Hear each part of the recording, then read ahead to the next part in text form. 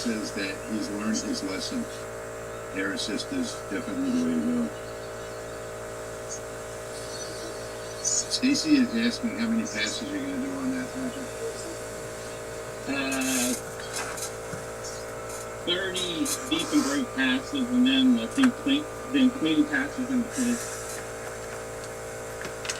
By the way, we are live today on Patrick's channel, my channel, and on Rumble. And that's it. It's done. That's all the engraving passes. Well, mine's not going to work quite that fast. No, probably not. So now I'm going to go to my library and run my regular cleanup pass. And you're going to color that afterwards, Patrick? Yeah, I'm just going to make it dark. Okay. Dark anneal, so it'll be more rust resistant.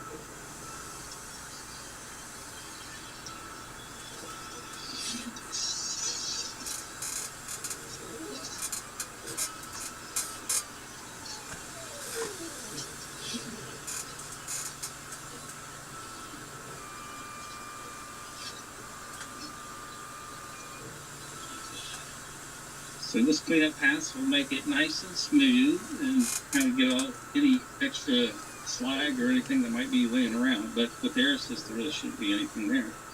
So you're actually engraving this. You're not annealing it. So what do you do after to prevent it from rusting? Since you've taken the gluing off, I'm going to run a setting, and we're going to turn this thing black with a dark anneal. Hey Gary, Gary's here from the UK.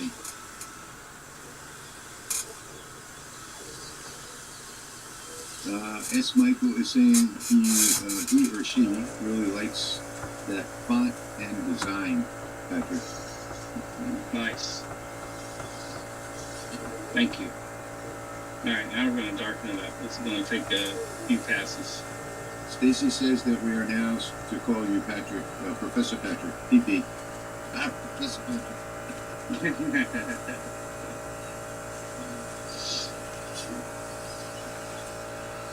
Well, I've learned a lot about fiber lasers. I'm continuing to learn about UV laser, because I have one of those and done some projects. CO2 galvo, I know a bit about CO2 galvos just because I've used mine a lot. I'm going to switch back over to mine real quick. Yep, all right, yeah. Show you this way you can see. Oh, I forgot to turn the air extractor on. But this way you can see all the pieces dropping out. But CO2 galvos, CO2 gantry, and diodes, I can run them all. You can see that air moving now, sucking it all out. I forgot to turn on my inline exhaust. You did that for the video we did together on your channel. Yeah. And I actually got a new exhaust with a remote control on it. Actually, it's from my storage. I got it maybe a year and a half ago, and I never did use it because I had the air scrubber in here, and I just hooked that one up.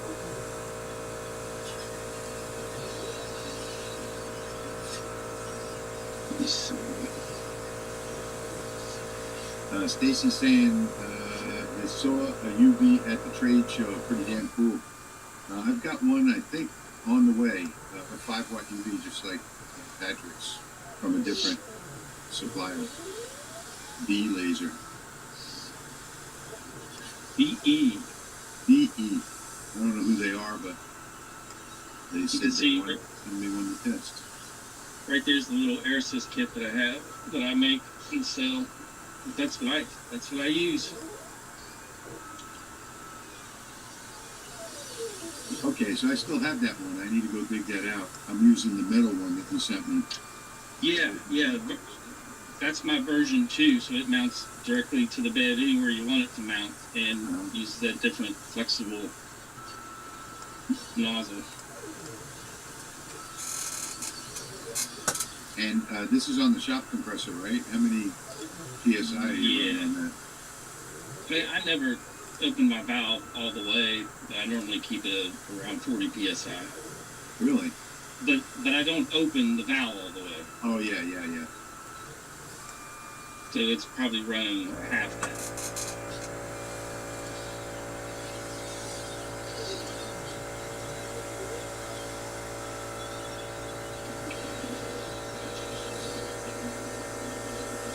Put my light back up here without knocking it off. It's a better view, but that is nice and black and shiny. It looks kind of looking wet a little bit. It does.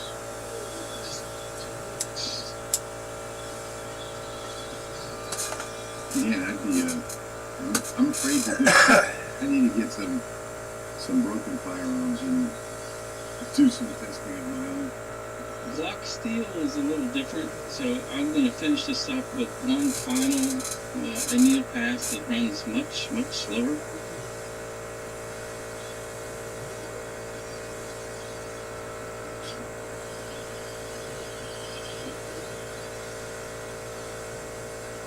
By the way, I don't think I mentioned that on the logo cross that I'm doing here, I've cut my speed back a couple of 100 millimeters per minute.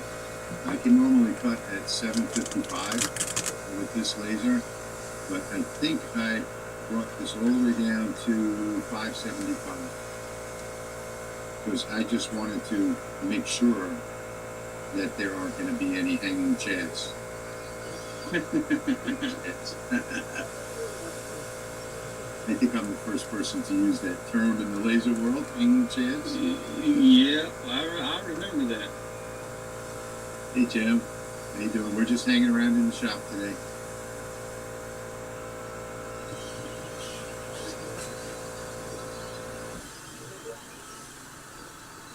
Yeah, John, that's if I could find some that are like damaged and unusable, that's probably the way to go for testing.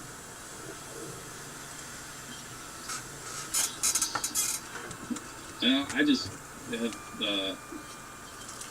I test on my own, basically.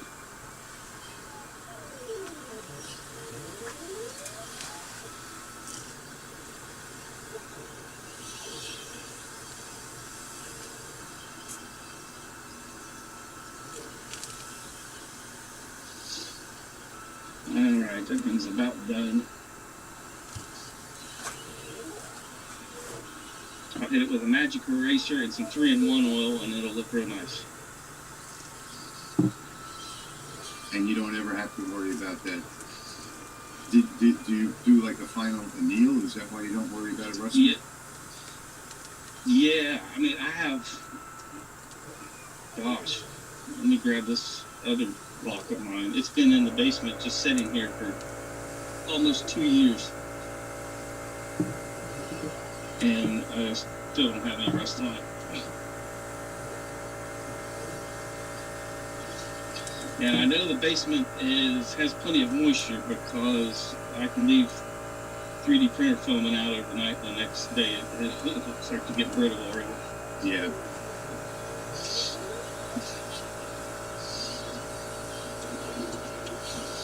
All right, I moved it, so there's no turning back now. Yeah, that's it. It's over. 3-in-1 magic eraser.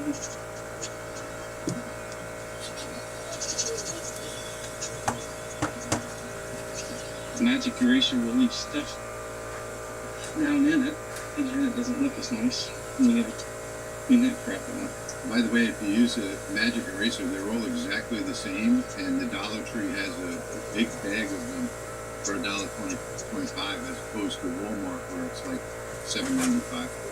Yeah, I buy the generics on Amazon in like a 40-pack and for $10 or something like that. Yeah. Something ridiculous like that.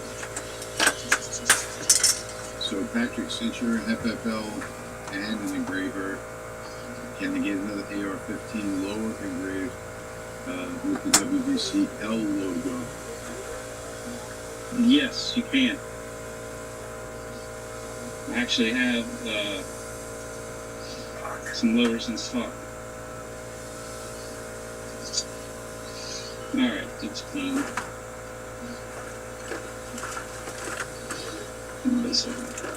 Oh, that looks amazing. Look at it right there. Yeah.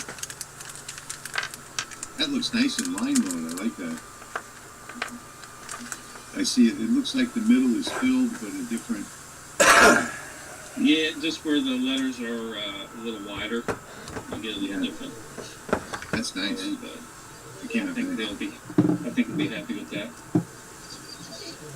So here's my other one that hasn't rusted yet in 2 years. Yeah, I like that one.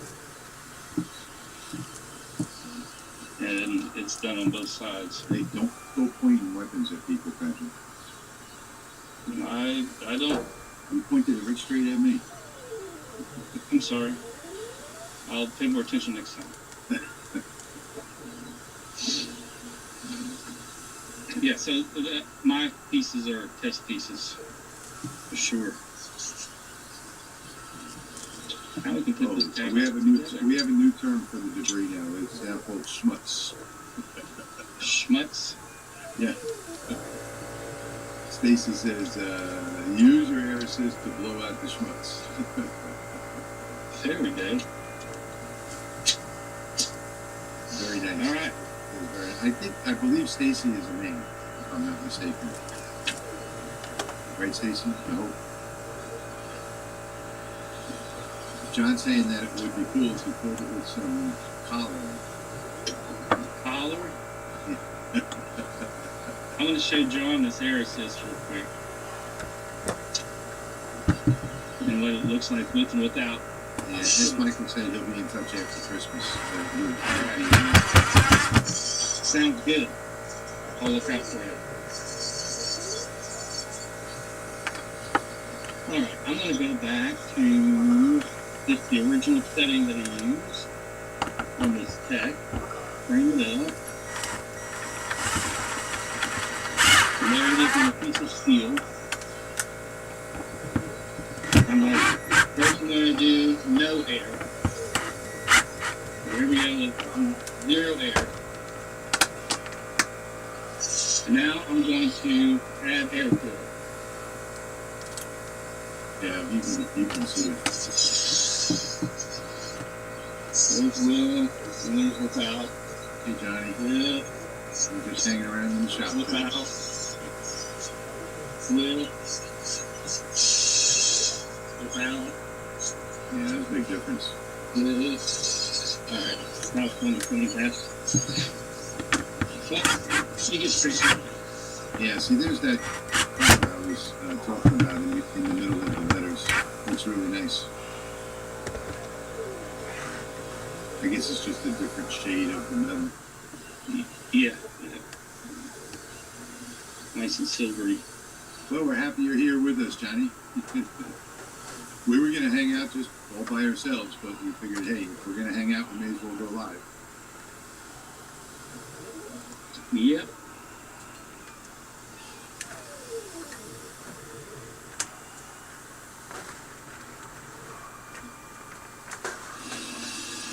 Yeah, it assists with cutting and engraving. I don't know if you saw my block, John, where I cut the made gear-shaped cuts out of the slide to go with the steampunk theme. John, it's very similar. It's very similar to cutting wood. If you don't use air assist, you have to go slower or use more power. If you do, you can go faster and use less power.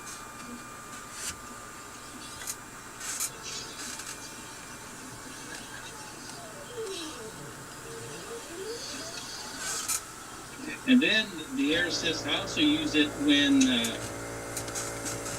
engraving leather. What else? Just stuff like that. When it's isolating. But here's, let me switch cameras. There's the slide that I cut out. So that was using the air assist to help blow through that. And that's on the 100 watt?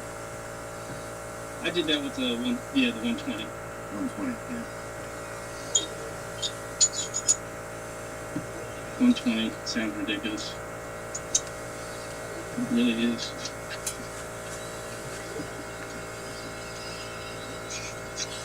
However, I have noticed that. Yeah, it's an air assist, not a smoke blower. Yes. The smoke blower that Patrick uses is a computer fan. Yeah, especially if I want to use air assist, but I don't want it to be, running the compressor, cycling it on and off for 2 hours on a long grade. I'll set up USB fans. Yeah. And let it blow across the material.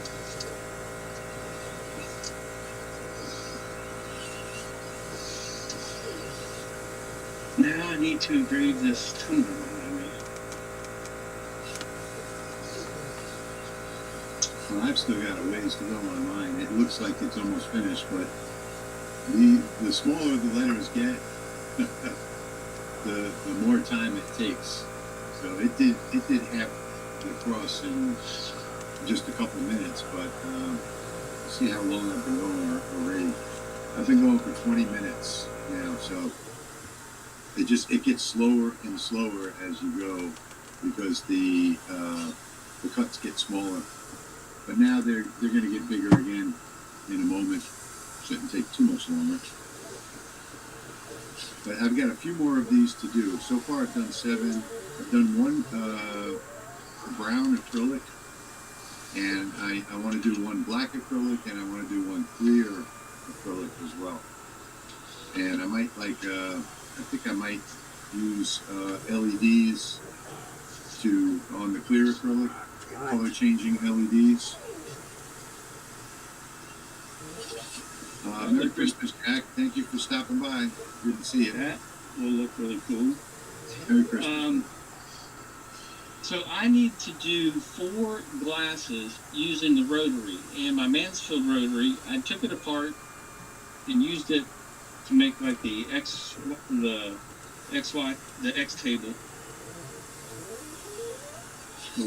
Y table that I was playing around with.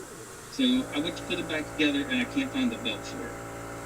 I can't find the time of the belt, so I'm going to have to use my other rotary to do these glasses. That's my only other option. So, what you got to do?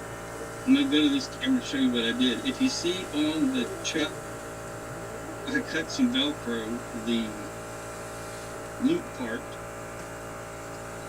Let's see if I can adjust that so you can see a little better. But anyway, on the loop, I took the loop part, cut it, and then added it to the chucks so that they would be kind of soft jaws. I don't know how well this will work. John says he's waiting for his brother to come clean up his shop so he can get his 5mm. Hey, Sharon. Welcome. We're just hanging around in the shop today, so you're not late. Hey, John. Oh, I'm sorry. I was not paying attention. I didn't mean to interrupt you. That's all right.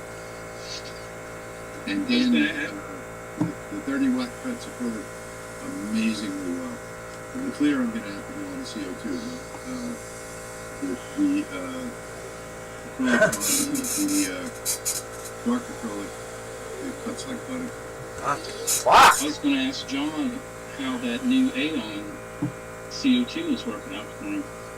I'm sure it's working out great. It's a great machine. Yes, it is. I can see that everything is still dropping fine, as you can see there. With that, using those magnet standoffs, you can actually see the pieces fall out. It looks amazing. It's just awesome watching it. It took 7 hours to design this file. 7 hours. You definitely need a precision laser to do that file. Yeah. Yeah. Actually, you need precision focus is really the key. You know, a level work bed and a precision focus, and you got it made. I'm debating whether I want to. I might just do this cup on the CO2 galvo first.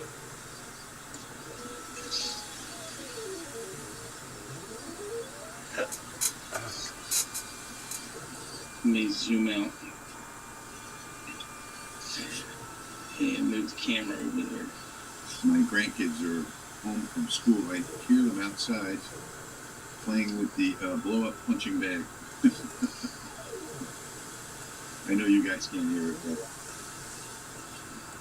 but those things are always fun.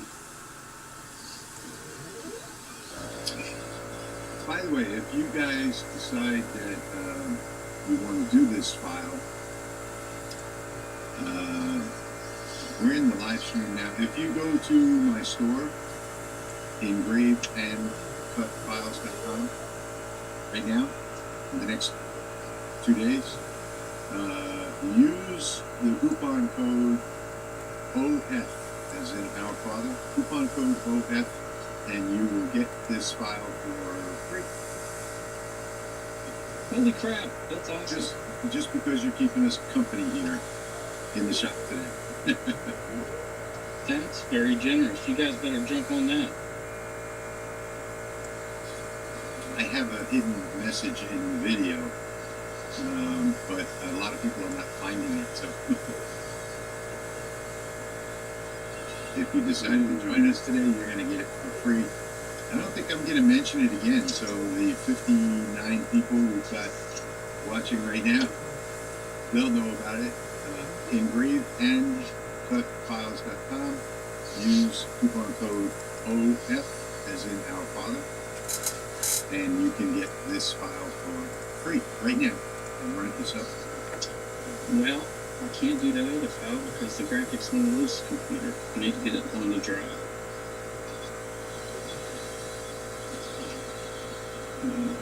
So Stephen is saying, can you explain how to order riser kits for MK2 without having to create an account on your website? Let me. I think if you do something PayPal, right, Patrick, with a note saying that you can't. Yeah, they might be thinking about the account for the member space, and you do not need a member space account.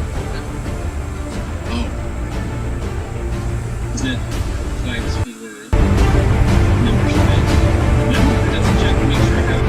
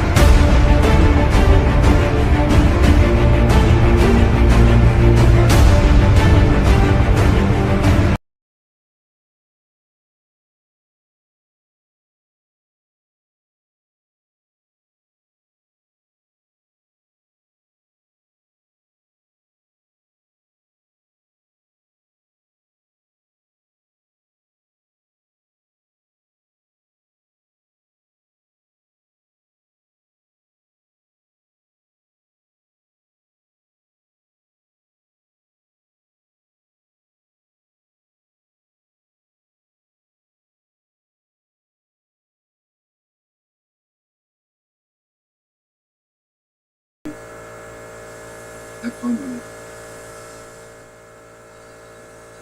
Pop up if you haven't watched that video, shame on you. That video's for you.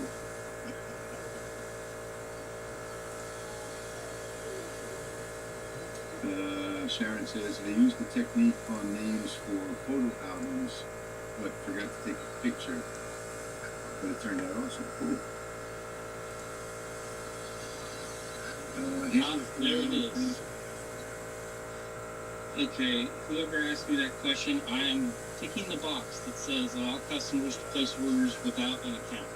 So give that a minute to update, and you should be good to go. Cool. Oh no, Pop missed that video.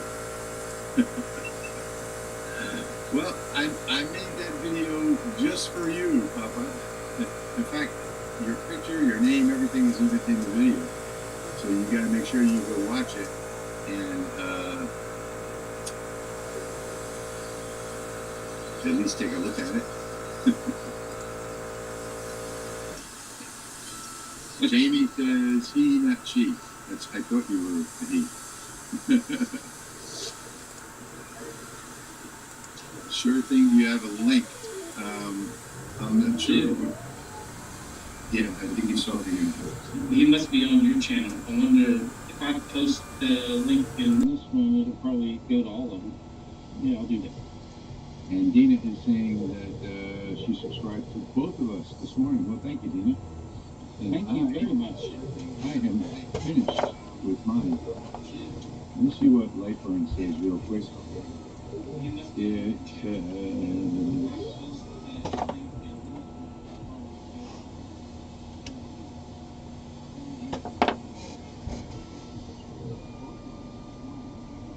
Well, that's interesting. It no longer tells you... Oh no, here it is. 29 minutes, 51 seconds it took. Okay. See what I get. Oh, it's going to be good.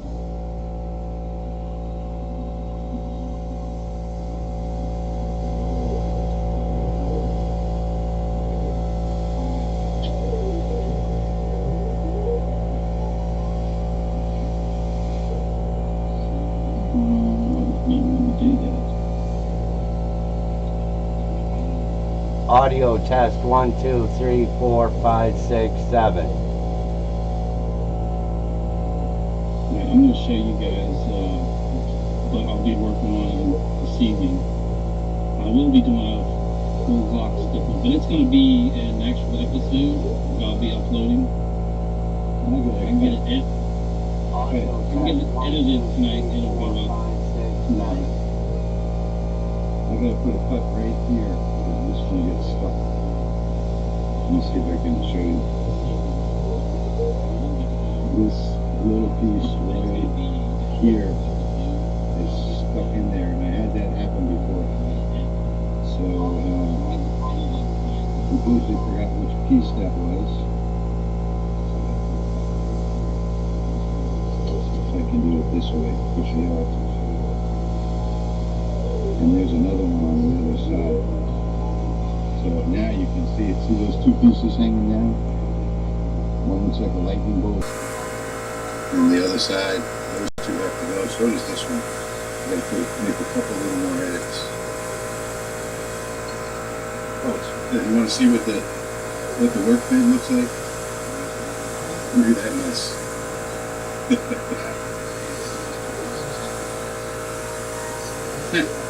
That's when your little shop light comes in handy. I do want to point out that there were only 1, 2, 3 pieces, 4, and maybe a couple of others that didn't just drop right out. In fact, let me put this in a bigger screen. I can do that. So almost every piece has dropped out.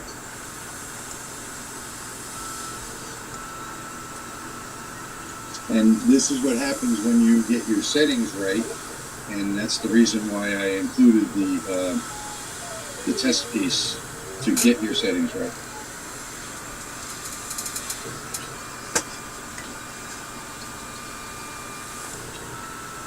So I'm going to use this piece right here right now and edit this file again to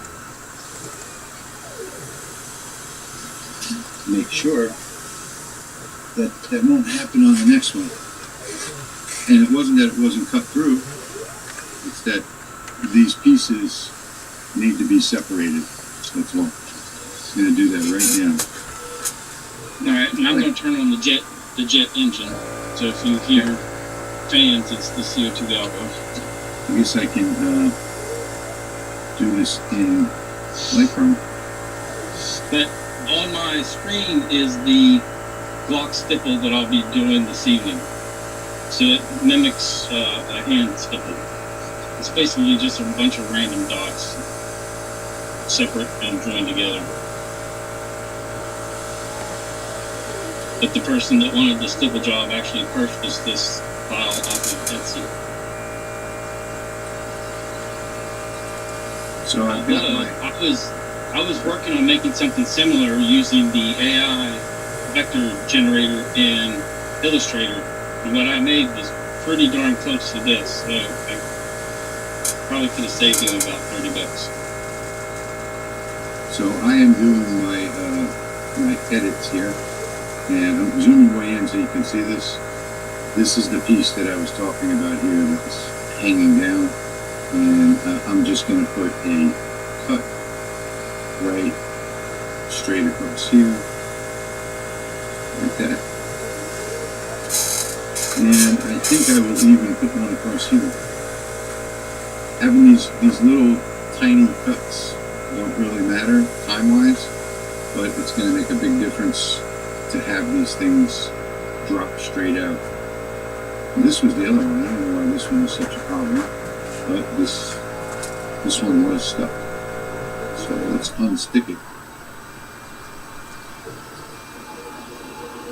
And let's see. Oh, below that other one was another one. So this is all like part of the burn to learn process here. You burn something, you see something that doesn't come out exactly right, and you go back and fix it. Burn to learn, trademark. Trademark, yeah. Rich has permission to use it. Yeah. All right, and I think I can cut this piece right here too as well. Yep. Yeah, right. Well, I'm going to send this and hope for the best.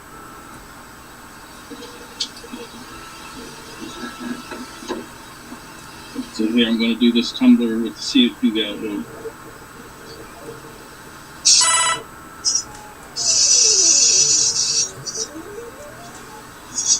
I run my air assist on tumblers as well to keep the flare up down. And gets the nasty smell right into the steam extraction. Win-win.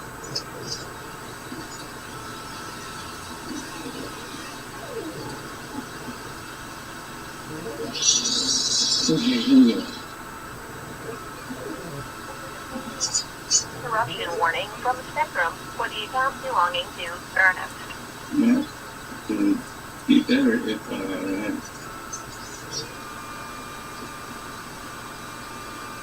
Wow. You see this little piece right here, Patrick? Right here? yes. This piece is together all the way down to the bottom. Hang on, I'm going to show you. I mean, it is like less than a millimeter. Can you see that? Just kind Yeah. of like dangling. Oh wow. It's like less than a millimeter. And it's still stuck on. I'm just going to put a line in there and get rid of it. Wow, that's Yeah, I've never done a cup with this coating on it, so yeah, this was just to send it and see what happens. I think I still have it in 2-camera mode. You should check, make sure that we're not. Everybody can see what you're doing. Let's see, where am I at? All the way over here. I'm just adding some more lines to mine. Let these things drop out a little easier.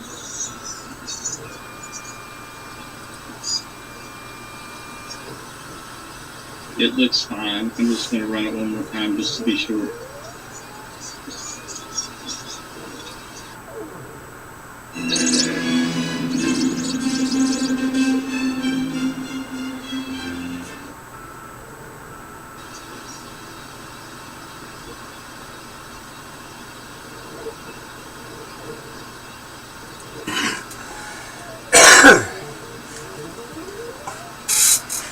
why I keep panning up. Got the fucking window Again, this here is not again. the fiber laser. This is Got the new fucking silicon window. powder. Yet I keep fucking looking through the top.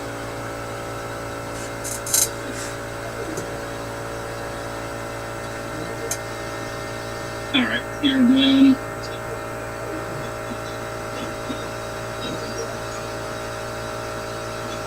It says Timmy. Oh, there we go. Jimmy. Timmy tomorrow. I'm gonna clean this with some soap and the magic eraser, and hopefully, well, that's not interesting to look at. Get back to the one. That might not be interesting to look at either.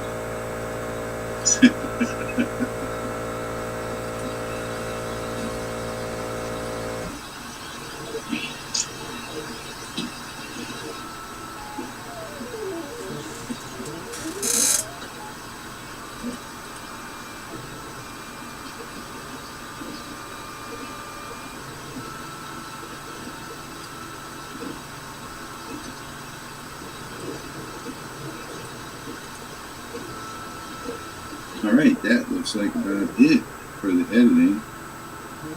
Just save this.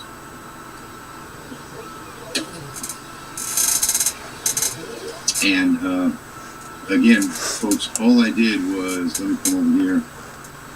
All I did was look for these parts that are hanging down, and I added some lines to cut them so that they would just drop out instead.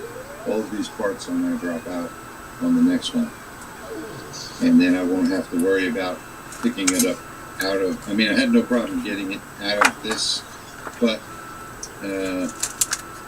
what happened was it got stuck on this piece right here, and no matter which way I turned it, I had to pop it all out in the same direction at one time, or else I had a hard time coming out.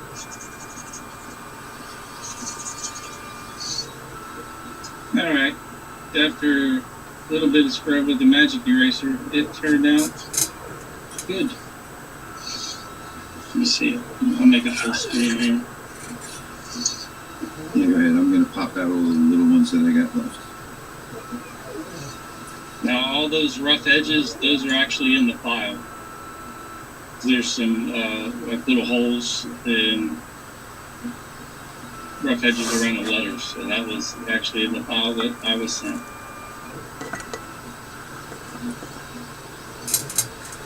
But that's about a 1 minute tumbler job on this CO2 gallery.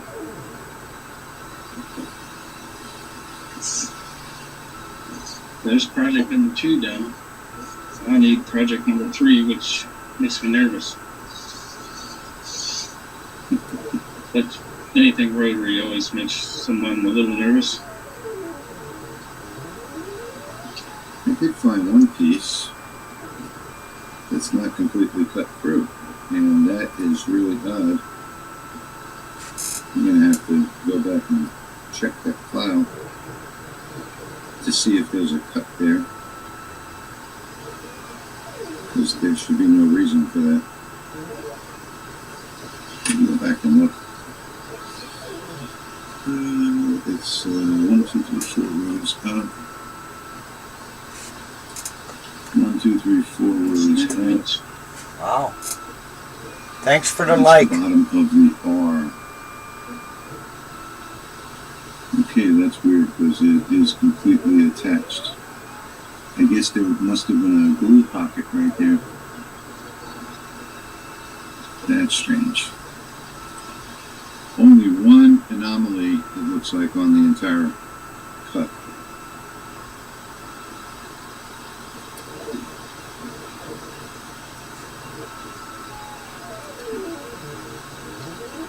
Maybe two. Nope.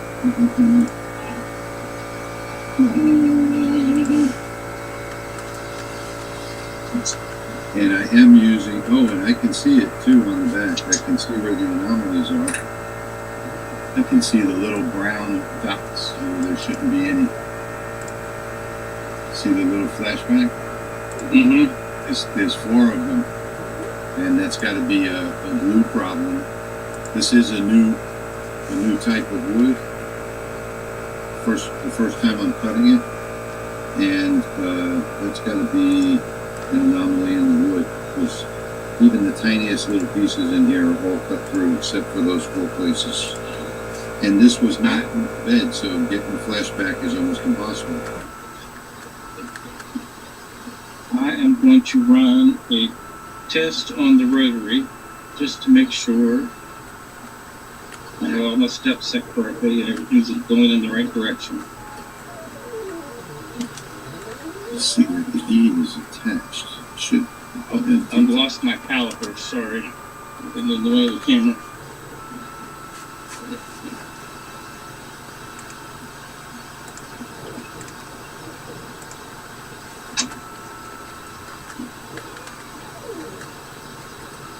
No, that's not it.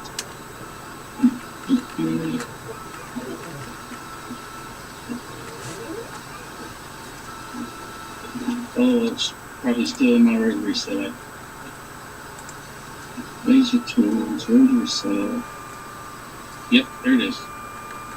So this little piece of wood is 29.7 diameter, so 93.305 circumference. I'm going to make me a little rectangle here on the screen. It's 93.305.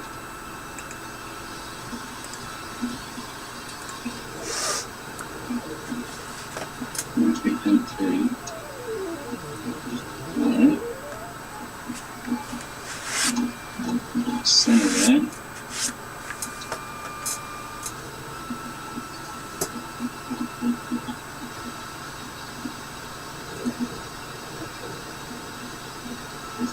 And So I did just find a problem with this file.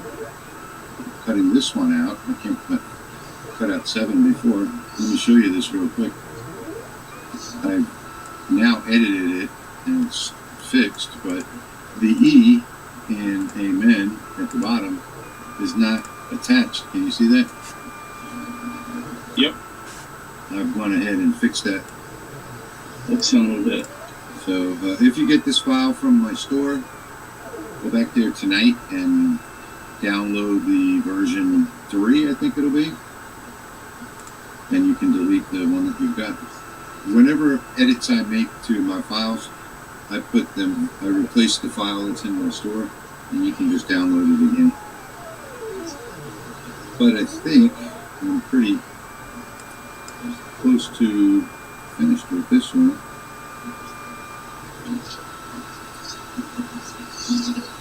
Alright, so I just ran that rectangle around that piece of wood.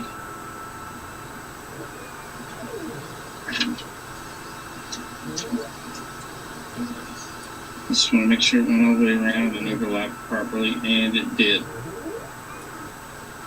Alright, so the rotary is good that way. I want to make sure the direction's not messed up, so I'm just going to do the word text on it.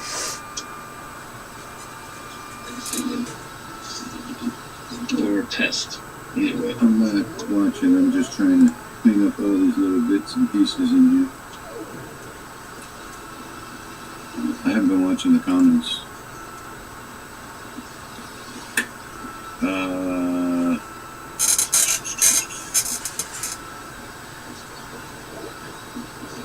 Sharon saying, can you do a 0 offset around the outside and have all of those parts pop out? Well, it's not going to be a problem anymore. And no, you really, I guess you could, but that would be one big long cut that would be totally unnecessary. And no, because you'd have to do a pretty big offset because there are cuts in between all the letters. So I would say no to that. And then Handler Corral says, when he tried the 0 offset, it didn't work. Yeah, it tries to find, that's what I was just saying. Yeah. Yeah, okay. Patrick, why the CO2 Galvo and not the fiber for the tumbler? The CO2 Galvo is much faster. With the CO2 galvo, it's not going to mark the metal, so you can run hot and fast. If you run too hot, it can discolor the metal, but in general, you don't have to worry about etching the metal or discoloring it. So you can run hot and fast and do cylinder correction and do a tumbler in less than a minute with minimal cleanup, whereas the fiber, you got to have your settings dialed in, and depending on what color is going to determine what settings you need, because black's easy to do, red is probably the most difficult, but you're not going to burn up the cup with the CO2, whereas the fiber you could. If you're hitting it too hard, then you're discoloring the metal or even etching the metal and setting it up for rust. In general, the fiber just takes longer too. The CO2 has a bigger spot size, so you can run through that. That's why that tumbler, I'm running a 0.1 line distance, and you can get one done in about a minute or less. So the most time-consuming part of this project is finding and making sure that you just push out all the little parts that are cut.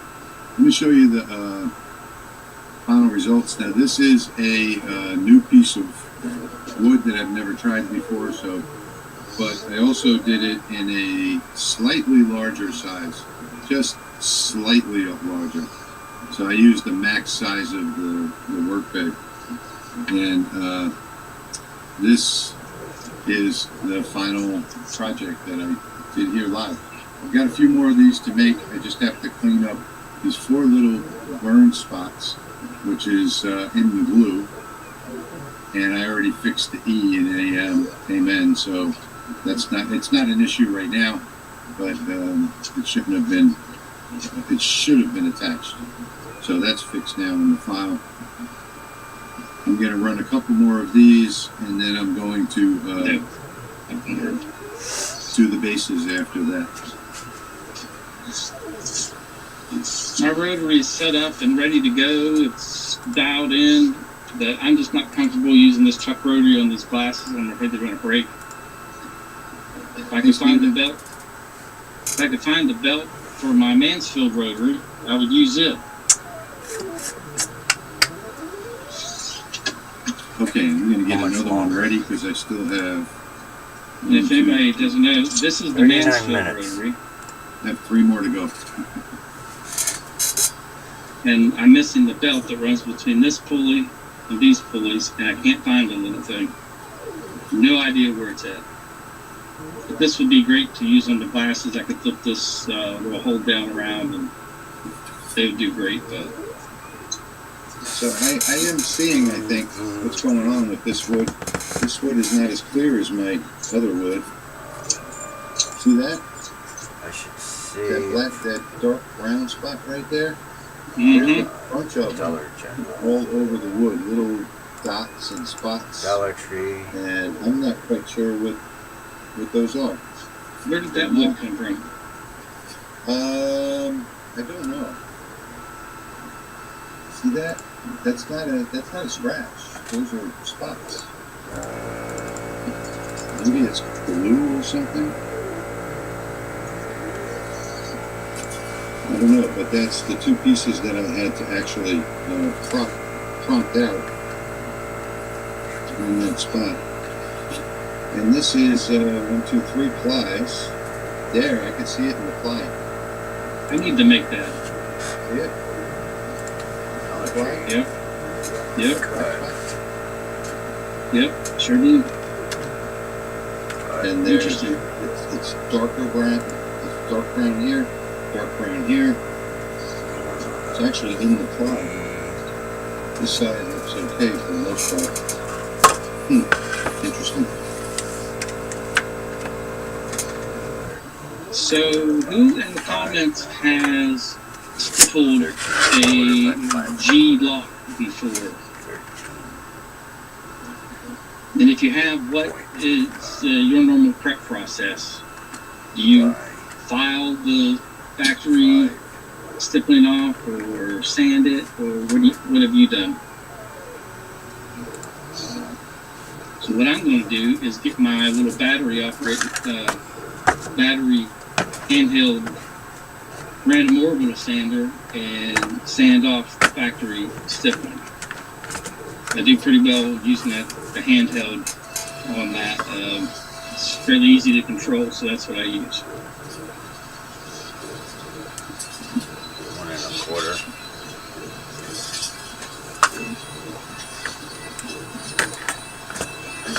I'm gonna have to contact Mansfield and get a new belt. Man, it stinks.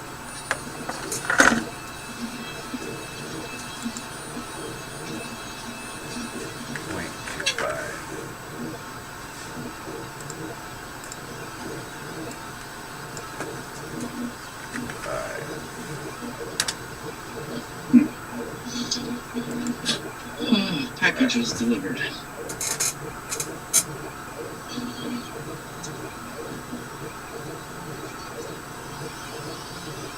Now I'm kind of stuck. I just don't know why I can't find that belt. You guys hate it when you misplace something and you know you saw it recently, but you still can't find it? Yeah. I hate it when that happens. Yeah, I've got a ghost in the shop that constantly... See you later, Sharon. Thanks for stopping by. Yes, Stacy. Whenever I make edits, I re-upload them to the store, and these edits aren't really going to make a difference. But I'll put a new version number there, and all you do is log in and download the new version, delete the old one. I don't think it's SAP because it's in the filler too, so it's just not really I don't know what kind of plywood this is, but I don't think it's SAP. I mean, it could be. The tripod said he gave up looking for his missing leg. I've seen you post it. There's a reward for anyone that finds it. It's funny. You got a great sense of humor about the whole missing the leg thing. That's for sure. And it's funny when Sam Prentice makes a joke headed your way, and I'm like, oh my gosh.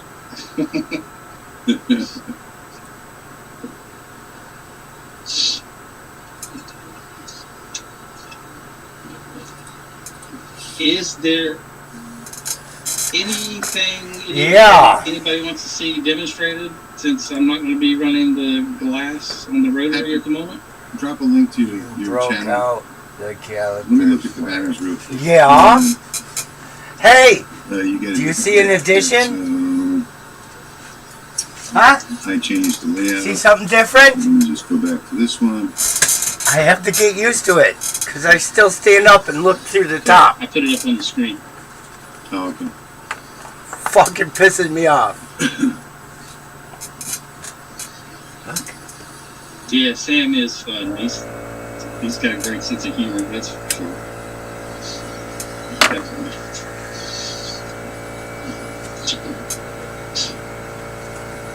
Cheers, mate. I don't think if there's anything interesting.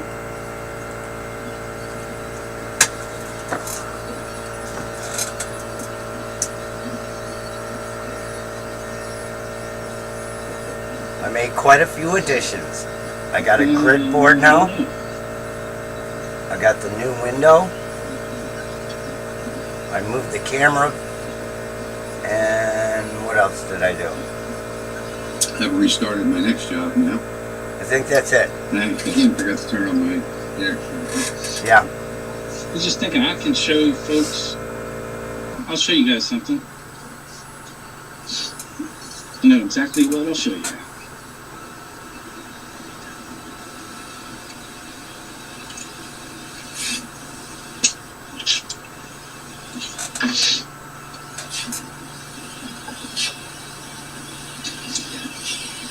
So I got an order for the Glock jigs that I sell on my website. Would you just I wake thought up? I'd show you guys how they work for holding your This fucking piece delay in place sucks. whenever you're doing a stipple job.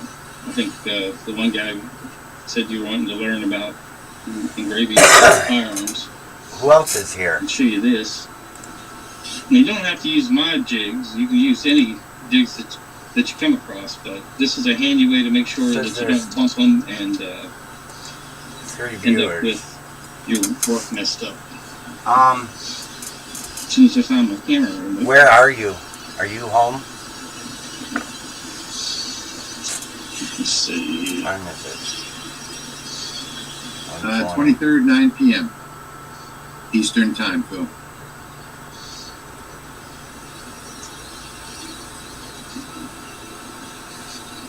I need to increase the speed on this thing. Oh, and I cut my thing Okay. for the air hose so it can fit better. So I can put the what shield, I have are jigs that come in and right put and the shield left. down. Hey, I can put this here. And don't hold about any clock. And what they're meant to do is they index against the trigger guard, and then they index at the top. Now your eyes are So you can get protected. a great engraving just by indexing I the wonder if that would work. frame in the jig and then making sure you're bolted down to your bed through the 3. Let's see, there are 3 holes. Let me Place see them what in it the bed. does. 1, 2, 3.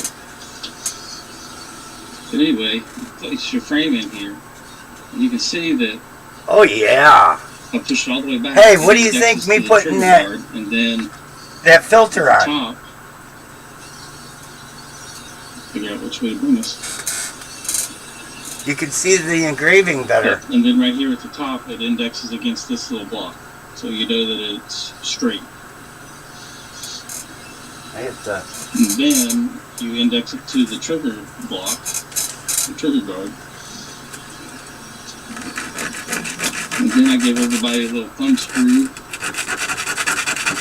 and this little piece here that rests on top of the trigger guard. And then with the thumb screw, that puts pressure.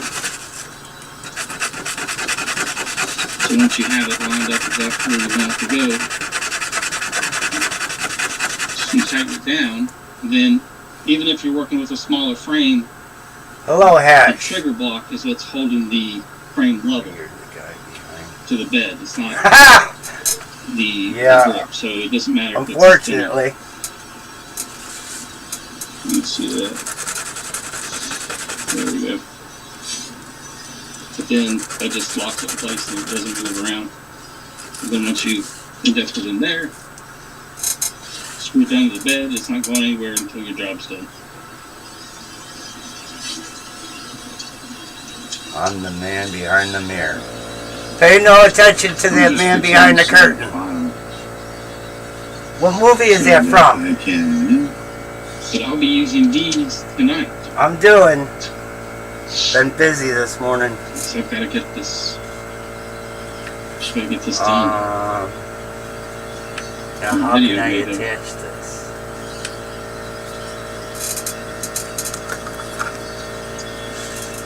Rich, I did pick up an HDMI switcher. So now I've added 2 additional cameras to the setup. Ooh.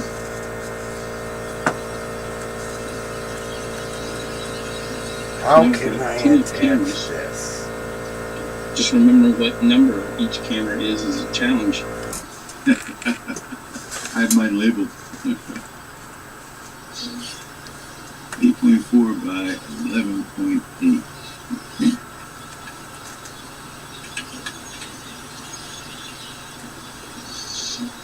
So what I want to know is now that you guys have run the 10, 20, and 30 watt, which of the 3 do you really prefer? Really want to upgrade from non-lasermatic and value your opinion. I prefer the 1030. I do too. I can always go drop down to 10 to do the fine engraving, and Yep. then 30 watt. The man behind the Which what? you That saw was Rich funny. cutting just a little bit ago. This thing. Cutting Right now? that 3 mil. Yeah, right now. Let me take myself out of full screen. But cutting that 3mm plywood at 575 millimeters per minute is very speedy. It rivals. Let's try this. It's as I fast might as screw my up the camera. 90 watt CO2 gantry. But you'll be able John to is see saying better. that, the 20 watt is the sweet spot, but I found that the 20 watt and the 30 watt have the same exact spot size.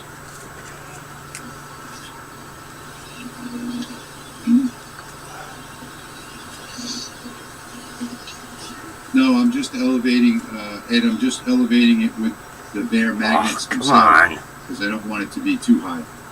So I'm not using the 3D printed standoffs, no. I could have done that, but I'm so close to the edge. Possibly. Yeah. Okay.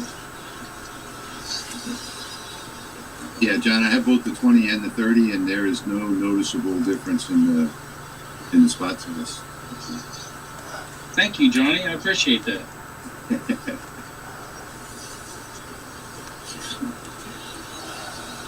And I am going to keep quiet now for a minute because I have to go work on the network. I'm going to actually upload this new file now.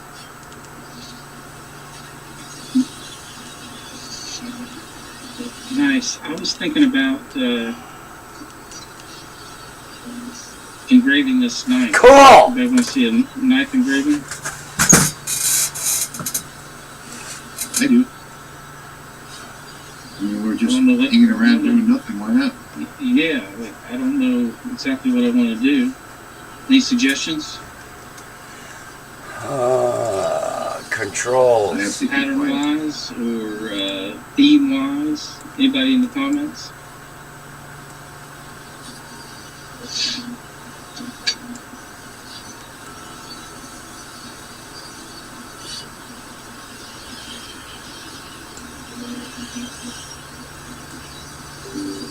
Yeah.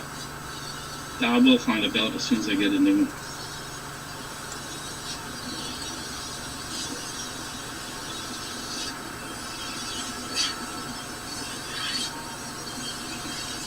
Cats and flags are always good.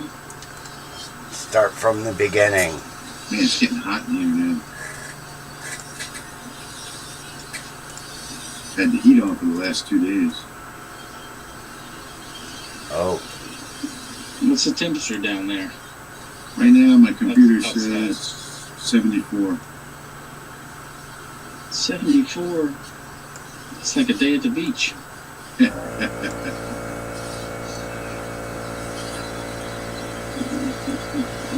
When I went out earlier today, it was 44. It wasn't too bad.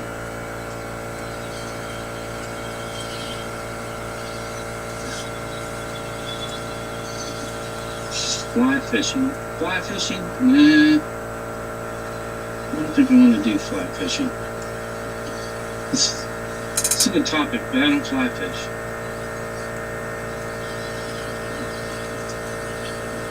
Version 3. Yeah, I don't fly fish either. I never even tried it.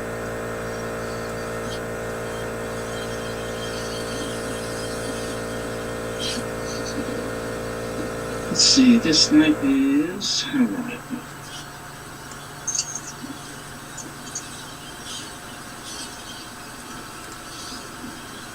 It's got 220. exposure.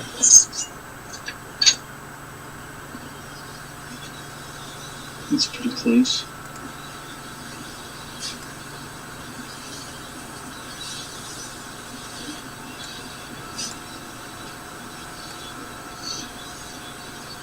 I've done a forest on a knife blade. I wonder where that knife is.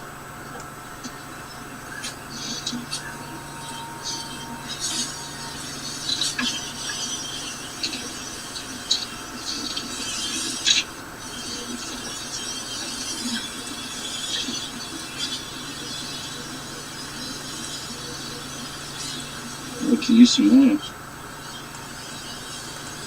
Alright, so now the question is... How's that look? Make this bigger. There you go. I put a buck on a buck. I'm glad I thought of that. Please click on the cow's nose. This new H caption is something else, let me tell you. Sometimes it helps me to do Nose. things that you can't even do. Yeah. Let's go back here.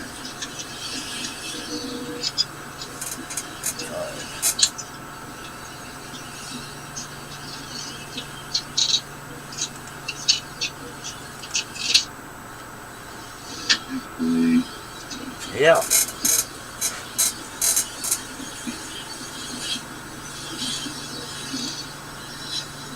Do you guys use your pen tool in Lightburn to make any outlines? I'm not an expert with it, but I use it sometimes.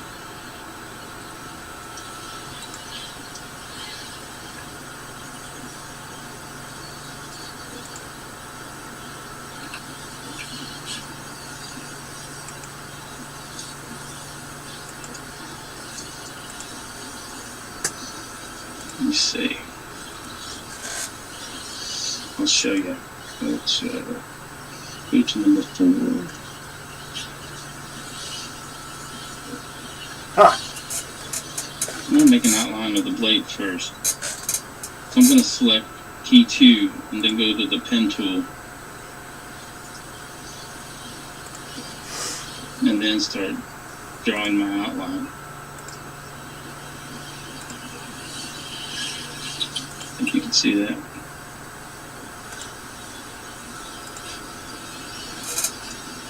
Now with Lightburn, if you click and hold, you can make these Cool. curved.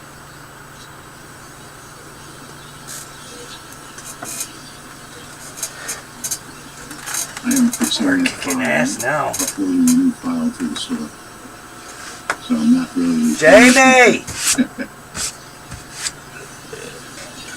Jamers! Jamie. It's Jamie! okay. Just doing an example. Are you going to 30th at all You today? know, if people were asking for it, I may as well get it done right now, being that I did 7 or 8, 9 edits to it. And there we go. Anybody that's downloaded it prior to just now can go delete that download and re-download it again. Everything will be the same, but it will be the new file.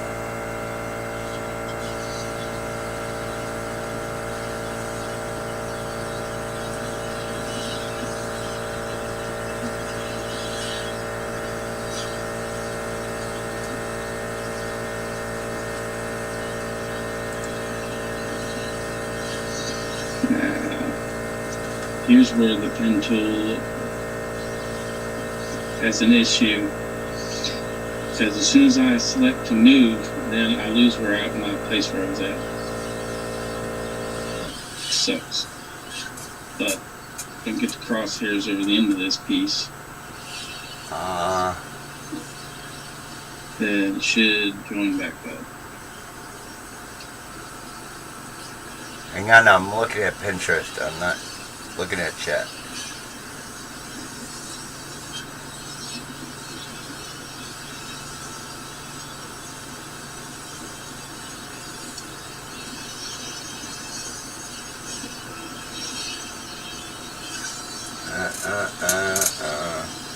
Alright, now I can come back to the Chicken. live stream.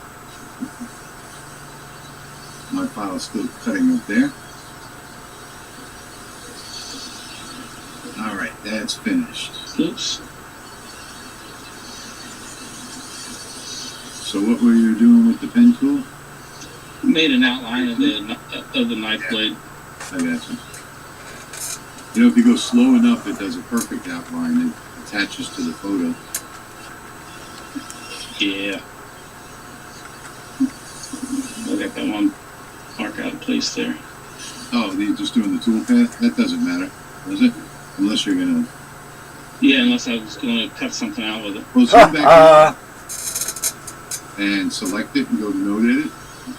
Yep. And hold Control. There you go.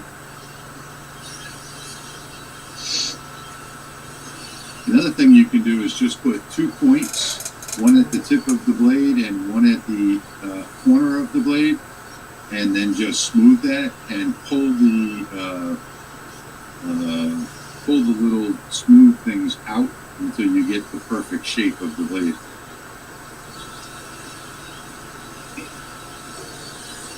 The handles. And I made it.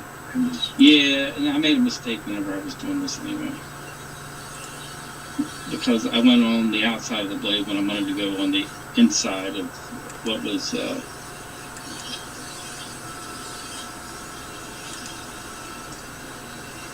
sharpened. That's what I wanted to say. Jeez. John says the splines are cool to work with. Yep. Yeah, I love those handles. What is it? Because you can make any curved shape with them with only 2 nodes. Thank you, Rich, for your hard work. Thanks, Michael. I appreciate that. Very good. I forgot this 10. And 5. Mike Devs just got a new, longer Ray 5 20-watt laser. I've watched a lot of different videos. I can honestly say... Back. Oh, thank you, Mike. Go back. Appreciate it.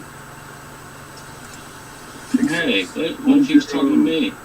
Yeah. Yeah, everybody subscribe to Patrick's channel, please. He's got such a large amount of good content, and he's like shadow banned by YouTube, so they don't put out his content for some reason because they think that he's a spammer, an unjustified 4. tag that they put on him. So, and he's not at all in any way, shape, or form. What the fuck? If I was, I'm a terrible spammer. That's for Yes, sure. that's for sure. 'Cause that is for sure. Ah!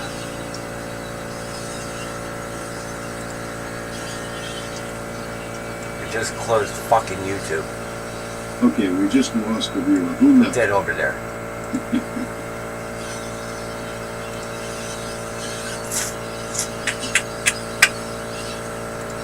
Analyze. Johnny DeVille is from Sweden. Oh, nice.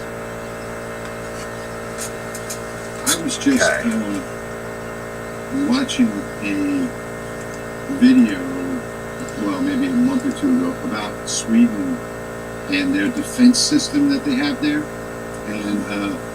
And I've been to Sweden, and it looks like the most beautiful mountainous country you've ever seen. And you would never guess that they are unbelievably well defended. I mean, you could be passing by a farm, and one of their farm buildings contains a big, huge 50mm cannon inside. I was watching a That'd be video. amazing. Yeah, I was watching a video on how they stayed neutral by defending any access from any direction during World War II. Thought I took out the double line. They set up all of these points with Fuck! all of these defenses that you can't even see, and they're all choke points. And when Hitler tried to invade Sweden, they tried coming through these choke points, and they were just obliterated by the defenses. So it's amazing. It was an amazing video. I can't remember the name of it though, but they just have incredible defenses there because of any way in is through a choke point.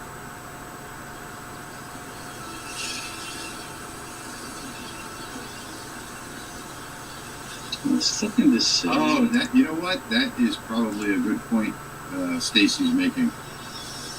Your Pro 2A. Yep. That's probably a good point. Cancel. Patrick's channel is scrolling across the bottom of the screen, so it is youtube.com/@LS Engraving, right there on the bottom of the screen.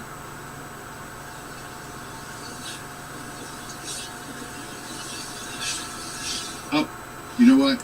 He's right. That's Sweden. my mistake. Yep, Sweden. Not Switzerland. Oh well, it's a cool story anyway. Yeah, I thought you said Sweden, but I was only half paying attention. Okay, I think I want to cut out this flag and put the little flag on there. Hey, Michael. So in order to do that, I'm going to put the blue layer on top of the black layer.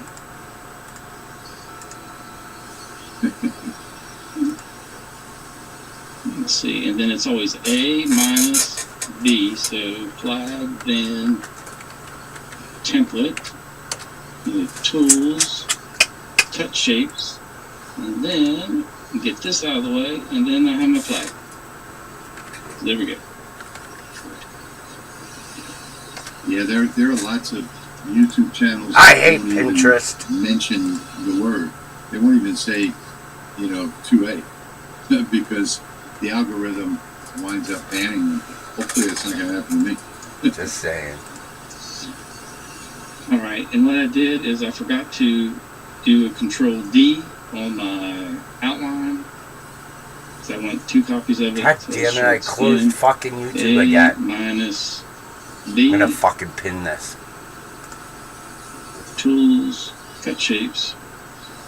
Get this out of the way. Now I've got a nice outline for framing. See, that's why I need that other fucking monitor Select going. them both and bullseye them, see if they line up. Fucking A. Yeah, they should. Pretty close. Just move this guy over and down, and It looks There like you you go. have to That's the select problem. the and Everything I see, I use the fucking control see. down. Okay. You're a little bit How much outside. longer Oh, for this? You want to go off the edge? yeah, I'm not too worried about it. Laser. 10 That'll be minutes. close enough. 10 minutes. Oh, it's... DMP about Tactical lost over What was 300,000 that? subscribers. Had to make a completely new channel. Close.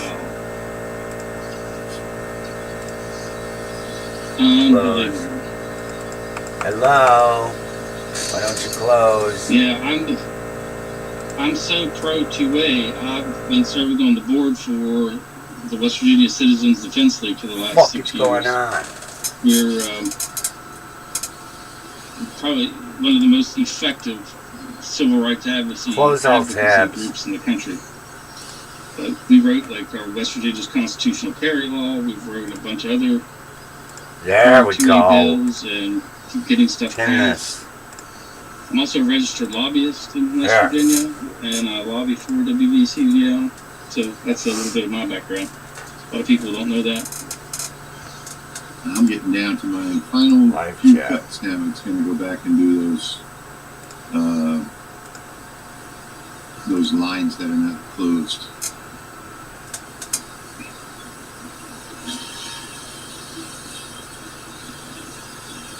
So I see there's a dozen or so new people that have joined us. We're just hanging out in the shop, Patrick and I. So we thought we would go live and have some fun. See, I need to bend Yep, that now a let's bring little more. Hallelujah.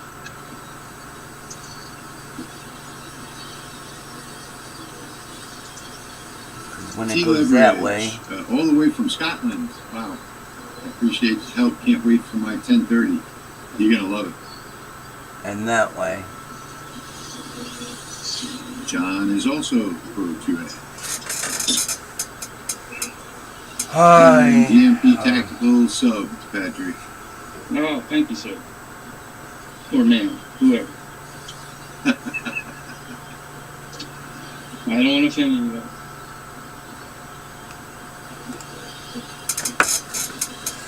Because it plays YouTube. That's going to be good enough. And Right there. I don't have Maybe it just HDMI might be hookup in yet. I need to get that little Right adapter there. because somebody told me, yeah, sure, that's what you need. No, it's fucking USB-C. not regular USB. So don't tell me.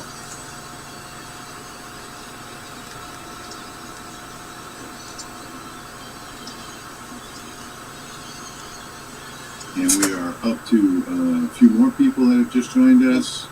Cool. So welcome aboard. We're just hanging around in the shop today, getting Now some what? projects done, and figured that we just hit the live button.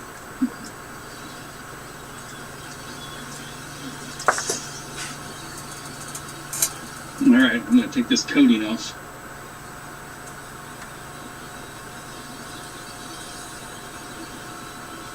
I don't think I've seen a computer with Fiber lasers USB-C. are so much more port interesting on to watch.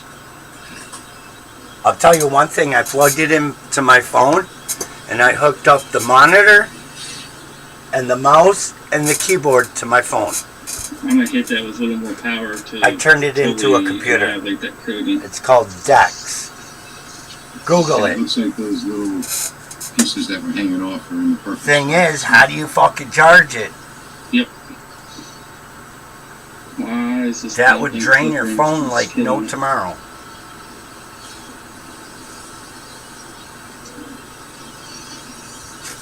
You should text Sarah.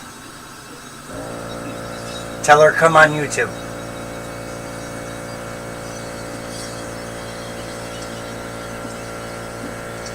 Patrick, your Flickr is joining us. Yeah, Once but again. you can't run fucking OSB, OBS, I and don't know what to other do. programs on a fucking Let's Chromebook. see. What's the point in having that? You're lucky you could browse the internet with a Chromebook.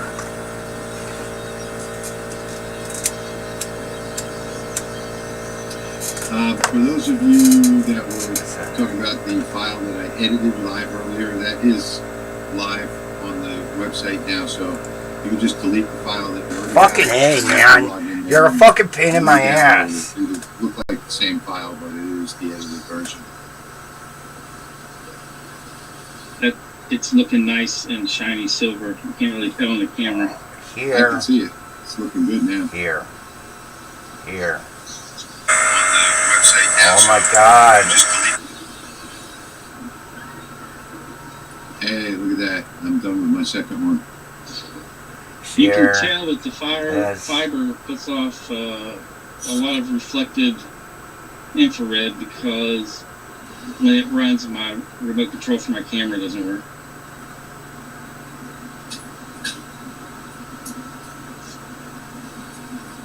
And I want you to see that this one popped right out. You see that? How's your E? I was talking That about was, talking, we switch back over here. taking.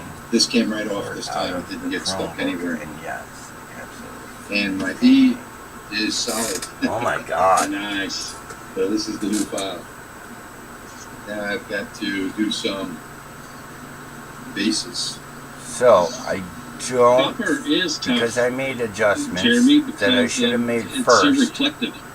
before starting this. Might try where you're Then going I to have cut, to, coating it with a Sharpie just to get some black there to, then I have to make another get run. it to absorb that laser light. I took out the second line, so it's only going to do one line, and I don't know how this is going to turn out, but I'm going to run it and see.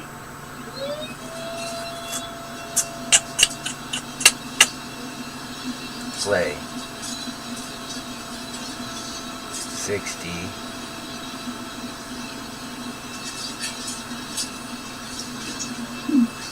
I'm doing my strategy Shade of just according sending to it and see power. what happens. Invert.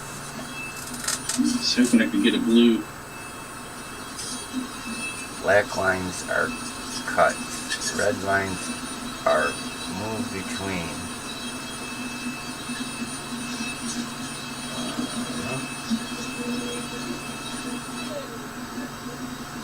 Okay. Okay.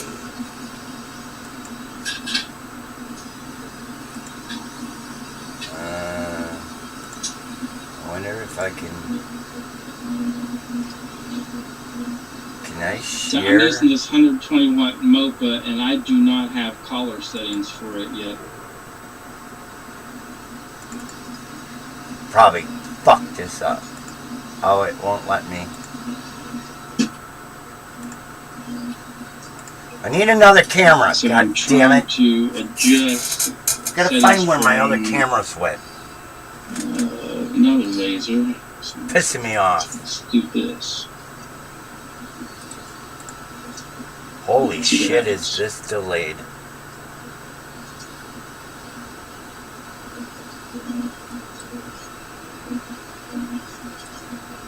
Okay, now.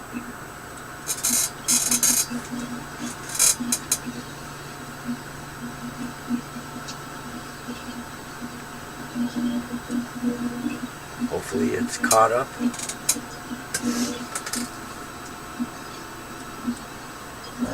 Hey, did you read the channel description? Oh, we got pretty cool gold going on. Almost black. I might just do it like that. Sounds very professional, don't it?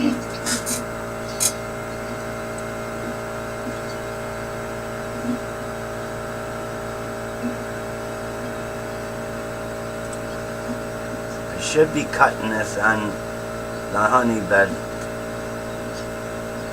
I'm just using some of my wood. Here's some of my wood here. Hello?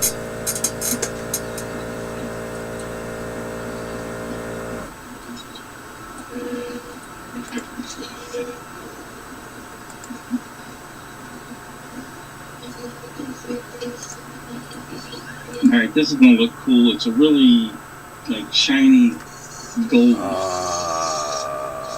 I'm just gonna leave it at this gold. Go back. Live.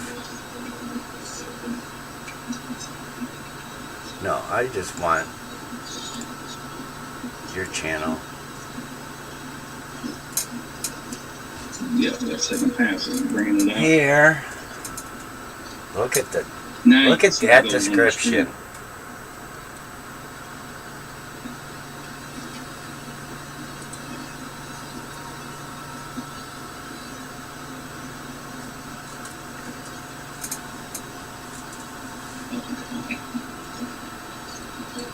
Yeah, I don't know what's causing it. I don't Tends to think be it cut worse through. So, when light here we runs go. Start again. Stop. So what I did there was it ran a line after that fill, Home. gave some color to those stars around the edge. Oh my god, I gotta reset it. More definition anyway.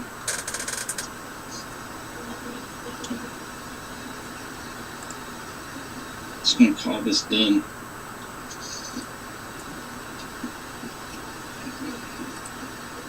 Oh, I'm it's just gonna realizing I think fuck I it need all to up. change my Alright. scan angle.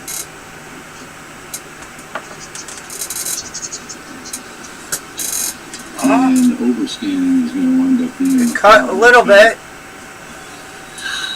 I think I'm just going to do this on a different piece of wood for now. Let's try it again. There's the gold. It's not too bad. 200. Was it So 200? from that- No, 210. To that. Which is better, 1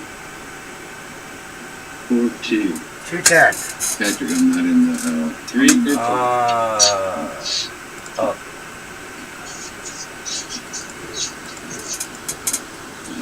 keep an eye on the Turn camera. the laser on. Okay. I'm working on my front. Bring it down.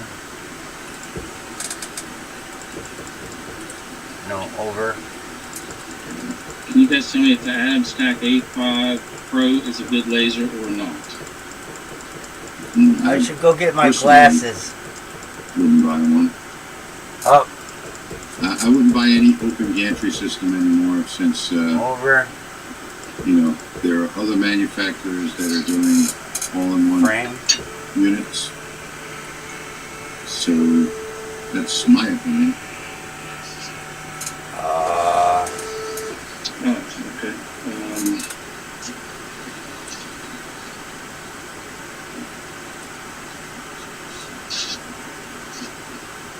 What am I doing?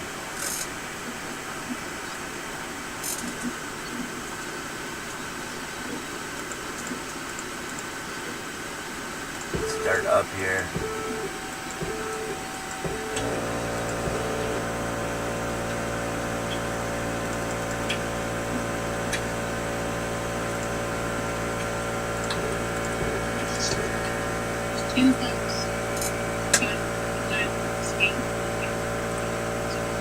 Okay.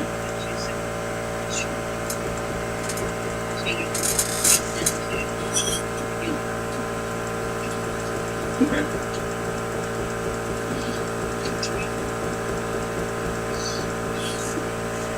Frame. That's not Just to straight. take that a step further on the open gantry system. By the time you buy all of the things that you need, and, the enclosure and air assist, all the extra things that you need, it's going to cost you the same as an all-in-one. Nah, that'll be enough for that. Yeah. Please. Frame.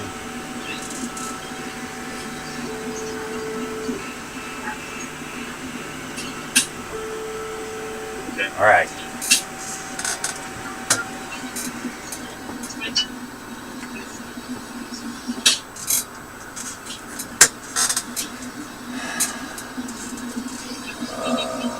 From machine 0. Turn the laser off. Set origin. Sounds good. Cut selected graphic. All right. No. I'm back.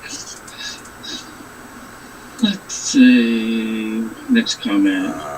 Somebody said they tried to re-download, but the page is showing coupon usage limit has been reached. And then Deanna followed up with, Bill, go to your account and you should be able to re-download it. Yeah, you got to go into your 30. So 30 take a cut look at what through. happened to it. To my magnet. 100%. One of the pieces actually engraved the magnet Check frame again. where it went over the top of it. Sure did, didn't it? Looks good. Go. Oh, that was a mistake. Yeah, if I took the time to find it, I could have done blue. Absolutely. Alright, I'm coming back to chat. Hang You on. don't ever want to let two of these magnets attract you. Read it. Why in the world would I read that? Typically, I haven't done any lately, but I'll run test grids on steel to try to get exactly where I'm getting the collar and what colors.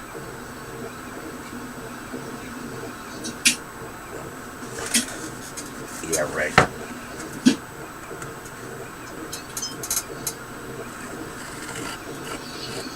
You see the nice little rainbow there.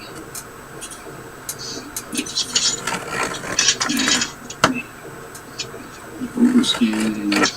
It's going to be a problem. Let's Oh, that sounds so see if I can fix this. sounds so good. I doubt I'm gonna cut through that. Ah!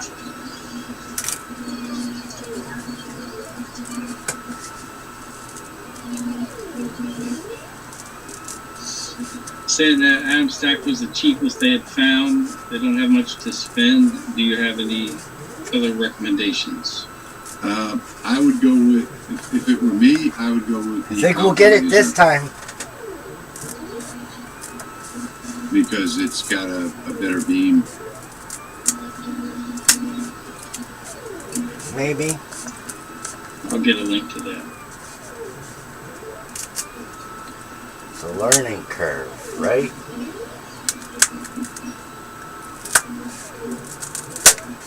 Oh,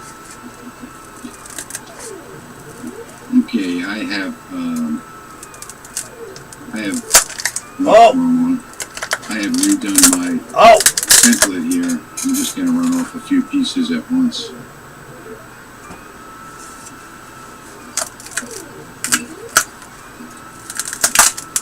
It almost cut through. He was asking about a laser on a budget.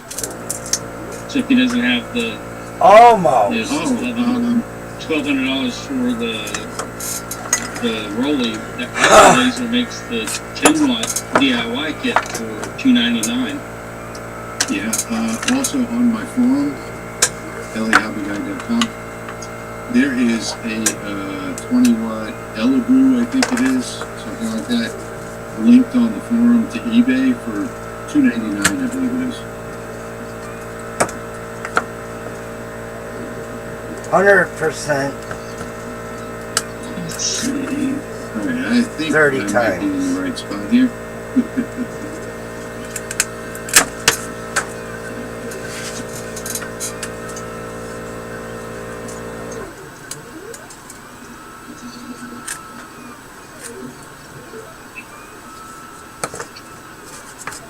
A little wobbly. Let's see. That Now orange this text looks like- needs. Okay, I have bulk scanning turned off. Almost cut Where's through. that eBay link? Is it actually in the forum?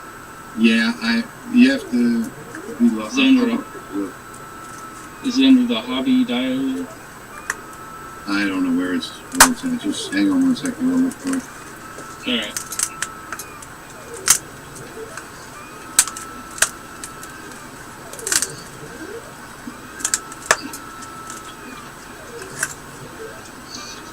Somewhat.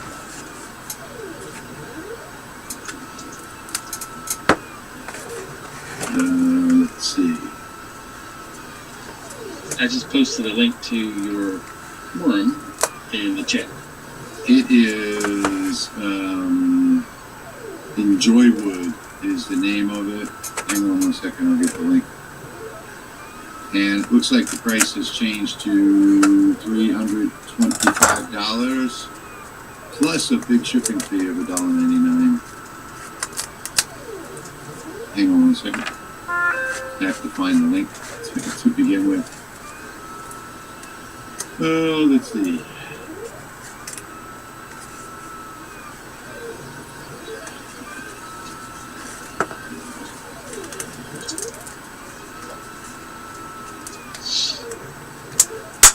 Okay. What you looking for? Yes. I'm looking for the actual link on eBay. Huh? Sending them to my forum, they're not going to find it. Next to the bottom drawer. Oh, I'm talking to somebody else. Yeah. Alright. Search 51 matches.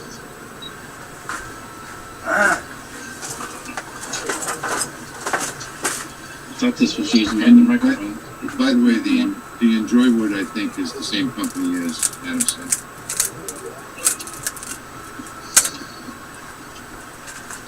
I should get a. Okay, I think this is the right topic.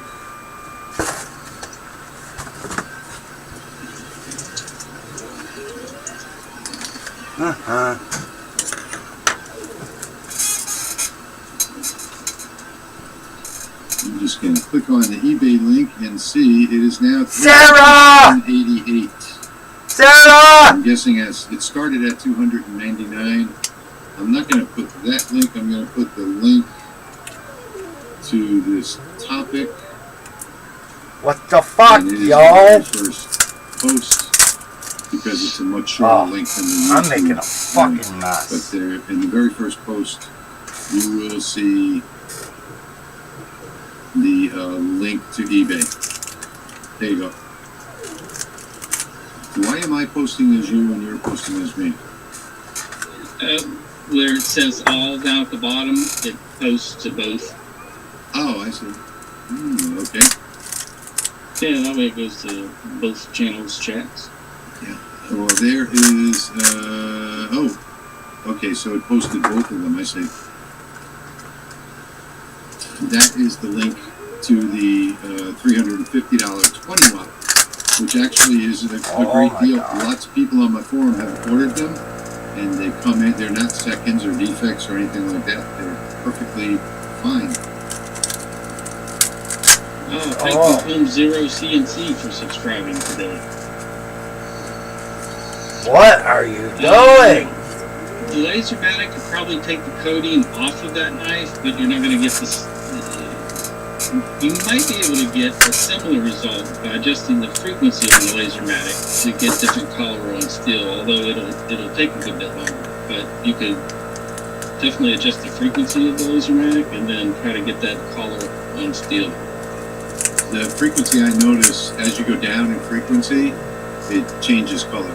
So, but like I tried it I went from 8,000 to 7,000 with no difference, and then from 7,000 to 6,000 with a big difference, and then from 6,000 to 5 to 4 to 3 with no difference. So you have to do a whole bunch of testing to see what frequencies are usable. So it's sort of like there are big ranges of frequency that don't do anything. Yeah, it'd be a big time investment.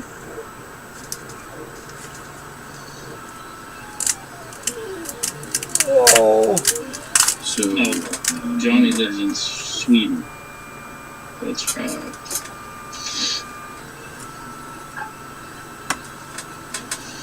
So I have turned off over scanning on that text that you see right there in order to be able to go that fast and get that close to the edge.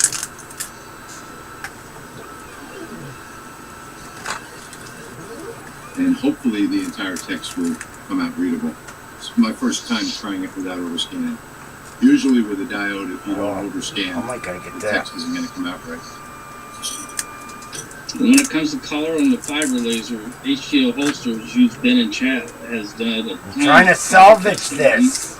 Made some very cool projects in steel out of the colors that he finds, and no, he's also done very cool images. Just in the steel. back layer that didn't. Oh, okay. All right, I have the gentleman that's picking up the block that we just engraved a little bit ago here, so I'm going to step away for a moment, and I'll be back in just a bit. So on James, on this, I'm making a fucking mess. You went back, read out that coupon code is only good for one purchase. So once you purchase it, it's in your account. All you have to do is log in, and it's already in there, and you can re-download it. Johnny is saying he's made a couple of his own Christmas designs, but it takes forever to cut them out. Well, you saw in the, it took, I think, what was it, 29 minutes for the Our Father Prayer Cross. Wasn't long at all with the 30 watt. I did it on the 20 watt day before yesterday, and I think it was 42 minutes. I tweaked the Our Father yesterday, 5mm offset. Yeah, the only thing about doing the offset, you can do the offset, and but I just fixed all of the parts that get stuck, so there's no need for it. It's just going to add time to the file. But this way I can cut a walnut layer to fit behind. Oh, I see what you did. Yeah, you did a second layer with the offset. Yeah, absolutely, that's a great idea. Yeah, you could do a walnut layer. You could do paper, like a colored paper backing. Anything that you want. Gary is going off chat to do fatherly things. Cool. Hey, Scott. Patrick stepped off. He just had a customer come in. But we are just hanging out in the shop today doing nothing, and we figured that if we're hanging out in the shop, we may as well just hit the go live button because we were on camera. So. Ha ha ha, so what? No way. Look. I'm trying to salvage it. And just to let you know, I did just take a look at that text. So turning off the overscanning on that small, tiny text like that is okay. It looks like it's coming up fine. And again, my settings on this are very slow. You'll see when this is finished. The reason why I'm only scanning at 7,500 instead of like let's say 25,000 is because I want a super black burn on these letters. And I'll show you close up on the other camera when this is done. But you'll see that the Lasermatic has a slightly different frequency than most lasers, and it can do dark black engravings. Yes, Keith, the file is updated. If you log into your account, you can download. It looks like the same file, but it's the newer version. Just delete the one that you have. Scott says, love my Lasermatic 10. Thank you for the initial review. My pleasure, Scott. I love mine too. Unfortunately, I don't have it anymore because I donated that to charity. I'm back. Hey, Patrick. Our customer was very happy, so that's good. And I did bring back an example with me. I can't remember who asked about blue. But there is no I in heaven. I don't know what you mean, Keith. I'm gonna make this bigger.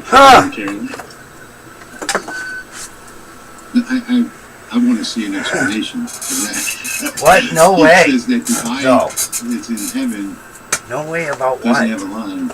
Oh, is in heaven. Okay, let me see. What the fuck? As it is in heaven. Where? I don't know where you put a line. So this was all done on the fiber laser. But you can see there's a bunch of different colors in that. I'm going to focus. I'm going to zoom in. There we go.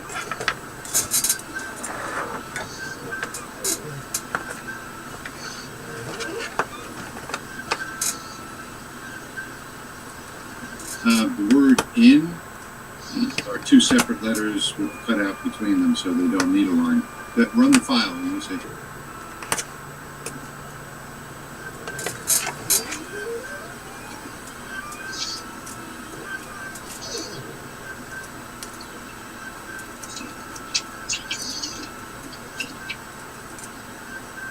The saying the top of the file. I don't see any place where you would need a. All right. Is it lowercase? Okay. Like a dot? Hang on, because hold on one second. All right, so here is the file.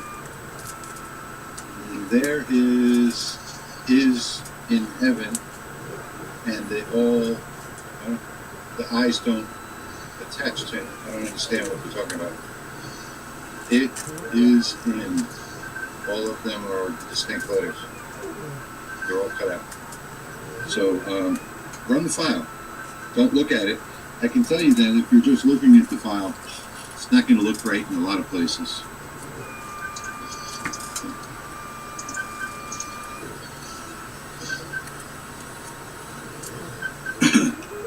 By the way, for you people that don't know, Keith does layered designs. Keith, drop a link in the comments to your Etsy store.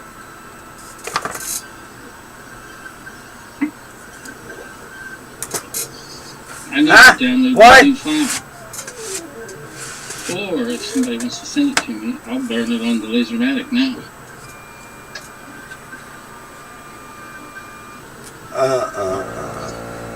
I'll send it to you in the private chat. Oh, looks like I can't. But I can send it to you in Facebook. Sweet. Oh, I broke it. Alright, Keith just sent me a picture. I broke it. Because it's cut, it doesn't need a line. It blackens automatically. I see what he's talking about. Under the hill. Wow, that's fucking tight, man. Yeah, that's cut all the way through, Keith. So it looks like there's a black line there. That was fucking tight.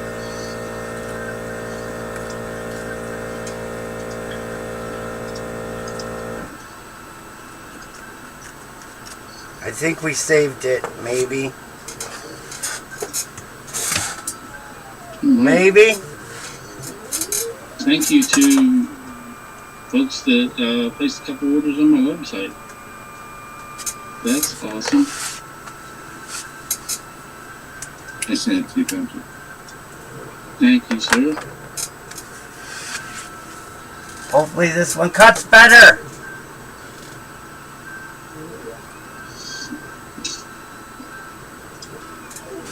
It looks like it's gonna. Cool. Okay, so Scott's saying that he's going to send me something by messenger. I don't get private messages We're getting the hang of it. from general public, so that's probably why it didn't Look. go through. I only got like 5 people in my messenger, or else it would be, thousands of messages there. Yeah, you'd have way too many. Cool? So Scott, let me see if it's in my business account. Yeah, I do see it in my business account.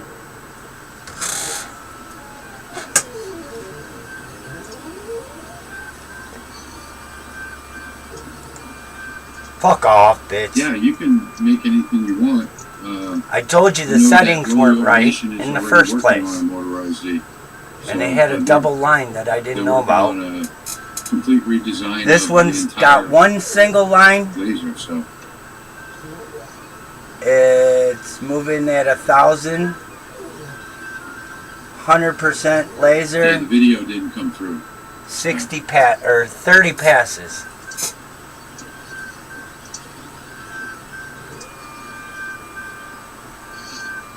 Yeah, I was actually going to make this cross and give it to my wife for Christmas. And I forgot to separate out these quotes, so it's scanning all the way across all that white space. And every time I do this, I say to myself, I'm going to separate that in a light burn file. Maybe I should work on that while this is running, because this job is taking much longer than it should. It's taking almost as long as the cutout did.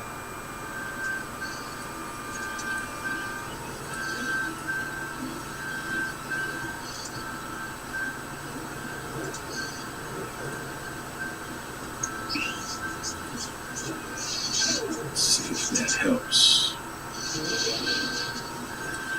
Just ungrouping what it should do. God, I love this window now. 27 minutes and 32 seconds. What speed were you running your line on the Lasermatic? Speed and power. Hang on one second. It's in the library, Patrick. Okay, cool. Order by layer. Okay, so yeah, order by layer, order by priority, remove.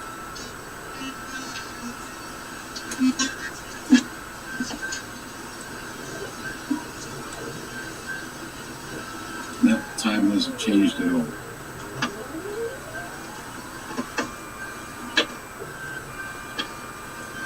And look at the preview. It's still scanning the white space. Okay. Yeah, boy. What did I change? I must have changed something in my optimization settings.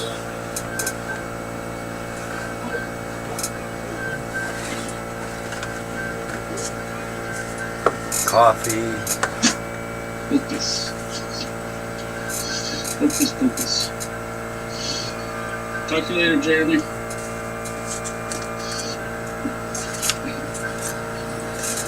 Third cup.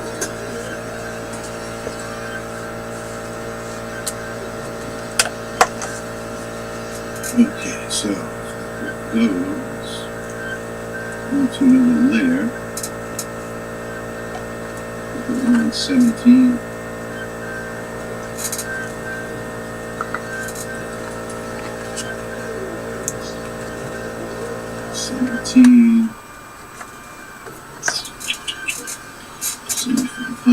We are burning to learn today, folks. BTL. We've done projects of different BTL ratings. And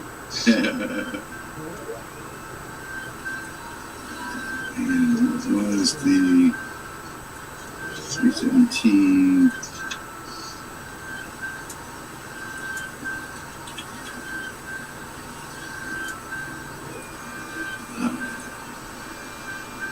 Okay, so I fixed that problem. Wonder if it's cutting all the way through yet. I did in Lightburn. So what I did here in Lightburn was I put all of the vertical quotes on one layer and all of the horizontal quotes on another. And now I went from 27 minutes to 11 minutes, or almost 12. So big difference. No white space scanning. See that? I don't know. And Yep. bump up the speed. I don't know. What did you say you did first?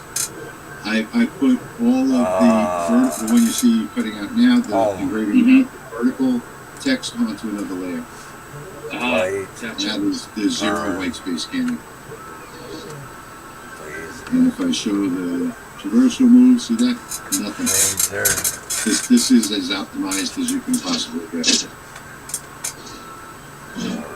See, this is why I have thumb screws on my riser leg. I can scoot this thing around and they don't fall off the chip. Master. That even bounced over top of the cord. I actually I don't have the thumb screws, and I was putting the exhaust hose back on the back of it the other day, and one of the legs actually went over the edge and fell off. So, and then when I set it down to pick up the other leg, the back part lifted up, and the back leg on the opposite side fell. That's funny. It was not fun. Sometimes, my friend Mike that's got the handle stumbling, bumbling idiot. Yep. Sometimes I think that should be my handle. Well, I feel like that quite often. Like, I used to be coordinated. What has happened to me? Keith, this is one of the shop computers, so I'm running 1.4. I'm running 1.5 on the office computer. Back. Well, thank you so much. Always dropping great content. Thank you. I appreciate that. Did they release version 1.405? I believe it's 1.404. 05's out, I think. I haven't restarted this computer in a week, so. Yeah, I think it just came out. And the bugs are still getting worked out of 1.5. In fact, I submitted 2 bug reports just yesterday.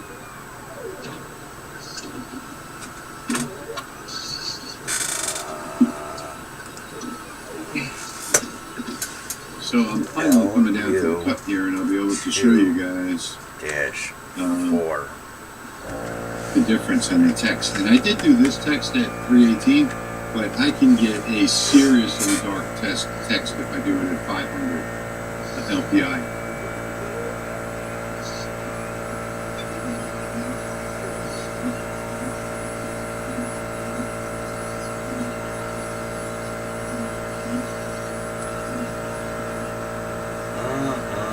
Yeah, Yeah, if you close Lightburn and then restart it, or if you click help, check for updates, either way, you can get the latest version. I just haven't restarted this shop computer in about 2 weeks because of, well, Patrick knows, because of a blunder that I made. I can show you really quickly. Oopsie. This is my computer that I have here in the shop, and you see that it's standing up vertical. Well, dummy me, when I first set it up, I laid it down on its side where those two fans are that you see there, and blocked all of the air intake. So, this computer I bought in May, and since May it's had no air circulation, and I burned out one of the drives. I just didn't think that was, I didn't pay attention when I was setting it up. I'm trying to maximize space, and I laid it right down on the air intake.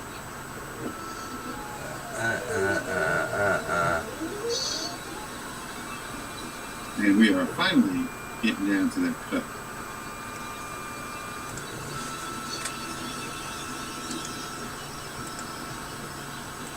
Yep, Steve, we already got that 1.405.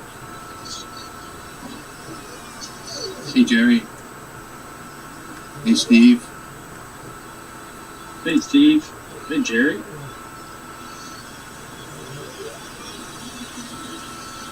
Did Keith ever? Keith, did you post a link to your store? I don't see it. The Etsy store. Keith's got some cool stuff.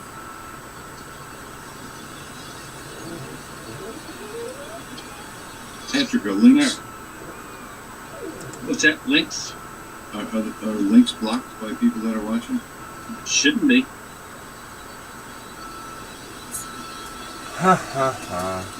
No, I don't see it, Keith. Well, maybe you guys are seeing something. It might have. Let me take a look. I don't see the link. Nope, it didn't show up.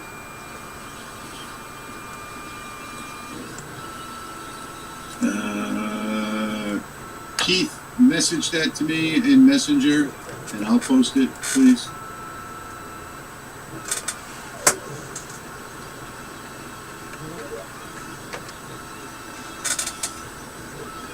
Yep, that's what I was going to say. Shoot me a message, and I'll gladly post it.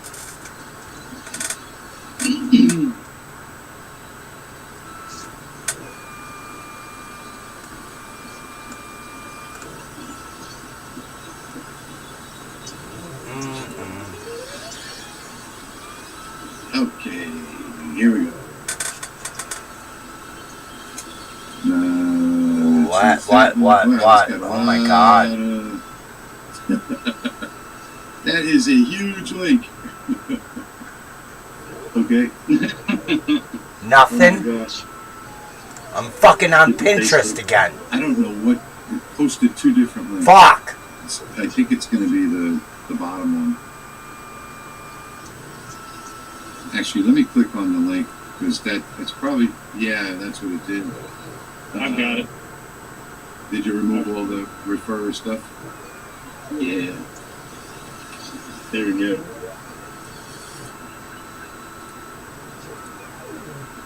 Yep, that's exactly what I just did. Oh, okay, my thing is finally finished. 15 watt. Oh, shit.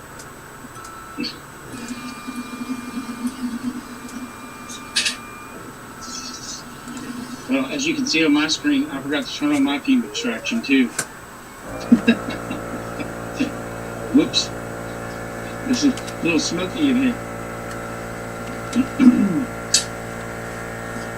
Okay, I'm going to switch cameras. Let me go into full screen here. I'm not going to be able to see because the inside's all dusty now. Hang on 1 second, because I'm going to show the results of the. But yeah, while you're doing that, I'll clean my screen.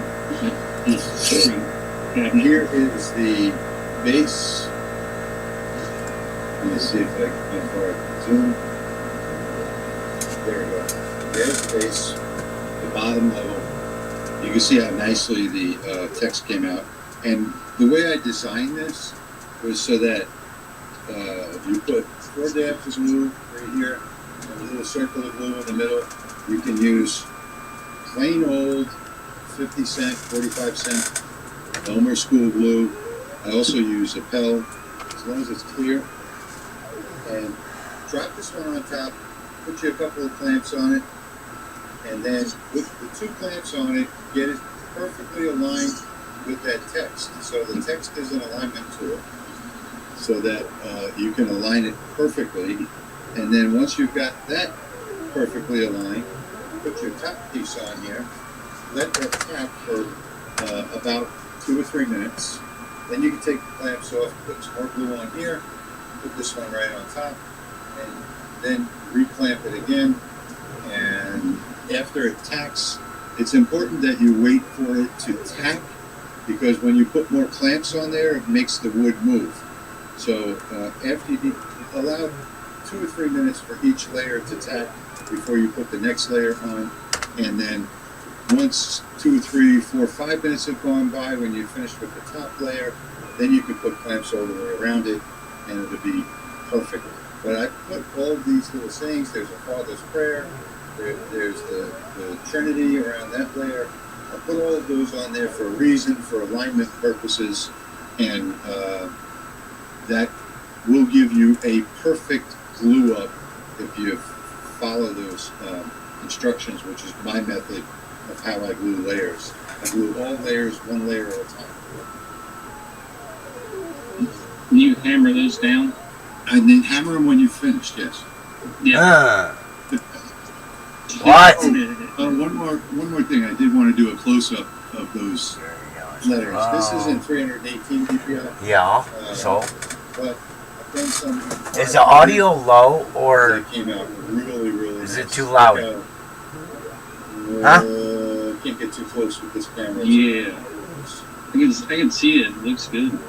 But it's really nice at 318. If you bump up to I think I might have higher to than do that, then the line stops. 5 more start passes, overlapping. maybe, It's sort of like doing multiple or 10. scans, but you can I don't know. you can do it much I darker can't tell without 'cause doing multiple passes. I didn't put the just by fucking increasing honeycomb on your that. LPI. If you went up to 600 LPI, it would be the same thing as doing So I can't see the 2 fucking passes. light coming through. Yep. Take That's what I normally do. Well, it is what I do. If I want it darker, I start squeezing those lines together.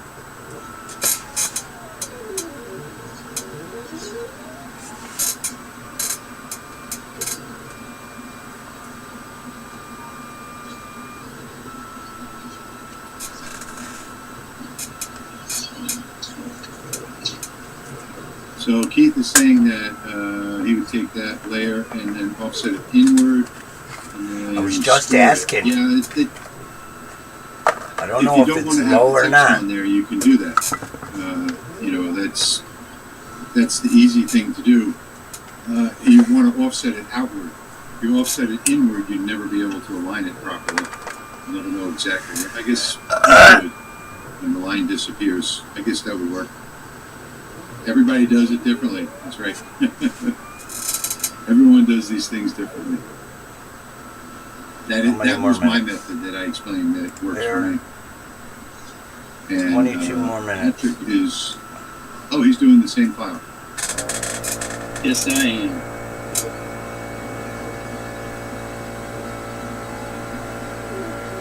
So you can see all of those. It does all.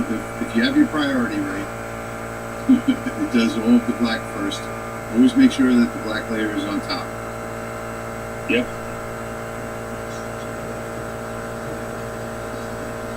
And it just impresses me how fast this 30 black cuts. Yeah. So The only thing, if you're not using hardwood, which neither one of us are here, you may not get every single piece to cut through, like you saw earlier with those 3 or 4 anomalies that I had on the first job. Mm-hmm. So if you're using hardwood, it's not going to be an issue. But if you're using plywood, Okay, it fine. may be an issue. Perfect. So, Yeah, this is the Fryler Baltic Birch. lock. This is not Lock one the that I cam did. mic. It's not Fryler. It's another company.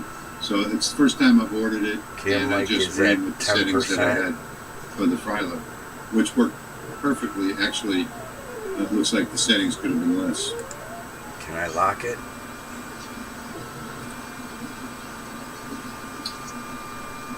And well, I guess No.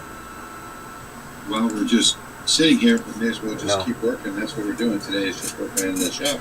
Okay, Yep. We'll show you what Cool. I was talking about on this other camera. but, What I do. lock the laser.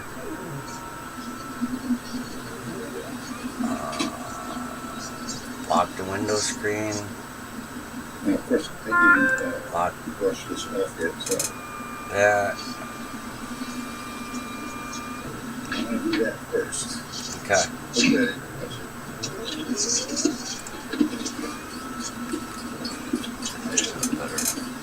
Yes.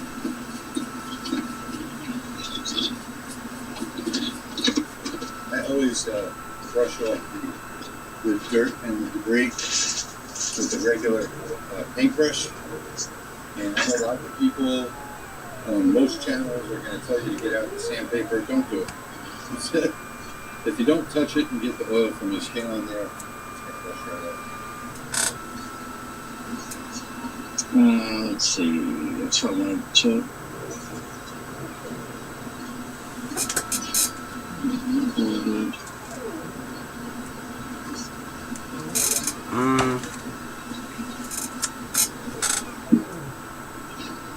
Processing. Nope, that one's done.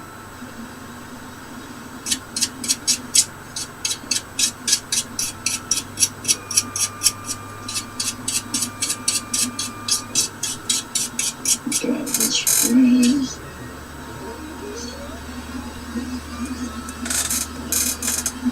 Yep. I am going to get started. That's printing what I a set of forgot to legs fucking for bring the home is the wood glue. I had fucking wood glue in my goddamn Oh toolbox. man, again, orange. Orange is the most popular color. Yes, it is. It is.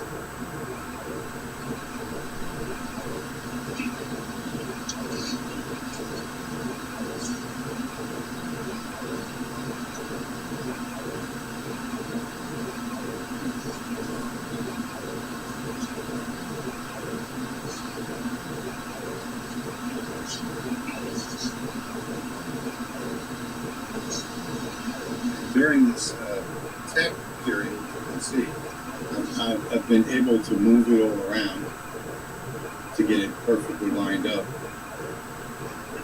with the text. With my thumbs, I just move it around with my thumbs. I think I am pretty close to perfect here. Just a little more adjustments. And being that I was doing this way up in the air like that, I put it in the wrong spot to begin with, so got a little bit of glue on here. Doesn't matter because I'm using the Elmer's glue, so it dries clear, so it's not a problem but now I'll just leave that one for now to dry for about 2 or 3 minutes, and after 2 or 3 minutes it'll be tacked enough where I can do the next layer. I gotta bend that tube a little. Oh, and actually, you can really see the text a lot better in that angle.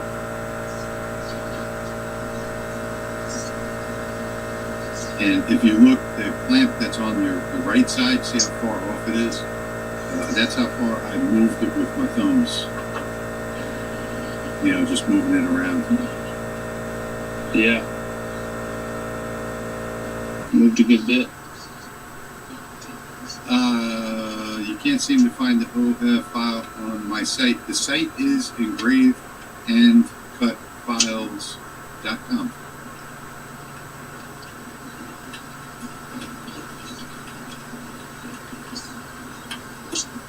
There, posted the link.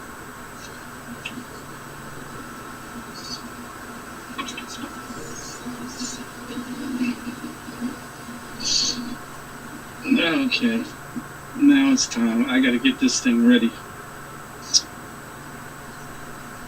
What you getting ready? This. Oh. Oh, that's a customer's? Yep. Oh, I didn't know that. Yep. I've got to do a stipple job on the roof. Well, you may as well get it. I mean, this is not a scheduled live stream. We're just hanging out doing stuff today. So we decided, for those of you that have joined us since then, we just decided to go live. Yep. Hang out and see what everybody else is into. I am waiting for glue to dry.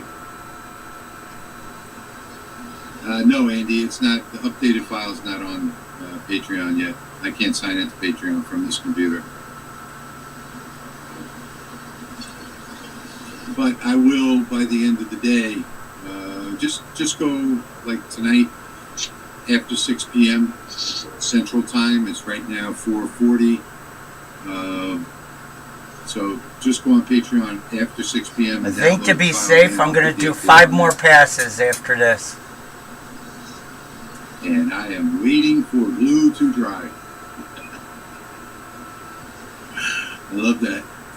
It's like sort of waiting for Pete to dry. That's what I want to do. I want to work on this honeycomb. Yeah. Cut out some more bases, so I may as well do that while I'm waiting.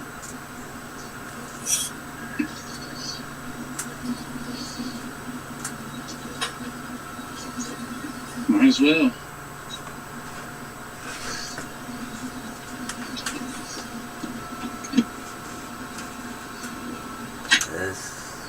This one.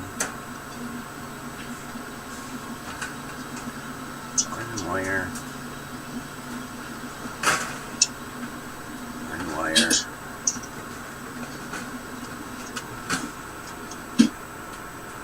My air conditioner finally figured out it's hot in here. Finally turned on. Starting to cool off.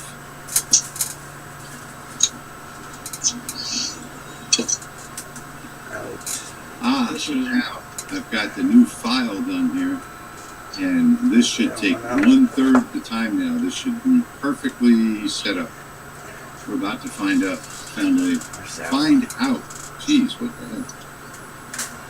There it is. So we're going from, I don't know how I screwed up the optimization settings, but we were at like 32 minutes before, and now it's down to 11. Oh, 2. Yeah, that's a big difference. Just by putting the 5 altogether. First thing you got to do before you do a stipple job is I make sure you think take the magnets out. 2 should be good, I think. Anybody need a tutorial on removing the Glock mag release?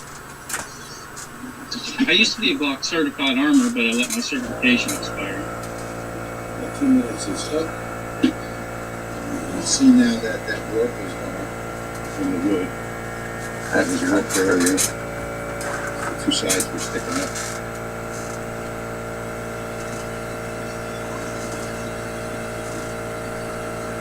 That's kind of crooked.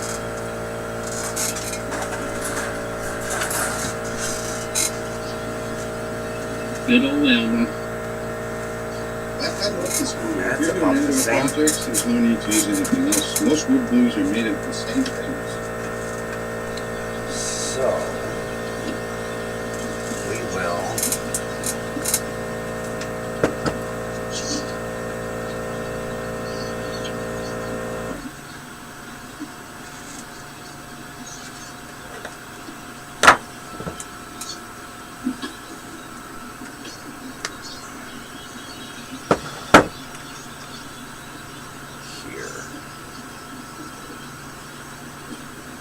That was Is it actually dated?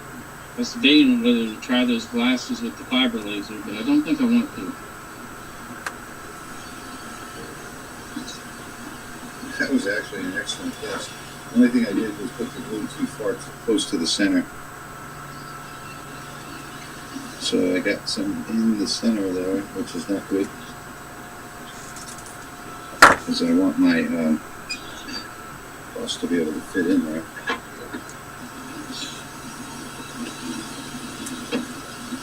Look at that. It's way too much. I don't have a paper towel.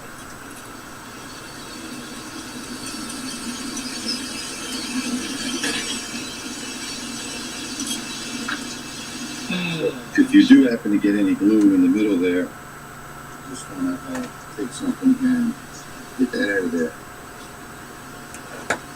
If you still have, if they're making that mistake, you still have some issues with it there, you can run a fine exacto glue in there. Trust me, I've had all these issues. Trying to get as much of it out as I can. That's not taking very long. My cross is getting close.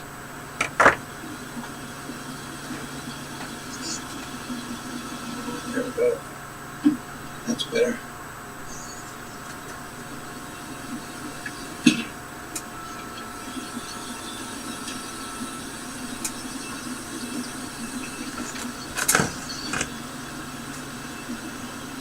I'm just going to do a little bit more off camera where I can see it better. Wipe out some of this excess glue. I didn't even think of sticking the paper towel in the slot. That's an even better idea. I always use my little screwdriver, but this paper towel is working better. So now we can watch glue dry again.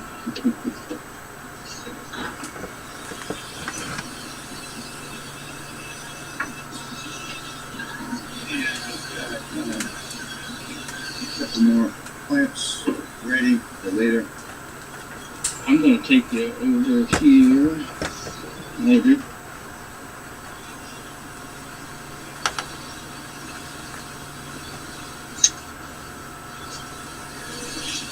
And I always talk about priority, and it looks like I screwed up this priority. It's not going to make a difference. I did. The line got put way up there because I added another layer. So on the next one, that's not going to be a problem because I just moved it down. When I added that new layer, it went below the cut layer. But that's not going to be a problem.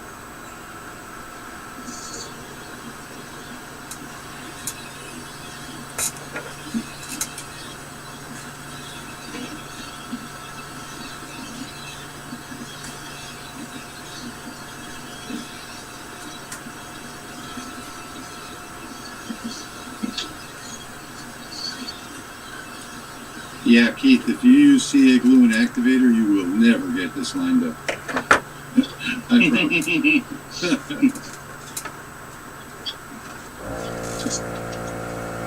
Damn it.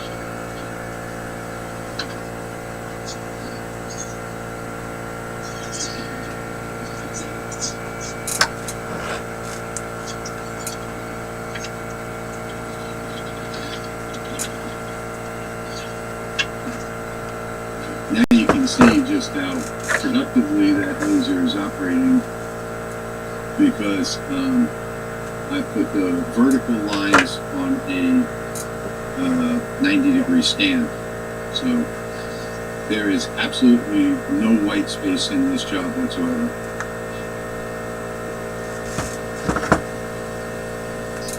Let me see where I'm at in light burn, laser. I'm at 6 minutes and 26 seconds on this job. It says there's 5 minutes remaining. And I'm going to show you guys how I put the metal inserts into the riser legs.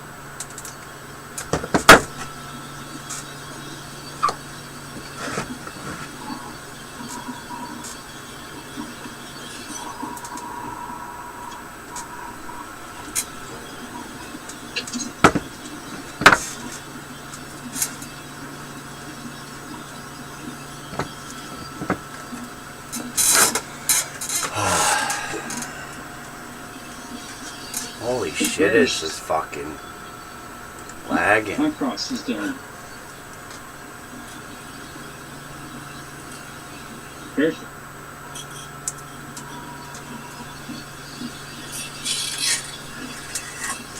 Wow, that's impressive, all these little pieces falling out.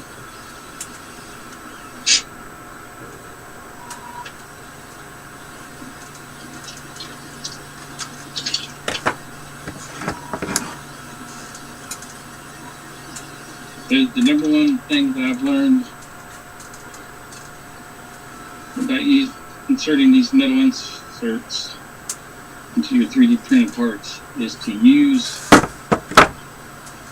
the ends for your soldering iron that are specifically made for the metal inserts.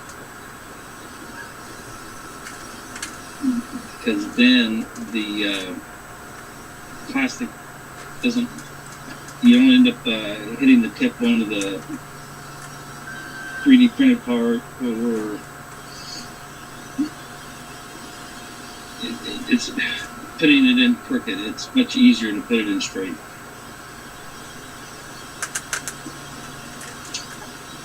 And somehow it got turned down.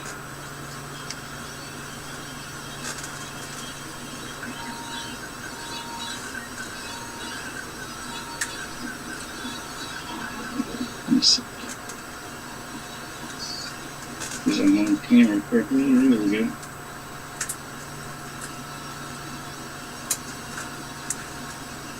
So once it reaches critical temperature, they push in very easily. Then I just use a thumb screw that I'm going to actually ship with the legs. And just push that metal insert in and make it nice and flat.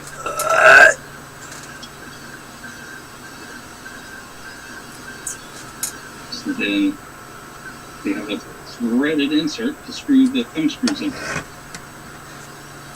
That's cool. Andy, I uploaded that, updated that file on Patreon, so you can download it now. I'll leave it on the blog.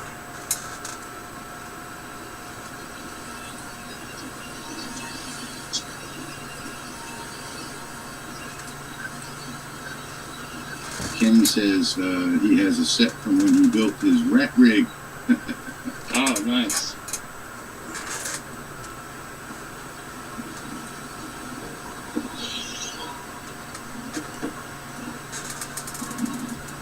And I'm going to switch back over to my other camera, which that is now tacked and ready, and just put my other plants on.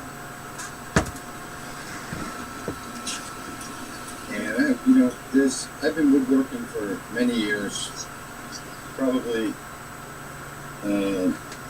50 years, I would say. I started in school and never had a need to put 46 clamps onto a small item like that, although somebody is going to say, I need more clamps than that. It does not. So that is all the clamps it's going to get. Is for, I've never had a glue job fail, ever. So, and I don't get the silicone brush and spread it all out, or a glue roller or anything like that. I just put the glue on and put a few clamps on, and that's it. I've even demonstrated to a friend of mine that argued with me for a long time and glued something together and went and tried to break it apart. And when I did, it did not break at the glue joint. So he said it was totally glued wrong. So, well, what more do you need than for it to be glued together? So this will never come apart. I would dare you to take this apart tomorrow. You'll never get it apart. If it didn't come apart at the glue joint, then what's the issue? Yeah, there is none. So Johnny from Sweden is signing out. Thanks for joining us, Johnny. Thanks, Johnny. Merry Christmas to you too. Merry Christmas. All right, I think I just heard that laser return to home. My next one is ready to get started.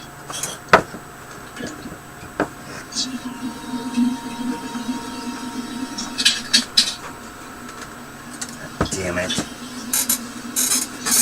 So I do this for every set of laser battle plugs that I sell. All these one at a time, just like this.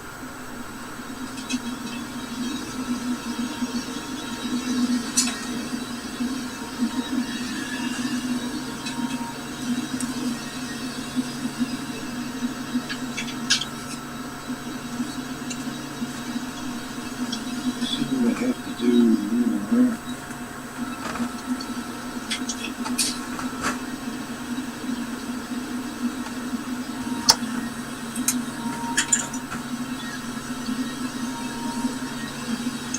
I've got to figure out which ones I haven't been cutting because they don't all fit on the same piece of wood. So we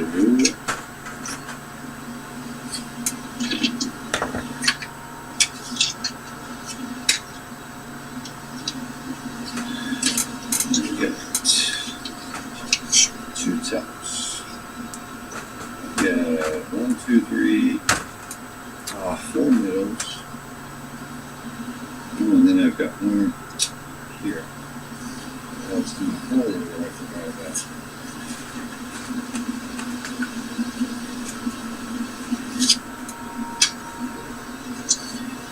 Alright, so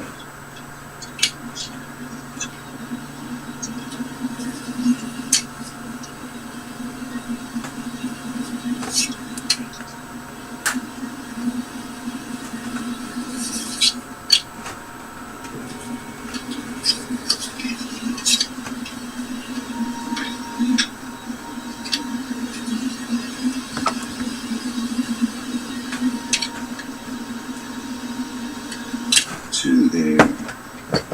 Alright, open class. Alright. Thanks for bringing that over. Alright, that's 4 done. They burn.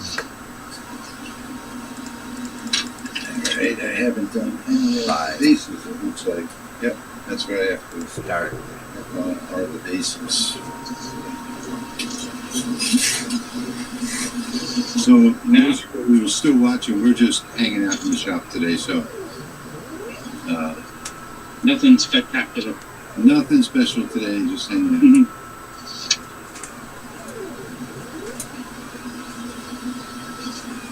Hi, Matt. Matt German's in chat.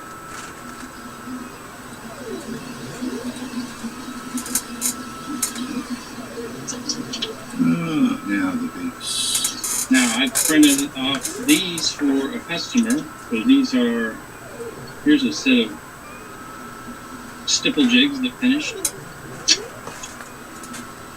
Then I put a threaded screw in them. That made a recess for the head of the bolt. Okay. Then we end up with this. And then each side has their own little fold down piece that acts as a clamp. Now, And then when I package them up for shipping, I think I can do this on camera without dropping them. Pop them in like this. Sandwich them together. And then install a thumb screw. It's nice. On each one. And the thumb screw recesses down inside of the slot. That's it, if I can do it straight. maybe. And then that holds it nice and secure No, it's not gonna on work. its way to its new owner. See you, Jeff.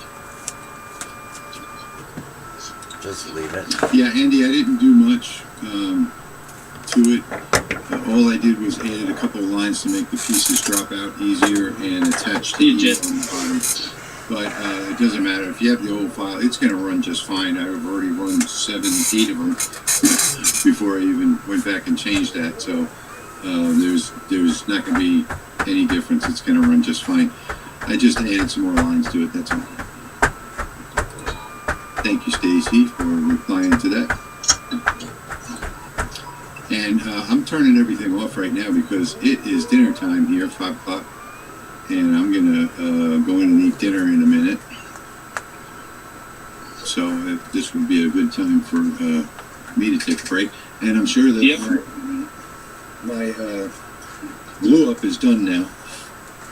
Good time for me to take a break too. Sorry for yelling in the microphone, but now it's completely glued up. And if I wanted to, I could now move on to, I have a bunch more that I have to glue up, which I'll do after dinner. But I can take all of these off now, and there will be no warping or anything in the wood. So it's already set up. It's going to dry just perfectly like this. Don't have to keep the clamps on overnight. Once this wood is tacked, it's finished, and I'm ready to take and drop one of my cutouts into here. And, oh, you know what? This is the wrong size. This is for the 8x12, and this is the 15-inch one that I did here. So, well, whatever. When I do a smaller one, this space will be ready for it. Kenny? I screwed up over here with these cut pieces because it's for 2 different sizes. I'm going to tell Kenny, if you get a powerful enough galvo, that is a 2 foot by 2 foot piece of steel sheet. You can see by the Lasermatic and the other galvo sitting there beside it. Okay. Mm-hmm. Honeycomb So is that done. a 400 millimeter lens, and once you run correction on it, it's giving about 16, well, 16, almost 18 inches, I think. So you can get an 18 by 18, but you just got to have a powerful enough source to drive that lens. Yeah, it was on the 120, right? Yeah, actually, that was done with the 80 watt. Was it? Okay. Yep. The 120 Okay, is so, powerful enough. It'll engrave with 400. I don't know if you were going to hang around, Patrick, but I'm going to go No, I'm. get dinner. My wife just messaged me 3 times already. Yep, I just saw at 6 o'clock. We've been at this Yeah, for about I didn't even 3 realize. hours. 3 hours now. Yeah. All right, well, and I've gotten 3 crosses done and a bunch of bases. So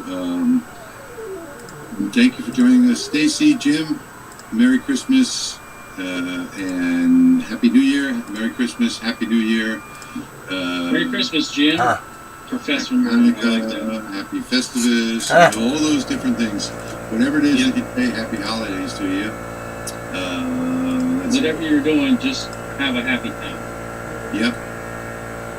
Hope you guys have a Merry Christmas. Thank you. Keith is saying bye-bye now. Where is he? Keith, take care. If you haven't been to the See store, ya. go follow that link. It's got some really nice layered designs there. And Andy, good night.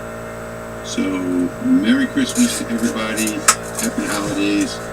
And we'll see you next time. Maybe we'll do more of this hanging out in the shop soon. Yeah, I think it's fun. I like hanging out with you too, so it'll be good.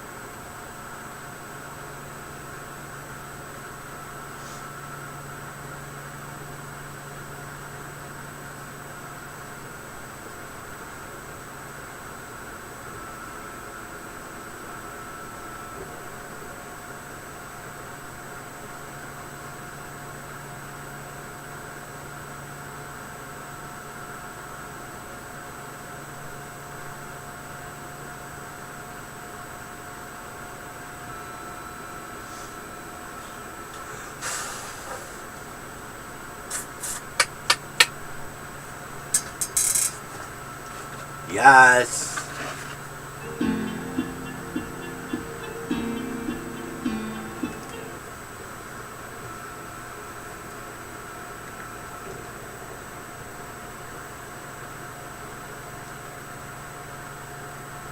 No flex zone. No flex zone. They know better. They know better.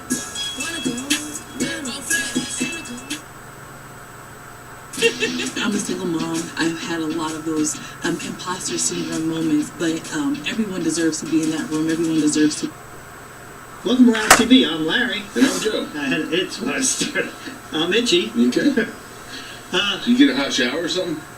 No, I just had Sometimes I it. get hot showers, like I itch later because my skin dries out. But it feels so good when you're in the shower. No? All right. Well, anyway. Why is that weird? You don't like get dry skin in the wintertime? Yeah, I do, but it's. And the hot water doesn't feel good on it? Oh yeah. And it doesn't make you more dry when you get out of the hot shower? Yeah. Right, so I don't know why you're stepping away. So weird. So I'm Larry. I'm Joe. There's Tom. Hey, Tom. So, hey, you know what? Before we get started, we're going to show you how we get set up for our live stream and everything. Live streaming tonight, guys, Yeah. Monopoly. I'm a little nervous. You? No, I'll tell you more. It's something different. It's like I'm excited about it. I like playing board games. Yeah. Now so what? Before we get started, we have a little bit of fan mail. Can you take the... Wow, there's a lot of hearts on that package. That's a little bit of. It is a little bit. Yeah, this is for you, Tom. You That's wanna, Thomas. You might as well open that up. Sure. Joe, you got the camera? I guess. Somebody has to. The transition was awesome. Look at this guy. You and fucking Timu. Well, don't expect anything fast, guys. A paper cut. That can happen very quickly and it escalates very fast.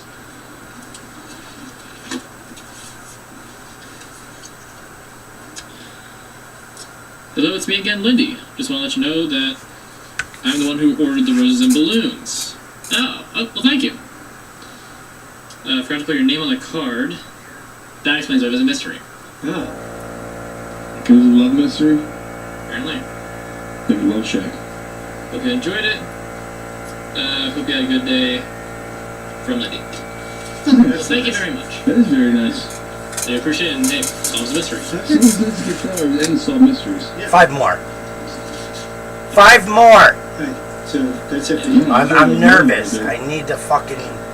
It took me a while to get there. Once I got there, I'll let Joe open this one because you were reaching for it last time, so you can go ahead and open it. You need a. Hold on, you know what? Try to use one of these.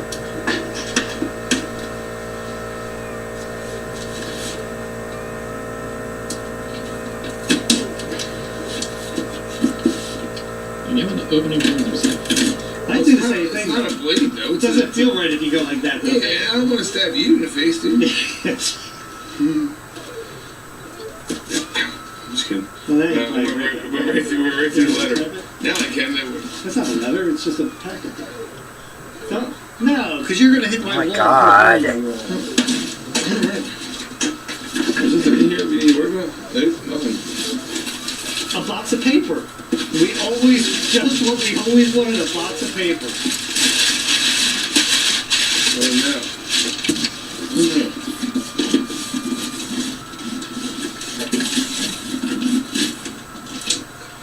Greetings. Inside this package is a Hello Kitty plush. So it is. With 2 bows. With 2 bows. We have 34 Hello Kitty watches. Most of the watches have Christmas colors, flashing lights. No music or What sound. is up with the Hello Kitty? We have short videos of different Hello Kitties, flashlights, and combinations on our channel. Unfortunately, the gas prices are beginning to increase, and whenever we hear on the news about gas price hikes, we'll No, search it's the further life to in the see how fucking gas prices. Timu. The highest price where we Whatever discovered it local is. area is $5.99 a gallon. Where is this from? $5.99. Where? Yeah. It says February 2024. It sounds like it's from, Arizona. maybe I don't know. I haven't been out there in a long time. No, it's like a little over $3 Yeah, here. 307 I got from the other day Yeah. in Richmond. That was fan mail. Yeah. Okay. So now, Thank you guys. we can set up everything. And what I was thinking, let's see what you guys. Yeah, 'cause this is different tonight. Yeah. So usually it's how we set up, Do guys. we want We're to leave sitting the here. Do we want to leave the table like this because we're going to play on the short end, right? Or do we want to turn the table sideways like this? What do you mean playing Well, one way to really check that would be for me to check how the light's going to be, because if you're playing on that end, camera's going to be here looking this way. Right. Sweet. Light doesn't look that terrible from here. I feel very confused. What do you confused How, about? what do you mean playing on the end? Where, Well, because it'll be 1, 2, 3. So this way, and the board right here on the end, instead of playing. There's not yeah, a if you put looking it that across this way, you can put the camera on either side and it's better off, I think. But how was the camera just at? From here, both of you like take your spots like where you kind of would be. Sit right there. On the side. Put me up. Can't put bumps in the corners. No, we'll put you on the end. It doesn't matter. It doesn't matter. We're just kidding. I don't really care. Alright, the lighting's not terrible, That doesn't sound as Alright. good. so let's Okay, take so a the look. other way would be is like, well, we don't have to move the table, but we could just sit here like this and pretend it's like right here. Right, because the Right light will still be the same. So this would be a table going Not on. Timo. So this would be a Holy Yeah, shit, and no then- way. Okay, the light is a lot more even here, so this would be Alright, the so better the way to table's do it. not It's got to He's a rotate. fucking Timo whore. Because yeah, it is a lot more even looking this Okay. way. Alright, so we'll Alright, so do bring the the table. table this Here's way. the only thing. It's like I don't know how long the wires are on this stuff, so I don't know how. Most everything has long enough wires that it shouldn't really matter. We have backup HDMI cords for the laptop to go to the monitors. That should be a big deal. I don't remember exactly where all them are. So Alright then. So we'll just spin the table. first this thing we have way. to do is rotate the table. Rotate it. Rotate it. Give me a second. Let me put the Yeah. table. Well, let me This get. is going to be a bit of a... And so we have found it, the key to the resurrection. I hope this is cut through this time. For you. It is imperative I that did your eyes what? be open. 35, 40 passes so far. It should be cut through. Why I'm doing this. If you want revenge, then I'll help you get it. If we are to build an empire of hope, it seems we must first conquer New York. Be careful. This place will eat you alive. We are old, or we die.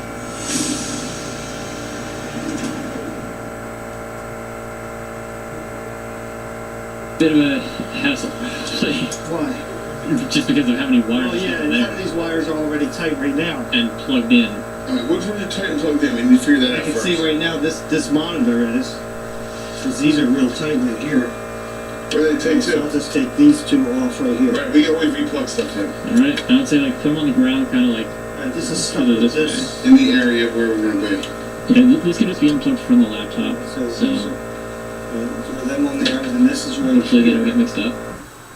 How do you rotate while you're back there with the Hold it, cords? that can go like Well, that. no, wires have to be moved first. Yeah. No, I know, but while you're I'm back there, pretty sure if we spin it now, like this way, I think we should be okay. Ah. those little movers. Yeah. Movers are for those movers. I mean, it's so easy. Hold.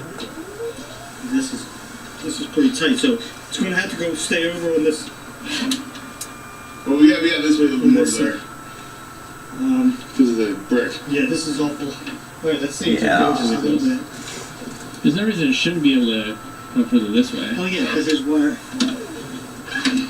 right there. Should have put the fucking That's about honeycomb it. under it. We're getting tight with this computer too, because we got all these chairs on. My gosh, Tom, you are not organized with wires, that's for sure. Oh, you should unplug something. It's wrapped around the chair, Tom. Well, I don't remember the last time I touched any of those wires. Let alone the chairs. Alright, what did I unplug here? It didn't really unplug, I was just kidding. No, it almost pulled this off, Yeah. and it didn't. Yep, but it didn't, no. Alright. Alright, so, yeah, this is good where this is at, except for we can go closer to the wall, right? Maybe. Because that'll depend on where we can actually set up Oh, yeah, set the the camera camera. itself. Because it might Well, need you a have to go this tripod way to more. look up. Because really the camera should be looking like up like this. Yeah, I want to make sure, this is my vision, is that they can see us, but I want them to be able to see the board. The board is important. Right, so it needs to be So up these and like are- on yeah, like up and over top of these. I don't know that we're going to need this, are we? Well, we will for the microphone. Will we, really? I mean, I guess not really, Yeah. but Are we going to be pulling anybody in? that is entirely, I guess, up to you guys. Is it logistically possible for people to more camera optic? Why, it's going to be possible. I think We'll need to have a laptop then. Well, you know what? We'll leave these in. We'll leave these two here. Just so it's an option. Yeah, I mean, like, we can unplug it from here, leave those connected, and then just move the entire unit. I think you might have to put that camera up because I don't know where you're going to want this stuff situated. We can set up the board. If you Right. set up this stuff, right? No, I'm gonna have to. Okay, you set up this stuff first, and then we'll set up the board. Yeah, because Do you want me to well, we should probably Yeah, like, you we should probably can just like lay the Back board to fucking outside. I don't know how long Pinterest. that takes up, so I know what we have to It's work going to be with. like right here, Tom. Fucker. Because you got to have enough room here, here, and there to be able to put properties down. And that's why I'm saying we have to put it down so we can see how much room it's going to wind up taking, so I can set up everything around that. Right, so right about there. All right. Well, I don't see why you have to do it. Yeah, that it's way, like but- right where that laptop's gonna be, pretty much. I don't know. Yeah, just yeah. Put it right here. It's going to go just like this. Okay, so with that in mind, So you have enough room for properties here. Yep. These people are actually more set up than here. I'd rather it be down just right like that. okay, so with that, you take this, and now I can set it figure forward. the rest of this out. So if we're gonna be sitting there, and there, you might as well just set up one of Grab a beer or the something? chairs. I'm just kidding. I beer or I something. know, I was joking. You want some? Another board's gonna be here. And then we can plug this in, probably in the outlet of the couch. Did you get it here? So he's. Yeah, no, because I feel like he's going to need a hand doing something. Here, we'll give you a hand with this or a hand with that. I just didn't feel like holding that because it's hard on my shoulder. Nah, you're hurting, dude. I get it. Yeah, the other question is going to be is we want to be able to see the monitors while we're playing also, right? That's what I'm trying to figure out. It's not an easy task. It is a task. Let me see here. What you do? I whipped this around and smacked my glasses with it. Yeah, that's a scratch. It hit that corner of it. Calm down.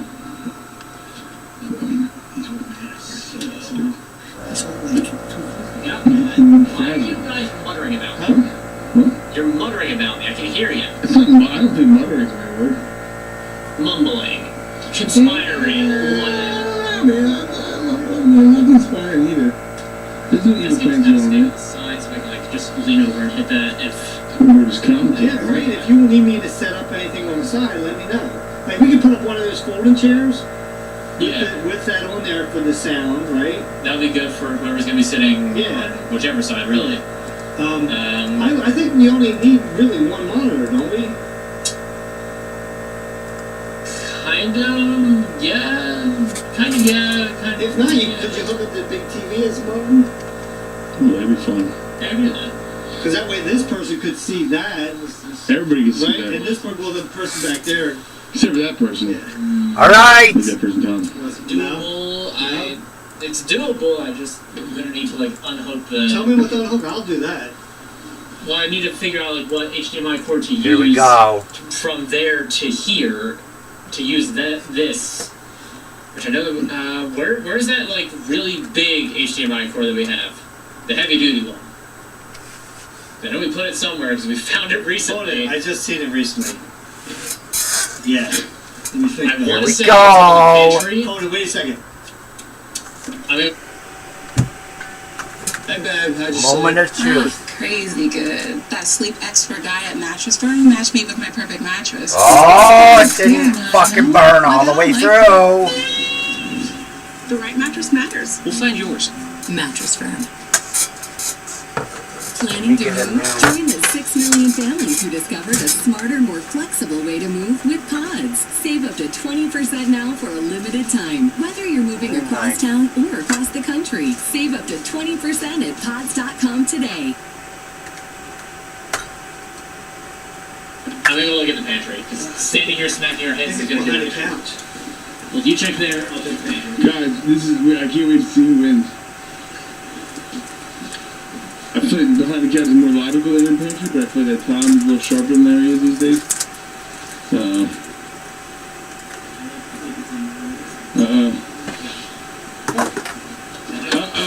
Fuck. Fuck. Larry's the big winner, guys. Oh, he actually. Oh, it was back there, just like I thought. Yeah, that's I said it is back there, as in, good job. Put on the top. Put it on my white coat. You was hitting right in the head with that. Put it on my Ritz. Something on the Ritz. Alright, well.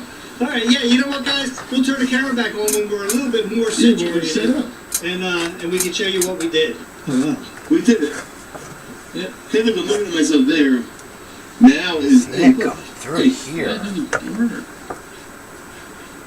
I'm trying to see. Yeah, and there's no delay. you can Now see the Disney. board really good, which is good, yeah. Now Disney. There was a lot of lights we had to move around. Yeah, I like that. Now, How are your retinas? my retina's pretty good. Good, baby. My face is like really red. I did get sunburn the other day. You do look flush. Obviously, you were wearing a hat. Can you see I got sunburn? Yeah. Did you get tickets? Where's that camera looking? Just wondering. Oh, sorry. Did you get tickets for the gun show? Or? I hope that this doesn't stay up because I'm going to pay this. This isn't going to No, that needs to be. I like the board set like this. I'm excited this place has been out there, boys. Here's the thing. I wanted to go over real quick before we get live and all that stuff. All right, so we're definitely playing our house rules, right? We're going to play, no matter what anybody says, if they say that that's not the... Let's go over there. Shouldn't Bill be over here? You think so? Yeah, I think so. It should be like that. Yeah, okay, good. Just want to make sure that we start. I just feel like that's right. I agree. That matters? Okay. So how's it? So you're talking about Park Place? Park Place, we're putting 500. No matter what anybody says in the stream, we're putting 500 in the middle, right? And then all the tax money too, like income tax, luxury tax. Yeah. Just like we played before, right? And then whatever the cards say. Yeah, and I'm also thinking, should we let them pick who we are, like as far as the pieces?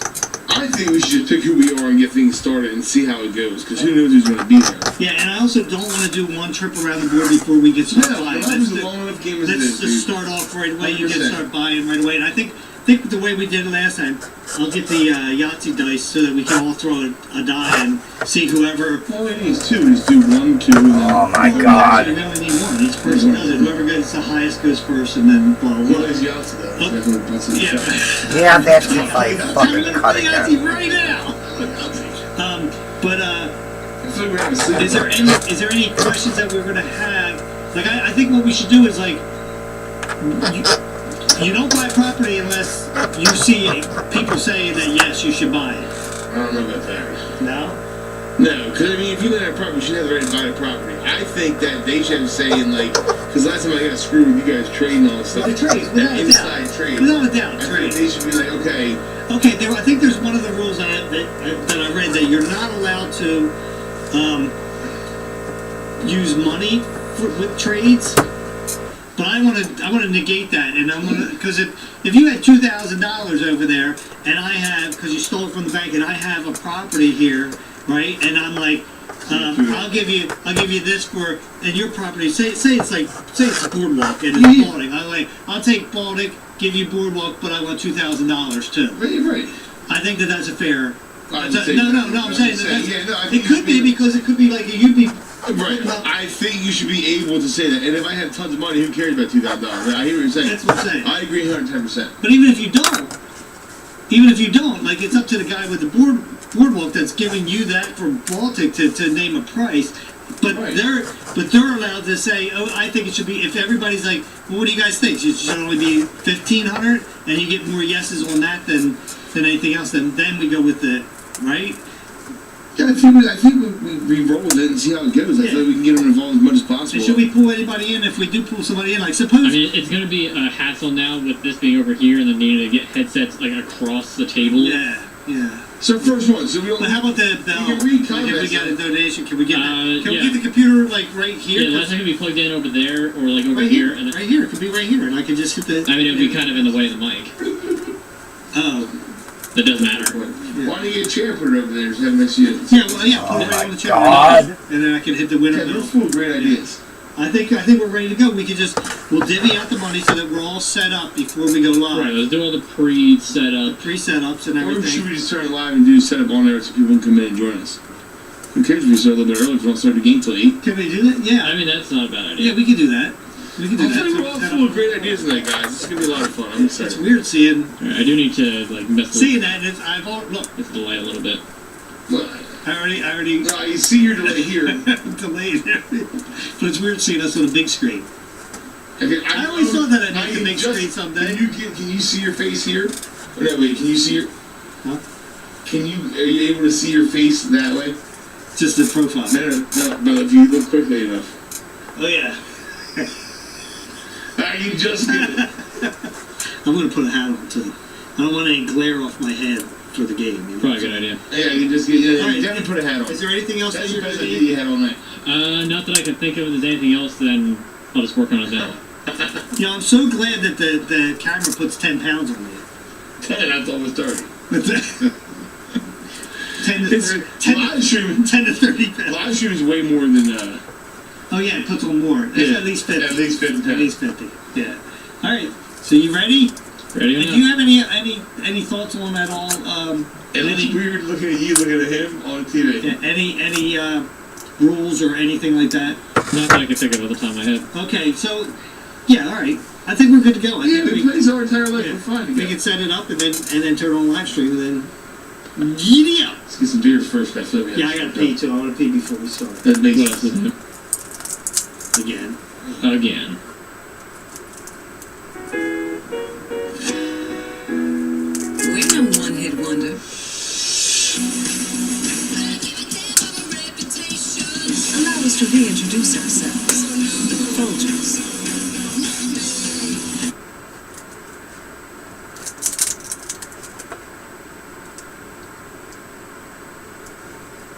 Hey, it's Rich, the Louisiana Hobby Guy. And today I am in the laser lab, and right behind me I'm going to be using the Lasermatic 30 in 10 watt mode to create some Easter eggs for the kids. Let me get up and show this to you. I've done some testing. The reason why I'm doing this in 10 watt mode first is because I already got the 10 watt settings last year. So let me show you this egg. See if I can get up close. There is the text. And I did some graphics right over it because I didn't want to waste too many eggs. So I gotta be careful not to drop this too. And I'm just getting all of the settings down here. And there is a little Easter basket with the bunny and some eggs in it. And these settings were perfect from last year. So I did this one in the 10 watt mode, not the 30 watt Could have went mode. like 10 more. I will be doing another one later on in the video. In No, I don't. mode, so you can get an idea of what's going on. So with that said, I'm going to start Lightburn real quickly. And we'll head over It's there. always the fucking last layer. Recent projects, and we'll get this little Easter egg right here. Now, the important thing here, first off, it doesn't matter where I put this on the bed, on the laser bed.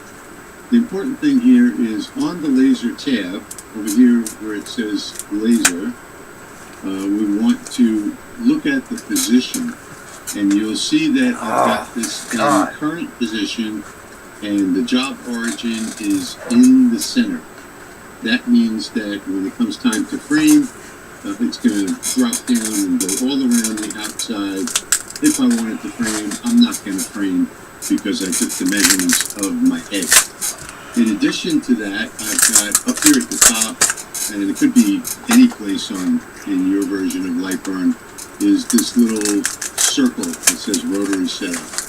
So I've clicked on that, gone into the rotary setup, made sure that I had Chuck enabled because I'm using the Chuck roller today. Make sure enable rotary is on. And on the Lasermatic, it is 96 millimeters per rotation is the top setting. The bottom setting is just to give you a calculator. Ain't sharp anymore. It is important on the Lasermatic, apparently, that you put this number in. So my egg diameter is 44 millimeters, which gives me a circumference of 138. 138 is the number. I'm actually going to remember like 135 because that's the distance all the way around the egg, and I don't want a graphic to be any more than 135 millimeters off. And I also have to be careful that it's no more than about 40 millimeters there. That's about the size that I want it to be wide. And you see down here, the egg is going to go in sideways, so that's why I have this position sideways here. I want to keep that down to 40. See, it's and that I wanna layer. Keep the height. That's how whatever fucking deep it the went. number is at 40 wide is going to be perfect for me because I don't want it to be any wider than 40. But if I were to be doing text, so let me grab some text what are here. we gonna do now? And I was doing, I wanted let's to say, do- Happy Easter as an example. What I would want to do is wrap this around the egg. So just press Open. either the comma or the period key. The period key turns it to the right, comma key turns it to the left. And here's where that circumference comes in, is very important. So now we have to look at the height on here. And you see that's 189. If you remember, it was 138 is the distance all the way around the egg. So, and then I said I want it to be 135. Well, this is why. If I type 135 in there, that will wrap the entire egg right there. And I think I would probably even make this That is 130 by instead for the height. Now, I know that will go all the way around the egg. Another important thing is, if you look, see that green dot right there? So that green dot is the origin. So if you're going to be combining graphics and words, then you have to, you see how that origin changes? Well, we need to be careful with that. So we need to position these two together like that. And now I would get Happy Easter with the little Easter bunny on top. But I have to go look at the width is 58.663. That 58.663 is not something that I would be comfortable with because it would be larger than the egg. If I were to take a look at the egg real quick, let me turn on my caliper and get it 0. And if I put my egg in here, let me get it just right, you'll see that that is 57. That's the entire distance across the egg, and that's not going to work for me. So don't forget that we've got the jeweler tongs that are holding it on one side, and on the other side, no, there's really nothing on the other side. But what I want to do is I want to be somewhere in a safe area and get most of the egg. So I want it to be around, I'm going to say 37 millimeters is the area that I want to engrave right here. So that's good. We got that number. I've written that down, 37. But we can go up to about 40 on these and still be safe. So I'm going to just change this in the software. Go back to Lightroom. I'm going to change the width up here. Instead of 58, I'm going to go 40. And now you see that how that green dot is perfectly centered on both of these. That should frame really well. But before we do that, let me show you how I got the roller accessories set up on the Lasermatic behind me. I had to do a separate video on that because I can't seem to get my regular cameras to focus while I do it here. So I'm going to switch over to another video right now and I'll show you how I did that. Alright, so it's really hard to record inside the Lasermatic because it just doesn't come out well, I guess, all the aluminum reflections or whatever. But the first thing I did was I installed the chuck roller.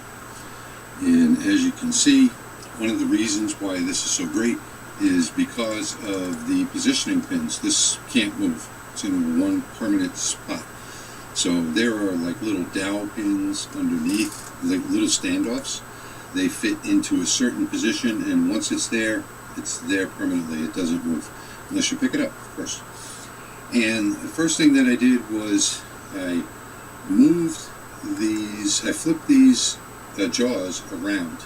So normally the jaw is on the outside. I flipped it around and I moved it down to just having one hole exposed right there. So I just moved it down to the second hole. I only put one screw in because it doesn't need more than that. And there we go. So now it's ready for the egg.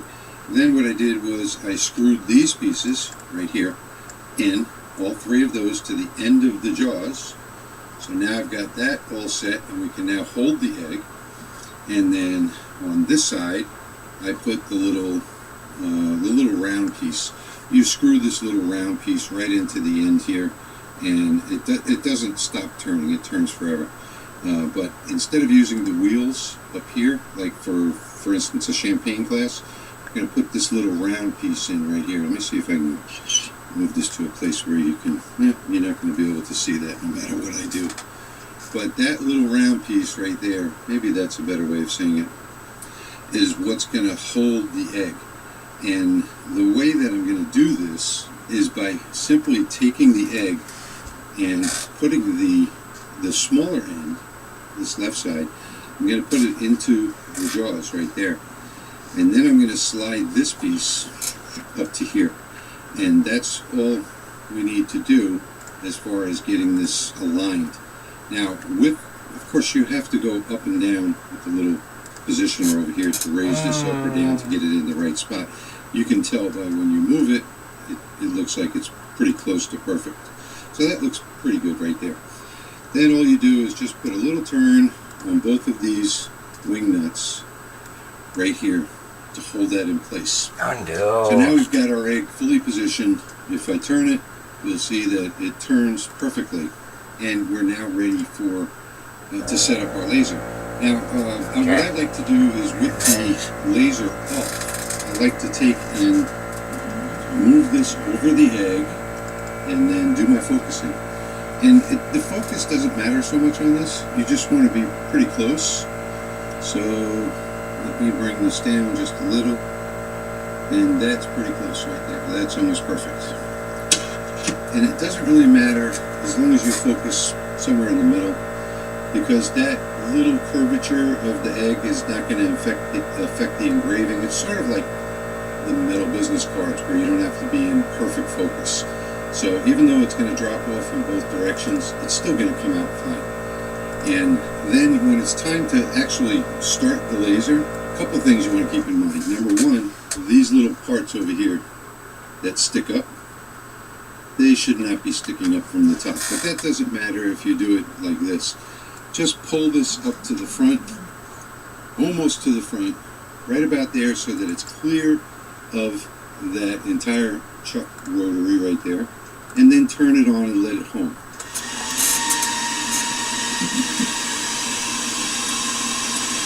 And there you see we have no problems with the homing. And now we can either use the move tab, or for this video today, I'm just going to position it by sight. I'm just going to move it directly to the center of the egg, or where I think the center is. And I'm thinking that right about there is probably where I want to run this job from. So that's it. It's all set up now and ready to go. Quick and easy. And then when it's time to change your eggs, you just hold this on this side, undo these wing nuts just a little bit, put your hand under the egg, obviously, and pull it out, and you can take the egg out, put the next one in. It goes very quickly. And for this video, you can see that I have that set to 10 watt mode right there, and not 30 watt.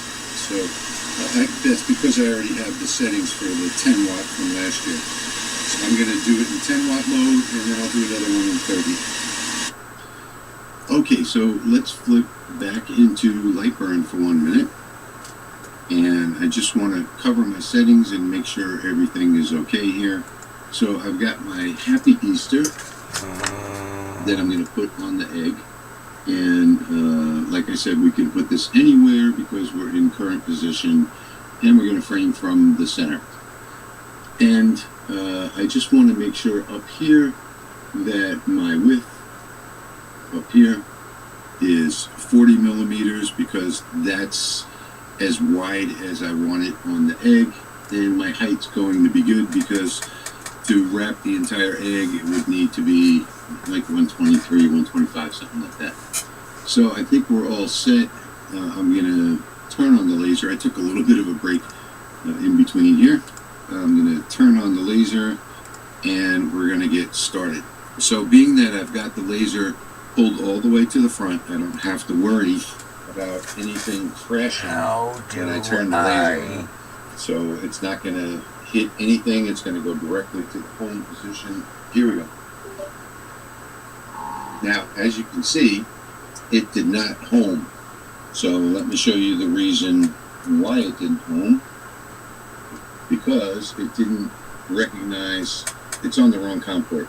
So if I just right-click the devices button, that'll reset the COM ports. It'll look for the laser, and it didn't find it. So sometimes that works, sometimes it doesn't. So I'm going to pull this down and choose COM 4 because that's the COM port the laser is on. And now you can see that it's home when it's ready. So I'm going to walk over to the laser, open this up, and hopefully you can see this well on camera. I'm just going to move this by hand over to where I think the middle is of the egg. And I'm going to take a minute and try and get it just right.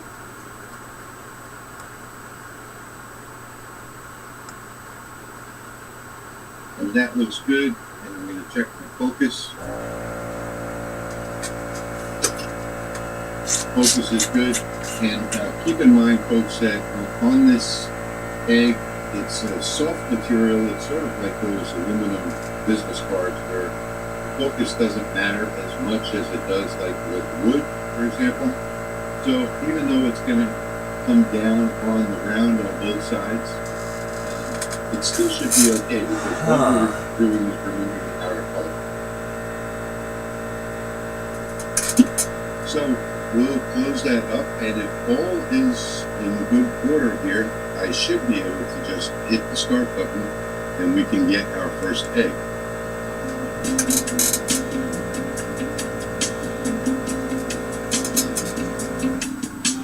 Well, I'll just delete it.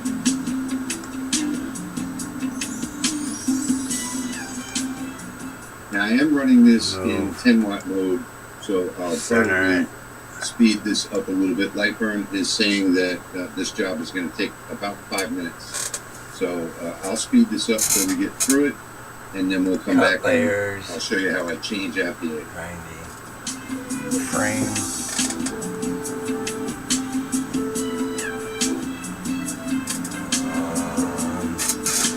I want it more centered. So. Alright, so there we go. We're finished. I don't think I like the way the wording is so far down on the egg, so I'm going to change that for the second one. But for now, let's take the egg out.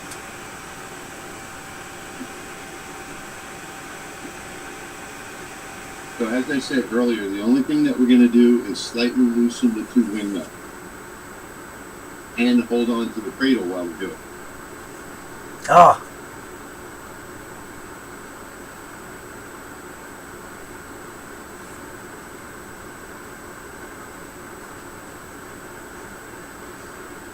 Okay, so as you can see here, the engraving came out just fine.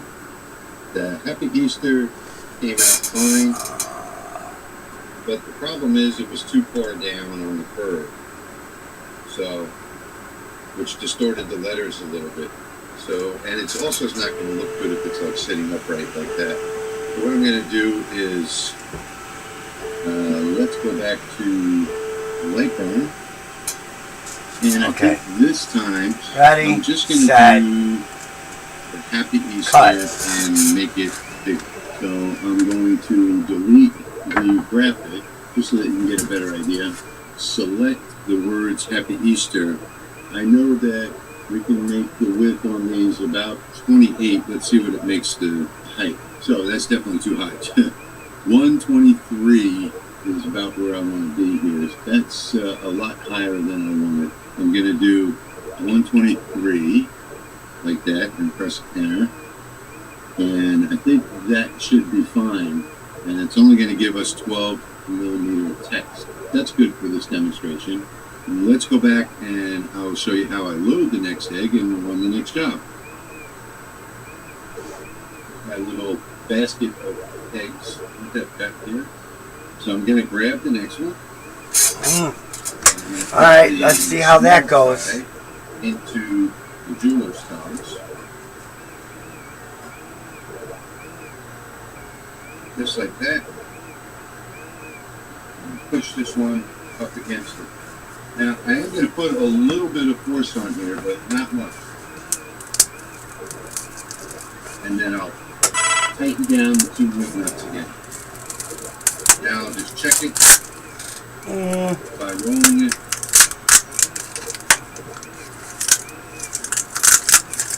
It doesn't seem to be quite tight enough. Do you want to call me I put the egg in the wrong way. I did. So, oh my god, she's so fucking worried about the fucking state tax. Sure. The hard side goes to the left.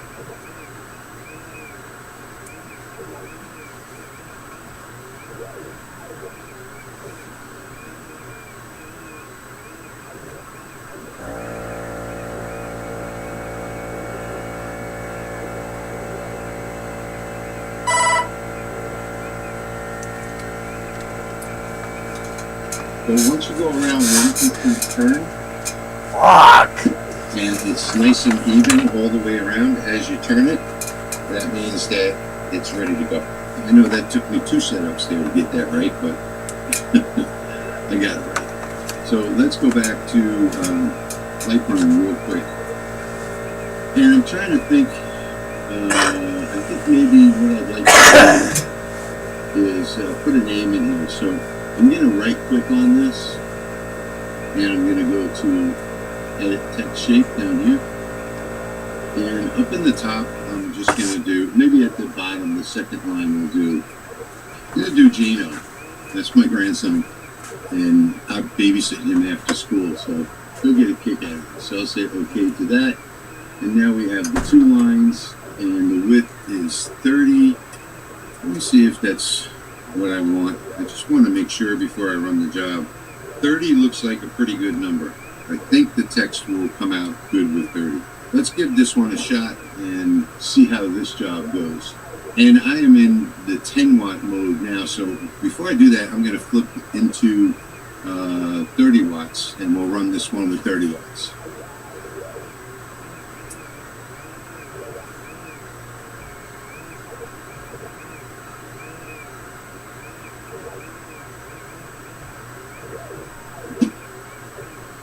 Make a quick little final adjustment there. All right, so I'm going to adjust my cuts and layers.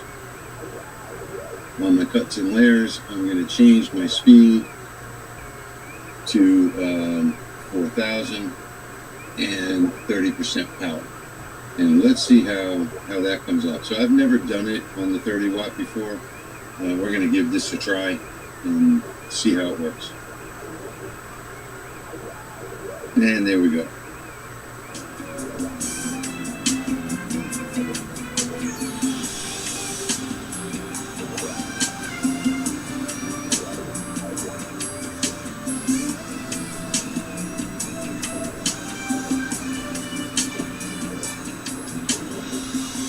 All right, so we're all finished. Let me go take this off.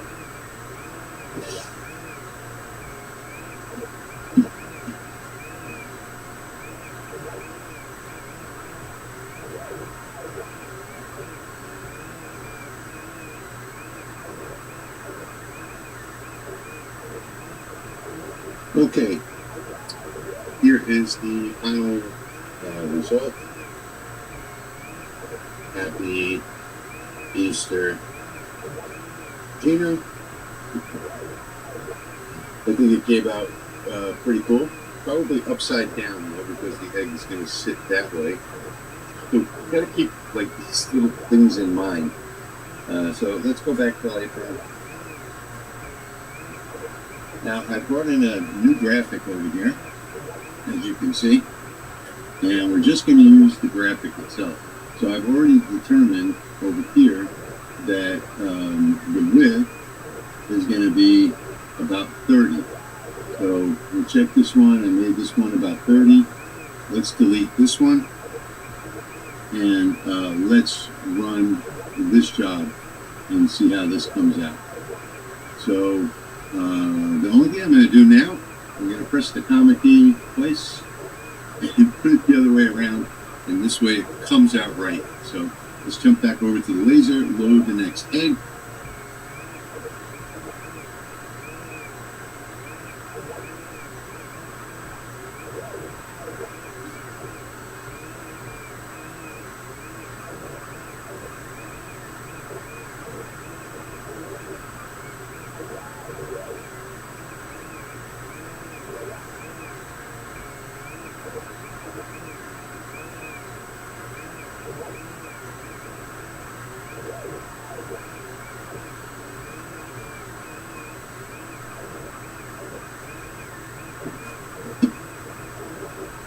Alright, our next egg is loaded, and one thing I do want to do, I think that was a little bit too dark, so I'm going to come to the cuts and layers, and I think what I'm going to do is I'm going to change this to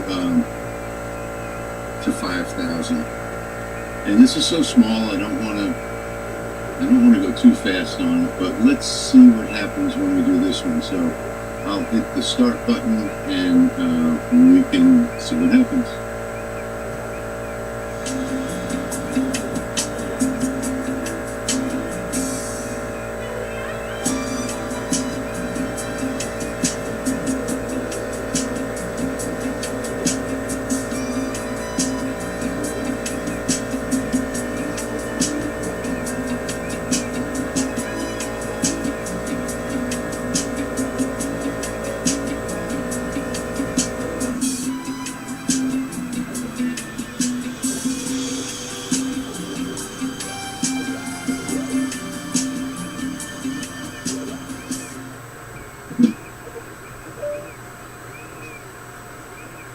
Okay, so here we are, we're back, and I decided to run this one double-sided, as you can see. And it's easy enough on something small like this. Oh, let me get a close-up shot of this. So there's one side, and there is the other. I think this would be perfect. You know, this would be a perfect egg. You could use any graphics that you want. You can use any text that you want, whatever you want to do. So this was my first test egg, which, just to get my settings and to verify my settings, this was the text-only egg that I did upside down. And now I know not to do it upside down. So. And this is the final, just the cross with T is risen on both sides. And the way I did that, so you have the 3 jeweler's tongs, okay, and I put the one tong directly at the top. Normally I would make like a rectangle and split it into 3 and put the graphics on 2 lines to get it absolutely perfect. But this time I just put the jeweler's tong on top. So when the first side finished running, I just turned it so that that same jeweler's tongue was on the bottom, and that's close enough. I mean, it came out nearly perfect. I don't know if you can see this or not, but here is the top of the crust there, and there is the top of the crust there. So that's nearly perfect. And on an item that's really small like this, that's all you have to do. So. Get your bucket, get your eggs. Now, one thing I didn't cover was the coloring. So these are farm fresh eggs, locally sourced here, and they're different. You know, we get all different colors. We just happened to get all brown this time, which is good. These were really consistent, and I asked the girl, you know, I wanted to get them all from the same chicken, and she said, yeah, she could do that. So that's why these are all exactly the same. But you can also buy white eggs, you know, regular eggs from the store, and you can color them like you would do normally for an Easter hunt. And let the coloring dry on it for at least 24 hours before you laser them, though. Last year I used regular white eggs that were colored, and they sort of bled. So I found out what the problem was. The next day I tried the last egg that I had. It came out perfect, and the only thing that I can assume is that I didn't let it dry enough, because we colored them, I used a blow dryer on them, you know, got them dried off, and then ran some off for the kids. My wife asked me for them the day of the Easter hunt, so, or actually my daughter-in-law asked me for them the day of the Easter hunt, and so I had to do it pretty quickly. And I think that's the only variable that was there, was that the ones that I did really quickly, they sort of changed color. Well, they didn't bleed, they just sort of had a different color around the edges of the engraving. But then the one I did the following day that was completely dry, that one came out absolutely perfect. So if you're going to color your eggs, to get to the point, if you're going to color your eggs, just let them sit out and dry overnight, and you should have no problem. So that's about it. The final numbers that I came up with on this, let me switch back over to Lightburn just to summarize. The final numbers that I came up with on this is 123 by 28 or so. Either one of those dimensions are going to work as long as you don't exceed the other. And that's for the text. And then for the graphic, 40. So this one I did at 30. And it's a little bit smaller, but it seems to fit the egg perfectly. I think it looks really nice on the egg. You could go as high as 40. Just stick below 40 on your eggs and you should be okay. These are large eggs, I think. I'm not quite sure because we don't ever ask that question. We just, you know, call her up and say, do you have eggs, and go pick them up. I think we've covered everything today. I hope you enjoyed this video. I did write down these settings on my little pad here that I got from one of my subscribers, Chicago Bob. I put a little inscription on the back there. I absolutely love this, my sticky notes. I'm a big fan of sticky notes, as some of you may already know. So that's a great little tool to have here in this shop, because I'm always looking around for paper and a pen to write something down. Now I've got it written down. I've also got my library set up as well. And just to cover those numbers again, the 30 watt I did at 5,000 speed and 30 power on the 30 watt Lasermatic. In 10 watt mode, I did it at 1500 speed and 30 watt. So 1500 speed, 30 power, not 30 watt. 1500 speed, 30 power is the 10 watt. 5,000 speed, 30 power was the 30 watt.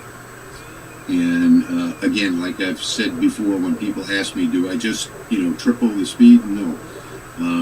Sometimes you may have to go even faster or even slower. So you just have to do your testing. But I think that this came out absolutely perfect. I'll show you one more time. There it is. And this would be sitting straight up. This would be tilted back, maybe in the basket. I think that looks absolutely beautiful. Came out nice. I have bad lighting in here, so it's hard to see. But yeah, so that's it. Go color some eggs, or go get some farm eggs, some dark brown eggs, and sometimes we get red eggs, sometimes we get orange eggs. This time we got all brown, so I was pretty lucky with that. Go get you some eggs, color them if you need to, if you're buying the store-bought eggs. Make sure that when you do this, you do them at room temperature. So you don't want to take them like out of the fridge and bring them inside. No, don't do that. Let them come down to room temperature first before you actually put them on the laser, or the room temperature where your laser is. These have been sitting in this little tray here overnight. So in this room. So that's about it. I hope you enjoyed the video today as much as I enjoyed making it. Now I'm going to go hard boil some more eggs, and this time I'm going to do white eggs, and I'm going to use the food coloring on them, and we're going to make them all different colors. And in 2 more days I'm going to make 24 eggs. So with the same setup, so I'm not going to take this setup down yet. So I hope you enjoyed the video today, Thank you for watching, and I'll see you in the next one.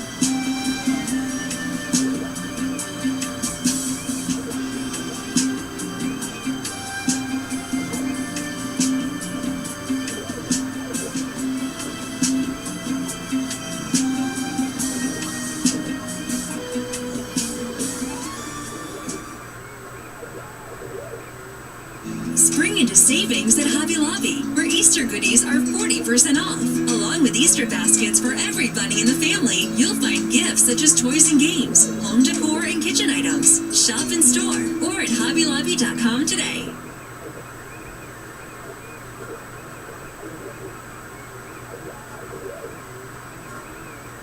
Hey, it's Rich, the Louisiana Hobby Guy, and today I am in the laser lab again, and I've got a new product here that I got a couple of months ago, and I'm just now getting around to doing a review video on it. And I am not doing review videos on just any laser that people want to send me anymore, because if I do a review video, I always get blamed if the person gets one and they don't like it. So keep in mind that this is a review video, so I am not recommending something to you. I am telling you my opinions on it. But with that, I've got the new Recreate Vision in the shop today. And isn't this an exciting time, 2023, with all of the new technology coming out? This is an all-enclosed, all-metal laser with autofocus, and it has an optional air scrubber, as you can see over there, with a remote control. So you can turn that on and off. And today, we're going to be talking about this laser, my experience with this laser, how it cuts and engraves and so on, and I'll do a couple of demos for you, and then I will show you how to use it with Lightburn. Yes, I know all the videos out there that you've seen say that it's not compatible with Lightburn, but it is, and I will show you how to use it with Lightburn. So with that said, let's get started, and we're going to start with the pros and cons. I'm putting this up front. Some people just want to hear the pros and cons of the machine, so let's do it. Let's get started with the pros and cons of the Recreate Vision. Alright, so let's start with the pros. The pros are, this is an all-in-one laser. So everything that you see there, fully enclosed, full metal, and it's kind of pretty. So, you know, some people like pretty. This is a pretty machine. It has autofocus. I'm not quite sure how it does it, whether it's by LiDAR or something else, but it turns out the lights and the entire machine lowers down, which is a pretty cool feature on it. It lowers all the way down to the material and then comes back up the appropriate amount and then homes and the lights come back on. That is a great feature as far as I'm concerned. You have Wi-Fi control, you have USB control, so you don't need to be wired to the machine to use it in their software. You can use either an app control as well. They have Android and Apple apps. It is Lightburn compatible, and I will show you how to do that a little bit later in the video. It has a 420 by 290, I think 290 work area, 420 by 290, which is kind of an odd size because most of us work with 12 by 12 sheets of plywood, 300 by 300, and the 290 comes in a little short, but you still can use the 12 by 12 piece of wood, so it still can position in there perfectly. When you put your material in, you pull it down toward you and over to the left, and it butts up in that corner, and it's perfectly positioned. That's a great feature. One of the things I like about the laser that's right behind me right here, it does have a knife bed, very similar to a CO2 bed, which most people use wrong from the review videos that I've watched. So it is a triangular knife bed, comes up to a very sharp point at the top, and that keeps you from getting flashback on the reverse side when you're cutting. It does cut very cleanly. I like that. And the knife bed is removable. You can get a chuck rotary accessory for it, and it just screws into a permanent position, which is also nice. and you can do up to a 4-inch tumbler with it. A lot of good features in this. It also comes with a free 6-month membership to their design catalog. And their design catalog has over 1,000 different designs in it, and they're adding new designs every day. So those are the pros that I see with this. Some of the cons with this machine are going to be that everything's in millimeters per second.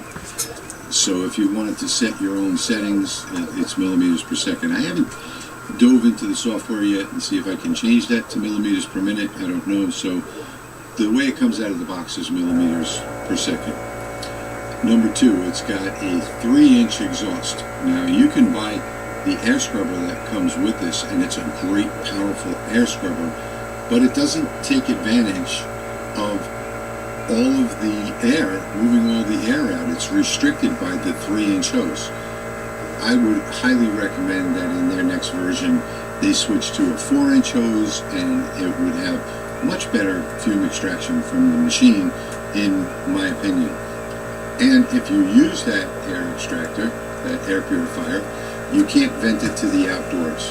It exhausts from the bottom, from some vents. It should exhaust from a 4-inch fitting on the bottom, or on the back actually, and that way you can hook up a hose and vent it outdoors. But I guess the purpose, the design in this was to have a desktop laser. So yes, you can use it as a desktop laser, but the thing is, you will get some odor. So if you're a mom and you're wanting to set this up in the corner of your dining room or something like that, it's not going to be totally odor free. Another thing that is a con on this machine is that unless you're using Lightburn, if you're using the WeCreate software, you can only run one job at a time. So you may pull something down from their catalog that's like, for instance, a Christmas decoration, something to hang on the tree, and it comes in 3 different layers, and each of those layers may only take up a small amount of space on the material.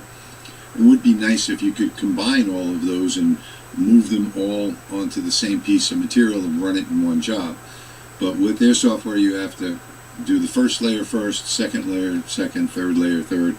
But for me, I'm going to use Lightburn when I use it myself, and that way I'll be able to arrange everything the way I like it and run it all in one job. So those are pretty much the pros and the cons with this machine. Now that we've gotten that out of the way, let's get into the machine itself and do some testing. Okay, so the first thing that we're going to do right now is I'm going to start the WeCreate software.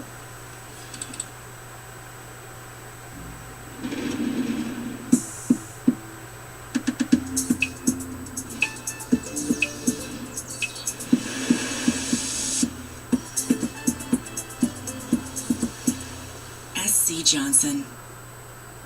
Don't just take classes, take charge. Start your comeback today at purdueglobal.edu. Dry skin? Soothed. There's before and then there's Aquaphor. So if I double click the icon, it actually loads pretty quickly, and you have the options. You come directly to their, I guess it's a shopping mall, I would call it, and any of these projects that you see here, you can just click add to canvas. Let me show you the canvas to begin with. So up here at the top, you've got your username here, where you do have to create a quick account, and I'm not going to do that today because WeCreate has an extensive playlist on their YouTube channel, which is unusual for a new machine coming out to the market, showing you tutorials on everything, the unboxing, the setup. It's very, very simple to do. So we're just going to go straight to new project today, and I'm going to click on that, and you'll see here is the canvas, and it immediately takes a picture of the workbed. So now one of the things to pay attention to here is where you position your material, and if you position it in the lower left corner like this right here, you can use all of this space to work on and know exactly where you're working. Even if you remove the material from the bed, let's say that something didn't cut all the way through, you could put it back into this exact position and rerun the job. So that's a nice feature right there. And the first thing that I want to show you about the software before we get into all of the different projects that they've got is they have a material library that comes with this. Now it is a limited material library, but you can add to it. So if I click on this, it comes automatically set to basswood 3mm. But if I open this up, you'll see that we've got basswood 3mm, 5mm. We've got cherry. We've got cherry plywood, cherry wood, 3mm and 5mm, and so on. Walnut. Most of this is wood. I don't know what Tamo or Tamo is.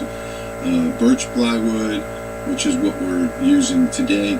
10mm balsa wood, and these are all the different things that they've got in here. And way down at the bottom, I've also added my own 6mm plywood, cork, and so on. So for today, what we're going to do is we're going to choose the 3mm birch plywood. That's what's on the bed right there. So now that sets the speed and the power for the engraving and the cutting, no matter what we do here. So if I were to take a rectangle, let's say, and draw it out on here, you have all of your tools are on the left side right here. You can upload a design right here, but let's just do the rectangle for right now. And the speed and the power is already set. So the power is 100%, the speed is 225 mm per second, and the passes is 1. And according to them, if I put this on the cut layer, well, now the speed just dropped to 8. You see how that adjusted automatically? So we had it on the engraved layer, now it's on the cut layer, and the speed is 8. That's 480 millimeters per minute. That's about right for a 20-watt diode laser. And the number of passes is 1. If we wanted to engrave this, to fill engrave this, now we have a whole new menu that pops up where we can actually pick by color. This is, if I click on this, this is an image map. So all of these, you can click on any one of these and choose the color that you want it to be, and it'll automatically set the settings. So if I wanted a shade like this one right here, that would be 475, 100% power. So this is a really neat feature, having this image map in here. There, I'll click on it, you'll see that it says it already made the settings. Now if I click off of it, it changed the settings to a power of 100 and a speed of 475 millimeters per second. So that is a nice feature right there. We can zoom in and out by rolling our mouse wheel on the workbed here. There is a hand up here where you can move it manually, like so. And then the selector tool is right next to it. We're going to work in laser flat today, and we're not going to use this design. We're going to actually go get a design from their store. So I'm going to click on home up here to go back to the beginning. I'm not going to save this project, and I'm going to scroll down here. I saw a cross that I wanted to cut out for a demonstration. So let's go ahead and find that cross one more time. And these just go on forever. And I finally I had to speed that up because it's just page after page after page after page. And I think I'm going to pick this cross right here. No, maybe I think I like this one better. So I'm going to add this to the canvas. And here you'll see it gives you a photograph of what it is, how to put it together, and a couple of photographs actually. And there are two pieces, a little circle, and the cross itself. What I'll do now is just click Make It right here, and this will add it to the canvas. And there it is. It's already set on the canvas, and there it just refreshed the screen. So now you can see the wood that's on there. I'll just take and move this way down here because that's where I want to work. I don't want to waste too much wood. I don't have to change anything now or set any settings because it already imported all of the settings for this job. So the only thing that we need to do now is focus the laser, and here's the autofocus button right over here.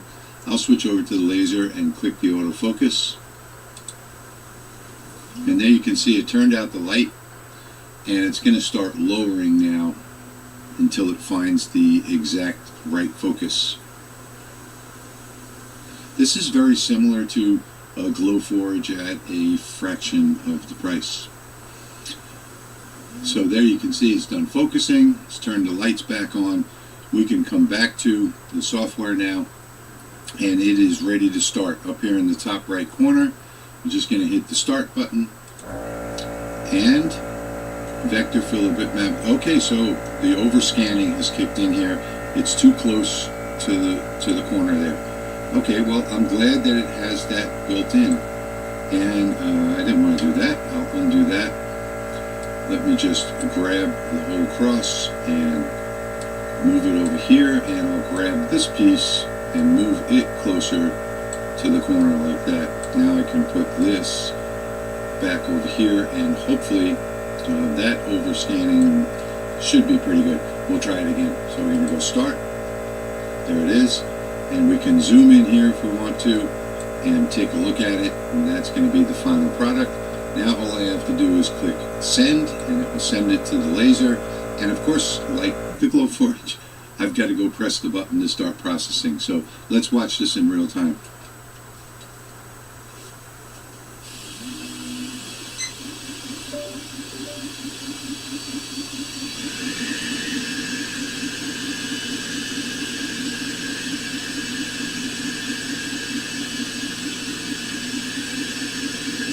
And I'm just realizing that I should have put that in the top corner so that you can actually see it work. But you'll get the idea.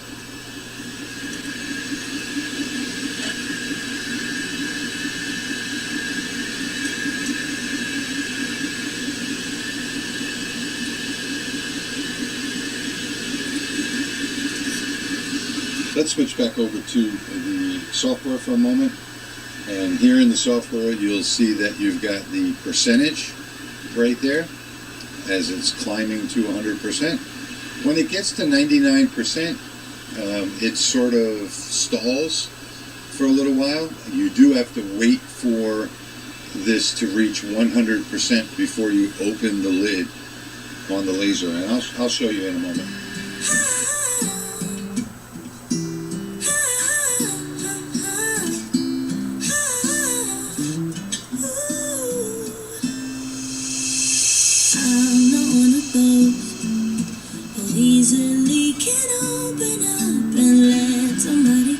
So now we're getting to that 99% mark, and you'll see that it is not finished the job yet. It will be just a little bit longer before it's completely finished, and I guess it's 99.1, 99.2. I really don't know, but it is still working, and it will continue to work. It's still doing the engraving, so there is a little bit of a delay when it reaches 99%. Make sure that you wait until it says that it's complete and the laser has finished the job. I'm not one of those who is the center of attention.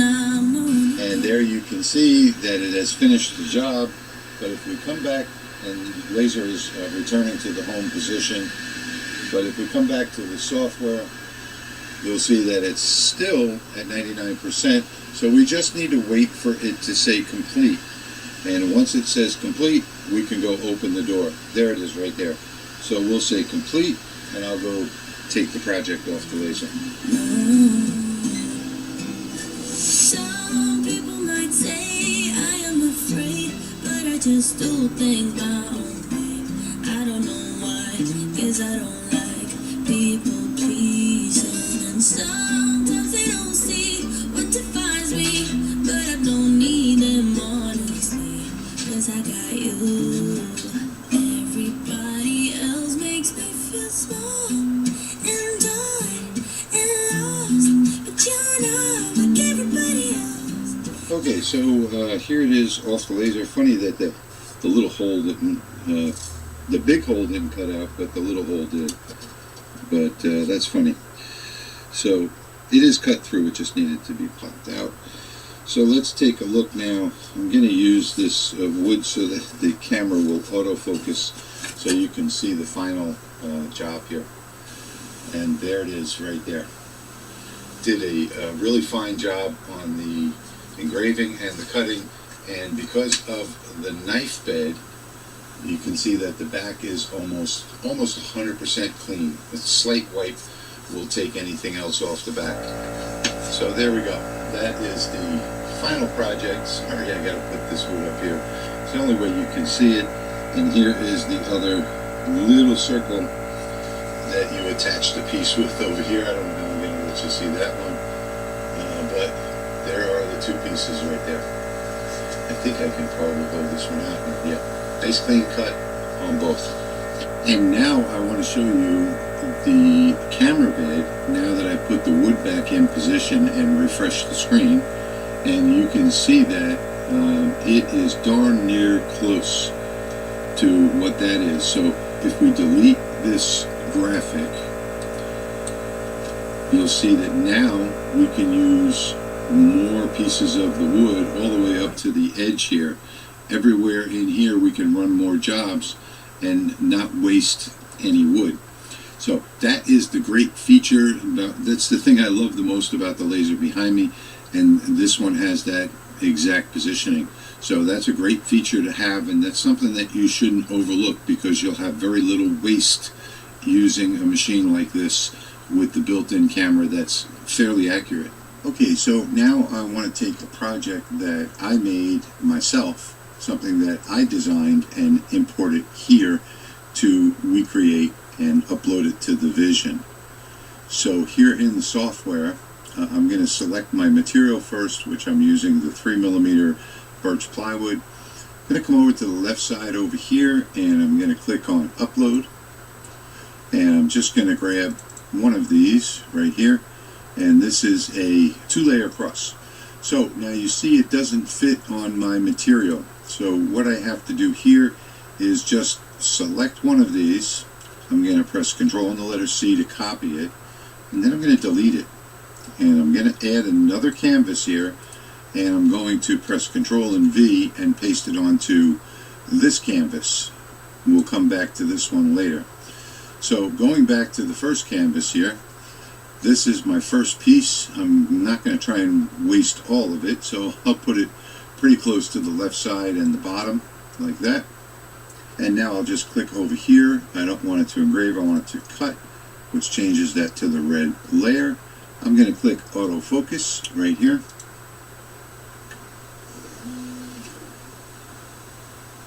Now the laser will automatically focus.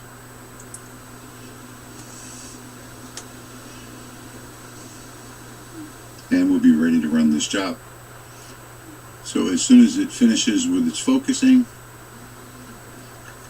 we'll come over here, wait for it to catch up, and we are ready to click the start button up here. About 2 minutes it says to process this, so I'm going to hit send, and now I'm going to walk over to the laser and turn it on. You're the only one who makes me talk and walk so tall, 'cause you're not like everybody else at all. You're everything everyone else is not.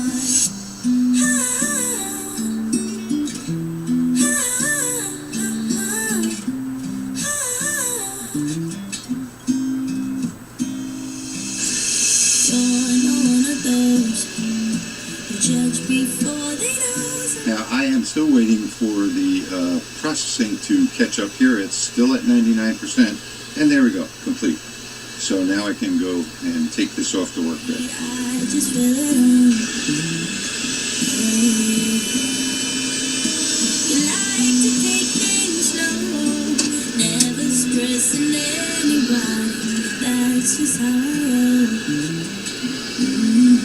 I'm going to put my next layer in while I'm here.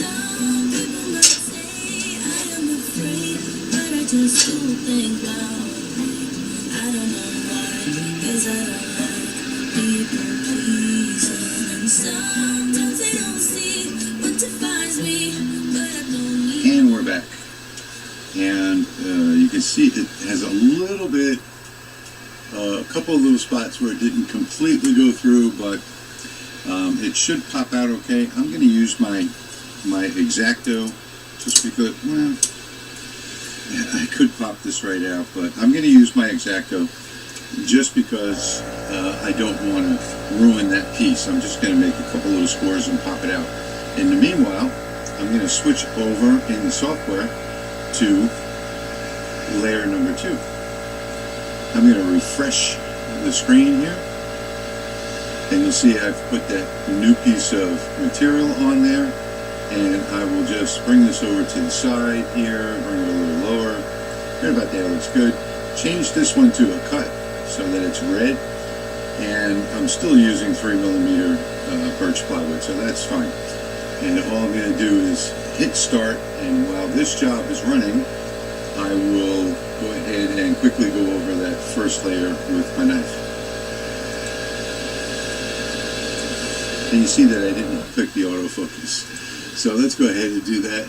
So far I've found that normally it remembers the focus from the last job. I guess it's because I went to another layer that it needed to refocus again. So I'm going to assume that that is the reason. Okay, so now as soon as that catches up, we'll be able to hit start. And this one is going to be a little longer because there is a lot of detail in here. And I might even I might change the size to, no, I'm just going to hit send. This is a review video, so let's just go ahead and do it. Everybody else makes me feel small and dark and lost, but you're not like everybody else at all. You're the only one who makes me talk and walk so tall, 'cause you're not like everybody else at all. You're everything everyone else is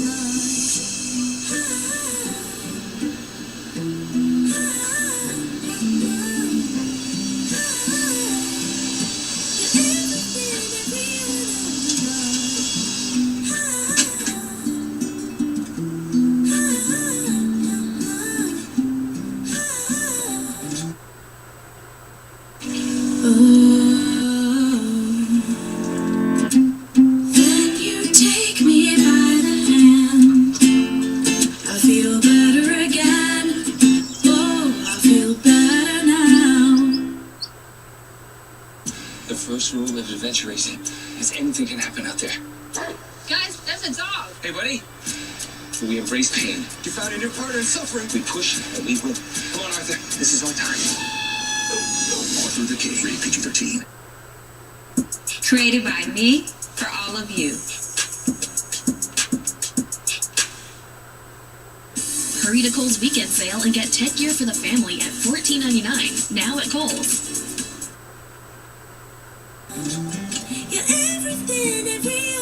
Okay, so this one did also have a little bit of trouble cutting through, but not much. There you can see just a couple of little spots. I think most of this is gonna snap out, and it did, but getting it out of this, there we go, getting it out of this piece of wood is tough. So that one is out. This one only took a couple of swipes with the knife, the backer over here. Let me put this out of the way. And this one was, wow, really got to be good at this to get these to come out perfectly. This was, this is a tough design. This is something that I designed myself and that I run on the laser that's behind me. Christmas decorations, and you can see that these little intricate parts here take a little doing to get them out. So because of all of the little turns, it takes a minute or two to get all of these pieces out. So, and a lot of them you can just pop out, but the ones that are attached going all the way across, those are kind of hard to get out. So you do have to take your time and be careful not to break anything along the way. I almost broke something there. This is a very delicate design, like I said. There's the big piece out of the middle. And here it is right here. So you can see all of the cuts that are in there. And look at the walking stick right there. It's so tiny. This did a good job on it. I'm really very surprised. I'm going to show you this in a minute if I don't break anything myself. Some of the holes are about the size of this knife blade, and I will give you an idea of what I'm talking about right now because I'm finished. So this is a very complicated design, and for any laser to do this, it's a feat. It's an engineering feat. Look at the walking stick that I was talking about right up here. Can you see that? It's less than a millimeter. And there you can see, and I'm showing you the back side where I think, yes, I am showing you the back side. I'll show you the front side, which looks much prettier. Still, it take just a wipe with a little bit of water to get those stains off very carefully. So all these small pieces, but that is an incredible job. I also did this off of the website while you weren't around, and this is a 1, 2, 3 layers. There's 3 layers in here. There's 2 layers on the bottom. There's slots and tabs, and in the top is open where you slide in the photograph, and there is a frame here on 3 sides on the inside so that the photograph sits squarely inside the frame. And I really think this is a really nice file that was, print and cut. I just downloaded it off the software and ran the job. So yes, you can do fine intricate details, and you can import your own files that you've designed. Okay, so let's have a little bit of fun with this. They have a great tool in the software called AI. Let's take a look at that and see how well it works. So over here, you'll see AI. I'm going to click on AI, and I'm going to come up in here, and I'm going to put in my own prompt, a polar bear riding a bicycle in New York City in black and white. I'm going to click over here on deliberate, and I'm going to want 4 different versions of this. So now I'm going to click generate, and depending on your connection speed and how elaborate your description is, it may take a few minutes. Let's click generate. And there you see I've got 4 different versions. I already tried this once. I just changed the verbiage on here. So we've got this one. We've got this one. That actually looks pretty cool. We've got this one. He's missing a paw, it looks like. And we've got this one with the body of a human in the face of a polar bear. Well, I think I'm going to pick this one. I like this one the best. Let me see. No, maybe I like this one the best. I'm going to pick this one, and I'm going to say import to canvas right here. So there we go. It imports it at full size. We can change this to whatever size that we want. I'm going to refresh the overlay. I've already put a piece of scrap wood on there. And now I'll know where I can place this. I'm going to place it right down. I'm just going to put it right up here, right next to these cuts. And now over here on the right side with the graphics selected, if I don't have the graphics selected, you won't see this. But with the graphics selected, I'm going to click on the wood because that's what we've got in there.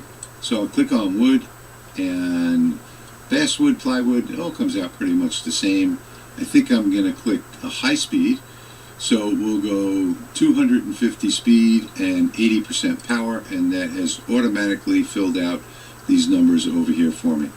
So now if I click off of that, we should be ready to run this job. This is 123 by 123. Maybe we'll make this, let's just make it 100 instead, because I think that's a better size. I think we've got it ready to go. I'm going to check the line density is at 100. I prefer a higher density, so I think I'm going to go to 200, like that. That's the line interval right there, or the DPI. We're going to go to 200. The power is already set, and 1 pass, and we're good to go. So I'm going to click start now, I forgot to autofocus, so I'm going to click on autofocus.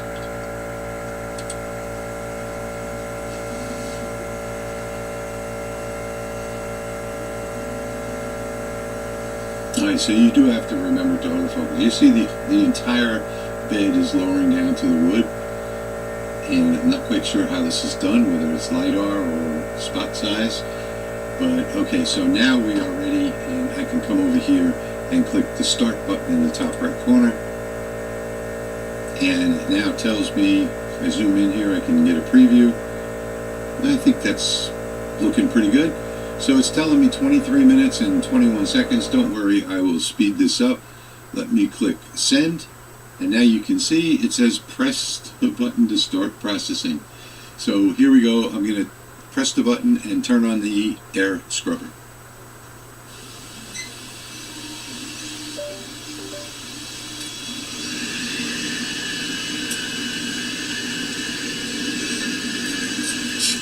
And now I'll speed this video up for you.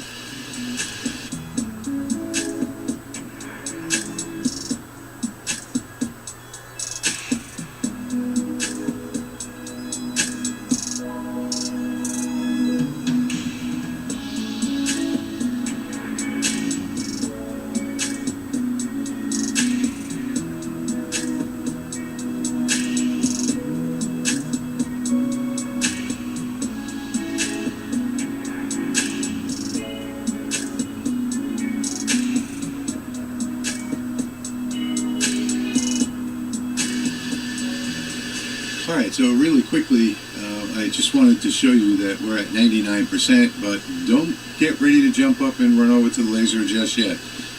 It's going to stay at 99% for just a little while before the laser finishes its job. It's almost complete, but it's got just that last little bit to do, and the timer isn't perfectly accurate.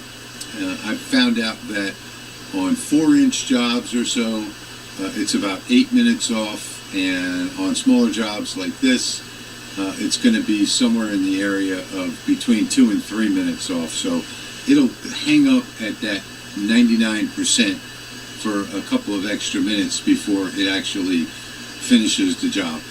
I guess it's 99.1, 99.2, 99.3, and so on. But it should be just about finished in a moment.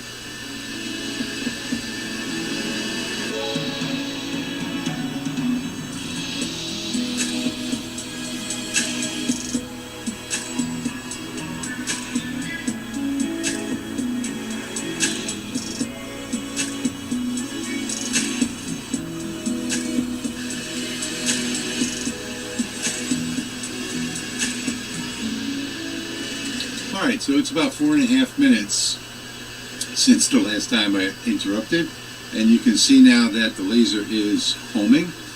It's going back up to its up position, but this is still in the processing mode here. So before we open the door, we just want to wait until this says complete. And there we go, it says complete. So I'll just click complete. I'll go grab it off the laser and show you what we got.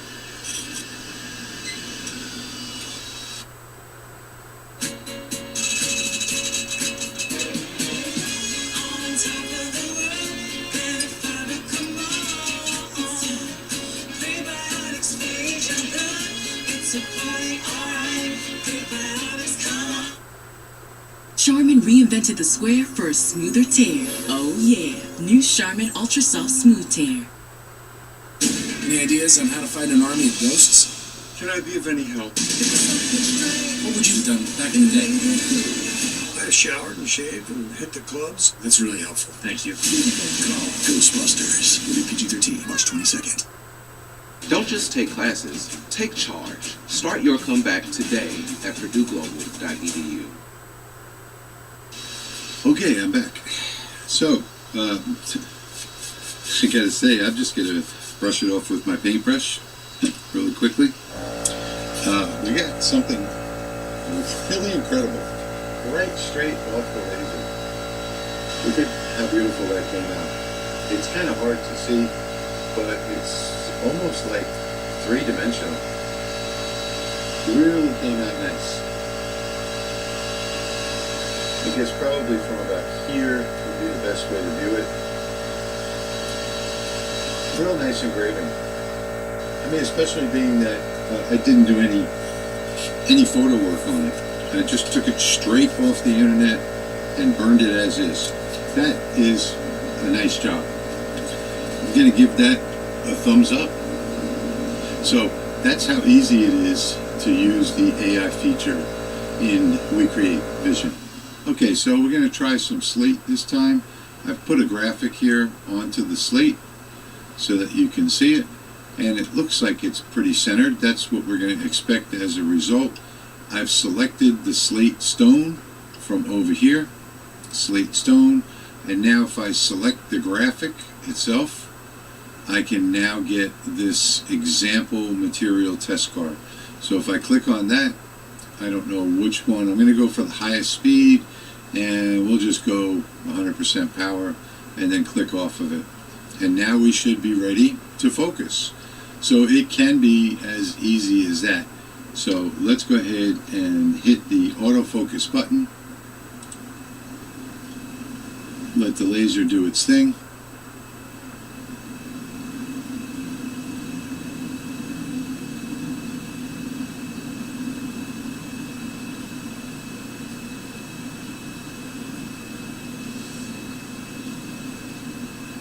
And that looks like it's ready.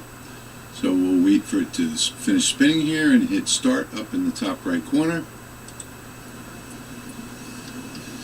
And it says 6 minutes and 8 seconds. Don't worry, I'll speed this up. And I'm going to hit send. And now I can go back to the laser and hit the green button.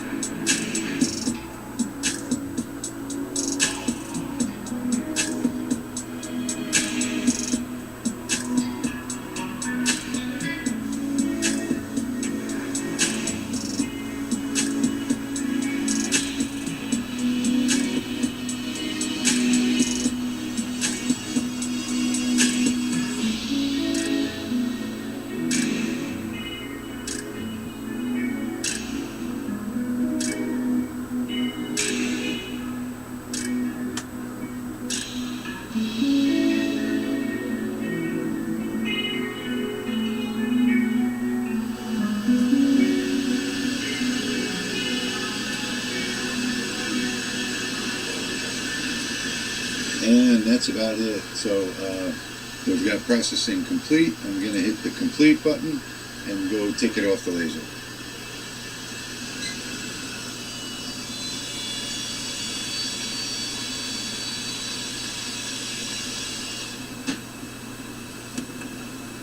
Okay, I haven't cleaned it up yet, but I'm going to. And it doesn't look like it really needs any cleanup, but I'll do it anyway. Just get some of the dust off. And guess what? This actually turned out wonderful. That is a really nice engraving, and I'm going to say a really nice engraving in a short amount of time, and I don't think you're going to get much better than that on slate.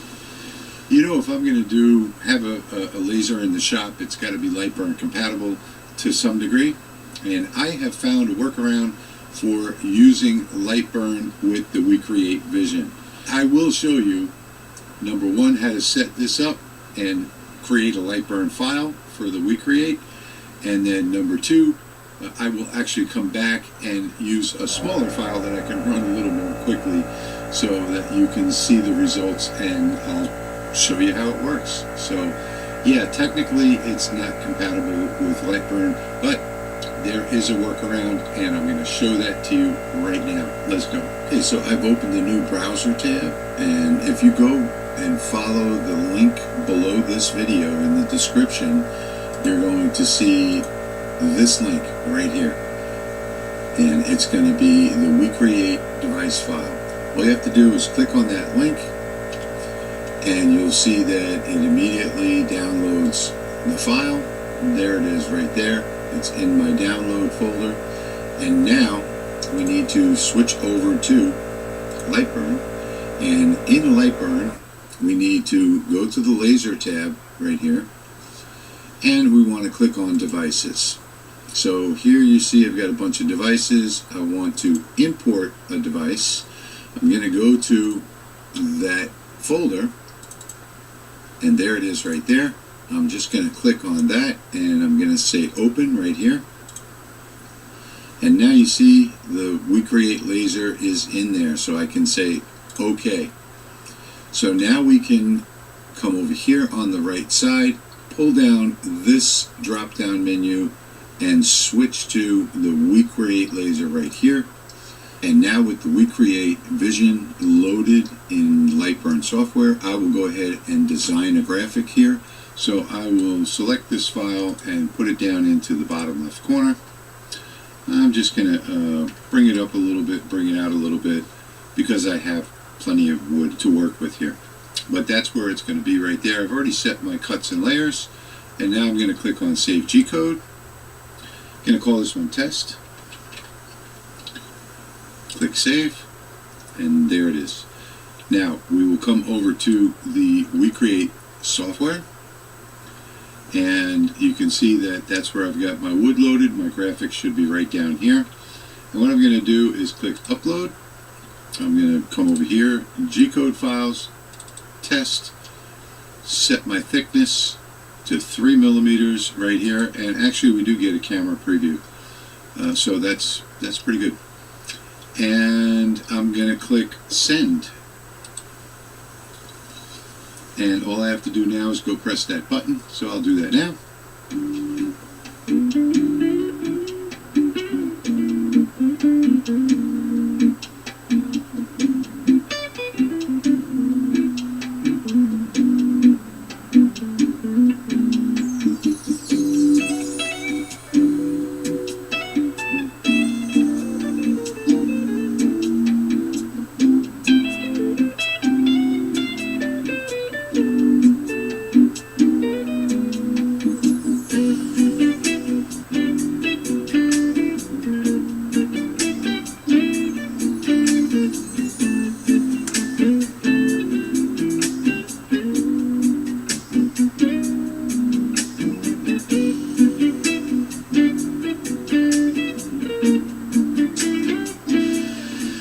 So we are back to live, and it is just about finished with the job. And before we go back over there, I just wanted to show you the software. The software is still on processing, and there it goes to complete. So we'll say complete and refresh the page here. And there you can see that it has cut that out, and it fell down onto the knife bed. So let's go get it out and take a look at it.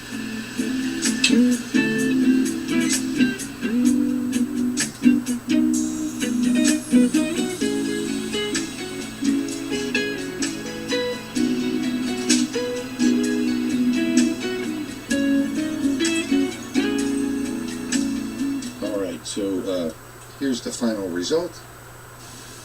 It did not engrave it as nicely as I used the Lasermatic 20, so the results are not quite as good on the engraving, but still, that's pretty nice. I think I would just make this one a little bit hotter. You can see that the edges were perfect using the Lasermatic setting. Well, you can't see it because the camera won't focus on it. There, maybe that's better. But yeah, that's all done in Lightburn. So yes, you can use the We Create with Lightburn and get a perfect result. And you know, I love to design in Lightburn, and I can see using this laser now that I've figured out how to use it with Lightburn. I can see myself using this on a regular basis. So that's it. a quick tutorial on how to use your WeCreate laser with Lightroom.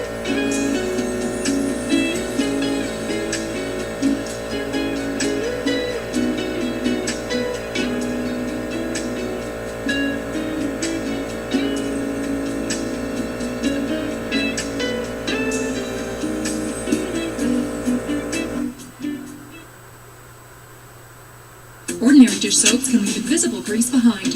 Only Dawn Platinum removes 99% of grease.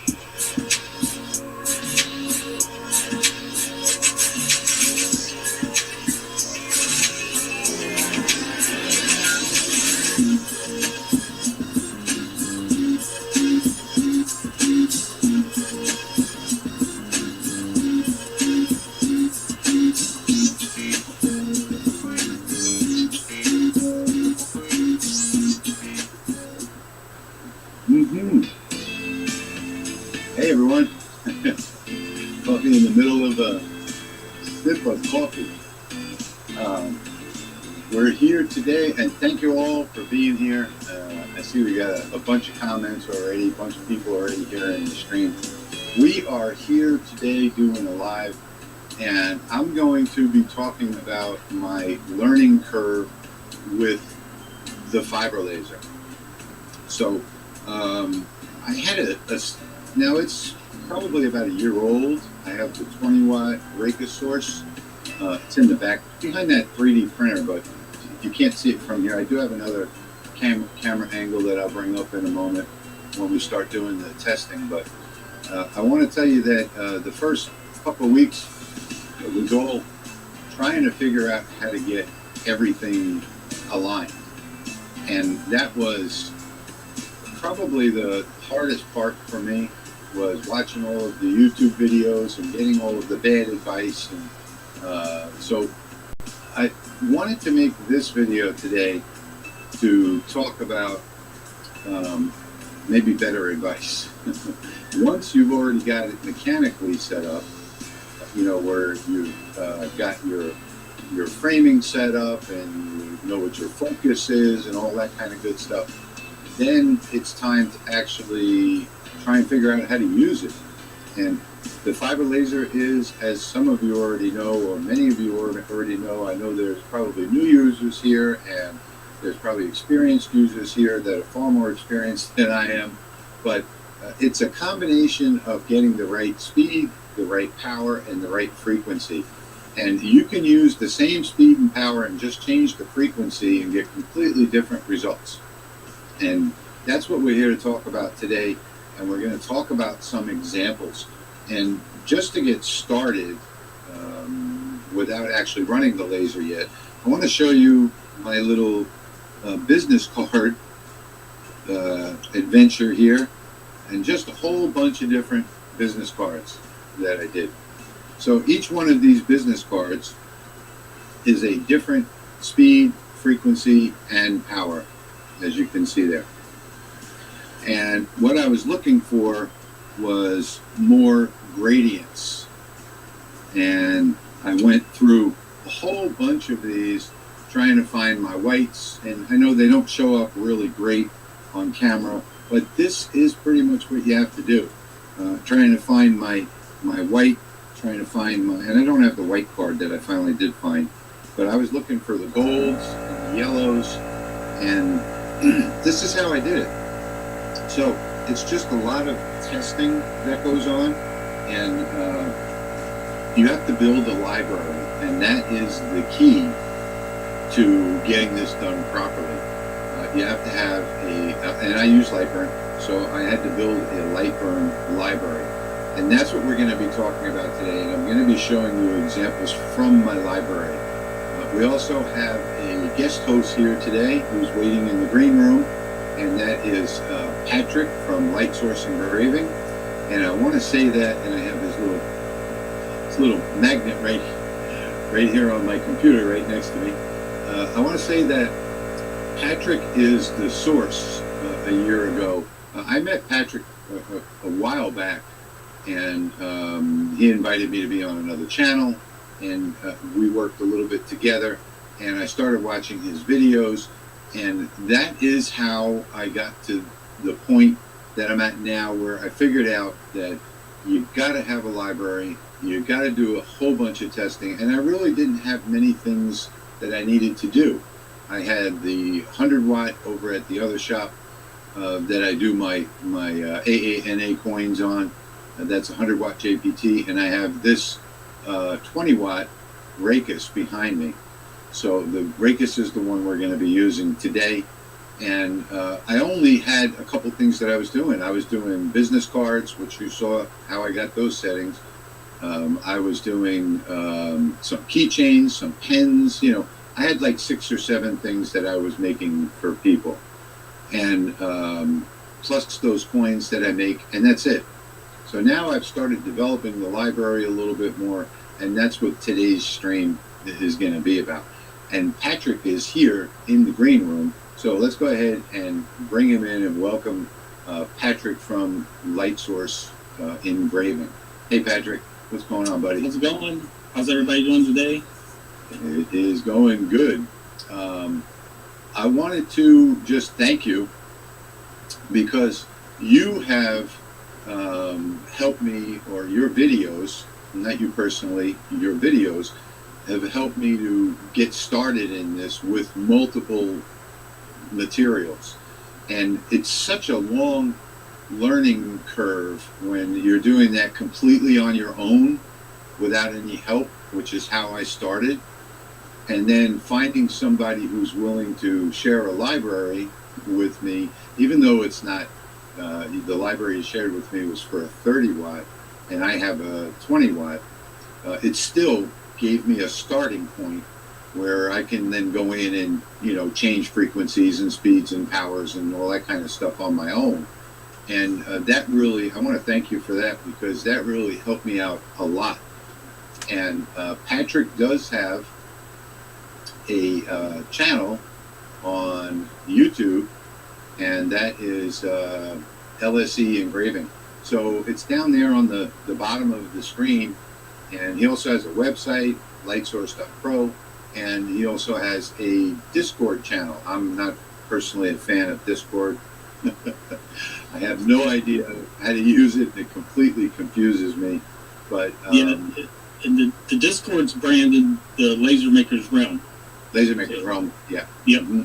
Patrick is also my guest host, along with Steve. Hey, Steve, I know you're out there in the comment section. Patrick is also a guest host with Steve. The three of us do a channel called the Laser Maker's Realm. And every other Sunday we do a video where we make things and give you free files to download. So you might want to check that out as well. And I also want to say, I want to give some credit also to Geo, which is where a lot of this stuff comes from. So Geo is a tech guy, and he's doing file conversions for different lasers. And in fact, right before this stream, he emailed me a file conversion for a few different things for the 20 watt Racus. So I had already done the testing. It was a little bit too late. I already got some of my settings dialed in, but Geo is a big help, and he's sort of like the I guess the master of conversion, we call it, right, Patrick? Yeah, that's I like that. That's a good term. Yeah, so he's doing all of the conversion going on here, and let me show you my screen in Lightburn, and let me just get rid of this brand up in the top corner, and maybe we should go full screen instead. So this is what I've got on my in my Lightburn file for this video, and you see there's a bunch of stuff in here. So I've got a large blue one up top here. That is for a slate. We're going to do all these projects today. And then I've got a 304 stainless steel luggage tag over here. These two in the gold color are both anodized aluminum. They are the little flasks that you put alcohol in. Down on the bottom, I've got somebody that I do business for. I've changed all of the names and phone numbers to protect the innocent down here. But it is the City of Gonzales Parks Department in Texas, and I do his metal business cards. And so I'm going to do one of those with different names. Then I've got over here, this one over here is a friend of mine that's got a convenience store. It's going to be running a contest, and it's a $50 coupon. This down here, we originally started with the steel blanks and didn't like those, so we went up here to the brass blanks. We'll do both of those so you can see it. Then I've got another steel blank in a different color that I'll be doing with that Louisiana logo. And of course, I've got this little tiny little dog tag. And some of this stuff is really, really small, but the dog tags are coming from a website called Chewbacca.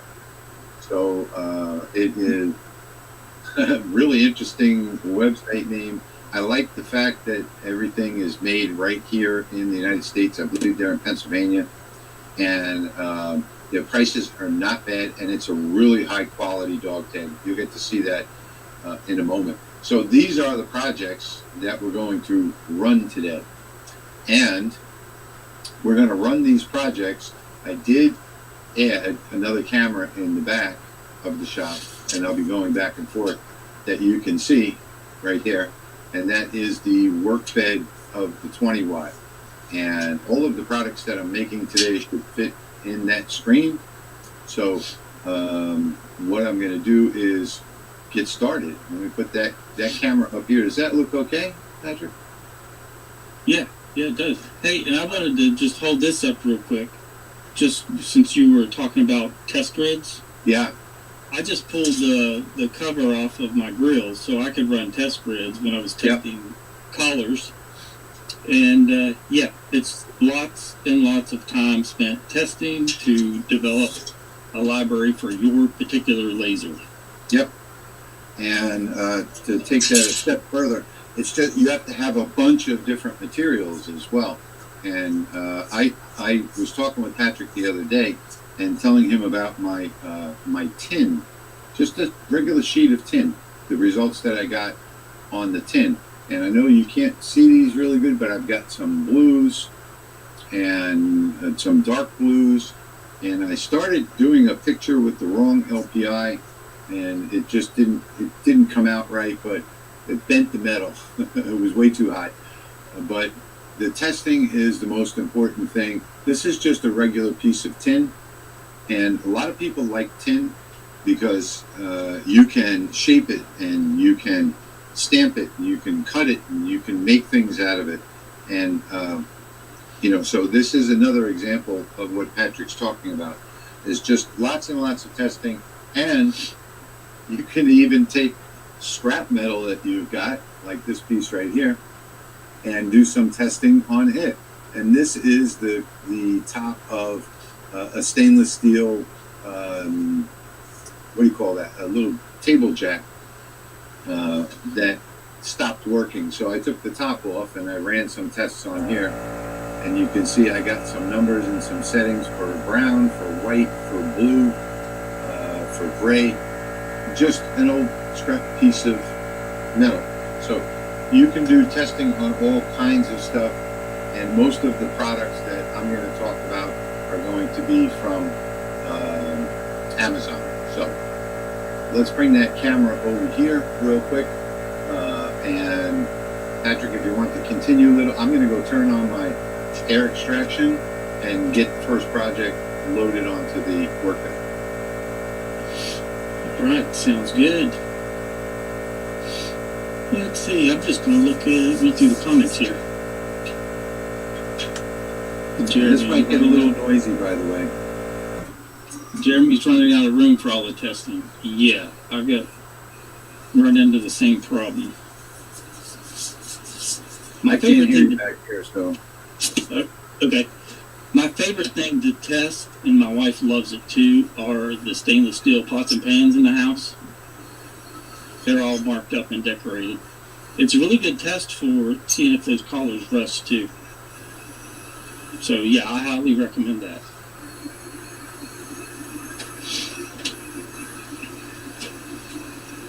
Let's see, there's folks from all over. It's so cool. But if you guys have any questions, ask them in the comments, and I'll answer them, or Rich will answer them, and we'll make sure that we get everything covered. You know, now that I'm thinking about it, maybe I should show you on the Lightburn screen first. And let me put that in full screen. The first project that we're going to do today is, let's see, what did I just put on? I believe I put the steel blank on there. Let me just check it. No, I put the brass blank on there. Okay, so first one that we're going to do today is the brass blank. And these are available on Amazon. They're pretty cheap. And so what we'll do is we'll do my friend's coin over here that he wants to do a raffle in a convenience store. And that's the reason that we're doing this. So now I've got this set on a layer over here, cuts and layers. And you see here my library. I've got the Fiber 2110 in here. And down in here, I've got all of the stuff that I've edited, as well as all of the things that Patrick gave me. This used to be a 30-watt library, and I've edited many of these settings. And up here, these are the settings that I got. So if we find this one, if I come in here and find this one, it is this one. Yep, right here. So let me show you the settings on this, because a lot of the videos that you're watching online, you don't get to see the settings. And let's go through them really quickly. So on the first layer, this is a multi-layer job. I've got the speed at 250, power at 95, and the frequency at 20. On the second layer, I've got the same thing. The only difference is the scan angle is negative 45 versus the first layer, which is 45. So it's just a reverse scan angle, and they're both in 500 LPI. And then I want a nice line after. So I've got this line at 285 power, 4 passes, and 60 kilohertz. So those are the settings for this particular project right here. So let me take that off the screen real quick and put this one on. There we go. And I'm going to go to the laser tab and hit frame. And now you can see that we've got the boundary there. And let me make sure real quickly that I've got the right one. I don't have the right one, so I'm going to take this one off and put the other one on, because this is the final version. Sorry about that. Excuse me. So I'm going to frame that one. There we go. That's the final version. So now you can see it's not in the right spot. I'm going to hold the control key, and I have set my nudge moving with the control in the settings to 0.5 millimeters. So I'm going to hold control and nudge it over a little bit to get it in the right spot. And I think right about there looks good. Come down a little bit.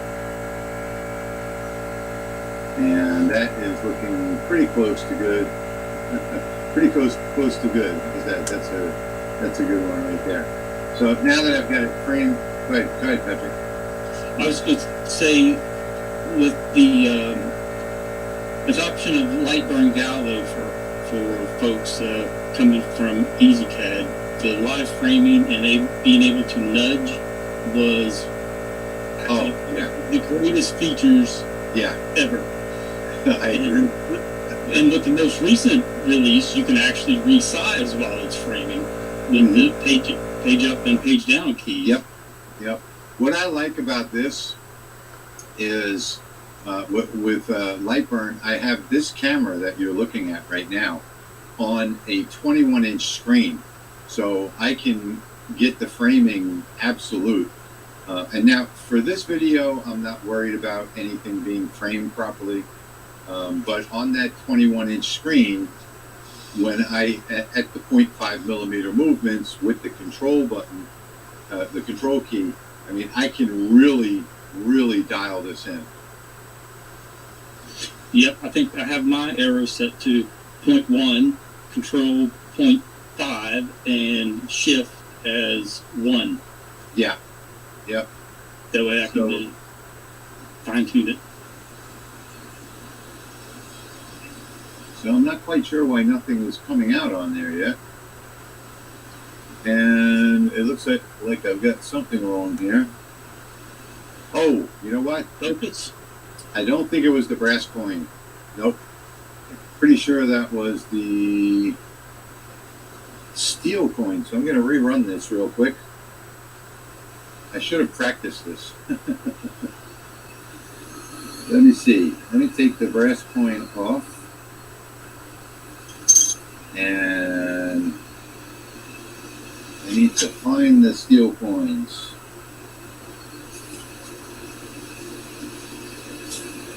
And of course I can't find the steel coins. Well, just hang on one second, because I will. You know what? I'll put one of the steel coins on here instead. It's Murphy's Law. Anything that can go wrong will go wrong. And I know all about that when it comes to live streams. Let me get it out of focus and back into focus. And there wasn't a focus problem. It was just picking the wrong coin, I guess.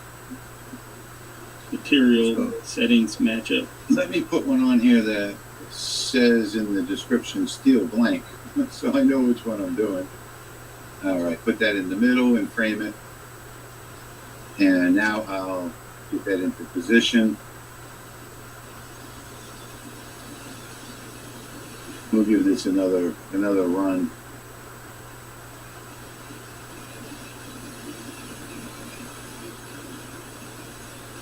I think that looks pretty good right there.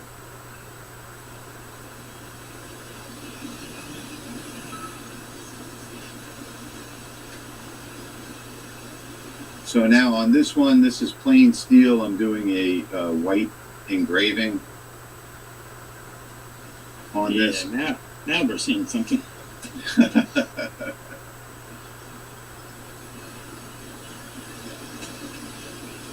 Just shows the importance of having the right settings for the right material. Exactly.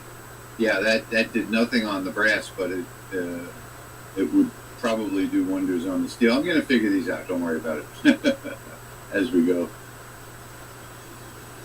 So this is just a regular steel blank. Just costs a few cents. You get a whole package of like 70 of them on Amazon. I did wish I bought the ones without the hole in them, though. And this is a really complex design here, by the way, on such a small coin. The coin is really, really small. So there you go. You can get an idea. Let me move it off the spot so you can see it a little bit better.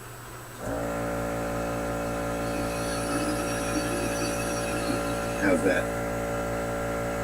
Yep. Louisiana Purchase? Louisiana Purchase, 1812.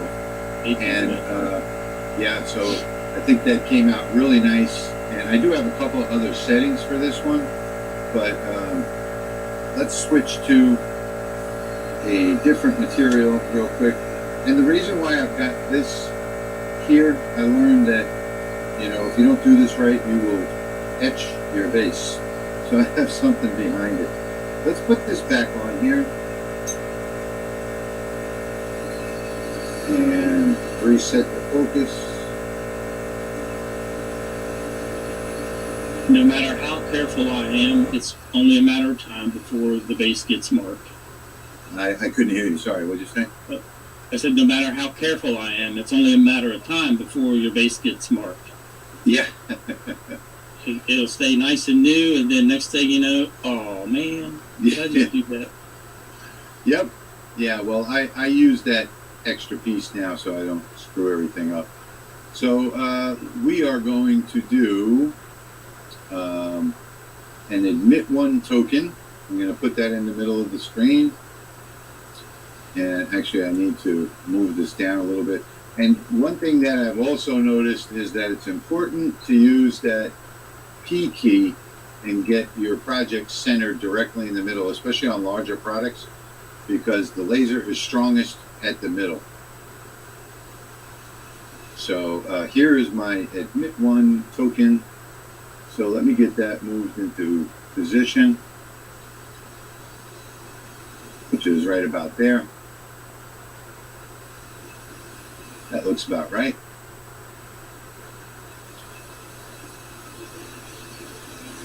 And it looks like something changed on this layer. So this is having the same problem as the other one.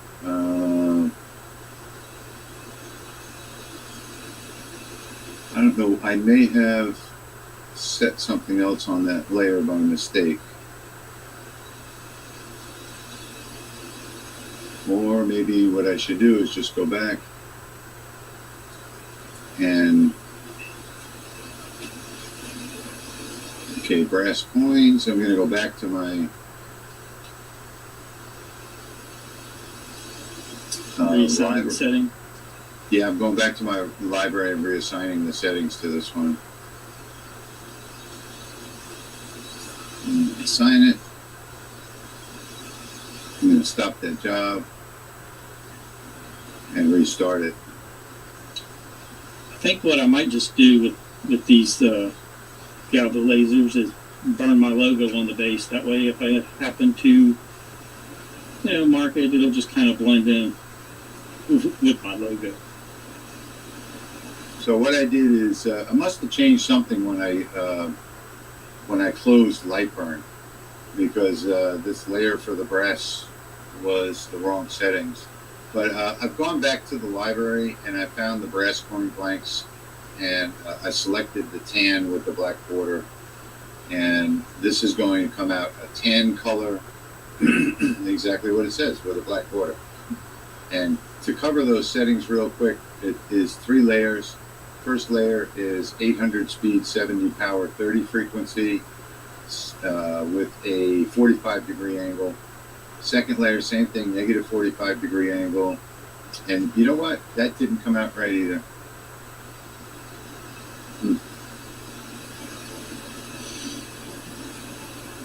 Something happening with the brass. I'm going to run a different job on it and see what happens with that. I restarted Lightburn, and all of these worked yesterday and they don't today for some reason, which is crazy. I'm just trying a different layer, a different setting in my library. I've talked to a few other folks that have Raycus lasers, and I haven't been able to narrow down the problem, but sometimes I have to disconnect the USB and then plug it back in, because for some reason the power output my Raycus will just drop, and we run like I was rolling 50 knives in a row, and every once in a while it would just barely even mark. Really? I gotta unplug the USB, plug it back in, and then run it again, and then it's fine. Okay, so sometimes it happens with that Raycus, and I'm not sure if it happens on the other wattage or lasers, but I've saw it happen with myself and a couple other 50 watts. Well, that's good to know. I'm going to actually give that a try when this job is finished, because that is not how it's supposed to come out. It's pretty close. Let me give that a try. So I'm going to, should I turn off the machine? No, I just unplugged the USB and plug it back in. No, I can't even find the USB on this one. There's so many wires. In that case, yeah, you can turn it off and back on. Yeah, I'm not quite sure where the... Let me turn it off. Actually, if I pull this out, this has a USB that I can disconnect from the back and plug it back in. There we go. I'll do that.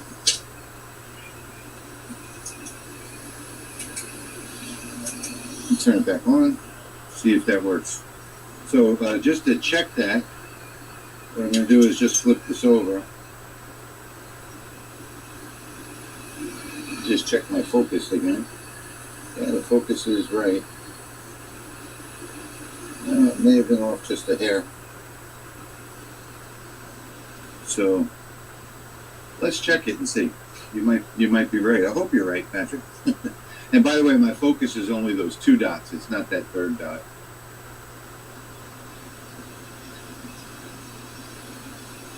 We're going to run that same exact job and see if that unplugging that made a difference. Oh, that made a big difference. Look at that. You're right, Patrick. Yeah, it's just some weird glitch with Raycus source and Lightburn. And well, I am happy to know. I haven't been able to do a Wireshark to catch it and get the data to the Lightburn team. Mm-hmm. But I really want to be able to catch it one of these days so that they're able to see it and take a look. All right, so this is not really the job I wanted to run. So let me close that and let me put the job I wanted to run on that layer, which is the tan with the black border. There we go. And we'll just run this again. In fact, what I'm going to do, this is just a black. I'm going to stop it. And I'm going to go put another coin on, another blank. To see the dramatic difference in the power output. Yeah, I'm glad. See, well, you know what? Learn something every day. And this is the reason why, one of the reasons I collaborate with Patrick. You know, because he knows this stuff. And I don't. So that was a good find. This was how I was hoping it would come out. Like that one right there. That's the one I did yesterday. And I have a couple of different settings, as you can see, on those two. Yeah. And you can see the nice black line around the edges. Yeah. So let's give this one a shot and see how this one works. Now that we've replugged. Oh. Man, you're a genius, Patrick. Immediate difference. Immediate. Now that is the same layer it was on originally that didn't mark it at all, if you remember. Yep. Okay, so that is so good to know. That's a problem.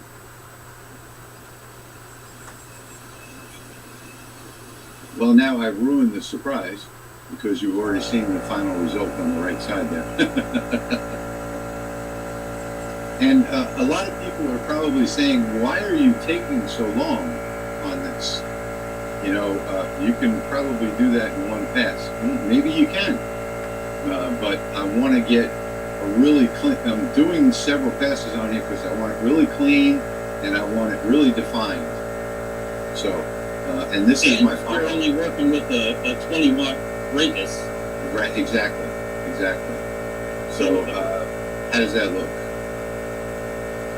I mean, that looks nice. You really can't tell in the stream how good this looks, and I'm going to go back to, in Lightburn, I'm going to go back to my friend's coin and bring this back onto the screen because I really want you to see how this one turns out. So hang on and I will get that set up and get it started.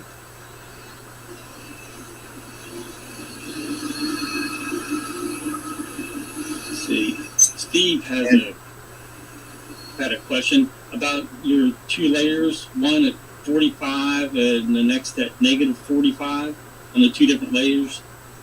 He was saying since you're using a crosshatch, can you simply increase the number of passes on the first layer?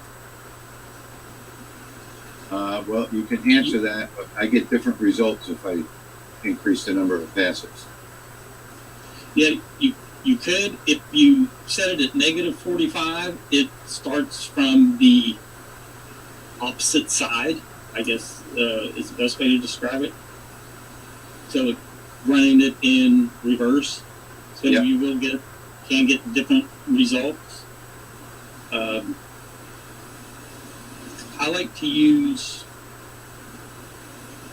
multiple passes, and sometimes not crosshatch, and just use the auto rotate so that it's just going at some random angle every time it runs. Right. When I'm doing a real multi-layer deep engraving, but for something that's more on the surface like this, you really don't have to do like multiple layers and rotate angles. But by running it in reverse, like he has it set up, you can get a little different sheen and result on the surface. So, what do you think about that? That is a lucky coin. This is going to be a giveaway to people in a store that spend more than $50. I don't know what all the details are, but they'll get this coin, and they can come in on one day a month on the first of the month to redeem them, and that will be a contest where they'll put all of them into a box and shake it up and have one of the customers pick out one coin, and on the back of each coin they just take a Sharpie and write the person's name. So they're going to be giving these away at the store for a contest that they run every month. I think that looks really cool. So let's move on. You know what? Before we move on to that, I want to talk about it for a moment. So let's see. I got to get this off the screen, and let me put Patrick back up on the screen. Hey, Patrick. I wanted to talk about this guy right here. So these are very popular in the YouTube community, and these are just little whiskey flasks, alcohol flasks, and in doing my testing, so I used a few of these to test, and that I think is one of my final nicest looking results right there. But I found something out that was really interesting during my testing, is that I can engrave over things and change things. I found out that I can change the entire color of the steel and then engrave something in white on top of that. Isn't that cool? So what I would do, I wouldn't do it like this, you know. I was just trying to clean the surface here, and I noticed a slight, because you can see the other things that I have on here. See them? And I wanted to do just a cleaning on it, and I noticed that it turned yellow, and then I did another cleaning, and it turned white, and I finally found that gold color, and I was like, wow, that is just fantastic. And then I engraved something on top. That's a technique I use for photos on steel, is to run the cleaning passes. Yep. Run the cleaning passes. Wow, so that you get the nice bright background, and then run your steel black setting for your photo right on the steel. So, and then you can do colors. Let's see. Get it right. You can see I see the blue. The reflection. Yeah, but my logo on the back is blue and gold. Yeah, I see the blue. Yeah. So let me show you some of the testing that I did. Was I just took, you saw the little circles in Lightburn earlier. I just put those little circles on here and went to my library and started changing the frequencies. And you can see top and bottom, I got all different colors, right? And I have another one where I got even more. I especially like the green, and I especially like the brown. And what you see on YouTube, though, is only this. You know, you always see people doing just this, just removing the black color. And I wanted to get more colors on here and do something, you know, extravagant. Well, we're not going to do anything extravagant today, but what we are going to do is we are going to do a flask. want to add on to your circle technique. If you make those circles overlap, you can actually combine the collars and see what two different settings will give you. Yeah, exactly. It's just a little technique that I like to use just to test it. That's what I was doing with this one. I was overlap. I have a whole bunch of things behind it, and just doing different passes to see how they'd come out. And yeah, that's a better idea, is to do it with the circles. I'm gonna use that tip, Patrick. So coming back to Lightburn, over here in Lightburn, the next thing that we're gonna do, and you'll see that these are on all different layers. So you can see I've got a whole bunch of different layers in here, preset from these settings over here. And the next thing that we're gonna do, let me move this description back up and get this out of the way.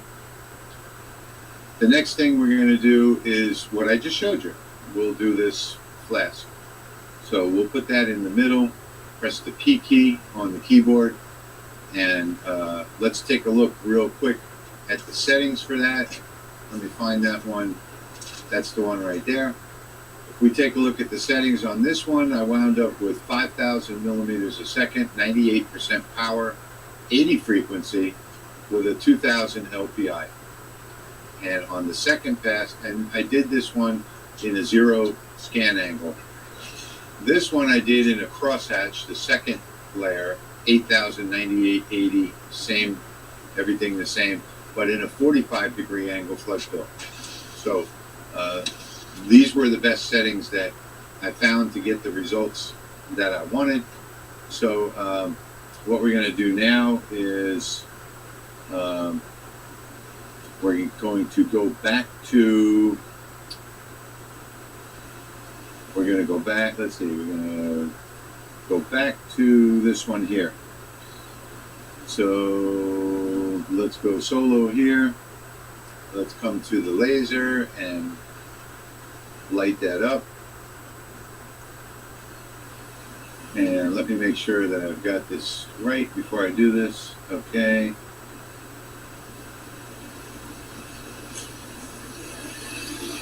And now all I'm going to do is just drop on the flask itself, and we will get this started. So these are pretty easy to line up, and you know, I know that if you watch Patrick's videos, he's got all these elaborate jigs and everything. For this video, I'm not really concerned with getting everything lined up and positioned properly.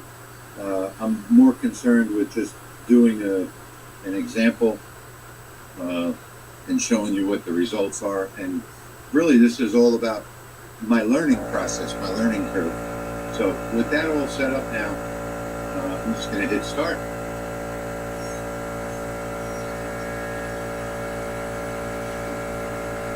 And these were the best settings that I found, and I know they sound kind of odd, but there are like little anomalies in this particular type of stainless, and this is not a 304 stainless. So I wanted to make sure that I got rid of all of those anomalies, and this took quite a few tests to get it right.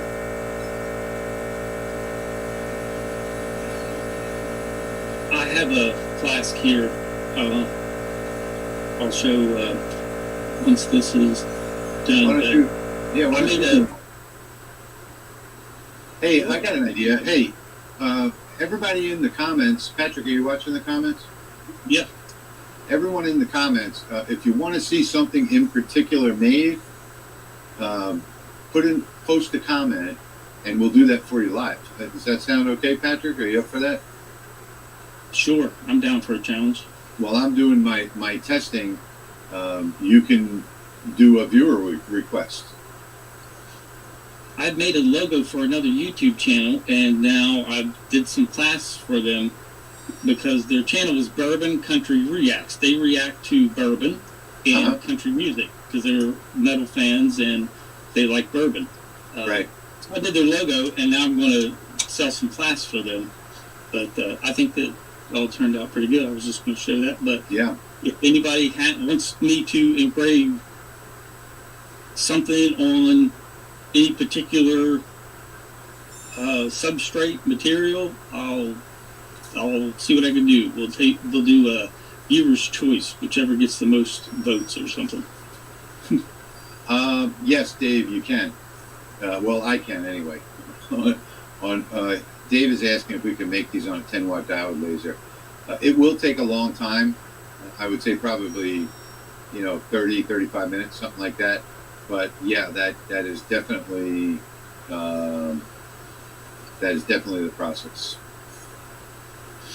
So what you're doing with your setting is basically erasing the look of the grain in the steel, so you have a nice even surface. Yeah, I'm creating a new look of the grain in the steel.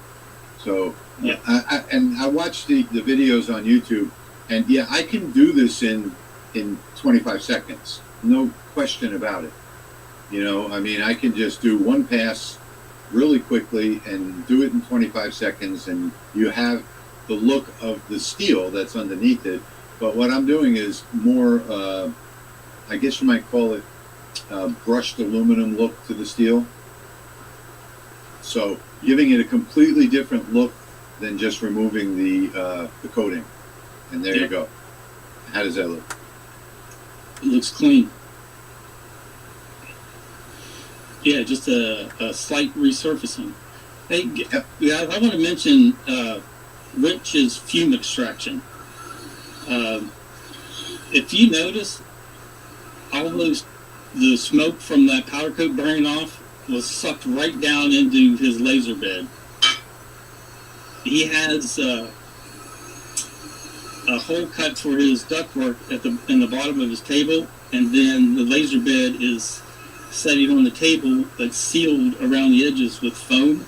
So all that suction is coming through those threaded holes. And that's where his fumes and, most of the dust is going to go. Which was a really cool idea. I like it. I hope you weren't talking to me, because I was in the back setting that part. When I'm back there, I can't hear anything. Nope, I was telling them about your fume extraction. Oh. Well, this fume extraction is from the bottom, and I absolutely love it. Now, I do have, Patrick did send me an air assist kit, but I haven't hooked that up yet, because I've just been too busy. But what I'm going to do now is, but I will eventually hook that up. What I'm going to do now... version 2, it's better. Okay, cool. So what I'm going to do now is my dog tag, and let me show you real quick the dog tag. So this is it right here. All I did was take that dog tag you just saw on the screen, and I measured the square part of it, and then I measured the outer circles, and I just drew a couple of tool paths on here, and now I know where to position my my graphics. And I just used a couple of SpongeBob graphics and some fake stuff here, but this is the actual dog tag that we're going to do now. That dog tag is on. Let me click on it so I can find the layer. Which one is lit up here? I can't see because the StreamYard overlay is right over those layers. I'll find it over here.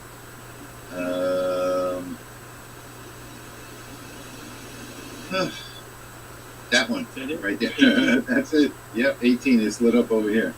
So let's take a look at this one. This is just a crosshatch fill at 45-degree angle, 1500 millimeters a second, 90% power, 50 kilohertz. So, and I don't know why the angle increment is at 37. Put that back to 0. So that's the settings for this layer right here. And we should be ready to frame and run. So let me switch back over. And put this one back on the screen, and I'll come back to Lightburn and hit my frame right here, And basically, I can use any of the frames, the hull, the contour. The hull works pretty good because it lets me know where the outside graphics are, or I can use the contour to see exactly where they are. But I kind of like the hull for this. I use hull a lot. Yeah. It's very handy. But I am going to check all of them, and it's really odd that it would be in the right spot. Just by me putting it down on the bed, so I think it needs to move over just a bit like that. And that, I think, is going to be the right spot. Right there. Looks good. So let's run this shot. Army Dogs, you could use the camera to trace the dog tag. You just have to make sure your camera is aligned and calibrated. Otherwise, your measurements could be a little off. Or you could take a photograph, as long as your camera is level, and bring that photo in and scan it, and then just make one size, either the width or the height. Put that to the width or the height of the dog tag, and both of them will be sized perfectly. See, Racus, JPT, MOPA, what's the difference? Okay, Racus and JPT are brand names. Those are the manufacturers. MOPA is the way the laser is switched on and off. So you'll have a regular fiber laser, and then you'll hear people refer to a MOPA fiber laser or MOPA laser. They're all fiber lasers. It's just the way they're switched on and off. You can be Q switched or MOPA switched, and MOPA allows an additional adjustment in your settings. So, real quickly, I want you to see that came out a little differently than it did yesterday with my settings. And I'm thinking that there is a good chance that something again changed on this setting. So I'm going to go back to in Lightburn, I'm going to go back to my dog tags. Let's see, business for dog tags. Nope, that's not the right one. We'll find it. Steel coin dogs. No. I have a lot of stuff in here thanks to Patrick, so it's take me a minute to find it.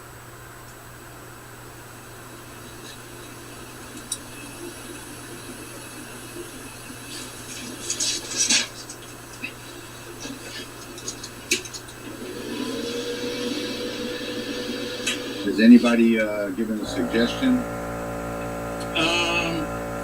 I haven't saw any suggestions yet. Okay. They do have a couple camera questions. I thought I'd just show them a real quick demo. Okay. Just of the camera. Let me take this out of the screen here. You get it. Hold on 1 second.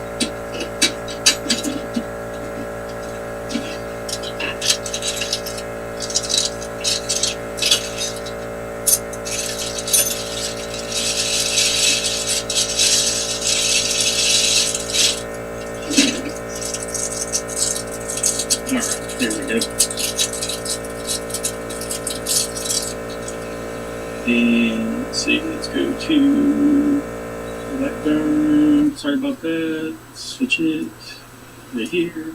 Alright, there we go. Should be the right screen now.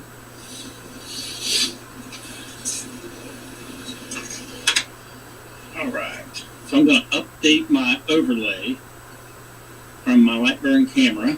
And now I have a little brass dog tag there on the screen.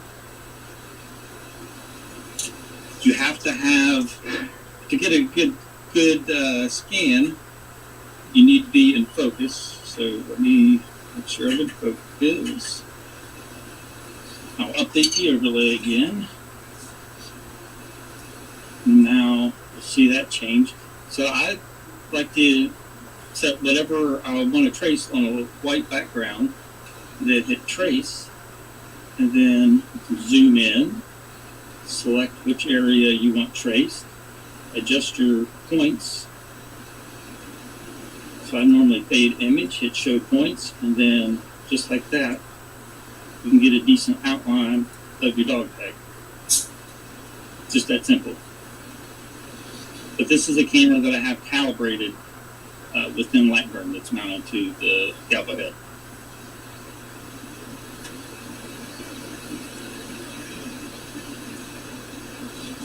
And that's it. It's that simple. But the main thing is to have your camera aligned and calibrated. And you can use any USB camera. It doesn't have to be a light burn camera. I prefer a manual focus camera. I will say that, because if it's not quite in focus on your material, your overlay is not going to be perfectly lined up. But I do have a video on my channel that is the complete light burn galvo camera install and alignment guide, and it works for any laser, really. Yeah, I've got one on my channel too. So both of us have those videos. It might be best to watch both of them. You know, I am not finding my dog tag. Patrick sent me so many different materials here. I'm not finding it. So I'm just going to try the other side. And this could have something to do with what happened earlier. I don't know. Maybe I need to plug and unplug again, because I did have that layer set, and you know, you could see from the camera the difference in the results. This one did not come out the way I was expecting. So maybe I need to check the layers and make sure they're all turned on, although I know it is. Once you calibrate your camera, and that is calibrating the lens, that calibration you'll keep. Then for each lens, you have to do an alignment. So once the camera is aligned for each lens, then Lightburn will calculate, you know, what it needs to do to make everything flat, and that's what you'll save. So calibrate it for each lens, align it, export those settings and save them in case it doesn't swap every time you switch devices. It should, but sometimes it might not. So make sure you export those settings immediately after calibrating and aligning for that particular lens. Let's see, link to my channel. Yes, I can drop a link there.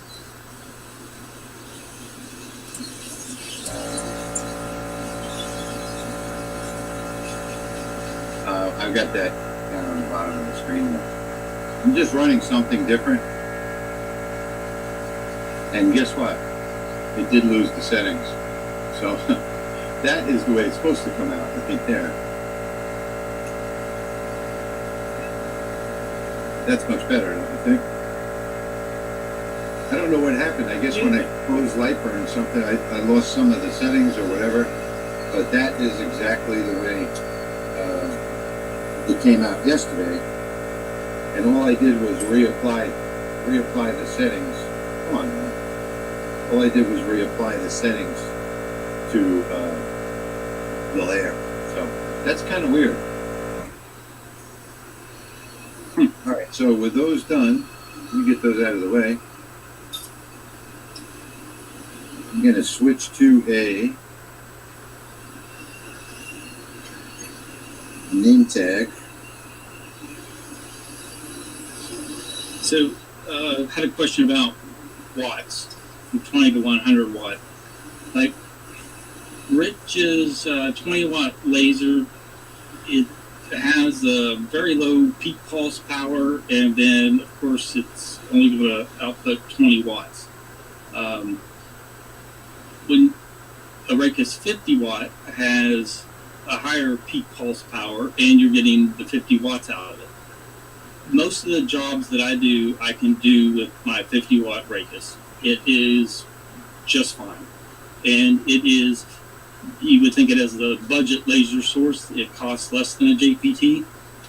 Normally, 50 watt JPT versus a Raycus, you probably save about $1,000 on the Raycus. And it works great. Raycus used to get a bad rep, but they've improved years ago dramatically over the last probably 5 years, and they're just fine. They do great. So you can start with the 50-watt Raycus, or you could go higher and get a MOPA laser, because once you get into the higher wattages, you're getting into the MOPA categories. They do make a 30-watt MOPA, but again, you're not going to have power to do a lot of things that people typically end up wanting to do. So you're better off to just buy a higher wattage laser source to begin with, and instead of not having enough power and realizing, I should have something a little more powerful. So at least get a 50. 60 watt is a MOPA JPT. They make an 80 and a 100, and I think a 120. I have a 50 watt Raycus and an 80 watt JPT MOPA fiber sitting here, and I did 50 knives last week, and I used the Raycus. I'm more familiar with it. It's not as new to me as the 80 watt, and I knew exactly what I was going to get, and it did a fine job doing a deep engrave. And it deep engraves coins. It'll do anything. So basically, it's what the budget allows. Did you notice what just happened? I started the job without peeling off the plastic on the front of this name badge. So when you do that, first off, it makes the plastic, okay, so this name badge is ruined. I gotta get a different one. It just doesn't work. The plastic gets melted and fuses it right to the name badge. It just doesn't engrave. So that's my mistake. I do that all the time with these things because you can't even notice that they have a plastic cover on them. But I did notice the minute I heard that sound of plastic burning. So I'm just gonna put a new one on. These are Romark name tags, by the way. They are very cheap. I get them at jpplus.com, and you could do a bunch of these. They also have Air Force, Navy, certified sizes and all that kind of stuff.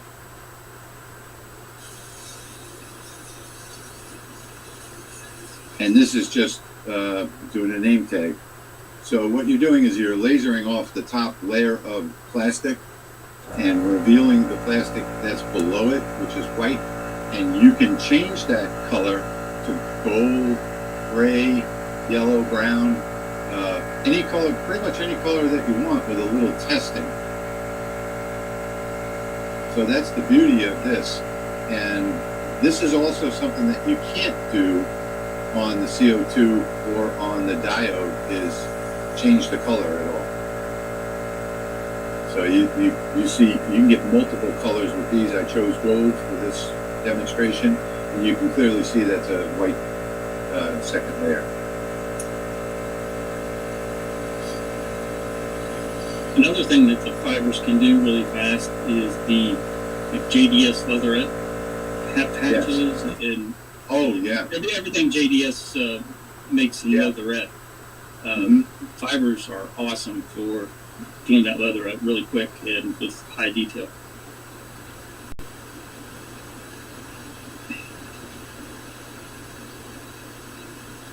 Thank you, Terry. We appreciate you being here, for sure. That's why we do this. I think, Patrick, you already answered this question, right? Yes. Okay.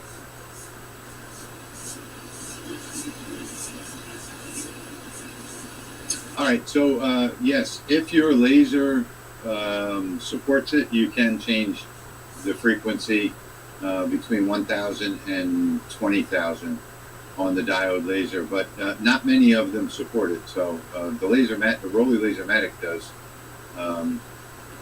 but you can't do that like with an X tool or something like that.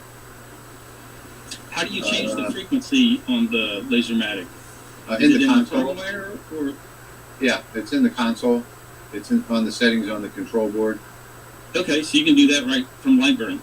Yeah, do it right from Lightburn. Okay. That's okay. Awesome. Can you explain aiming the laser? Okay, let me cover this one more time in case you weren't here. So this job that I just did here, if I hit frame like that, now I can on my keyboard, if I move in Lightburn now, if I move the left arrow, tap the left arrow, I can move it off to the left, or I can move it to the right, and it's moving the graphic on the workspace is what it's doing. Okay, so that also moves the framing. You can move it up and you can move it down. Okay, so now you can also go into your settings in Lightburn, your general settings, and change the amount that this moves. So now I have it set 1 millimeter with my up and down, left and right arrows. If I hold Control, 0.5 millimeter, as you can see. So that's how you adjust the framing. And I want to say that this is the best and safest way to frame is if you have an auxiliary camera plugged into your computer and you put that camera up on a second screen, if you can, because it's really safe and it's really precise. So I cannot see that red line very well over at the laser, but I can see it really clearly on the second camera. And that's the way I'll do any jobs that are paid, because you want to make sure that they're perfect. Okay, so let's get this guy off of Lightburn. And what he's talking about is just using a camera attached to your laser and showing it on a big screen, not being calibrated through Lightburn. And you can do that with any camera. Right, exactly. And so, I believe you're using like a narrow focus camera that gives you a nice close-up. Yeah, I have a close-up camera. Let me get this one off. And I wish you could see this in person. It's a beautiful gold, and you can see that it's white underneath. And let's see, I thought I got this from JP Plus. This came from scottmachinecorp.com, which may have supplied them to JP Plus. So, and it does have to be clean, wiped down. So let's get these off of here. Let's put this one somewhere in the middle. Set the focus.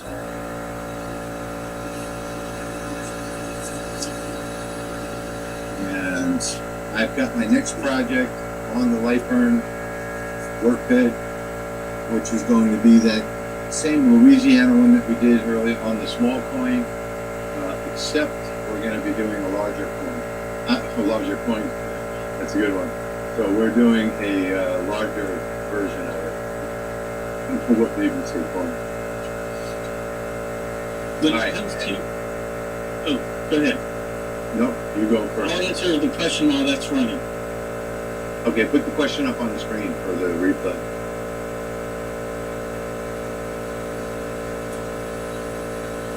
Do fiber lasers do any cutting or strictly engraving?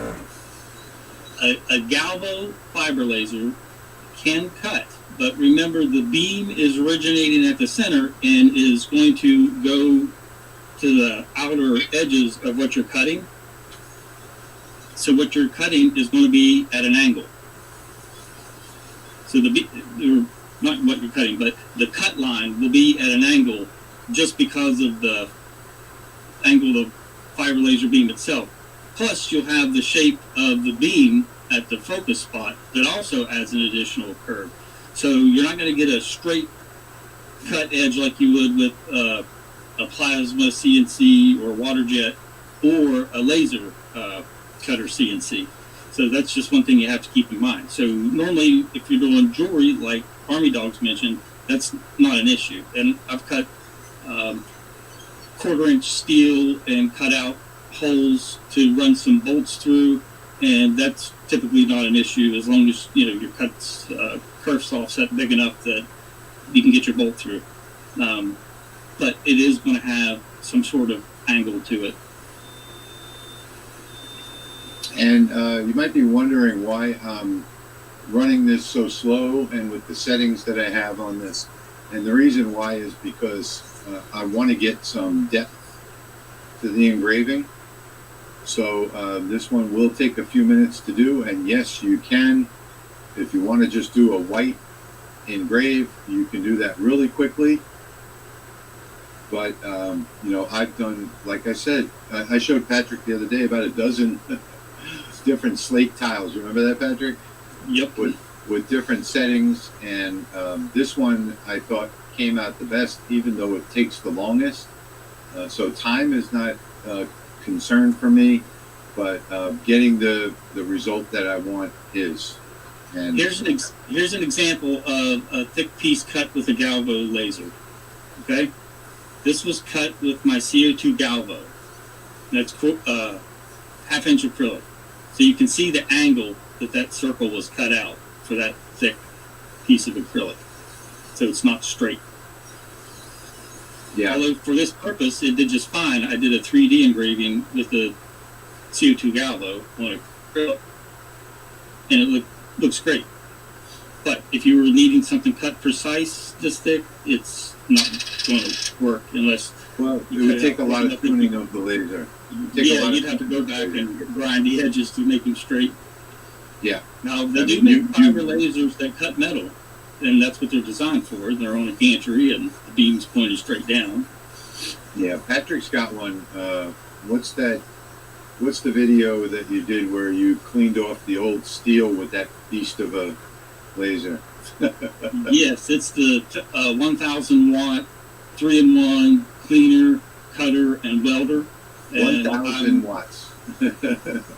Yeah, and they make them higher wattage as well, but it has a 1,000 watt radius source, and you can use it to clean metal. I'm actually working on a trailer, and I've cut the fenders off with it, so now I'm going to switch it to cleaning mode and clean all the rust and paint off of it, and then once that's done, I'm going to weld new fenders onto the trailer. It's just a pull-behind utility trailer, but I'm going to do a whole series on it.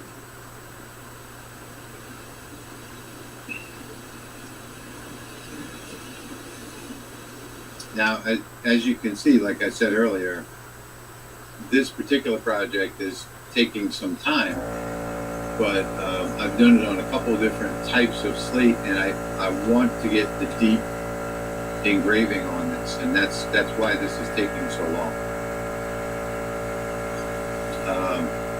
To give you an idea of the settings on this one is just one layer at 2,000 LPI with a scan angle of 45 degrees and a crosshatch. This has a lot of fine detail in it, and I wanted not only to take off the top, but I wanted it to go deep into the slate. And this will eventually get a triple coat glaze over the top of it, so it will be perfectly smooth on top, the finished product, and it will also bring out the color, and that engraving will be deep, and it'll have like a 3D look to it when you look at it. So there is method behind my madness, you might say.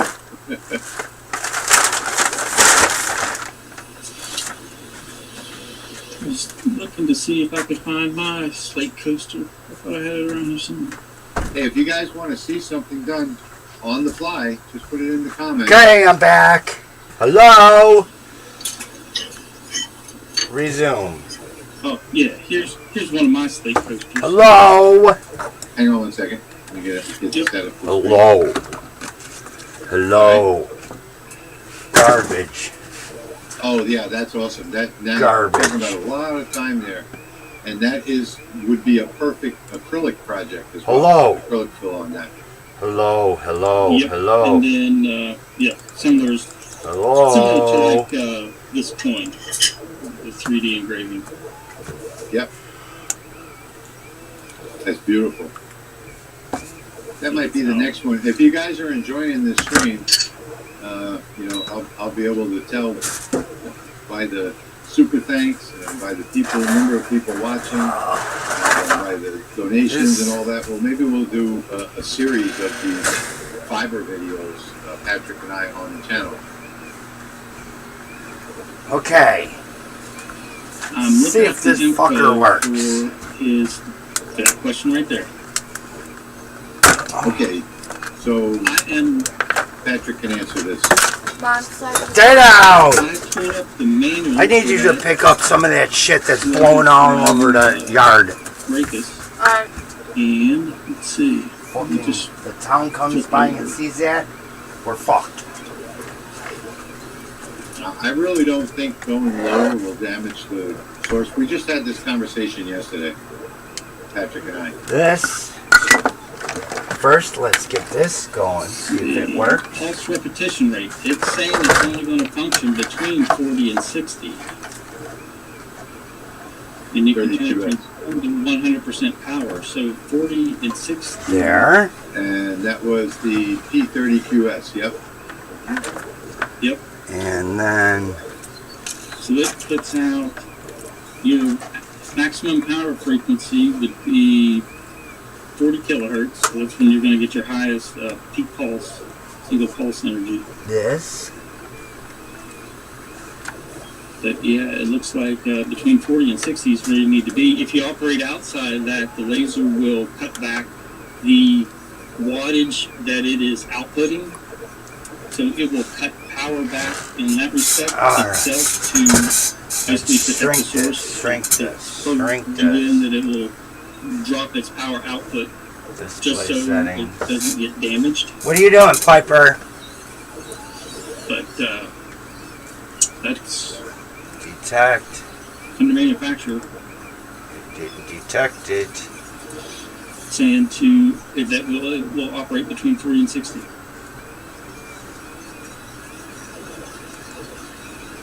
I'm sorry, what were you saying? Were you talking to me?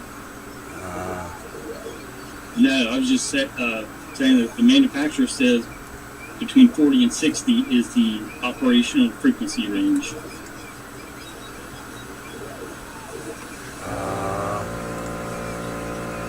Okay. Let's see, how long did the 3D poster take? That's a good question. Put that up on screen so people that, so everybody can see it. Oh, but it's not working. Orders. Alright, so that's finished, and when that is cleaned off now, all I have to do is just scrub that a little bit and then glaze it. That did not come out, and again, I might need to re-plug it again. I don't know. But that it did not come out like I expected, and I'm not quite sure what that is. Dave, that triple coat is Rust-Oleum triple coat. Rust-Oleum triple coat glaze. It is the best coating on the market, in my opinion. I found some of that at Lowe's last week. Yeah, I get mine on Amazon, but Lowe's has it too. The cleaning laser I have is made by Noah Laser, Noualaser, and it's a 1,000 watt Rapus source that has in the cabinet has the built-in SNA chiller, industrial chiller. Okay, it seems to be working very well thus far. Okay. That one is done, and we're going to move on to the stainless steel luggage tag, which is the next one. I hope everybody's enjoying this. This took quite a while to set up. Setting up all these graphics and everything.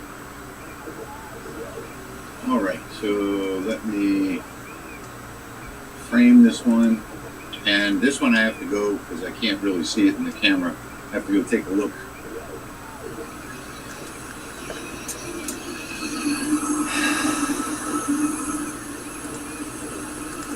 This one's very hard to see with the camera because it reflects it off of it. And I don't like reflected surfaces, even looking at the framing. And if I put my glasses on, I can't see it. And hopefully these layers are going to be right. Because that coaster didn't come out right.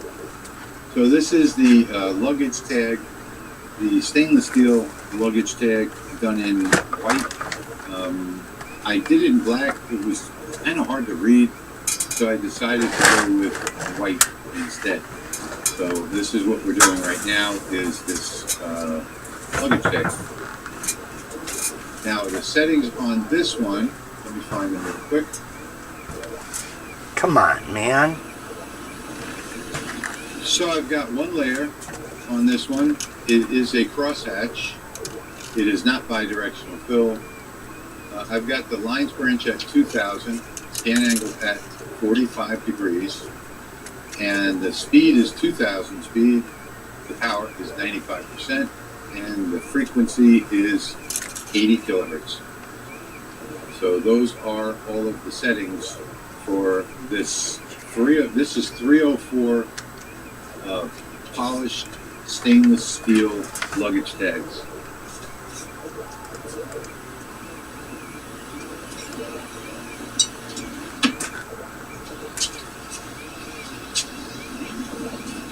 Chris says that the Rust-Oleum is available at Bunnings. I don't know. And thank you, Steve. Steve put in a link to the triple glaze. I also have that in my Amazon store in the description below my videos. Thank you, Dave. I'm glad you like it. Okay, so there is the luggage tag. And I wanted to quickly show you. So let me get this out of full screen. Let me bring me over here. Now I have another luggage tag here, and that QR code that's in the top corner, and the lighting in here really does a job on this. If I can get this in the right spot, my overhead lighting puts a bad reflection on this, but the QR code actually works. And when I'm doing the luggage tags, let me do this in a darker area here without the overhead lights. And you know I'm not going to get this to work live. Let's see, this is the first. I did it right here yesterday, so.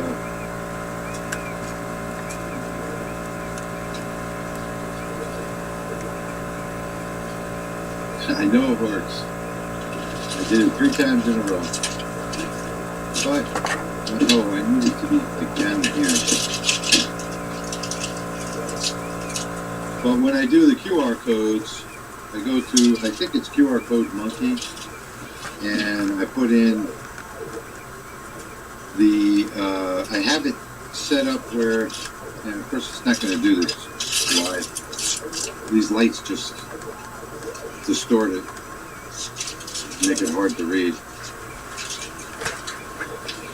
And I can't seem to, no matter what I do, I can't get the light off of the card.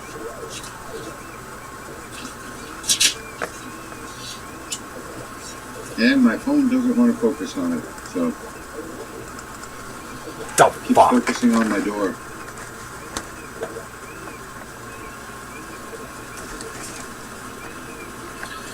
Let's try it in the dark, see what happens down here.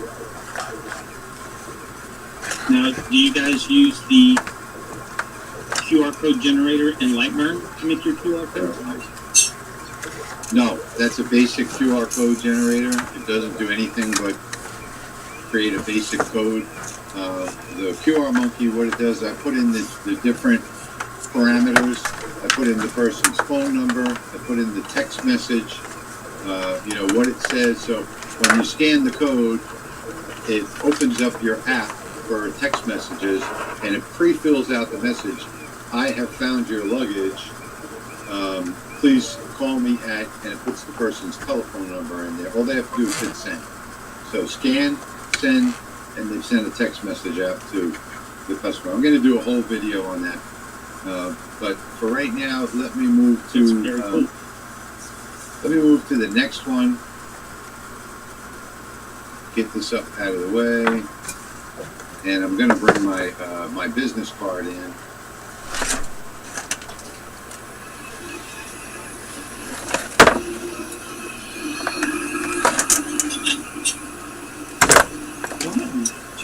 Fucking A, man.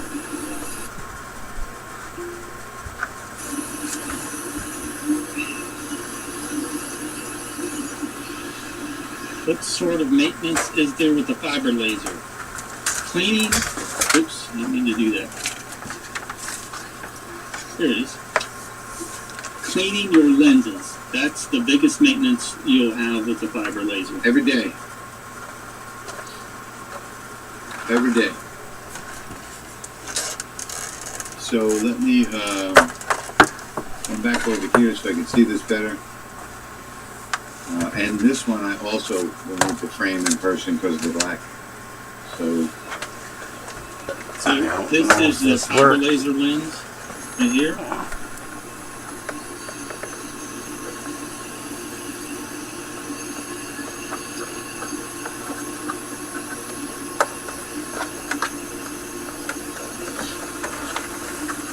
I don't think this works. So this is a lens with the lens caps on. No. This is the main part of the lens that will be focused.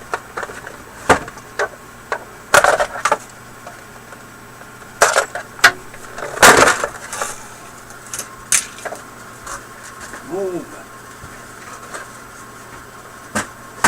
So that don't work. Let me...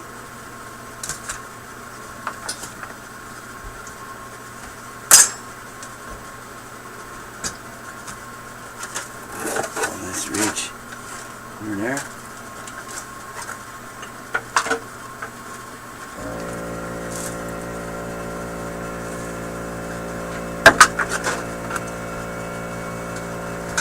Oh my God. Well.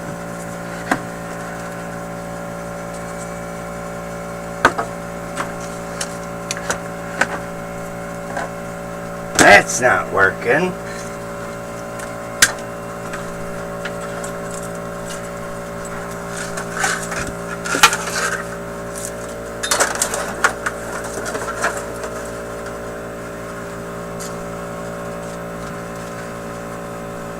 Close.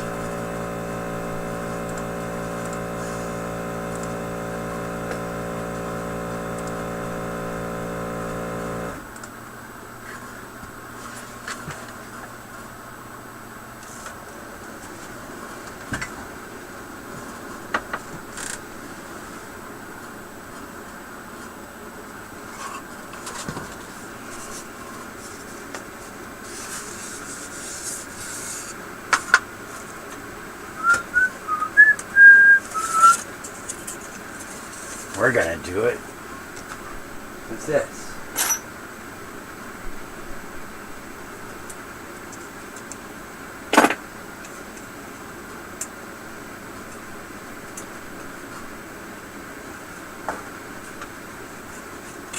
Piper diaper.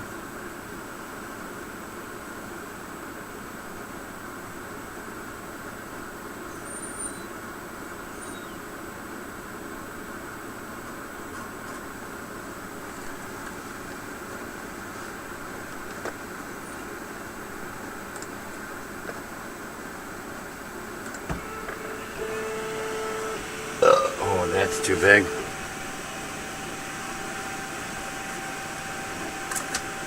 Big. Big. What about the new one? New one?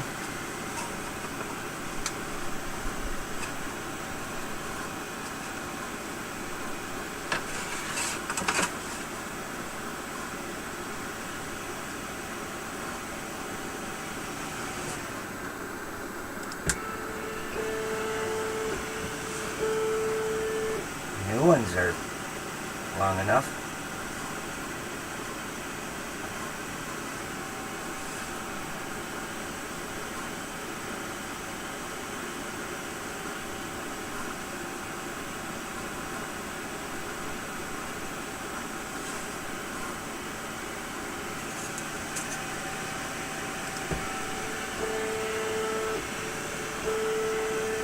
All right.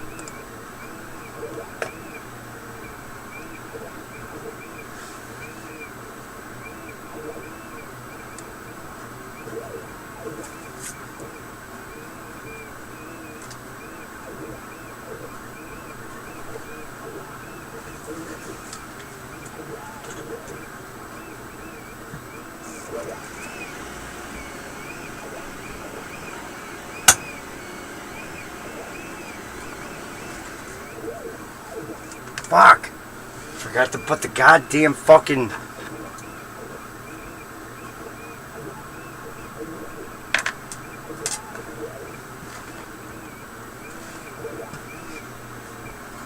Alright.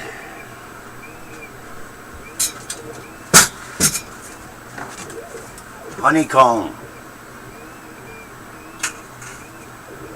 Alright, let's make sense of this.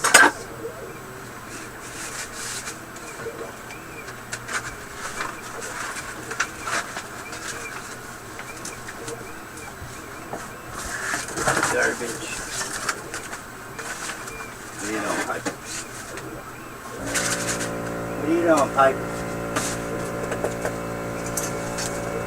Stop. Just petted you. That's all I did. Stop. Stop.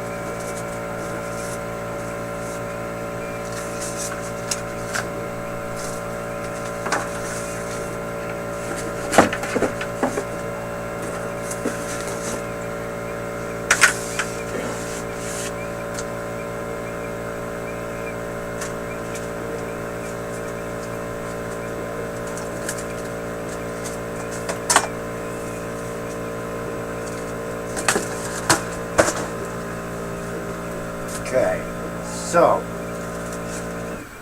these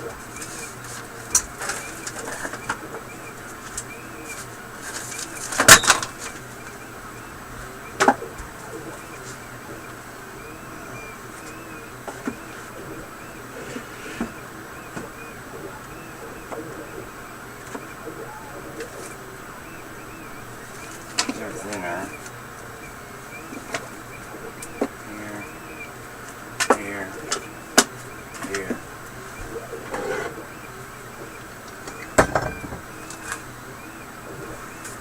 That one.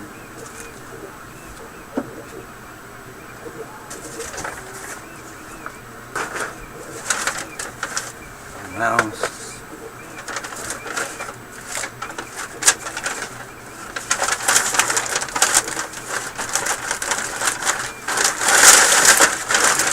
We got these.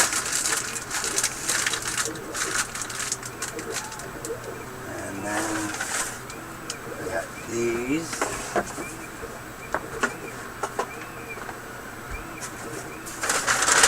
Bunch of these ones, which I liked.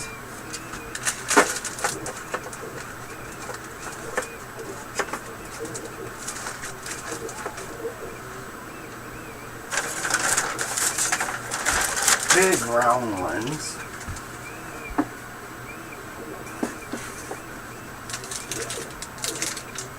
These.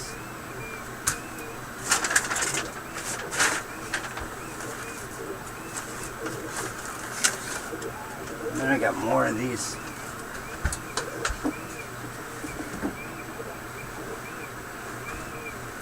Then here. And then I got live edge.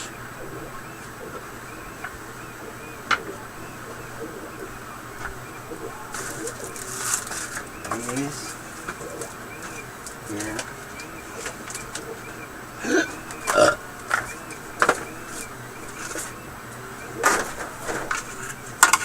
That one here. These are this one.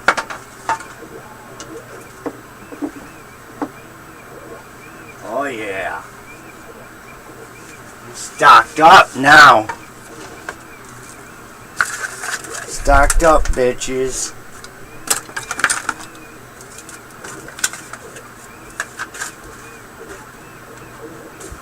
This fucking thing. Keep the receipt. Keep that receipt. Granted, they're all 125s.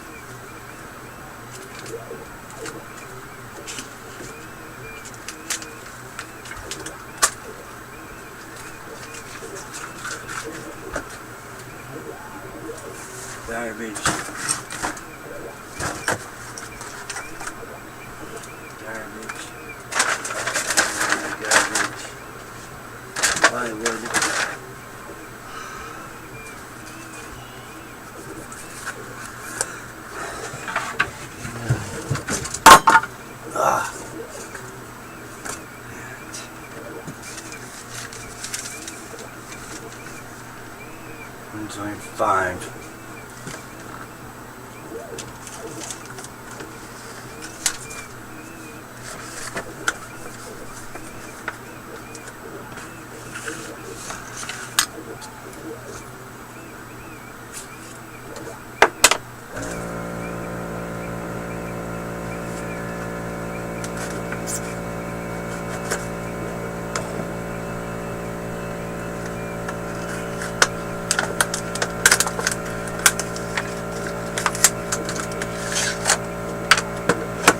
Thought that was wireless.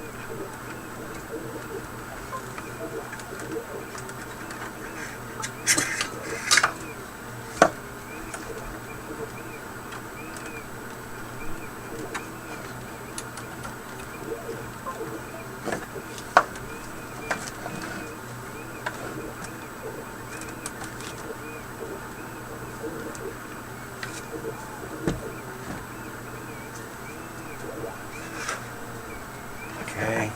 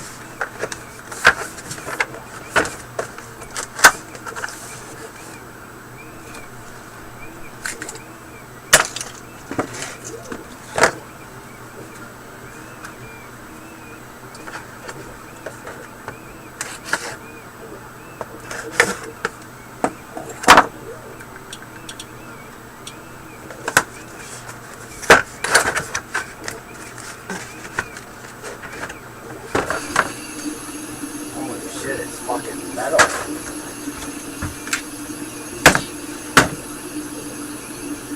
So this is a lens with the lens caps on.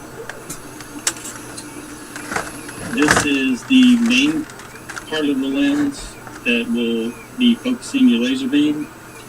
And then this is the outer protective lens that you see hanging out of the goggle head. But just making sure that this protective lens is clean, that's the largest amount of maintenance that you will have with a fiber laser. Alright. So I can't really see this with the lights on. I had to turn the lights off. So we're going to run this. These are actual real, this is actually a friend of mine. So if you want to know what these settings are, let's see, on these settings are going to be the same on the top left corner for the logo for the state of Texas as the stainless steel. And then I have another layer on here for the rest of the card. Let's see, that is the pink layer. And all of the text on here is at a speed of 1,000, one layer, 90% power, 50 frequency, 798, actually it's supposed to be 800 LPI, and a scan angle of 45 degrees in a crosshatch. And then the image on the bottom right that you see there, the state Hello? Parks and Recreation image. It has a separate pass on it to bring out the gold. That's the way the business, their actual paper business cards look exactly like this. So this is a replica of their paper business cards.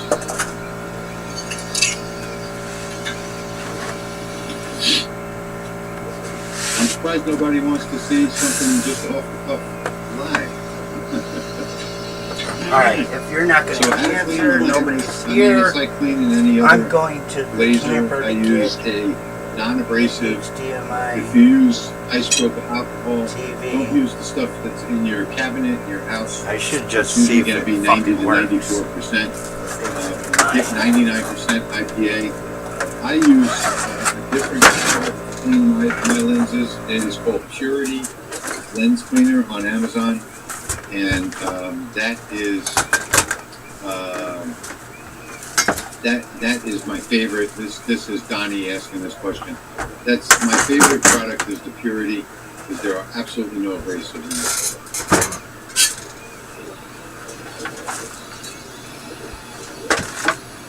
Now this logo here for Gonzales, Texas, is really intricate. Really intricate.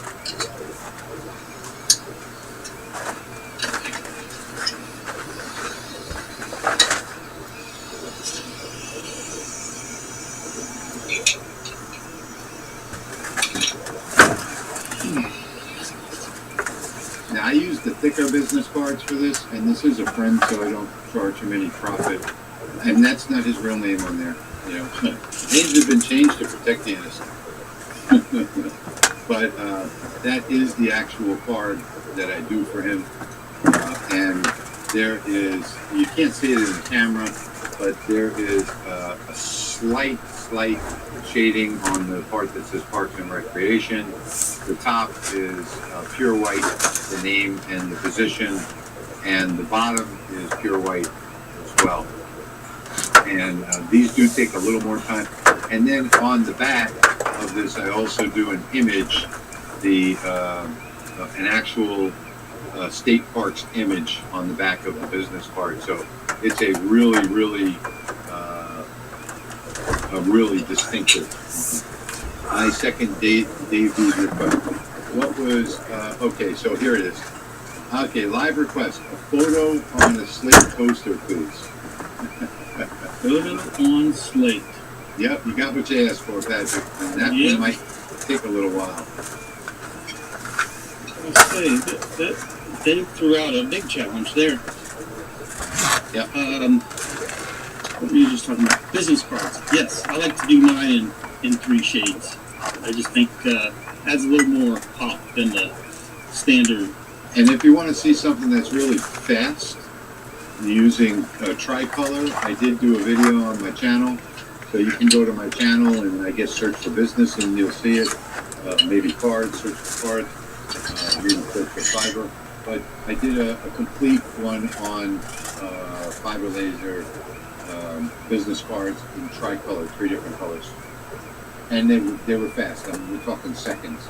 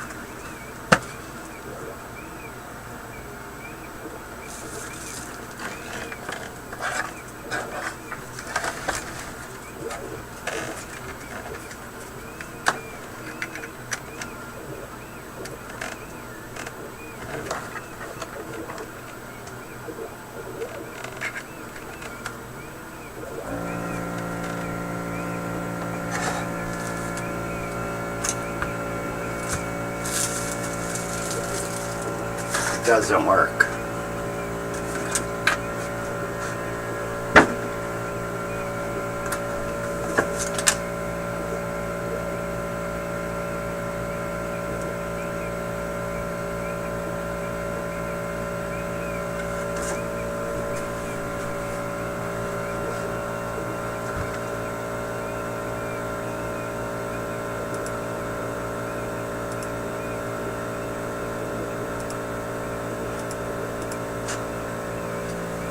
Fuck it.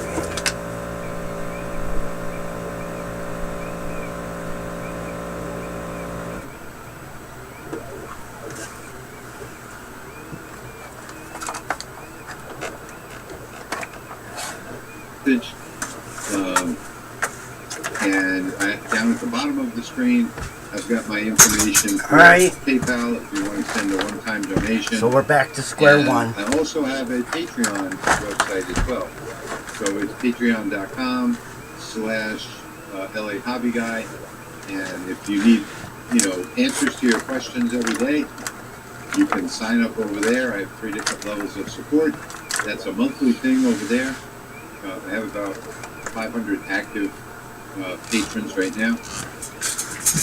Let me put this up in full screen so people can see it a little better, Patrick. Okay. There we go. There's my PMAG template from the LMR, from the video that's on Laser Maker's Realm.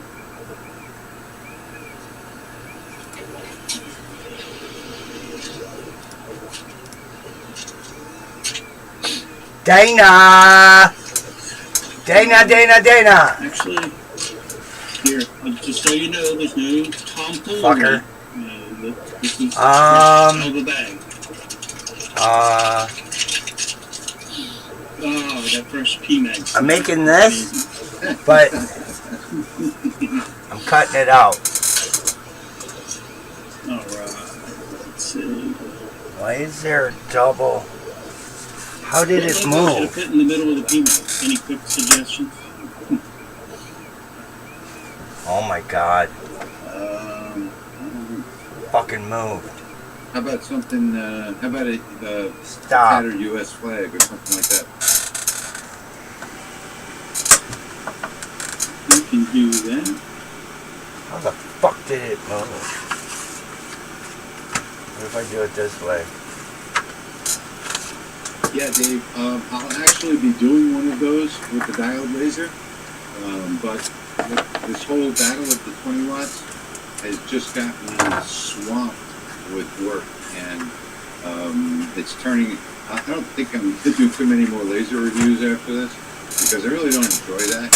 So I want to get back to doing what you're asking for, things that people can actually use and do every day, and I got to get through this battle. I don't know how to fucking move. It's just killing me as far as time is concerned. I've got the assembly, I've got the testing, and I've had them all for a month or two now, and I've got to swap between lasers, and I can only run right now 2 at a time in the other shop.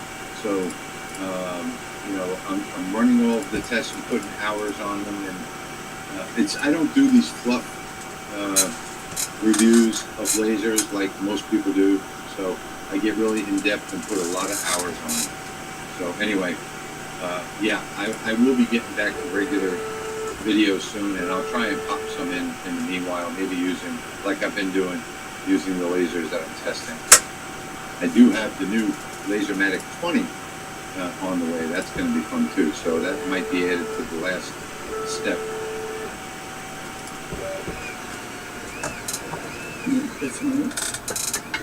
And so you guys know, What Jamaican Jamaican? realm, we will be doing an upcoming Lasermatic video where the 3 of us are going to have the Lasermatic 10 different projects, and just showing you how easy it is to use and what a great job that it does. That's funny. You guys are Team Horse.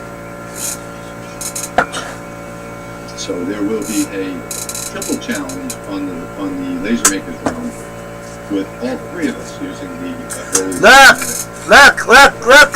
Move my camera over.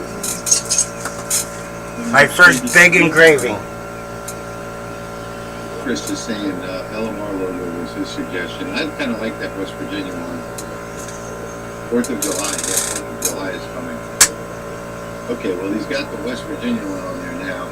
That one was quick, just in the interest of time. Yeah, I really like that logo. I think that's very cool. And being that we're short on time, it's probably best to do it's something that you can do as quickly as possible. Clicking on your wife's thingy. Whatever, man.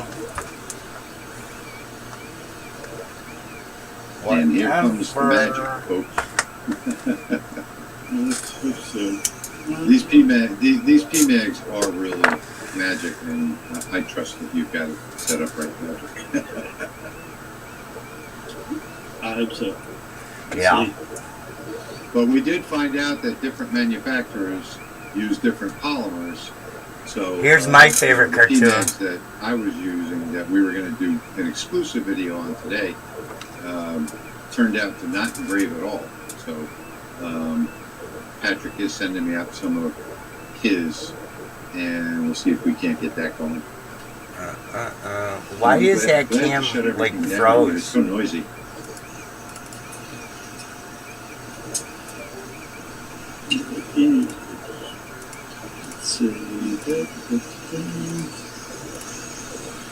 There we go. I figured out the problem. Way too high. Now you can see it. Way too high. I need to get down and focus. Focus, focus, focus. Now you can see the laser going. Look, if you don't focus, I don't know why it fucking froze up. The fact with any laser, it doesn't matter what it is. Probably because I was fucking around with the accurately. USB. Just using my little 3D printed paper sticks. I like those. Yeah, I like the 2 little red dots. That works really well for me. Where the fuck's your sister? I see 4. Yeah, yeah. And I've got that dialed in now. So, like I said, when I first started with this, oh no, it's the 20 watt. Yeah. So yeah, I can't wait to get the 20 watt.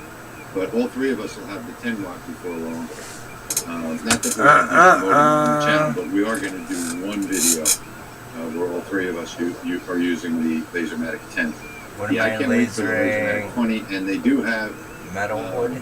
the Lasermatic 40 in the works, and It's who knows wood. what's going to come after that.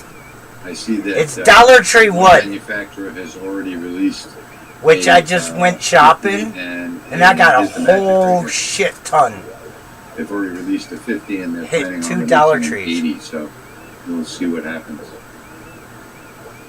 course, the higher wattage you get on these lasers, the less fine engraving you're going to get. One thing I like about the Lasermatic, the 20 watt that's coming out, not the one I'm getting unfortunately, but the final Yeah, I version, I'm think getting the this is beta gonna. version.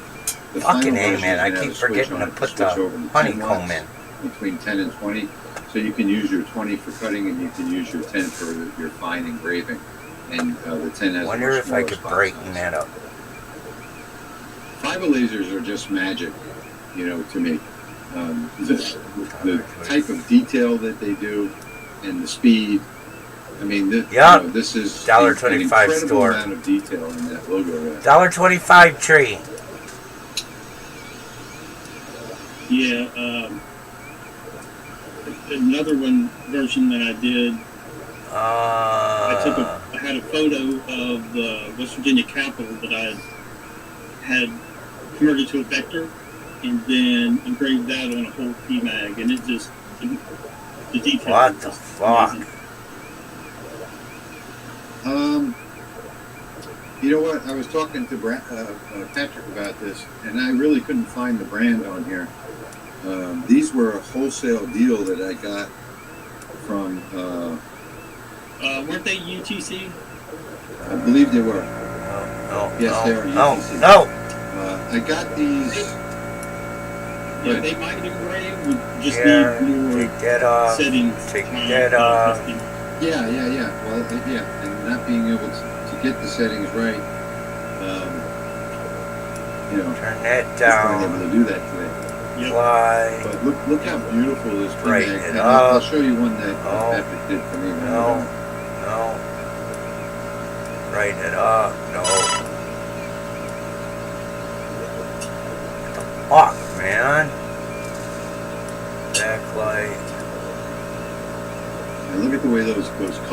start from the top now. Now I can't get it fucking adjusted again. I don't remember what exactly they were set to. So I might have duplicates. But with PMags, typically, the more passes you make with the lower power and fast speeds, the lighter the polymer will get. In general. Sharpness, white, beyond. So that's not perfect. It should have had. Looks like one setting got changed and I didn't have the gray in there. But yeah, there's a little gray there. I think that just came out beautiful. Haha, exposure. Yeah, Holy that's not fuck. bad at all, actually. See, I'm on camera. All right, so let me show you real quick what Patrick did for me. So these are the PMags that he sent me, and he put my logo in 3 colors on the back. And these are the ones that I got. So these are slightly different, you know, from the one that Patrick got. So different brand, different results in the material makeup. So I just wasn't able to get it to engrave at all, and I was able to get something out of Patrick's. I got the Laser Maker's Realm one up there. Oh, there you go. Okay, how's that? Done. All right, so let's see. Minnesota Maker says got his 50-watt $1.25 tree. Start using it. Congratulations. You're gonna love it. That Don't worry there. about that first learning curve. You know, you'll get that. You'll get through that first learning curve. That first curve is going to be the worst, but you'll get through it. So here's everything that we did today, minus the flask. I couldn't get all of that in the picture, but these are just some of the things that you can do on a fiber laser, and I really think that you know, having that fiber laser, you know, as a different form of lasering. So now I've got the CO2, I've got 2 fibers, I've got a bunch of CO2s, a bunch of diode lasers, and you get all different results. She's taking a nap before she works Paige. And you might want That's to, why she didn't answer you back. Hobby might want to look into get the fiber laser. I say look at But the she source. fucking answered pick me. The source that you want. That makes JPT. fucking sense, don't it? Probably get a JPT 50 What the or fuck? higher. Now she won't I don't stop. know what Patrick would recommend, but that's what I would tell everybody because of the range of the frequency. So that's what you're looking for. With this Racus, I am limited to 20 to 80 kilohertz, and with a JPT source, you know, I think it's like 20 to 4,000 or something like that. The MOCAs are 1 to 4,000. Non-MOCAs are 1 to 600. Okay, so the MOCA 1 to 4,000, so or 1 to 600. I mean, that's so much better than 20 to 80. And I really would like to get below that 20. You know, and I'm not able to do that with the Racus. So I would, and there are several sources out there you can choose from. You can research all of them if you want, but my top pick from all of the videos that I've watched and all of the people that I know that have them and seeing the results that they get from them is the JPT source. So I'm going to stick with that. HTL holsters, it's got a comment here. Different mag makers have different plastics. Yeah. So there are different polymers that they use. So you're going to get different results. And even in Patrick's library, he's even got different. He's got it separated out by manufacturer. So he does not have this manufacturer. So I am going to send him a couple of these, and that way he can work on some library setups for this manufacturer. And the library even more complete. when this library is complete, maybe in 6 or 8 months or whatever, like I did with the Lasermatic 10 or the 10-watt diode laser, I'm going to release my copy of it in my store for $8. And, you know, it's going to have a few hundred hours of testing and work put into it, and lots of expense in materials and time and everything else. It'll be the best $8 you ever spent in your life. And then when Patrick releases his, I think he's going to be selling his as well.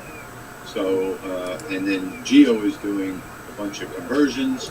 So, you know, we think that we're really going to get these dialed in, and it'll be a big step up for you folks that have fiber lasers already. So anyway, I hope you all enjoyed the live today. Thank you, Patrick, so much for being on the channel. I really appreciate it. Thank you for having me. And if you guys have not been to Patrick's channel, you know, I'll put the link right down below here. I'll put it in the link of the description on the video replay as well. It is youtube.com/LSE Engraving and lightsource.pro. And then he's got the Discord, which would take forever for me to read and say. Yeah. Or you can find me on Facebook under Lightsource Engraving, or my personal, quote, professional mode profile. I'm there. Patrick, we're going to do a redirect for that Discord. So I'll do a link for that Discord that, you know, is much better. Like, maybe I'll do something like lightsource.pro / Discord, you know, to make it easy. And I'll see if I can do that today. Try that. And we can get that URZTX with all the caps. Yeah. Lowercase. Get rid of that. Well, yeah, just make it Laser Maker's Realm. Yeah, I can do that too. Yep. Okay, everybody. I want to thank you all for joining today. And I want to say, if you like this video, make sure you like it. Make sure you comment. I try and answer all the comments that I possibly can. And if you know other people that like it, share it, you know, on your Facebook or Twitter or whatever. So thank you for being here. And if we get enough feedback from this video, maybe we'll do a series of fiber laser videos. What do you think, Patrick? I'm down. That sounds fun to me. All right, everybody. Thanks so much for being here, and we'll see you in the next one. Ungroup.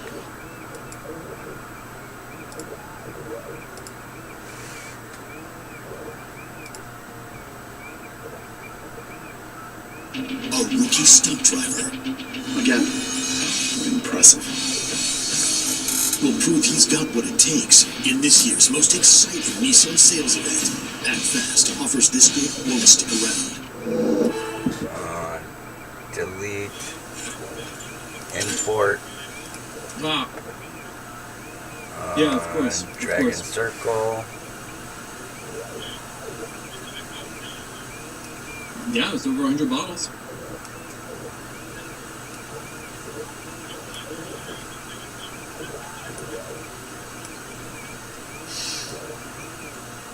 That's so funny.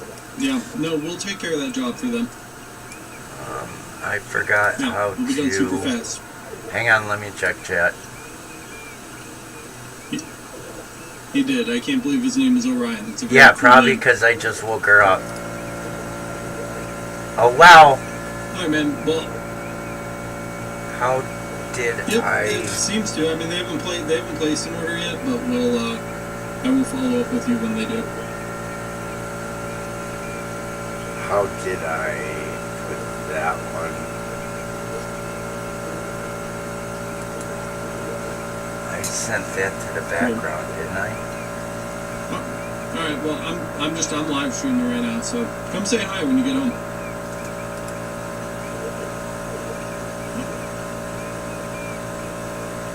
Alright, dude. See you. My brother's company just placed an order with us for 100 tumblers, which was kind of nice. So we'll get to do that soon. Okay, we'll take this off. Oh my god, the thing's so heavy. Alright. And it just like keeps shedding Yeah, it's just not a very clean cut. So now we should be able to take this and set it in, mark it, pull it out, take the next one, set it in, mark it, pull it out. No, Big one's a little tight. Trying to see where it's getting stuck. I think it needs just like a little extra space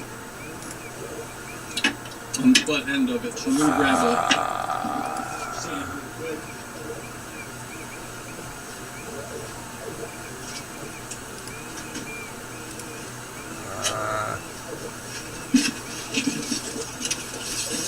Hi, Leah. I don't own a file because I'm a savage animal. So it's getting sanded. Oh, but the sanding block fits in there so nicely. Oh, here we go. Push back around.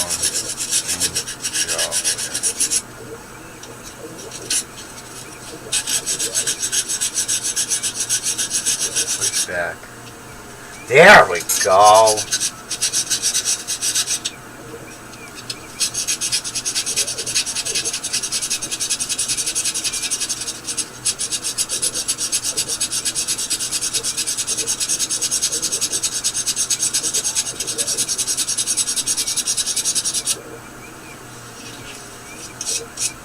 I look like I work in a coal mine. Preview. Alright, let's try this. Why is it all black? Much better. That's exactly what we need to check it out. Now you drop it in, you mark it, you pull it out. Drop it in, you mark it, you pull it out. It's getting a little stuck. It's a little heavy still. I don't like that it. So I don't know if you guys can see this. It's not going to be super easy to show you, but get out of my way. Alright. So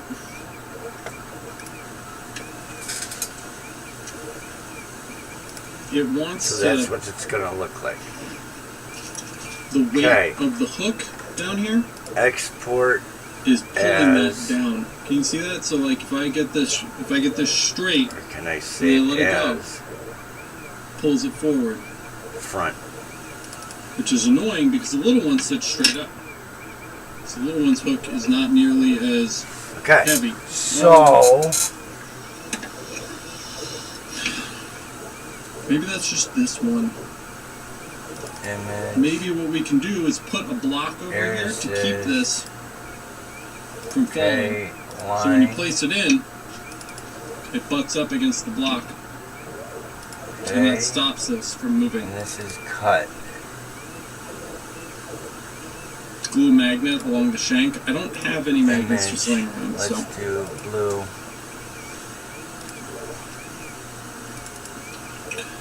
Good idea, smart, but not in the cards today. Blue. Alright, there we go. Image, line. Just cut a rectangle for the hook on the small one on version 2. That still wouldn't stop this from tipping over though, because it's still 50. It's still hung off on the bottom. Little pieces of ply under the strap on each side. Okay. So that it falls and hits the. Yeah, that's not a bad idea. Save. That's a pretty good idea. All right. Okay, I'm back. Cardboard chip. Are we done yet? Really only need it on one side. Can't tell because I can't see under it. One more super glue.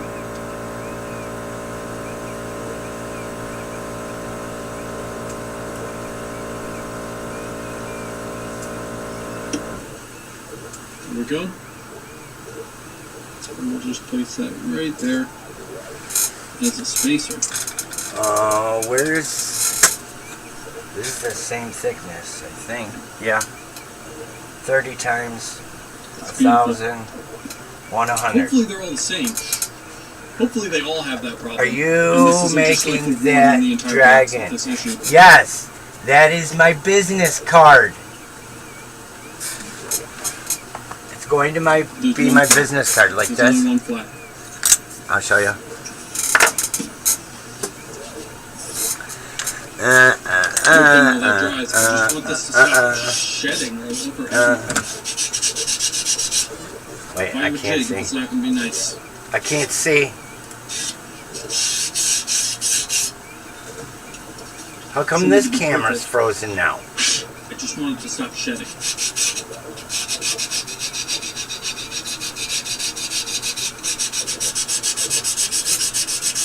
Deactivate. Activate. There we go. There we go. Just better. I gotta put a light Now over I'll there. When I set it down, and then just like snow a bunch of soot. Alright, are you in place? That's in place. So now, take it, we set it down, we mark it, we lift it up. We set it down, we mark it, we lift it up. That's pretty repeatable. Pretty happy with that. Let's get another big one and another small one and make sure it continues to work. How's that? What's up, Lolo? That's better. Oh, now it's whitewashed.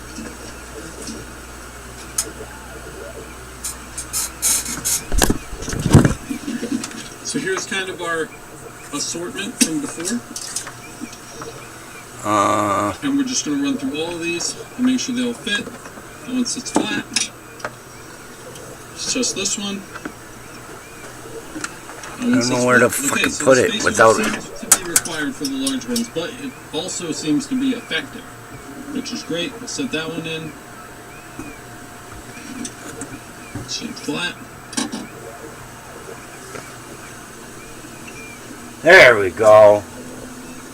Flat. We do have to pay attention. So one thing that we'll want to do, once we get this straight with the galvo, we're going to mark off 2 little guidelines down here so that we know right where this needs to fall, because this moves back and forth. So if we mark off 2 little guidelines, then we know we set this in and we just boop, and then, you know, that'll be a thing to check. So set in, make sure this is between the guides, then we mark it. Take it off, grab our next one, set it in, make sure, that one's kind of gross. There's things that are just going to get in our way, and I need to accept that, because these all don't have the best leather, but we get it in, it sits there, took a little crimping of the leather, make sure it's in the guides, we mark it, we take it off. So yeah, this section, very repeatable. I'm super happy with that. I think it's accurate enough. Yes, you can have one. It's not perfect. We didn't like machine a jig, you know? We super glued it. But it's accurate enough. So now we need to take this, I want to add something integrate it into our galvo setup in a way where we'll be able to use it repeatedly. Back. That might be a little more difficult. So let's close our fiber laser, or let's close Lightburn. Do we have EasyCAD open at all? No, we don't. Great. Just turn on the 302 galvo. Actually, delete text.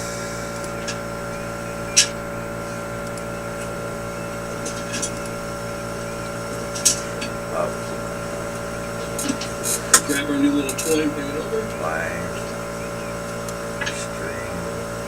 Oh, it couldn't fit better. Remove the laser cam over and I'll show you.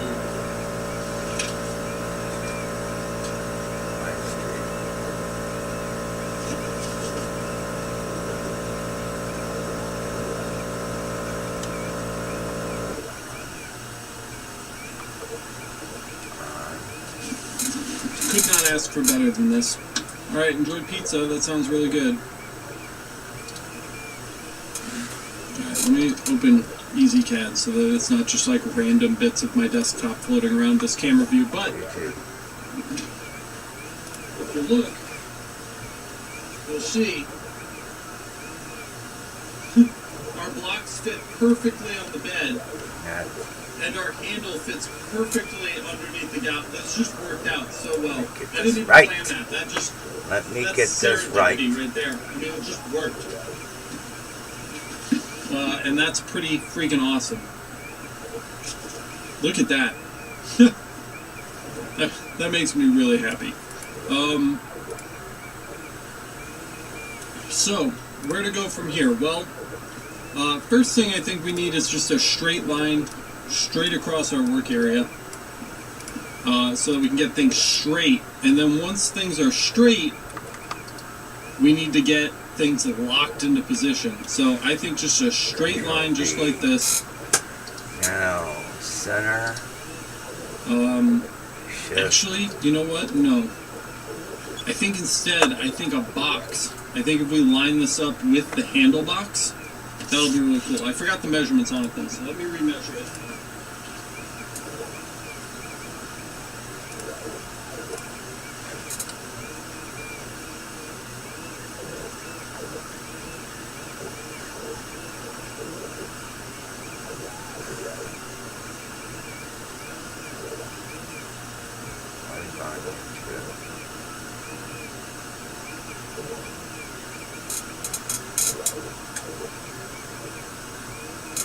Yeah, this seems cool. So we're going to go a millimeter larger than it actually is. We're going to go 115. Black. This is only a 100 millimeter lens, but 115 by 26. Save. See, oh man, that puts us out of bounds, but it's okay. Should still be able to use this to center things up. So with that lit, let's come back over to this view. I'm going to get a lot closer to it so you guys can see it.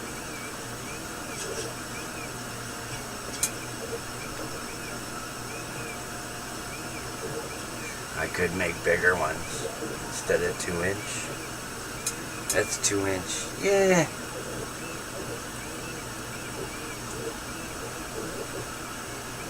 When we're lining this kind of stuff up, we don't want to be aligned, or we don't want to be focused to the handle. We Okay, want to be focused I'm back. to the jig. So we're going to come in here and focus really quick. Where's the camera for my goat friends? I missed it. Yeah. That's a summer job. I gotta reprogram them all.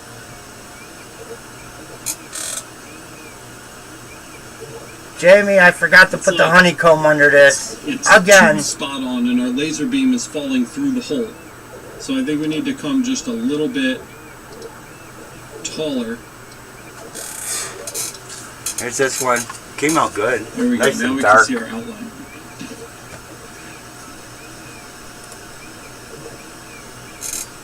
See?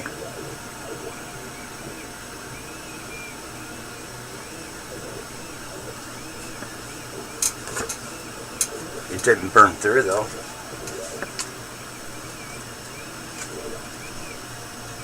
So now we have to lock this into position.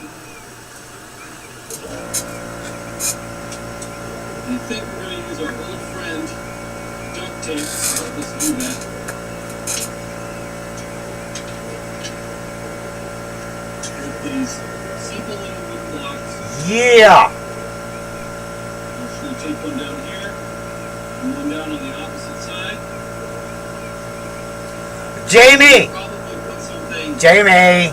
in here. I went shopping. This way. And that should be I got sufficient. just a few pieces of wood though. Just a few.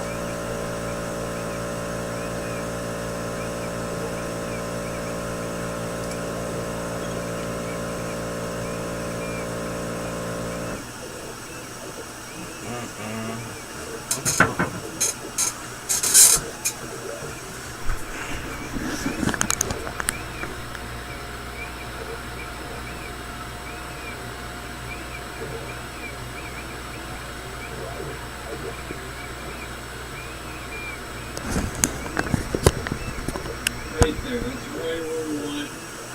Just press it down as hard as I can.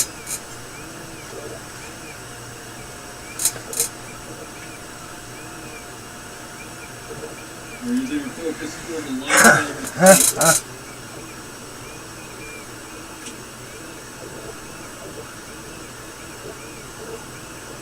Double check over here to make sure we haven't moved anything.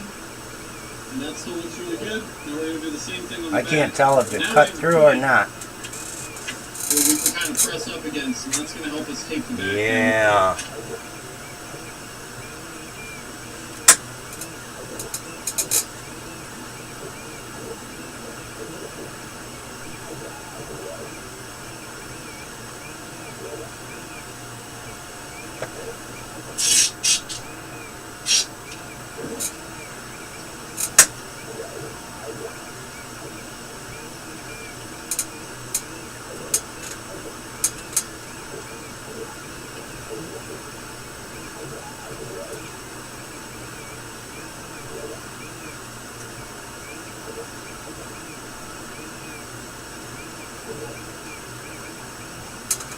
I don't know.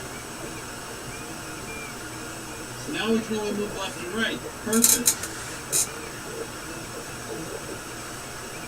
So we'll get this where we want it. I can't believe this is fucking metal. I got a new keyboard.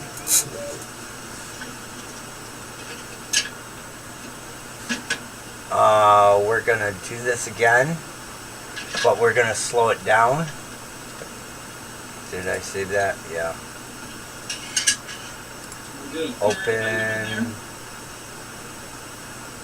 Like this little knife. Shit. I can't.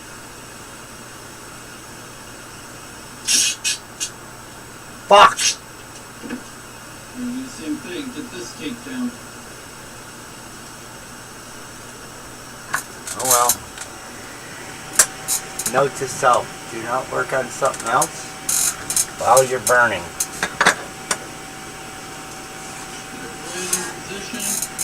Oh, it might have burned through.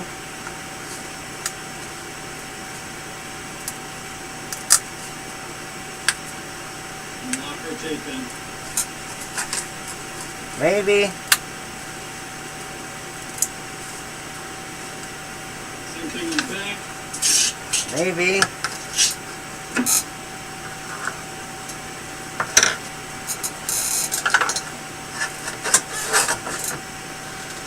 Maybe.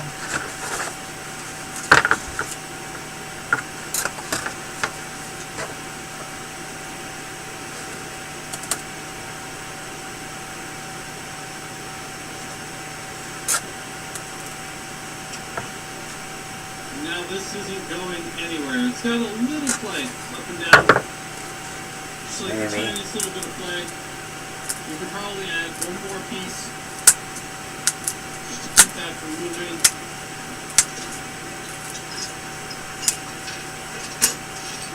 If I can find something appropriately sized.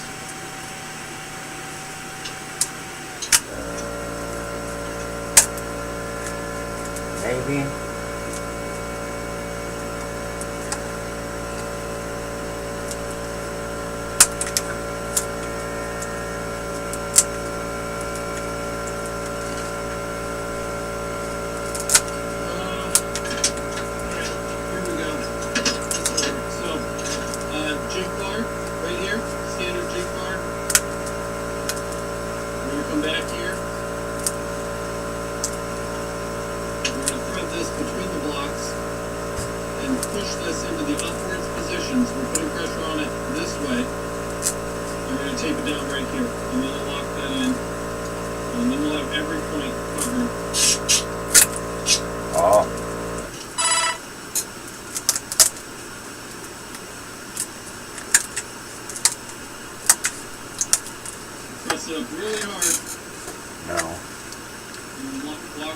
We got two steps here. 1 and 2.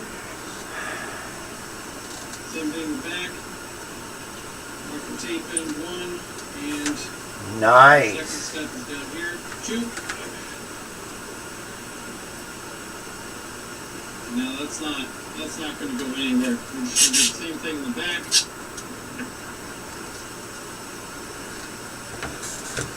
Okay. Forward pressure. Let's do another one of these. One, two, and from the back, one, and two. There we go. Now this literally cannot move anywhere. Okay. The only way, I guess you could lift it up, but Gotta go this way. left, right, up and down, that thing's rock steady. There it is. That's rock and roll. That's awesome. Yeah, duct tape's What are you doing, Piper?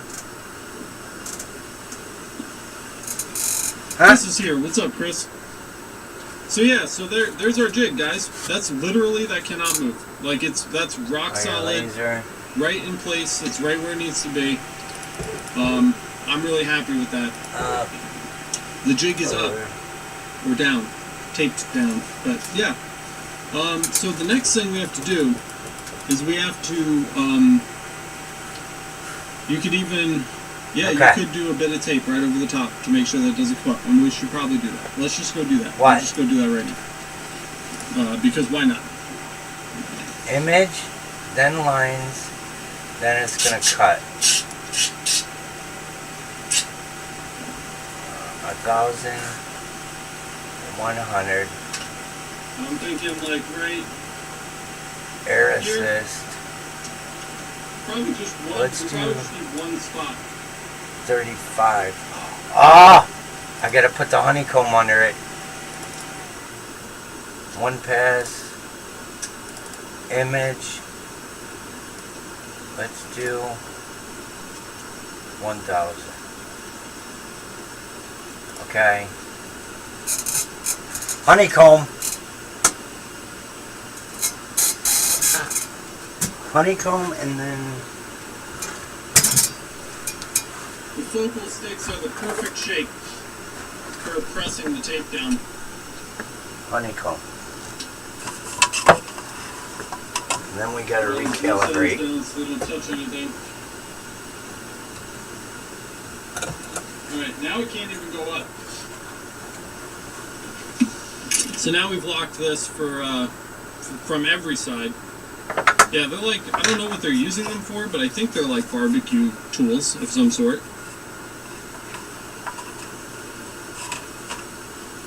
Apparently it's for flipping meat on grills.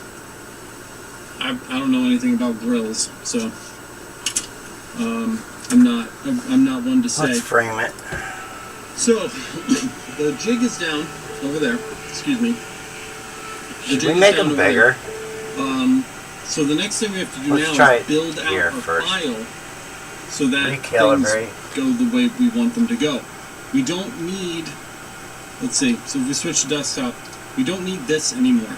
I mean, we need it a little, but not really. What we need to do is determine where in this space that collar is going to end and where we want our graphic to begin. Which is pretty straightforward. So we'll just grab like a little box here, and we're gonna shift select here, modify, align, Calibrated. and horizontal center. Honeycomb. To lock that up, so we know that's center with our outline, which we just centered with our jig. And we can delete this. And from here, what we're gonna Frame. do is just find our kind of like our sweet spot. So if we light this and we jump back over to Fiber View, I will grab one Let's of move the it down flippers, just a we'll little. focus to it, and then we'll see where we want it to fall, and we can move it with the arrow keys on our keyboard until we get it in just the right spot, and that's going to work for both sizes because we're going collar down instead of ass up. So, should work out.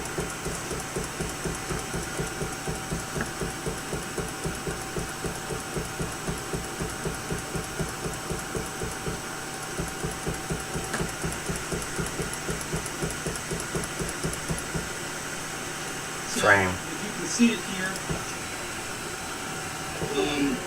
it's a little close to the flat end. It's a little All right, close to that the looks flat good. end, so we want to take it Are you ready? to the left.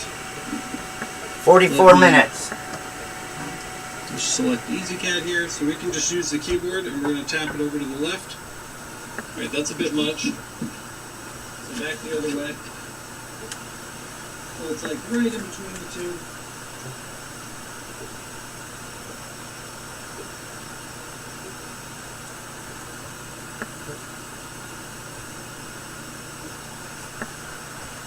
minutes. And that looks promising, right there. That's a great spot. And the nice thing You're about working this on now is that it doesn't matter if Hi, Sarah. like the one that's in there, or the Sarah, large one, Sarah. swap it out for a large one. Honeycomb, I got it. I got it in there.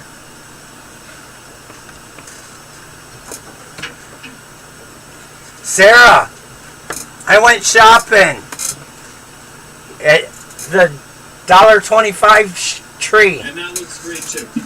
I got a couple pieces of wood. And the flat area, but I would give that a pass. I think that's close enough.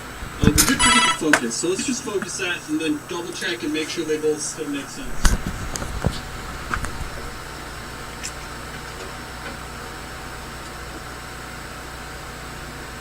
Just a couple. Just to practice or whatever.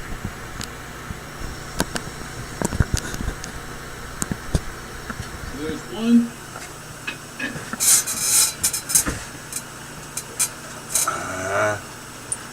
two.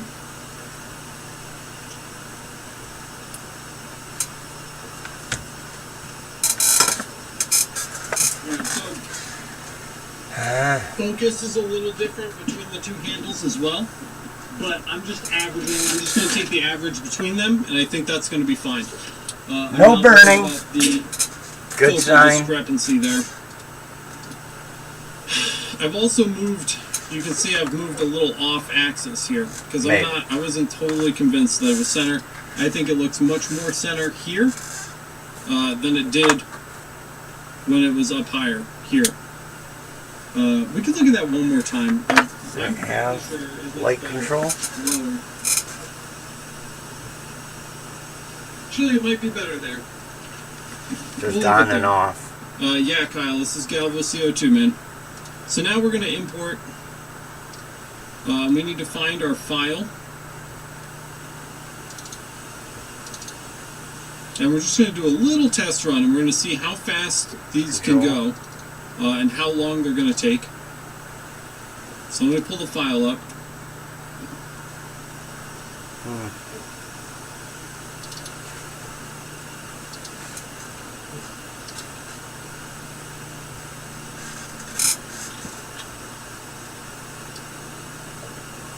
Alright, back here. Live. Okay. So we've got our graphic here. We're going to shift select, modify, align, center. So it's right in the middle there. We're going to hatch it. And then we're just going to pick, we've got just kind of a general wood setting we use on the Galvo CO2. It doesn't make a huge difference what we pick here, but Pine Dark seems to work well. That's 2,000 speed, 9 power, 5 frequency. And we can light this up and we can see how it's looking. That looks really great. Looks really fine right there. can't tell if it's burning or not. Where's your glasses? So with that laid out, we're going to finally turn on the Galvo CO2 RF tube. The fans on this are very loud, so try not to leave it on when I'm not using it. So you want to let that come up? No, I don't think it's burning. It's going to take a minute or so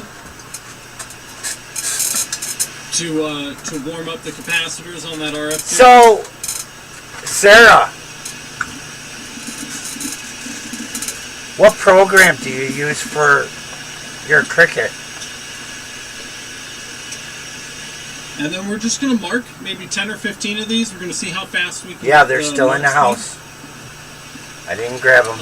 I think I want to try Snake on this. Still working on my Snake third may cup not of look coffee. good, because it's got some big filled areas. But we are using Snake for now. You can see it right over here, Snake. The 0.6 millimeter line distance should be fine. 2,000 speed is fairly quick. Okay, so the runtime on these should be like ridiculously short.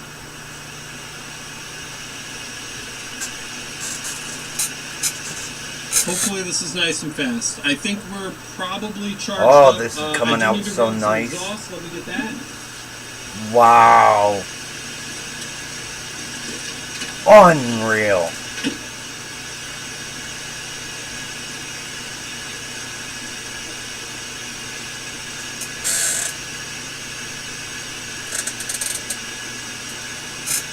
Wow. And we're just going to let the exhaust warm up. We've got it right there. Nice clean spot. And we should be ready. I'm just waiting for the exhaust to kick on. It is kind of like getting ready for liftoff. Where the hell did she go? All right, T-minus 3, 2, 1.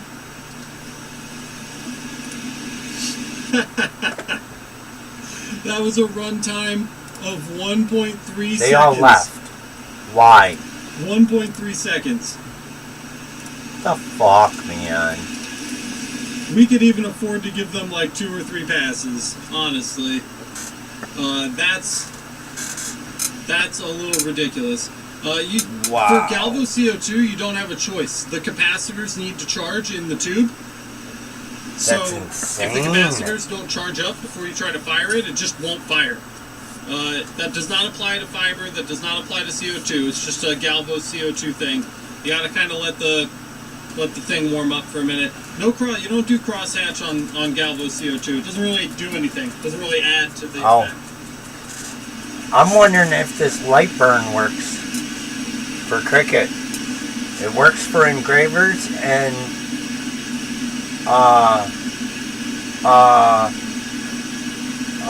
what the fuck are they called? CNC machines.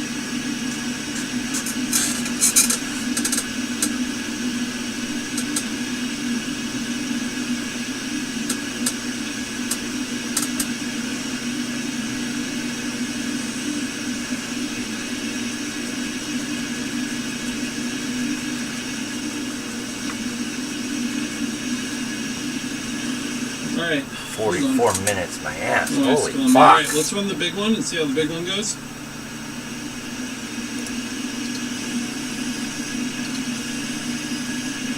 How long I've been streaming? Hi, Does it say?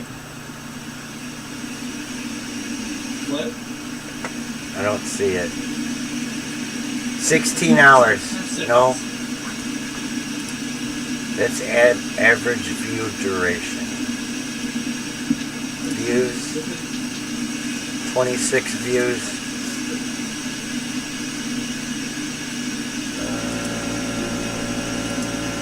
Chat rate. Current viewers.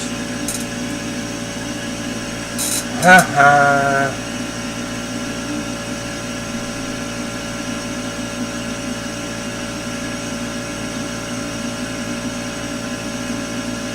Seven fucking hours. Wow. All right. She has not gone into labor. But that was the first thing she said. She said, what if I had gone into labor? Wow, we can try to slow the speed down on This fucking engraving. but that's another successful run. I got it there, guys. dialed in now. 2 seconds at a time. I probably could have gone a little faster, but fuck it, man.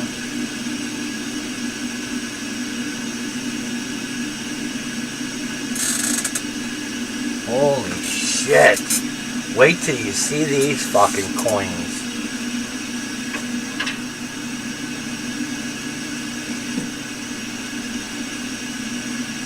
And that fucking dock station, it don't work. I got the adapter to change it from USB-C to USB. So let's see It don't work. If we half the speed here, so we're down to 1,000 at 90 power. Oh, look at that. Much better color. 2 seconds. Even if we give it 2 passes, that's 4-second runtime.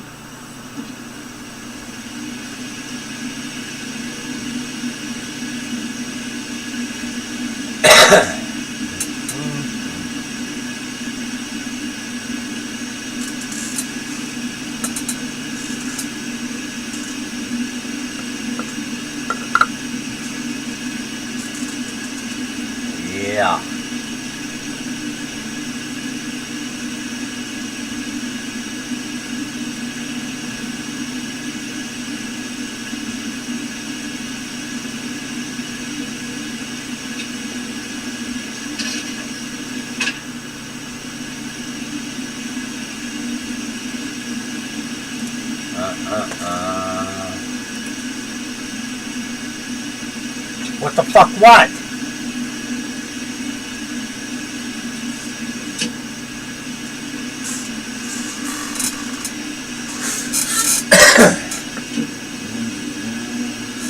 Wow. Switch screens got tired of holding my phone. Oh. We are suffering from a little distortion from the, because not only is the thing curving around, but it's also coning to a point. It's coning. And so the text looks like it's sheared, which we don't want. So what I'm going to do is I want to move the text back as far as I can on the little one. This guy looks because we know weird. it'll fit on the big one. I want to move it as far as Holy we can back fuck. on the little one. He's got a big head. That, at least the cone shear that we're getting on the text.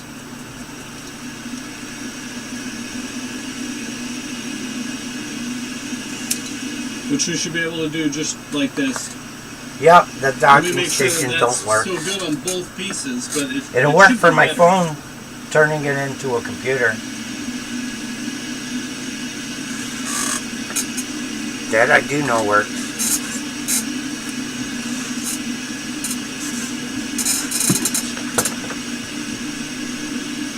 That ain't gonna stay.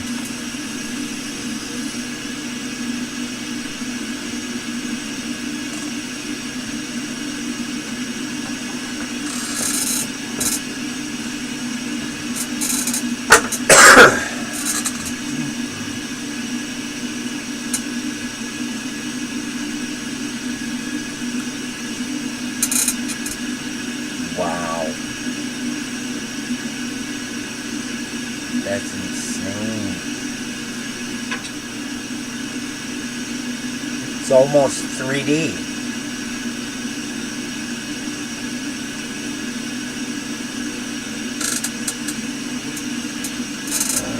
What are the settings?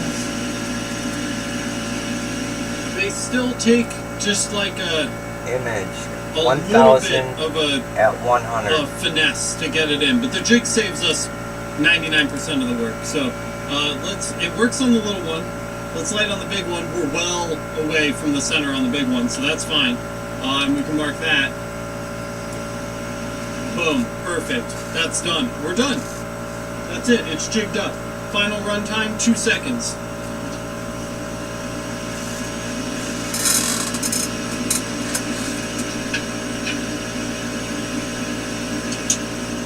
Wow. 2 second runtime, guys. So, I mean, if we're being real, what we can probably do is I can get one out of the case, hand it to my wife. My Fucking wife A, man. sets it in the jig, marks it. While she's marking it, I put the new one back into the box, and I grab a new one. She hands me the one that she just marked. I hand her a new one. We should never have to stop. If we have 2 people on this, we should be able to just do them non-stop. With the exception of like cutting open the boxes and like taping the new box up. So we tape a box up, throw it back out in the hall when we finish a box. Yeah, I mean 30 a minute, 180 an hour. Is that right? I'm back on I don't think my Pinterest. math is right, Rick.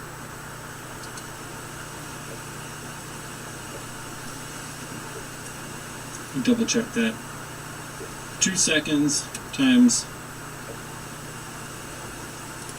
2 seconds is 1, so 30 a minute. There's 60 minutes an hour. If we're doing 30 a minute times 60, it's 1,800 an hour. If we're on our A game. If we're on our A game. We could get this done in 2 hours, a little more. No, 30 a minute doesn't account for jigging and toe tapping the foot pedal, but still. Yeah, 250 an hour with cycle time? Sure. Not bad. So if we're doing $250 an hour, that means we're going to get them all done in about 10 hours. Wow, The this job is is cool. $6,200.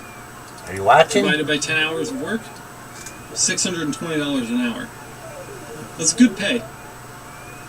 That's good pay.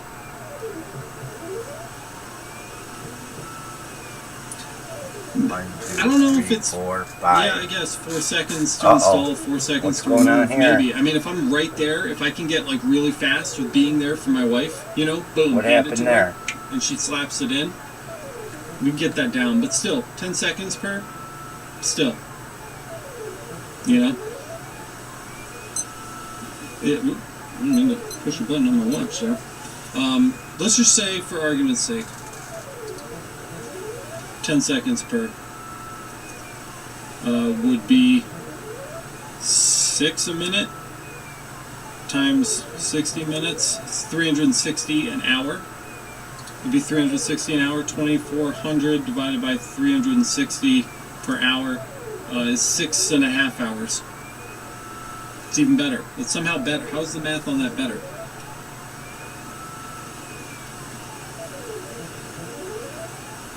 Yeah, we'll get tired, we'll take break. Yes. Okay, technicalities aside, we'll be doing about 6 to 8 hours of actual work. Not bad for $6,000. Not bad.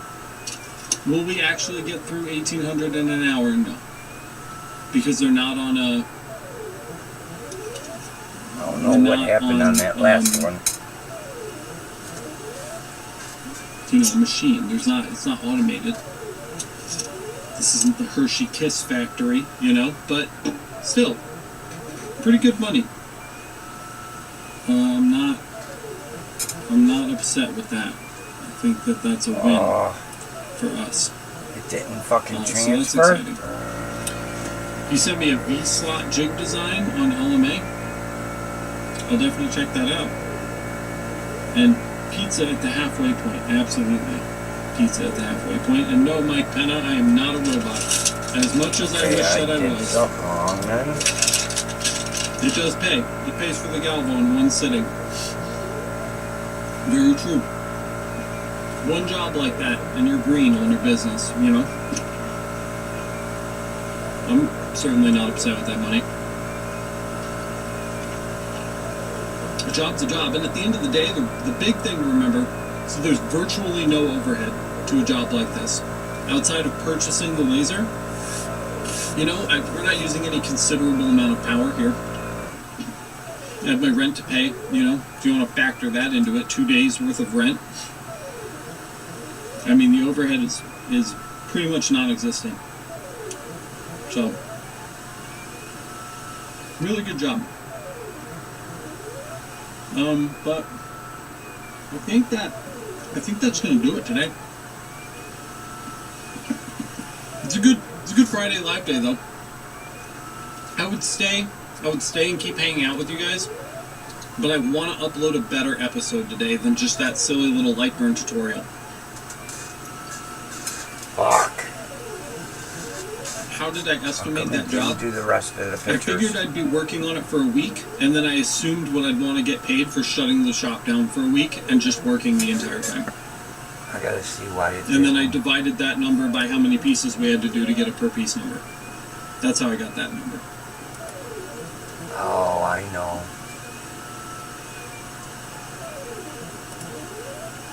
How much do you think I should charge for jewelry engraving? Everybody asks what people should charge for things, and there's a few factors. What kind of jewelry are you engraving? Is it valuable? If it's valuable, how much does it cost? How much would it cost to replace it if something goes wrong? What can your market bear? Your local market? How much are they willing to pay for a service like jewelry engraving? What's your time worth? Do you work a full-time job and get a steady paycheck, or are you trying to make this business work, and does it need to pay for your bills? You know, there's a lot of different factors. If you're early on, I would charge a little less, trying to make a name for yourself, trying to get positive reviews for your business. You charge a little less. Those leads come in a little bit easier. If you live in a really rich town or a rich neighborhood, you can charge more. If you live in a place with a higher cost of living, you can charge more. You know, if you live in New York City, you're going to charge a hell of a lot more for jewelry engraving than if you live in, you know, I don't know, the middle of Iowa, right? I mean, it's like they're different things. So the local market makes a really big difference. What your tool's capabilities are and how long it takes you to actually get those engravings done is going to be a huge factor. I don't know what you should charge for jewelry engraving. You know, we have a house minimum here of $25. I don't turn the lasers on for less than $25 ever for anything. When I lived in California, that was $35. So it's actually cheaper here to get the same work done in New York than it was in California. In California, we did not turn on the lasers for less than $35. Period. I don't care if it's a gas station keychain that you bought for $2 on your road trip that you're engraving for your friend. You're going to spend $35 having it engraved. It's just the cost of doing business. So setting house minimums is good. You know, I like to charge like $25 per move, so I don't charge per letter. I think that's fucking stupid. I hate people that do that. Charging per letter is asinine and customers hate it. What I will charge for is how many times I need to touch something. So if somebody wants an engraving up here, and then they want me to flip it over, and they want an engraving here, and then they want it down on the other end, and they want me to engrave it here, and I have to pick this up and move it and reset it 3 different times, I'm going to charge 3 different, like, setups. You know, they pay per setup, not setup fees like a normal, you know, like a t-shirt printing company would charge like a setup fee. I mean, like, setup, like how many times do I have to touch it? If I have to touch it 3 times and we're only doing one piece, 20, 40, 60 bucks. Because I'm moving, I'm essentially doing the job 3 times.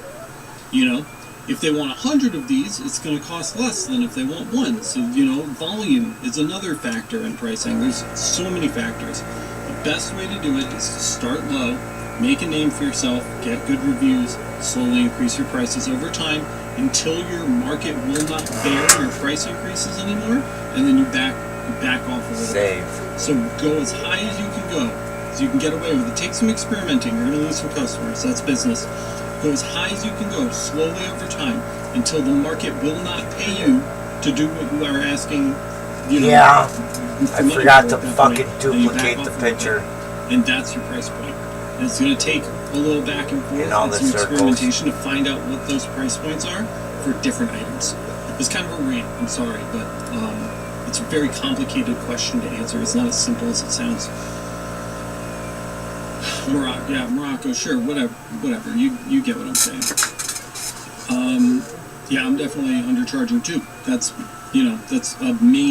a big good eye, Mike. Industry. You need to get a fucking laser, dude. Amazon and they see tumblers engraved, and it's just an don't extra stick your $2 finger on in top it. of the cost of the tumbler sitting in a fucking warehouse somewhere. If you do, call me. I want to watch. Amazon prices, or China prices as I call them. Well, I can get 800 keychains engraved for 10 cents a piece from China, already built, and they're going to ship it right to my house. I'm like, well, then get them from China. I literally tell people, go get them from China. There are people that are willing to spend more money to support local businesses, and there are enough of them to keep you in business. Even if it doesn't feel like there are, I promise you there are. Jamie, I forgot that chair. People do not like ordering things from other cities, let alone other countries. There are enough people out there. I wanted to bring it home. There just are. People like to shop local. Companies like to shop local. It's good for company image. It's a really big thing for us here at this shop. We're in Rochester. This isn't a huge city by any stretch of the imagination. This is a pretty small city as far as cities go. It's gonna drop any second. There are companies, we have so many companies near us that refuse to order things online if they have a local option. And that's how we get paid.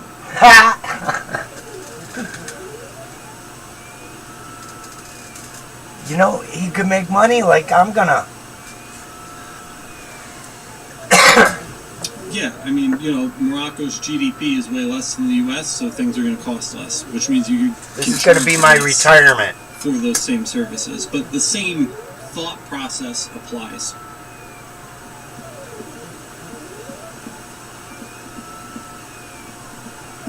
I think making that honeycomb smaller was a good idea. So, I don't know, I think we're done today. I'm going to go film you guys Not an as episode. thick. I have an episode to film for you. thank you so much for watching this episode of Friday Live Day. Hope you guys had fun. We did some different stuff today. We did some interesting things, I think, from, you know, the Brilliance Laser Ink. We kind of did like an in-depth look on that. We kind of did like an in-depth look on rotaries and stepper motors and things. Not super in-depth, but more in-depth than we usually go. Same says one of the processes of figuring rates out is called A/B testing. Laser cam properties. Rick's off to the bar. Have fun, Rick. Thank you so much.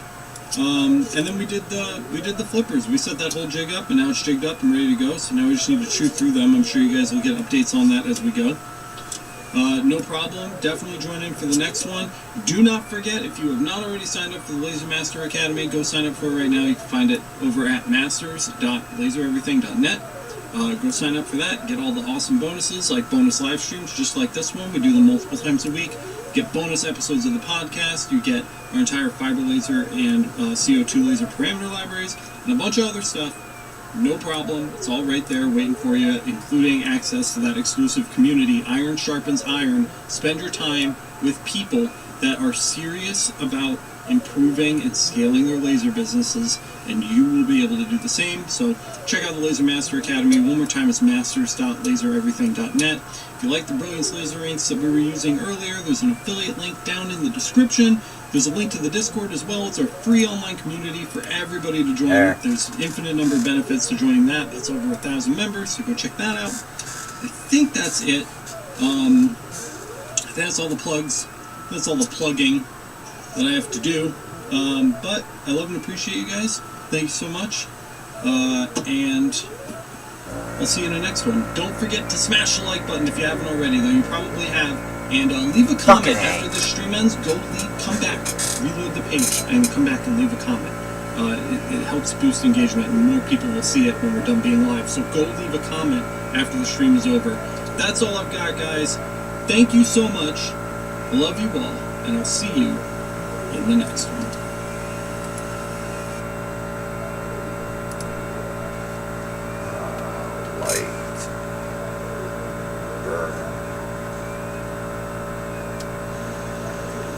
I'm going to make a toolpath. We're going to make that 31.75 just like the coin.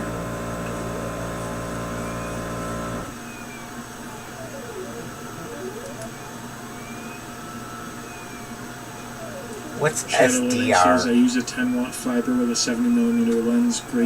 Get great detail. Yes. What 3D printing gear. Hello. Force SDR. Okay, so we got our circle here to signify the size of our coin. And what I'm going to do here next is we're going to quite literally pull a random thumbs up Setting two-tone map from the internet. HDR to SDR streaming. Let's see what we can find here. Put streaming SDR on here so you can see the proper colors. Joseph says, I just ordered a 112 from Cloudray, shipping from China. They are saying 5 days. Yeah, that sounds about right. Smaller items go real fast, especially if it's air freight. So we'll probably have it in no time. Lithgow says, same. I'd love a 70 to add to the collection, but so far the 110 is my main use. Yeah, that's kind of where I'm at. I'm getting Just by to with answer the everything I question, want to do what on the 110, is... so I don't really have a compelling reason to get a 70 yet. But it's on the list for sure, especially if I'm going to be knocking out coins. HTL, I was on the wrong account. Happens. Bloody Demon says, I definitely need a smaller lens, realizing the limitation of my 300mm lens that came default with my 50 watt, especially with deep engraving. Yeah, it's going to go much slower because your dot size is going to be enormous compared to something like a 150 or smaller millimeter work area lens. If you jump down to like a 110, you'll be flying. Matt B says, I need to get a fiber. I agree, everyone should have a fiber laser. Though I know that's not realistic. But, in a perfect world, absolutely. So, trying to see. I think we're gonna go with something like this.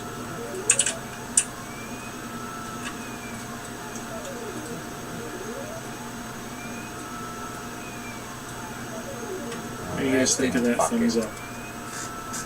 I don't know. Does that work for everybody? We'll take a vote.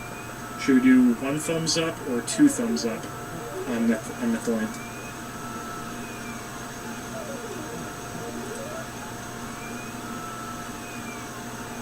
Standard definition or resolution? Okay.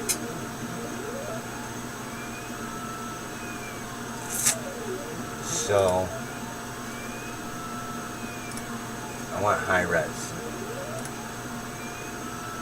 Okay.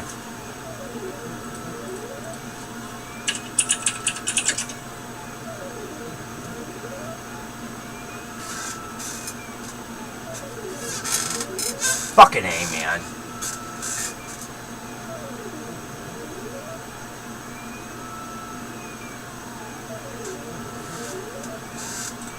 I don't know how to split layers. Can I put just the image? Circle, and that's the cut. So yeah, I can do it. I can do the image. Oz can do it. How much longer? 11 more minutes. Yeah, it's seeming like everybody's in agreement there. Okay. We're sticking with 1 thumb. 11 more minutes. So, the thumb's downside isn't going to be a thumb, it's going to be the 3rd finger, if you know what I mean. So we won't have to worry about misinterpretations of that. So this was set at 35. So for this thin stuff, that's what I was thinking. To cut. So what we're going to do, 1,000. I don't know if you guys can tell, there's a bit of a background in this. 1,000 speed at 100%, 35 times. So we're going to actually go in here and trace this. And I'm just going to trust Lightburn. We're going to go with it. The thicker stuff, I don't know Delete that. how to cut it yet. Oh, oops. Yeah. It helps if we don't overlap that. I'm glad I put that filter on. I got a perfect trace. You can actually see what it's doing.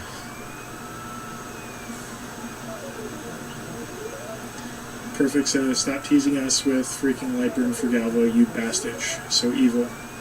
Sorry, man.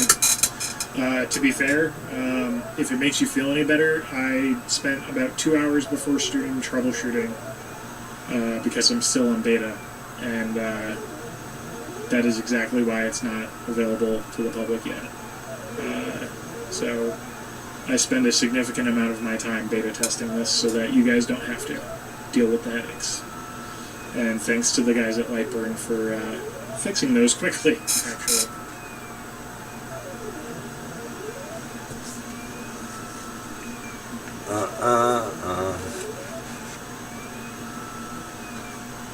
Boba says, I don't have Mocha, but I do have a JPT, but haven't figured out how to do colors with it yet. That's okay. Jamie, JPT, you didn't answer me. LPE sources are. Did you read the channel description? But not quite. You don't have the unlocked. What did you think about it? But you get with the frequency range, you can do a lot. So don't give up. James says, hello from Fort Polk, Louisiana. I have a JPT 60 watt Mocha and love it. Excellent. That's what we're working with tonight. It's good to have you. Alright, so let's get this resized.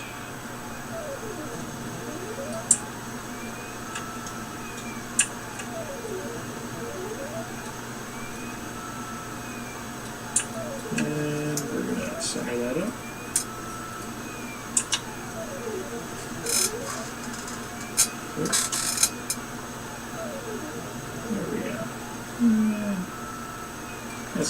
That seems about right.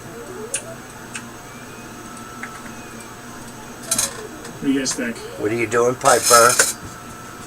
Come here, Mama. Does Chad agree? Does that look okay? Come here. We'll move forward together. Sounds like Community Chad project. wrote it. No! Alright, we got some thumbs up. I That's would good. never. Come here, Mama. Touch right. Come on. Do a touch right. Hey, Mama. Hey, Mama. Hey, Mama. Come over What's here. that? What? What? Is that an improvement, guys? Huh? Alright, cool. Huh? Some more thumbs up. I like My it. baby's out here with me. Alright, so What? I don't have food for you. Stop. I'm gonna clear my work area here, make a little room so we can actually run the laser.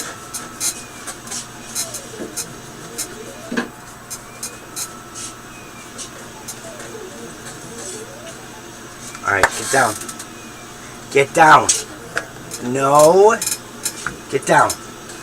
Down. Thank you. Easy says hello. Hey, bud. Good to have you.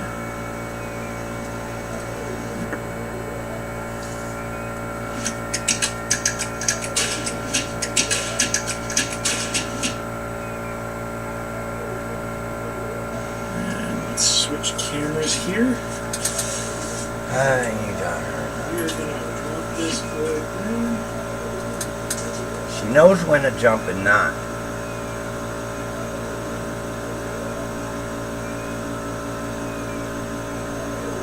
Alright. You can stop.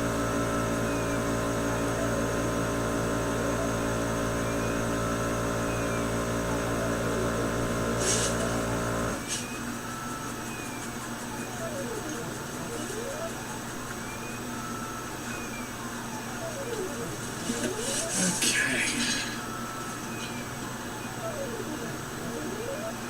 Shadow says, I'm scared to death of trying to learn Lightburn. It just seems daunting to me. Don't worry about it, man. It's easy. You saw how easy it was so far with just what I did. We basically made an outline of the size of the coin we're doing. We traced our artwork into a vector. And we sized it within our shaping circle. Easy as that. So what we're going to do, just to show you full clarity, bottom right of the frame. I know some of you are getting warm in here again. Some of you are not. So, and as you can see, we're a little What? We're not going out. And it is filming. We're not going to out. the toolpath that we made, that orange circle.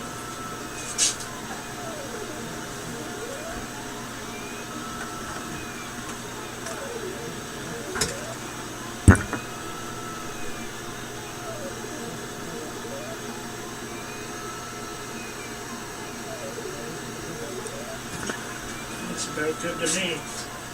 Let me shift this so maybe you guys can get a better view.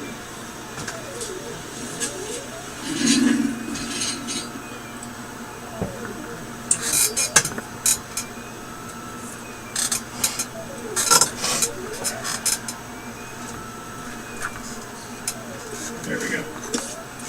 35.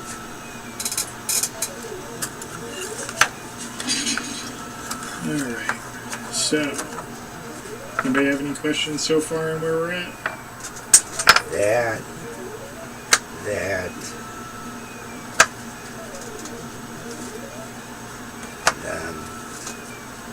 These. This one. Easy says Lightburn for Galvarox. I agree. So, I think this coin is Cooper nickel, which would mean it's a higher percentage of copper to nickel, which means it should behave similar to maybe brass, would be my guess. or copper. So those are kind of the ballpark settings we're going to start with, and hopefully I don't burn a hole in the point. So we shall see. Kids can have these. So, switch back to Lightroom, and go into my library here, and I think we're going to go with brass settings to start. Yeah, we'll go with brass settings.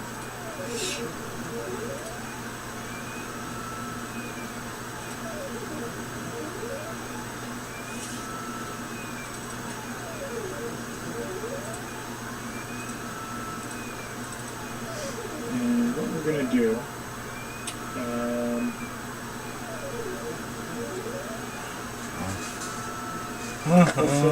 crosshatch, and we're going to change the scan angle.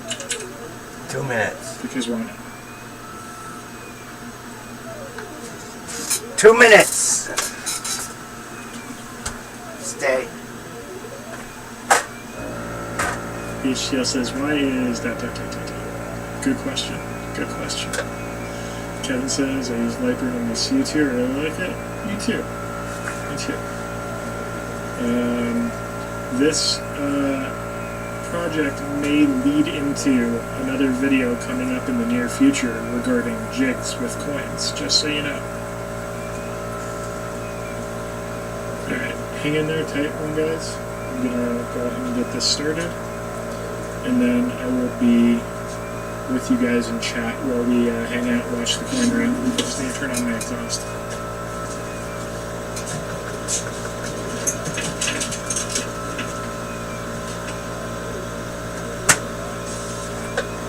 What?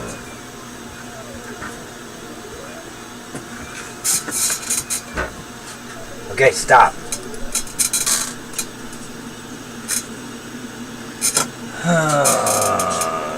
Go to origin. Right. No.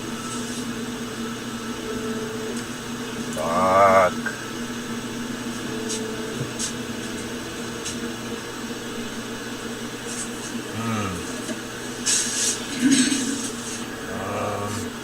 How about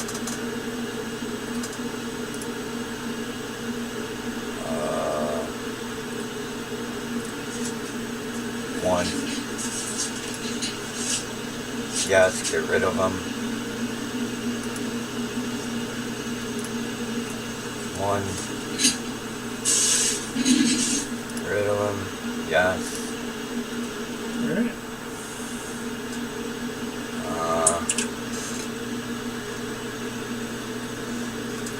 Letting her rip. Layer.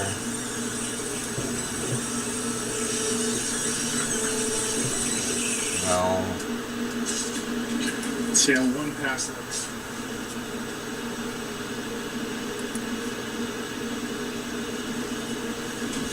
Oh yeah, that's great. Alright, so we are going to push back.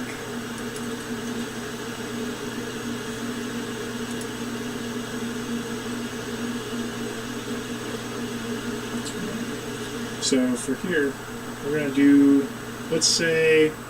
Take the line off, take the cut Yeah, off. how many passes do you guys want me to do? 50? 35 to start? And we'll see what it looks like.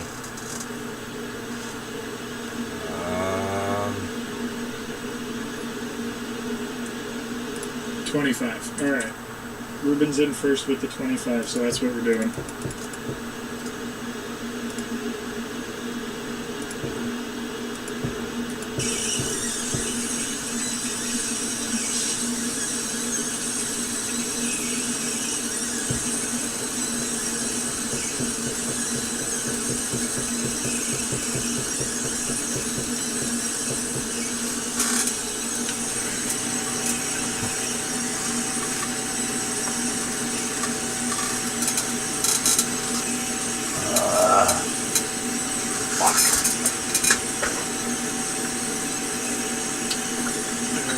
So, sounds like an A10 machine gun burst. Love it. I agree. Fiber's very rewarding to listen to be honest. 50 would cut through. Yeah, it might, to be honest. Perfect 10 says JPT is a name brand, Mopo is the type of laser, JPT makes Mopos as well as regular fibers. You are correct.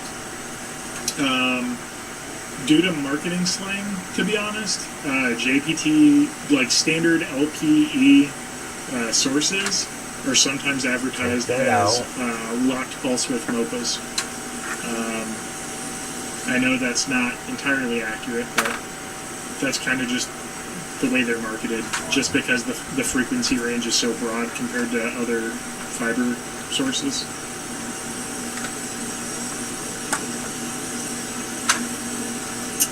Michael Hartman says, not the right finger. Don't worry, we're going to be doing a different finger on the other side. HDL says, is the coin blank softer than aluminum? I honestly don't know.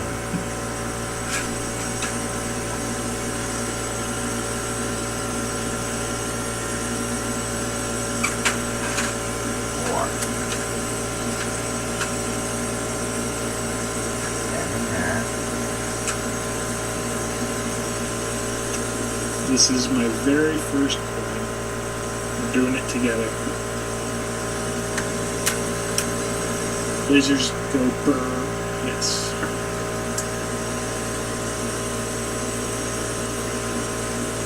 Shadow Living says, did you have to hatch this before engraving? No. So,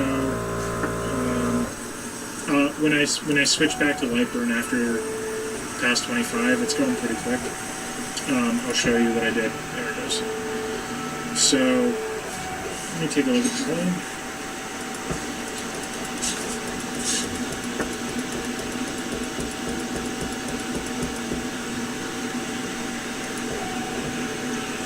It's looking good. Wow. I think we're going to do another 25. Fuck! So, before I start let me switch back to Lightburn, and I'll show Shadow what I was talking about here. I know it's a little different if you haven't had a CO2 before and used Lightburn. So in Lightburn, which is the way it's different from EasyCAD with fills, is this is set to fill mode, so it fills inside the vector lines. Whereas if I change this to line, it's just the outline of it's the vector lines, basically. So switching this to fill is kind of like the equivalent of hatching it. And then when you double click on that layer, you get essentially what would be your hatch settings, right? So that's how that works.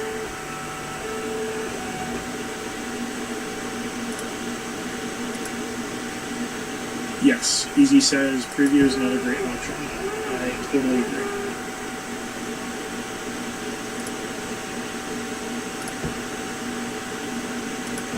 I'd love to find out how many passes it would take to perforate it completely. I'm not going to be doing that tonight, but that could be something we can mess with in the future. Maybe not with this. I have some big pieces of aluminum. Actually, no, I'm sorry. I think they're steel. We could try cutting in the future. Ruben says if it's Cooper nickel, then I doubt it. Yeah, maybe. I'm not really familiar with like hardnesses of metal, but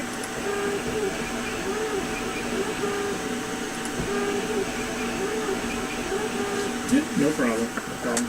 All right, so we are going to start another one. No, there's a coin, man. We're not putting a chain. All right, I think we got it. All right. All right, so I'm going to make this a touch bigger again for you guys.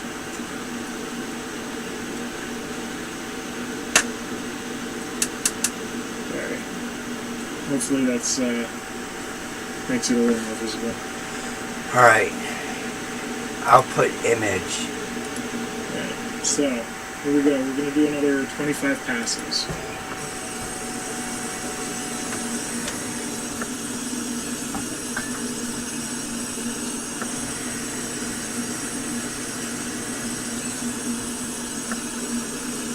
Ferdinand watching, but I only see one thumbs up. What's up with that? It could be. Sometimes the thumbs up count. Your camera's not going to do it So it justice. can continue to go up, but you might not see it. No, HDL, we're not drilling holes tonight. Unless it's by accident.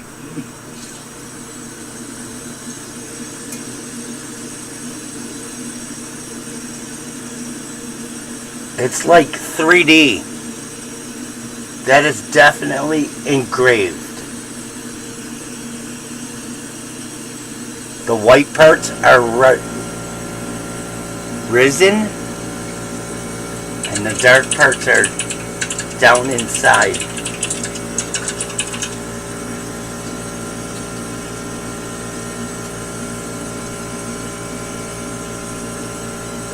I agree. Let's keep the algorithm happy. I could If you guys probably like fucking hanging out, engrave it doing a second projects time. with me, hit that thumbs up, and we'll keep the good times rolling.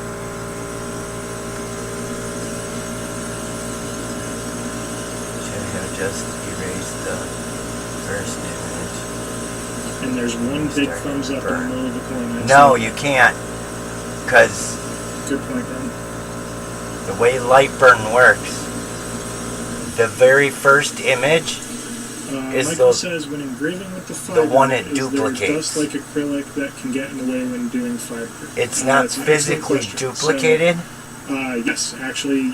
It's just a that can be copy. a problem at times. It's a carbon copy. Off camera, It's not really just to there. the side of the coin there, to the right, I have a 6-inch duct paired to a Yes. a rather hefty I bet you I could go deeper exhaust fan. if I did a second pass. It's not turned all the way up; it's at medium, but it's moving probably about 200 CFM worth of air across it, and that's helping. Now, it doesn't really help the same way it would help with a CO2 with air assist, because I might air turn assist up is more the of an air active pressure against the just a surface. little bit more. Which, actually, I don't know if you guys saw Patrick's live stream the last couple weeks. He did a couple of them. He developed a air assist kit for the fiber.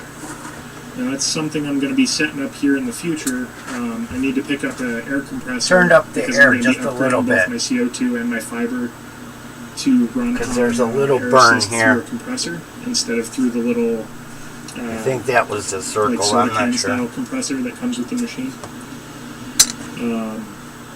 And that will also help to move the ablated material off the surface to get it out of the way of the beam. This is fucking awesome. Finally!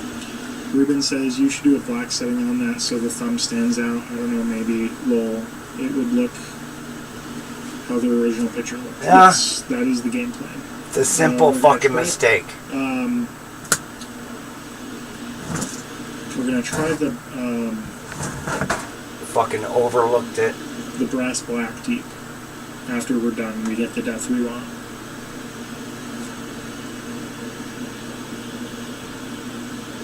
HTL says, I'm only 6.5% serious. I wouldn't do it unless it got messed up.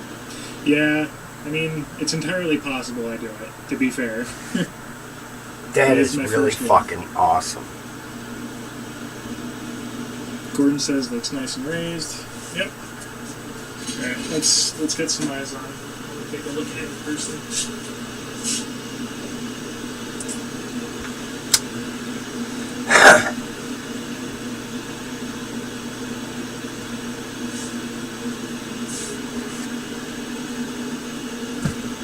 Really fucking awesome.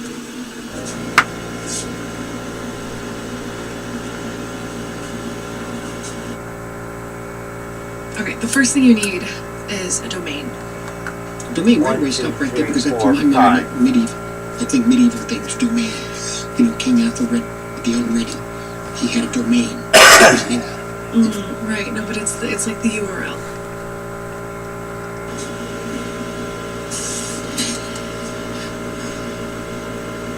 Joseph says, compressor is the way to go with air assist. The air assist that came with my CO2 blows. Same size, right? Yeah. The problem with mine is it's starting to fail to blow, actually. Which is, I need... Look at the difference. I'll give you guys a good example of why I need to upgrade my air assist on my CO2. And the burn. While we're at it. So... This is the first one. Here's one of the cutouts I've done recently. This is and you can see how much this is the one now. along the edges. Now normally that would just be on the bottom side along the honeycomb, right? See the difference? Except it's on both sides. This was actually the bottom side. You can see kind of where it... Well, I'm doing this backwards, it's hard. You can kind of see where it popped through there and burned it a little bit.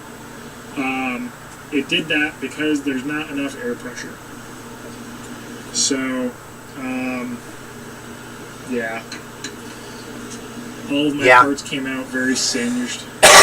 So one thing that Air Assist can do to prevent... Gotta make sure you duplicate the a lot of photo too. And stuff like that is... actually, I should do it now. Pressure when you're cutting, and you can that way reduce flare-ups and get the soot cleared away faster. No, I'll wait it's till less I'm of done. a problem when you're engraving. You actually want less What air you pressure can do versus more, is when you're engraving, but cutting in particular, you want to boost it up a little bit. the image is a certain. The image is one layer. The circle around the image is another layer. Cutting the circle is another layer. Power passes versus strong power, a few passes, and then You could do what's called group, which means you tie them all together, from the limited testing I've done, and also and from, it becomes learning one from the layer. community, when you're doing something deep, generally speaking, But right now I got it fast ungrouped, passes is going to be usually so I can more just do the effective than image. slower passes that are harder, because usually you end up warping the material if it's not super thick, or you can singe it and darken it, which sometimes that's a good thing, but not so much when you're trying to deep engrave. You want to push that material away quickly. Okay. But that's something I'll be testing out myself too, over time. Yeah, I want to keep. E3 says, "Hey guys, I'm late to the party. How's everyone doing this evening? Looking good, man. Thanks for joining us. We're Scrap. Scrap. My dragon. Says 15 PSI from there. My asshole. Yeah, that's kind of the game plan for me too. Do that I'm again. looking to get up into the somewhere in the like 13 to 18 range. My I think asshole. is probably where I'm gonna be at. Because I want to see if I can get like a half-inch ply cut.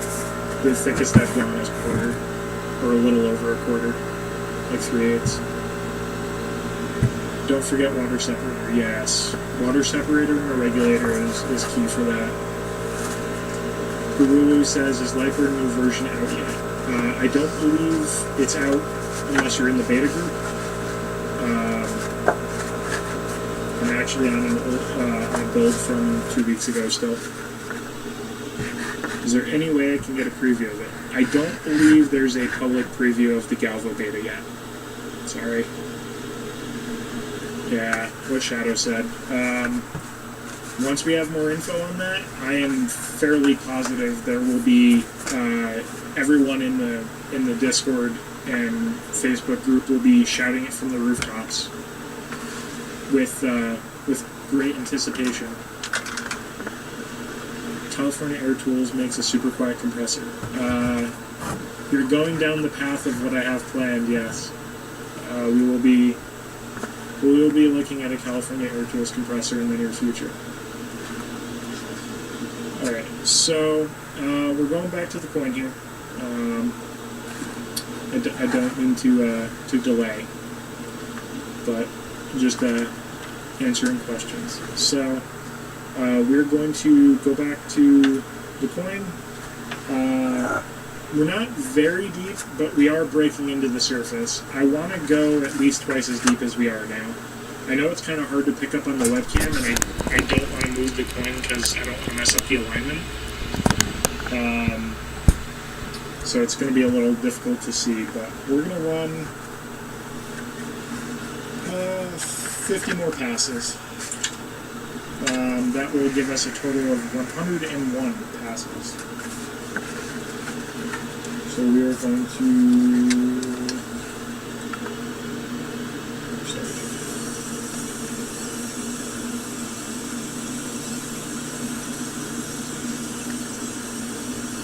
kind of a random question outside the discussion. I've had an IPG over temp error twice on my 50 watt JPT, no idea why. Is it right when you turn it on? Or is it when you've been using it for a while? If it's right when you're turning it on,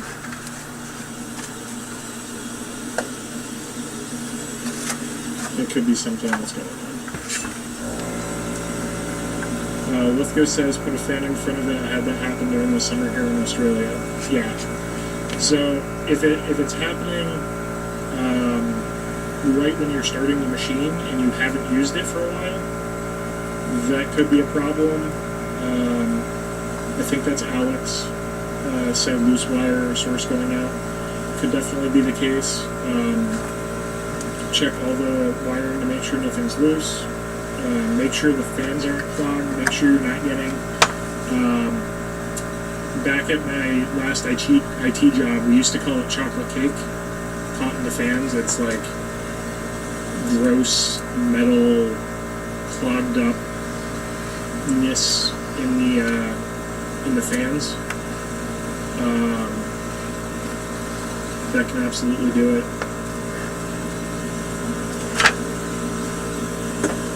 When you're using it for several minutes. Yeah, make sure you don't have clogs. If you open up your fiber tower, and you'll see the source in there, for one, make sure any of the fans that might be inside your main case aren't clogged. They don't have junk in them. They don't have a ton of metal. Yes, chocolate cake, as I like to say. Just dust that collects like oil and nastiness from the air, especially in an industrial or whatever environment, can really pick up a lot of nasty stuff and kind of cake together. And then the source itself will usually also have a couple of dedicated fans for it. You may need to see what the status of those fans are. If those fans are failing to be able to turn, your source is going to overheat.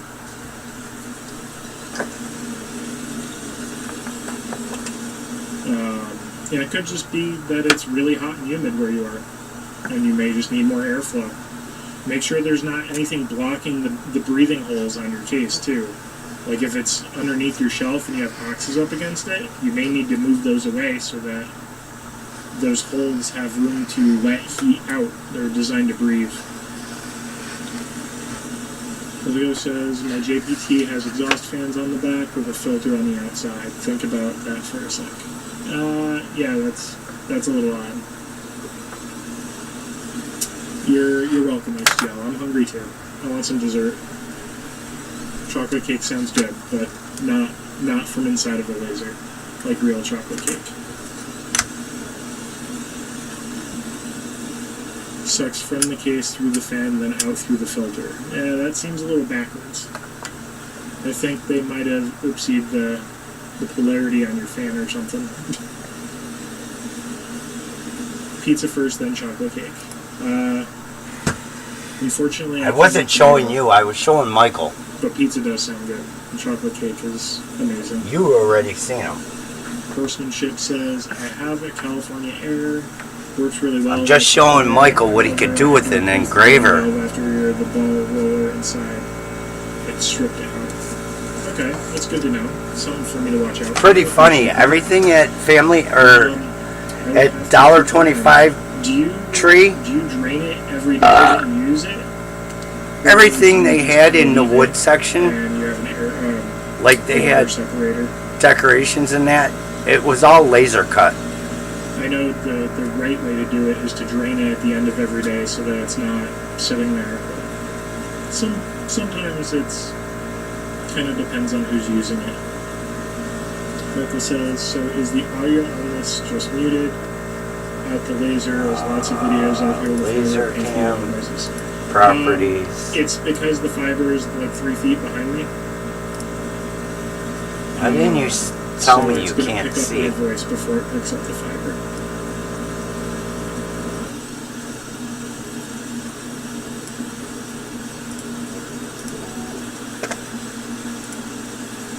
Joseph says he had the same problem with the California air compressor. Swapped the ball valve for a better See if one. we could do the second. He thinks part of his problem was the wife liked to forget to drain it. And then Horseman says, yes, drained it before and after use, and I had a water separator. Okay. So we're getting both sides of that. Drained every day and then potentially forgot to drain it. So it could be... Fuck. Could just be something I'm going to have to watch for. I appreciate that, guys. Thanks for the feedback. And, I will definitely share my feedback on that. HTL says I drain mine once a month and more often in warm humid Alright. weather. Okay. Yeah, for me, warm humid weather is Third time's the charm. Unavoidable at this point. I live up in the Northeast, and we're deep into spring, going into summer, and it's persistently humid up here now. Might have moved. Water was Maybe. the issue. The metal ball that rotates open and closed is fairly cheap. Okay. So yeah, I'll have to keep an eye on that. No. Good. Yeah, water separator Good. takes water out of the tank. You're absolutely right. So that that's gonna catch the water that goes through the line. This one actually came out darker. You are correct. And you certainly don't want water sitting in your tank. That will rust out, give you other problems. Alright, let's see.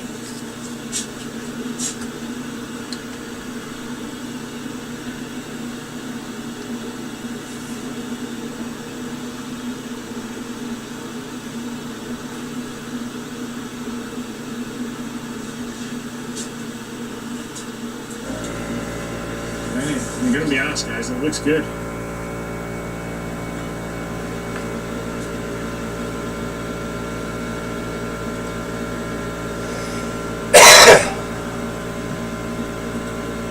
Alright, so what we're gonna do, switch back to Lightburn,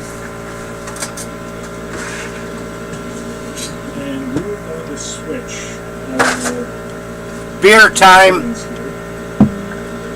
to Brent's Black Tea.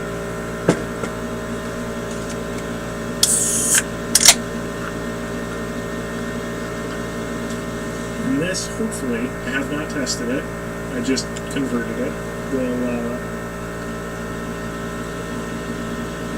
give us a good dark mark. James says California Air does not offer an aluminum tank version, that's what I want. It does offer an aluminum tank version, that's what I want. Sorry, I misread that. California Air does offer an aluminum tank version, that's what I want. I think I got the hang of it I now. didn't realize that.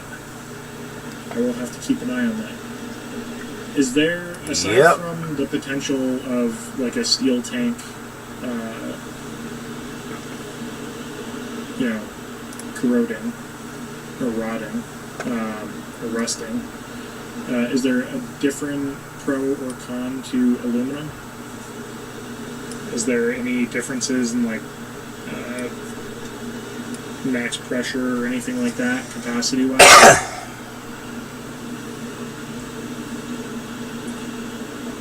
Alright, so we're set up for hopefully brass black. Totally untested on my machine, so we're going to try it out together. Library.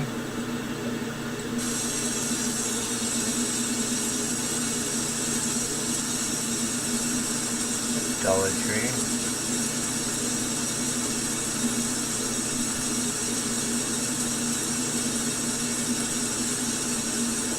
It's like a sparkler, guys.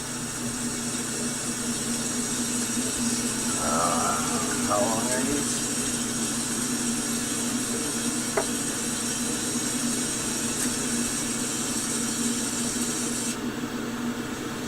Let's take a look. Doesn't say. Is it the final That's a thought? thick one. We'll finally know which egg is loved most. Reese's or Cadbury. Choose one. I choose both. Celebrate Easter with Reese's and Cadbury. 17 3/4 by 4.5. 17 3/4 by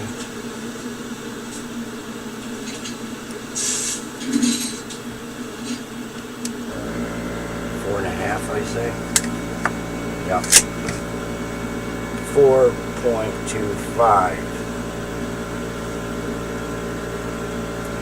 And I do Shadow believe says Ellie content is not good. It's this great. is We do our best. quarter. So I'm gonna do probably one or two more passes, just because I want to darken it up a little bit more. It is looking good though. 1/4 inch. Wendy says, hey, late, but I made it. It's all good, Wendy. We appreciate you coming and hanging out with us. We love you. Hope you're doing good. Better 1/8. late than never. We appreciate you.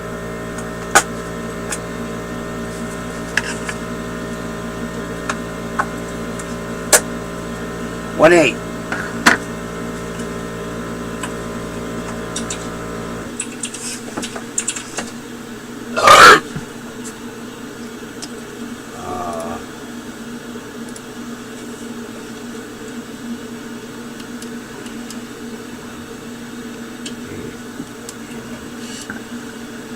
Slag City, lots of debris. Yes. This is one of those situations where an air assist might help. It might cool it down before it comes with the black, but it'll keep the debris off. No. I use one for an aquarium air pump 100 liter and I love it. That's a meter. Punished for low speed, yeah. Looks like if you do more passes, you're going to start losing detail. A good artist knows when to stop. Yeah. Alright, so, here, let's do this. Another thing we're going to do. We're already off. Okay.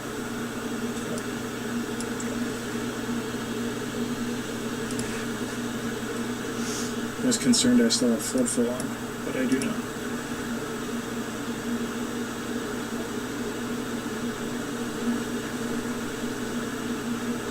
Ruben, what would you run for a cleaning pass on Cooper Nickel? And I'll do it.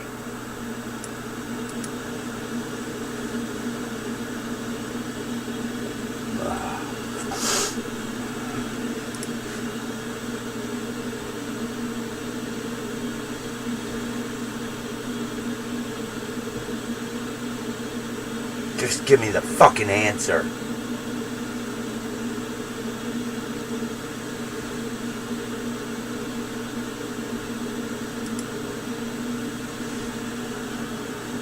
$2,535.80. 0.1. That's fine. 25. I'll do like instead of 35, I'll do like 30. Since I'm on a 60 watt, that should help with the adjustment. Let me switch to Lightburn so you guys can see what I'm doing here. So with Lightburn, we have two ways we can adjust, right? So it's kind of just like on CO2. You have shit! down here. On Galvo, you have frequency and Q-pulse on MOPA. Or you can double click, just like on your CO2. Okay. And do it through here. So Ruben says 2,500. Max power. He That's says how you do it. 50 watts. So we'll do 30 on our 60 watt. Let's go to this 80 one. frequency. We'll give it a go.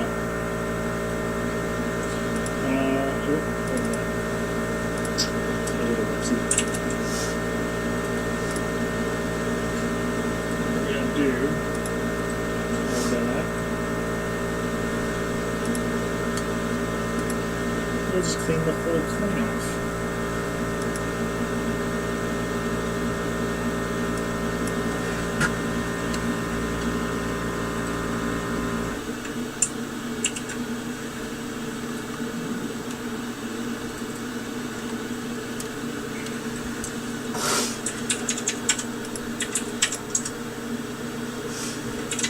Frequency. So we're going to make this a little bigger than the coin outline.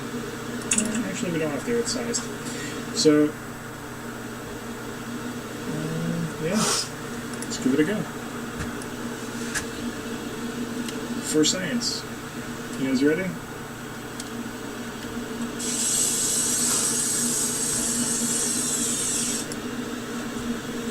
What do you guys think?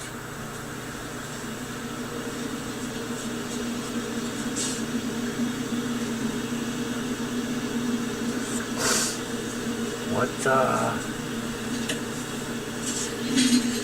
don't know, I think it looks pretty good.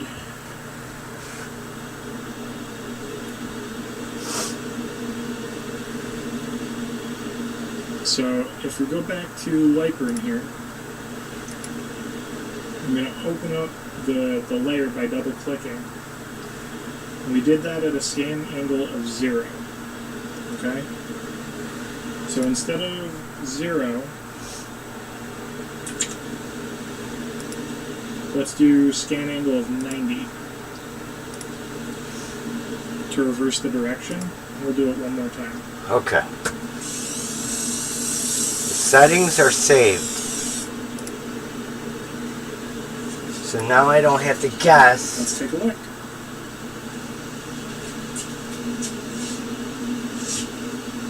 What I have to set it I think I'm going to call it there.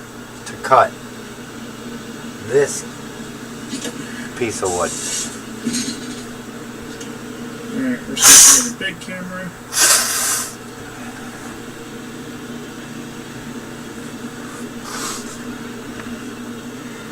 Did you decide what you're doing? No, I don't know what I'm doing.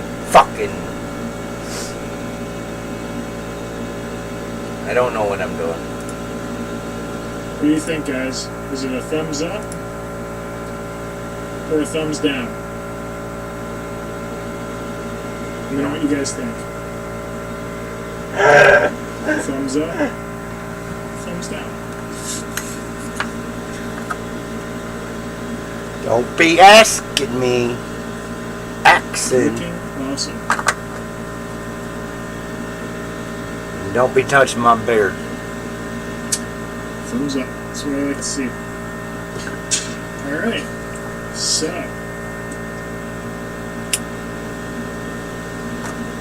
Don't be touching my beard. And that's how you get a thumbs up. Thanks, Michael. Came out great. Appreciate that, Joe. Oh! And password's great. I agree with you. Thank you for that. We are going to keep that as a setting now on my computer. I wonder what would happen if I made another pass.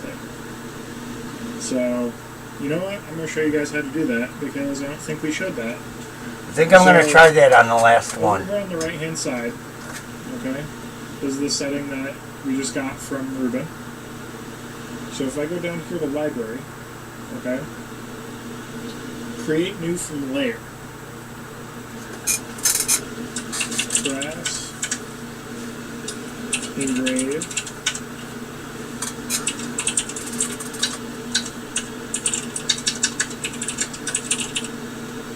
we're going to call it clean and pass from Ruben.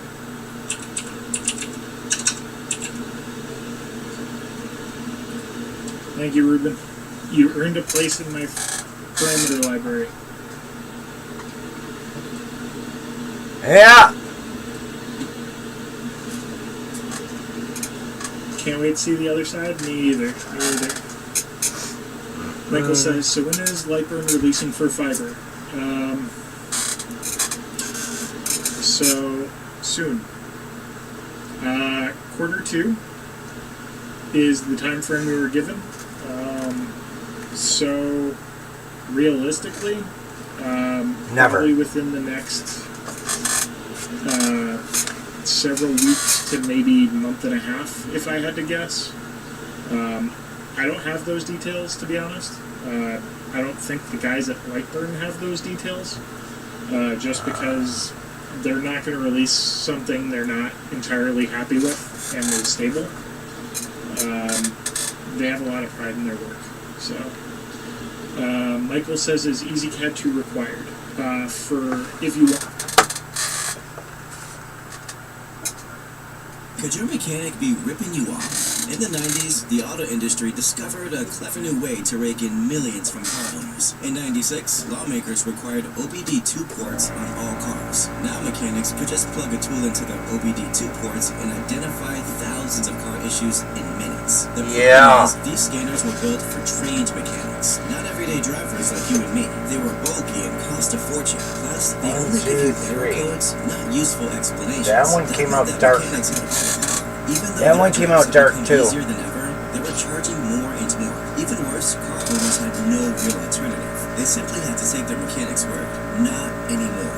Fixed is saving everyday drivers like you thousands on car repairs and maintenance and putting the power back in your hands. Instantly know why your check engine light is on, how severe it is, and how much the repair should cost. All in simple terms, so you'll never get ripped off at the repair shop again. Just plug in the sensor, open the app, and click tap to scan. In seconds, Fixed diagnoses and explains 7,000 car issues without you ever having to open the hood. You can make sure your almost done the first time. Fixed estimates your repair costs right in the app, saving you hundreds in shop fees and almost hours done. of wasted time bringing it in for an estimate. The Fixed Mechanic Hotline included in your premium subscription gives you time for access number to 3. certified mechanics. Fixed automatically keeps track of maintenance to keep your car running longer. You can track the health of unlimited vehicles with a single account. And when you're done with repairs, or if it's just a minor issue, you can even use Fixed to clear your check engine light. Fixed works better than a mechanic's professional scanner, yet costs thousands less. Available on Apple and Google Play stores, Fixed is rated 4.6 stars and has scanned over 4 million cars. Fixed even comes with a 100% 30-day money-back guarantee. So if you're not happy with Fixed for any reason, we'll give you a full refund. Get 67% off Fixed and save time, money, and frustration while keeping your Getting the hang of it. Click the button below. Everyone needs to have this car phone holder to protect their loved ones. Revolutionizing the way we handle our phones in cars, this little device is taking over the market in the US.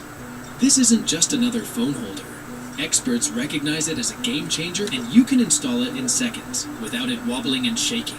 Meet the brain behind this innovation, Alex T, a car mechanic with a mission. Did you know every year over 1 million crashes occur because of phone distraction in the US? Shocked by the staggering number, Alex took matters into his own hands. Realizing people are never going to stop using their phones behind the wheel, Alex set out to make it at least a bit safer. His idea was simple, a phone holder that keeps eyes level to the road. After months of development, Alex's first prototype was ready. After testing it, Alex knew he had struck gold. Investors swiftly joined the cause, and after fine-tuning and acquiring the necessary permits, the Rotato Grip was born. The Rotato Grip is more than just secure clamps. It's a universal design compatible with all phone sizes and shapes, fitting seamlessly onto any car rear-view mirror.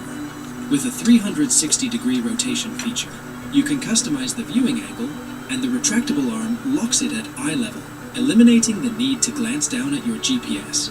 The Rotato Grip ensures distraction-free driving, effortlessly manageable with one hand, and you can easily switch it from horizontal to vertical. But that's not all. The holder's simple and intuitive design allows you to place it wherever you want, whether you'd be using it for navigating or to keep the kids quiet in the back of the car. I hope when I do the back, Rotato Grip boasts high-quality materials and advanced it shock fucking lines absorption up. technology for added protection and longevity. Nationwide, people are giving it 5-star reviews, and it's flying off the shelves everywhere. And right now, Alex is extending a special offer. Today, you can get it at a 50% discount if you scan the QR code above. And if the Rotato Grip doesn't give you the results you've hoped for, you can get a full refund. Now see, no questions asked. Don't miss out fuck on this it up. incredible deal. Act now before It would have stocks done run all out. 5 The of them. demand is high, and only a few units are left. If you're interested in the Rotato Grip, or know someone who could benefit, scan the QR code above to order.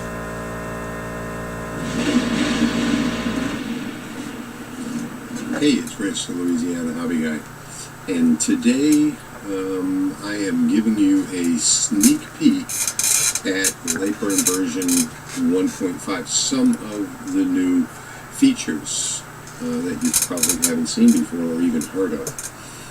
And before I get started, I just want to say that I am not affiliated with Lightburn in any way, shape, or form.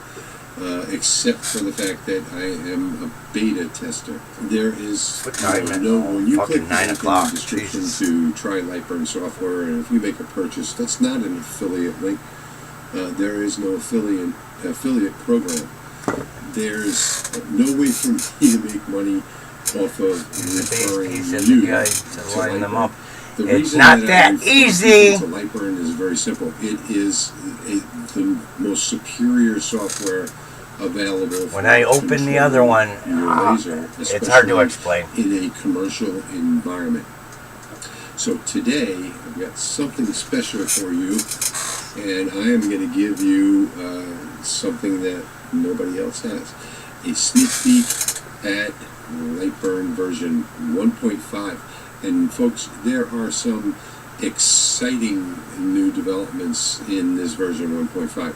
And you know, a lot of people say, well, you know, it's only they're only up to version 1.5. Why does it take so long for new updates? And you know, the updates, I think I started at version 0.5 or something like that, 0.6. And the versions are not in whole numbers or half numbers. They're in the tenths and the hundredths. So there have been so many updates to Lightburn since the first time that I used it.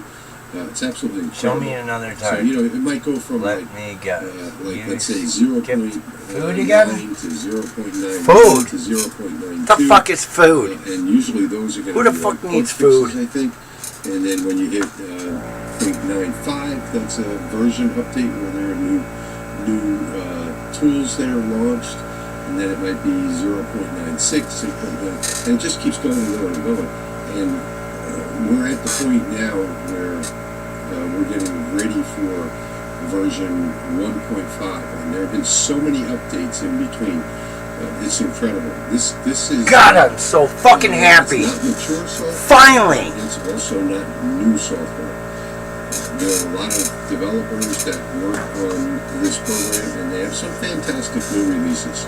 So this version 1.5 is going to be a fantastic new release. This was too fast. Let's get started in Lightburn, and let me get this up. Diaper, diaper.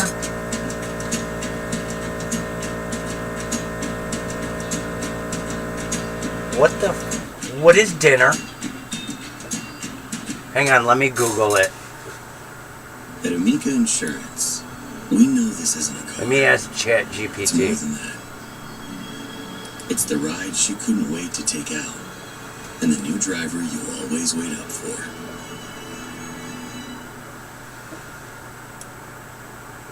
Let me get this off the screen. This is something that I've been working on a little bit at a time for almost 2 years now. That's almost in effect. I'm just going to click new instead because I don't want to keep writing on that file. I don't have my software set to autosave. So let's start with probably my favorite new update because I like to work with libraries. I don't like guessing at settings or actually doing material tests. I try and get my libraries in the right order. So now recently I've been working on a 10, 20, and 30 watt library for Lightburn for the Lasermatic. And as you can see here, this is the 20 watt. So watch this. Look it down here where it says merge. Merge. Oh my gosh, this is incredible. This is going to save me so much time. I was actually just working on this last week with 2 different instances of Lightburn open, trying to merge these libraries, and then all of a sudden the latest version of 1.5, I can click merge, and I can come up here and take this 30-watt library right here and say open. And now some of these, the red ones are already there. These green ones are all going to be new. You can see the 20 watts are there. These are the new ones. Those are already there, the 10-watt ones. And it just shows you, I mean, so I'm just going to say replace mine with the new one and click save. And I'm going to save this as, down here, I'm going to put 20 watt and then dash 30. So I'm just going to do 10-20-30 and then I'll put a 2 there. And now, as you can see, I've got 10-20-30. And in here, if I had settings for them, you'll see, here's the 10 watt setting, 20 watt setting, 30 watt setting. Image, 10, 20, and 30. Wow, this just took so much work off of my plate, where I've just combined the 10, the 20, I already combined the 10 and the 20, the 10, 20, and 30 into one library. And last week I was working on this.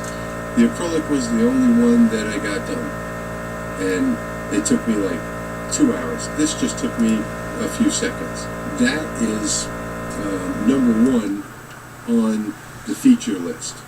Number 2 on the feature list, which is something else that I will be using quite often because I do lots of different work where I need guidelines. So now we're going to have automatic guidelines. And I'm going to move this over because my monitor is sort of funky place there. Now watch what happens to my mouse when I go up. You see that? Turns into a handle. Well, watch what happens when I click and drag. So this is a guideline.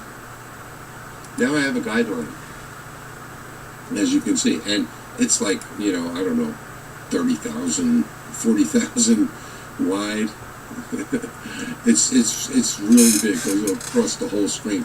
But if I select it, I can drag this handle to wherever I want, this center handle, and I can drag this guideline to wherever I want.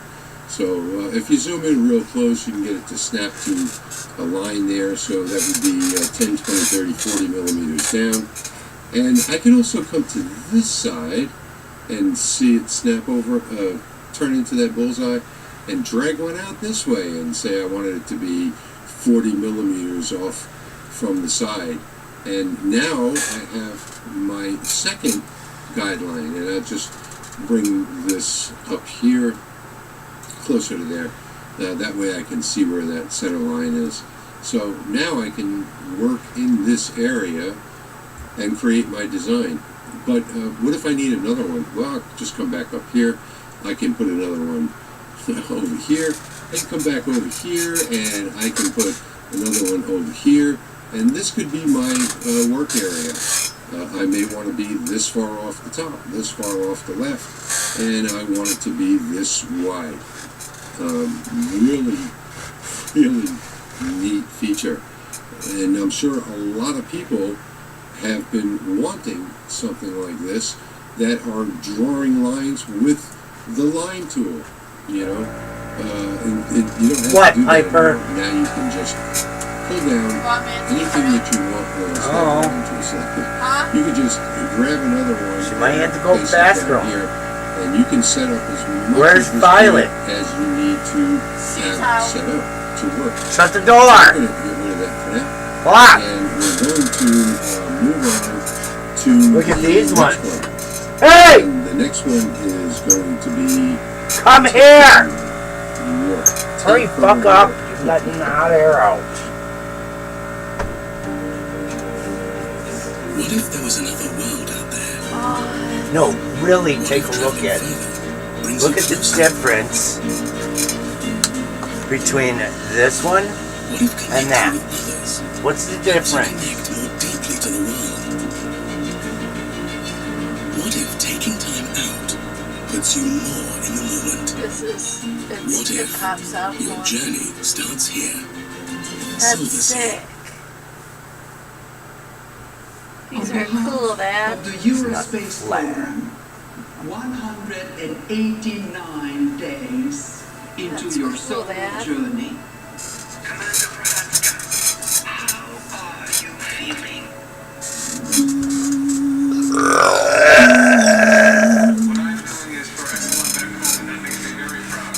How are you feeling? Fine, why? I just wanted to ask how your day In was. my library, I'm going And how are to you? bring How are out you? something that is circular. That should work right there. Let's bring it down a little bit. I've had no kids. And actually, let me get rid of this guy right here. Get it off the screen. And now you've got a tumbler, let's say, and the top of the tumbler is 4 inches, and the bottom of the tumbler is 3 inches. Let's say, something like that. Jamie's watching the show? And you know, you can go online on YouTube. Of course. Do a search for tapered tumblers, and you will get all kinds of videos. Almost that done with take you 4. through An hour-long, Once you make an enough for hour-long everyone video to on have how to use a 'Cause that's specific mathematical formula. You know with what they calculus are. and everything else to My figure business out card. what the taper is. Well, no longer, because gonna have if we go up here to the top where it says laser tools, Not we will find a This, new this, entry here called taper and war. Yep, the just this YouTube easy. channel. So Nice. what we're gonna do is Hi, Julian. Hi, Jamie. How are you? Look at my new keyboard. Let's say you have a Oh, that's 4 cool. inch, It's we'll just metal. leave it at 100. And the bottom is, Nice. let's say 3 inch. So right? if I get we're mad at and throw it at 75. you, you better There it fucking is. duck. The only thing we have to do Jamie, is I don't feel which safe. is the the tumbler, and let's say that's 150. Let's say it's 125. Right there is our finished product. Hopefully it's not raining tomorrow. I can make a box It's done. to cover that It's fucking warped, thing. and it's ready. And when you engrave this onto your tapered tumbler or glass or whatever it might be, this will be perfectly round. So I know a lot of people are going to be very happy to see this one. Almost That's done. all for now, and we will delete this guy here. And let's now move on to the next feature, which is going to be a lot of fun as well. And that is a new primitive. Oh, you have to work tonight? So if we take and just Yeah, because she draw out fired all her staff. a square, a rectangle, like that. Let's just put it in line mode so you can see it better. And we select it. Well, we have a new feature now, too. And your old Number 4 is done. I agree. Down here, where you click on this and you put in a number, let's say 5. Is Mike- Mike still watching? Click on a quarter. Is that right? Maybe that's not enough. We come back down here and redo it again. Or, go to the shape properties tool and do it over there.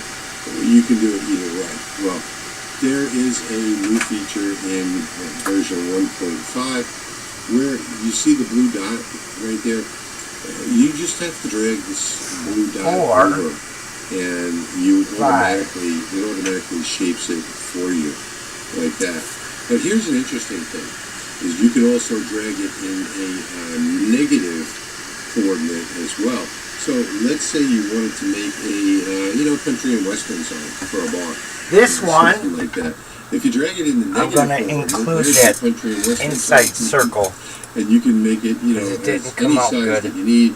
You can make it into like a Harley Davidson style sign just by dragging this blue dot. And so that is a really neat feature. I like that one. But that's a really lot. cool, Dad. Because it's just so much easier to do this to get your corner radius. On or this do one, I'm this going to to get try your engraving western it sign. again. So let's go ahead and get rid of that. I want to see if it And gets we're deeper. going to move on now to the next feature, which is going to be in our wrench and screwdriver device settings up here. So if we click on the device settings, we have speed a little something bit. new over here now. So when you toggle on your laser on when framing, you now set the percentage in I'm your glad you device found settings. something to Where it like. used to be you had to toggle this on, there was no box over here, and you had to come over to the Move tab, and you had to set your power over here. This has now been updated so that you can do it right here in the device settings, which makes a whole lot more sense to me. The next thing that we're going to talk about is a really important feature that I absolutely love, and I don't know why this feature wasn't released with the original feature, which is the material test. The material test was lacking one thing, and that was right here. The ability to cut out the material test when you're finished. So it now has a border. So now you have the material setting, you have the text setting, and in my opinion, one of the most important things, the border setting. So, you know, this is a line, and you just cut it out. And let me show you in the preview, this was never here before. This is the border setting. And now once the burn is done, this makes total sense. It's going to come back out around and cut out that material test for you. Something that should have been there from the very beginning that always bothered me, as a matter of fact, was that I didn't have the ability to cut that out. But I would always look at the X position and Y position and just go back and put a rectangle there and cut it out. But this makes it makes so much more and better sense. And speaking of the laser tools, something else that has been added in version 1.5, let's just take and draw out a rectangle here, and let's set this to a width of let's just say 20 by 10. You'll see what I'm going to do here in a moment, and I'm going to snap this to here, and then I'm just going to duplicate that, and I'm going to move it over to here and duplicate that, move this one over to here. I'm not going to align these or anything else. And basically what I'm going to do here is weld these real quick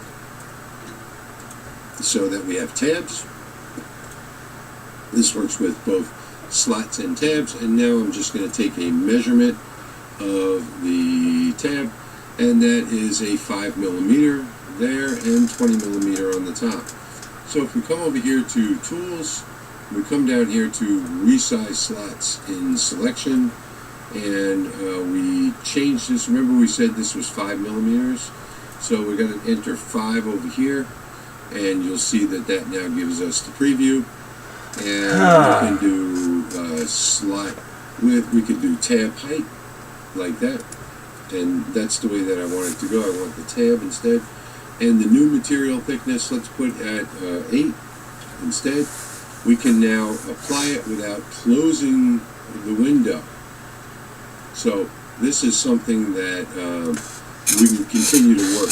If we don't like that, we can come back here and choose 8 and new material thickness of 10 and apply that. And we can just continue to work in here. We can do slot width, tab height, slot width. You can now apply your changes and keep working in here.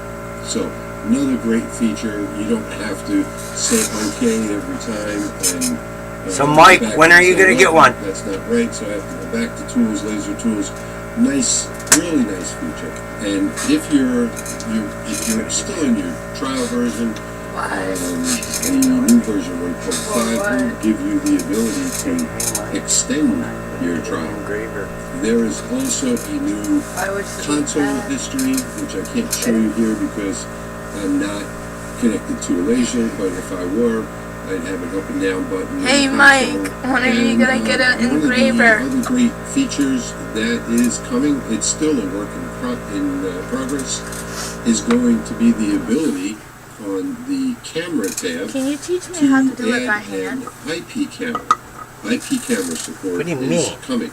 You said you can also do it by folks, hand. including me, are waiting for that IP camera feature to come, because I have 3 IP cameras here in the shop. Whatever happened to your little thing that Mom's doing too? camera can be pain in the butt. So sometimes I want to just watch it from the software, and I don't want to see it like right from the top of the lid.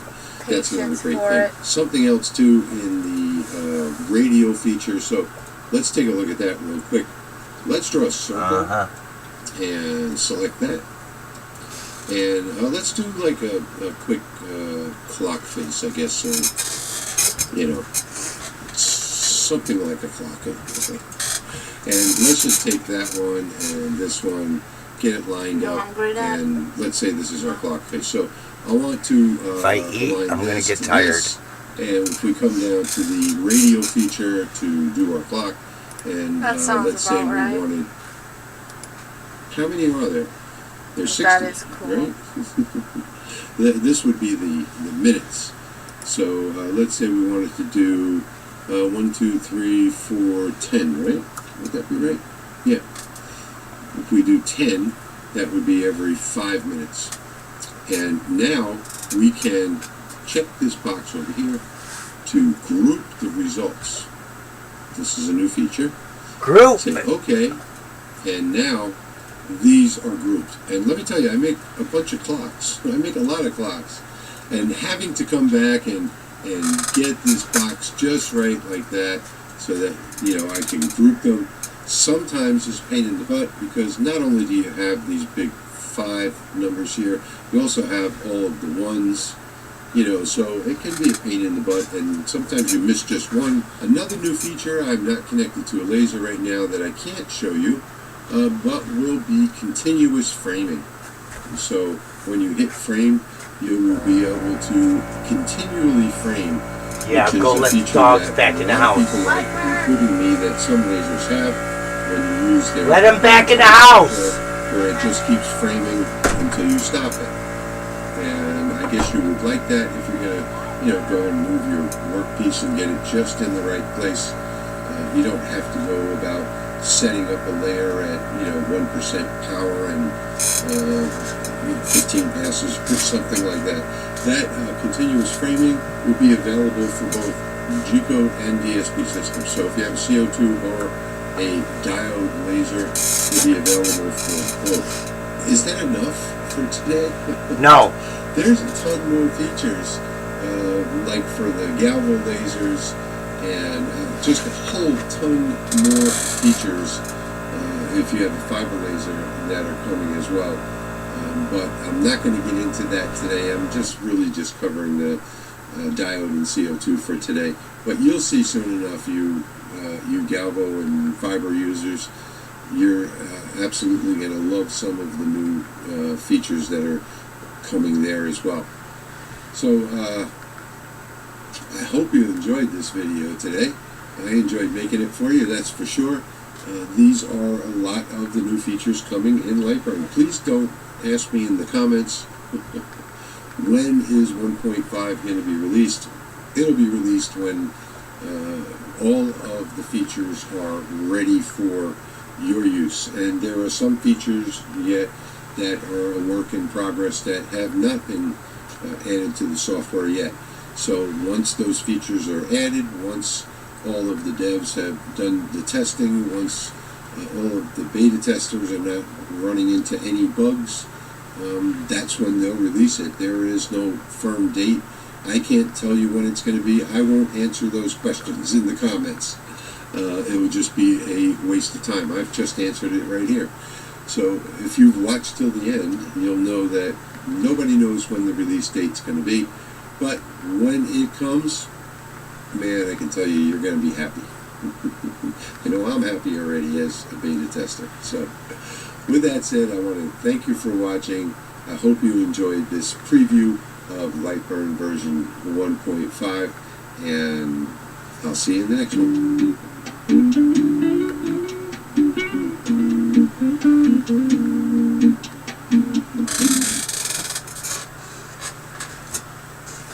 This $64 high-tech device is the last allergy relief tool you'll ever buy. The average American home collects 40 pounds of... Hey y'all, it's Steve, Hobo with Wood.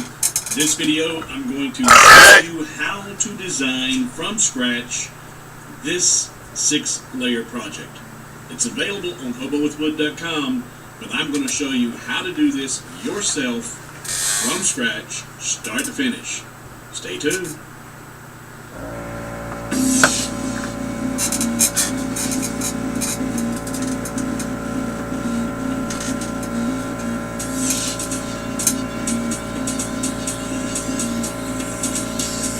Yeah!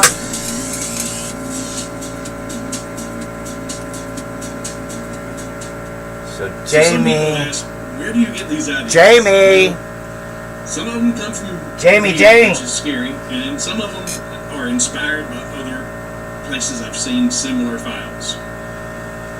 So what do you think of me this one, burning another layer, I seen at doing another pass on the same one?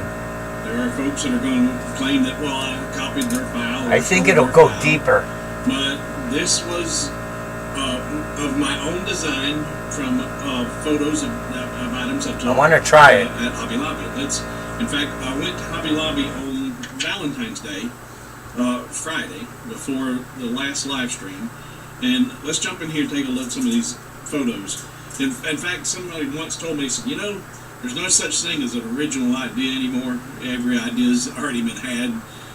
You just have it's rehatched and rethought and reprocessed. But if you think of something, well, somebody most likely has already thought of it too. There's not many original ideas left out there. But to think that you own an idea is a bit silly. So look at these images from Hobby Lobby. I was looking for different crosses that I could do. This one, because you can see through there, there's a little gap there. These are actually multi-layers here within the heart on top of all of those. So that was really three-dimensional. I said, that's kind of cool and rustic looking. And I said, okay, that's all right. What else is there? And that one was a rustic heart or cross as well. I didn't really care too much for the simulated stainless there, the diamond plate, but I thought it was kind of a cool idea. I thought, well, maybe I could do a play on something like that. And then this one, for Valentine's Day, I did if Cupid can aim, so can you, and it was pointing toward a toilet. So I thought, hey, this could be a second piece that could be some good bathroom humor that I could do something with. And then for all the dog lovers, Home Sweet Home with paw prints. You've seen a dozen million kinds of things like this. I said, that's something that could easily be done. Then I seen this. I was like, oh, that would be really fun to do. It's the door hanger. No need to knock. We know you're here, the dogs. If you're a dog owner, then you know this is something that you don't need a doorbell if you got dogs. But then this was taken, and there, if you see, 2024, 2000, February 14th. So I took this on Valentine's Day. And then on the 15th, somebody did a video showing these as like their original idea, but I was already thinking about doing the same thing the day before, and it wasn't even my original idea. This was something that I seen and was inspired at Hobby Lobby. But then this one really spoke to me. Okay, this I could do something with.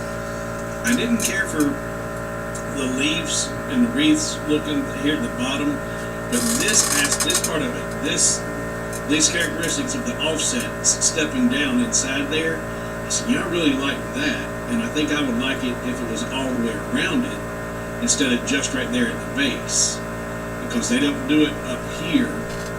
And I said, you know what? I think I'm going to do something like that. So this cross, this love, almost done with this layer. The inspiration for the project I'm working on. Then I'm going to do a second. And I liked the accent pieces on the outermost ends of the cross. But those are easily broken because you start engraving, cutting stuff that fragile, it can be problematic.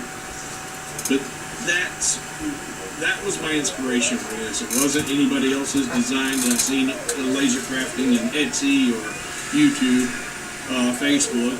It was from Hobby Lobby and this piece here. So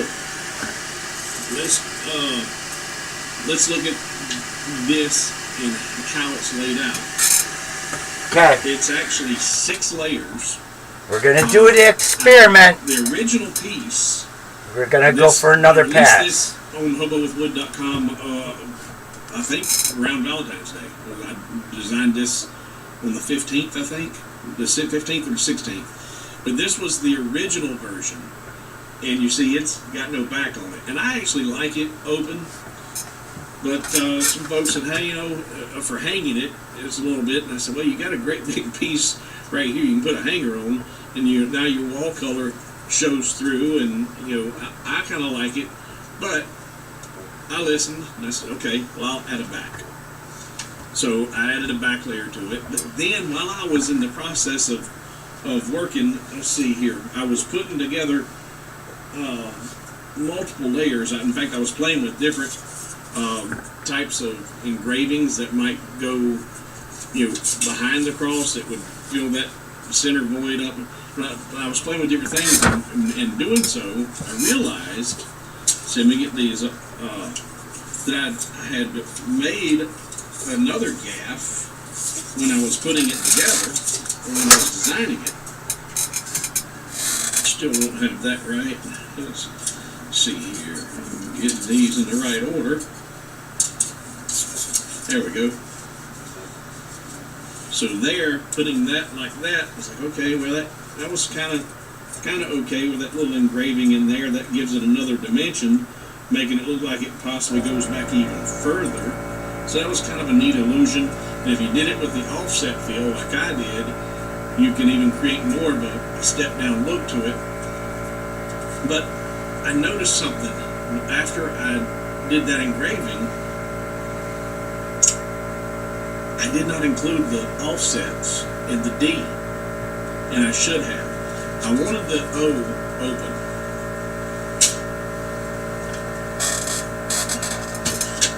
I wanted the O to be open, but I've got the offsets inside the D or the G there. There you go.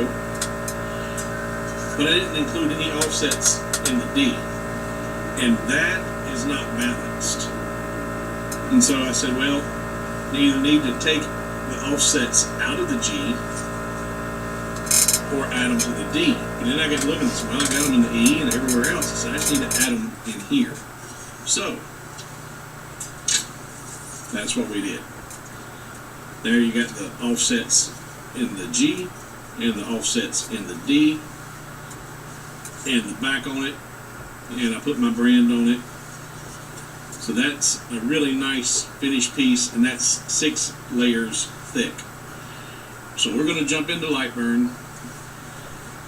I'm going to do my best to walk through this as quickly as I can without too many gaps and errors, but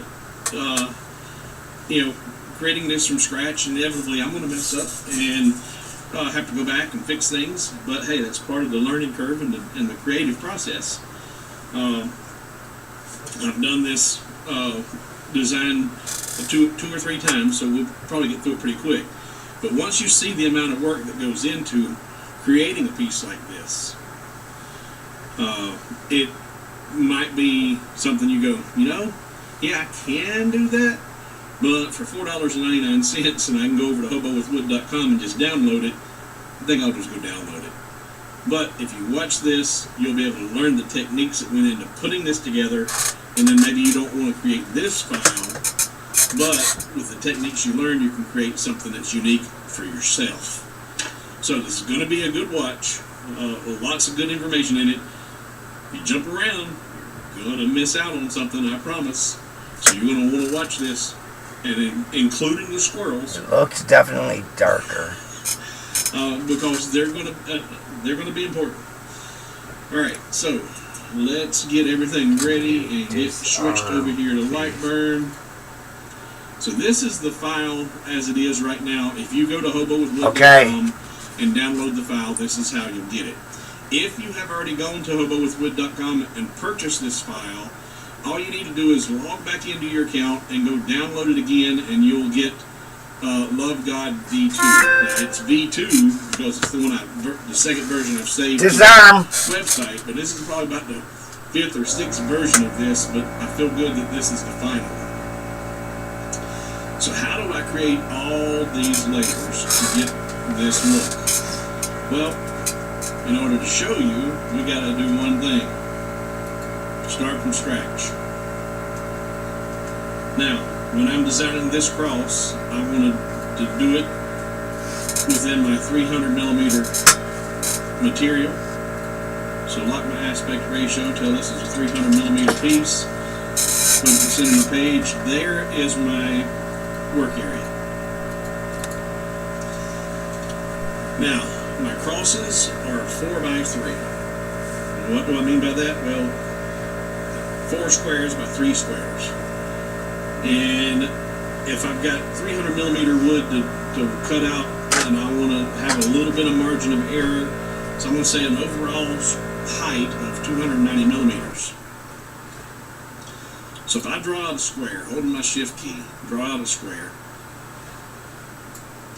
Doesn't really matter what size, I'm just going to put a square out there. And I'm going to come up here to the, got my aspect ratio locked, I'm going to come up here to the width, and I'm going to say 290mm divided by 4. 72.5mm.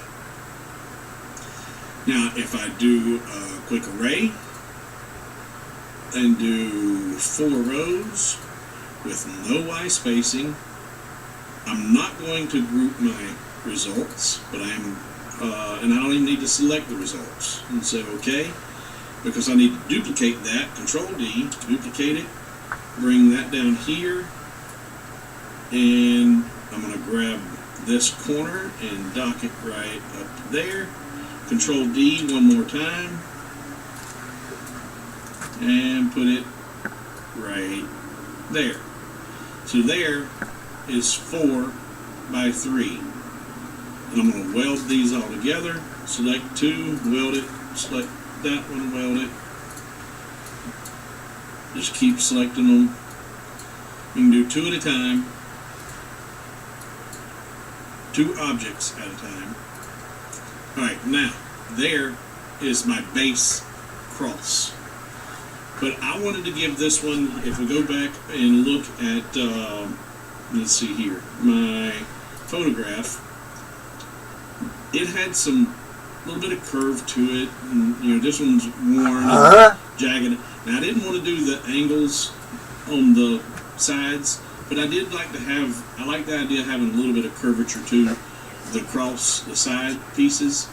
So what I did was take my cross, go into node editing, and I'm going to insert a middle node on all of the side pieces that are not on the outermost perimeter. So I'm going to come here, and it doesn't matter where you're at on the line. If you just get your cursor to turn into that little mark there, indicating you're on the line, just hit the letter M, and that'll put a node in the middle of the line. As long as you're on the line and hit the letter M, it'll put a node in the middle.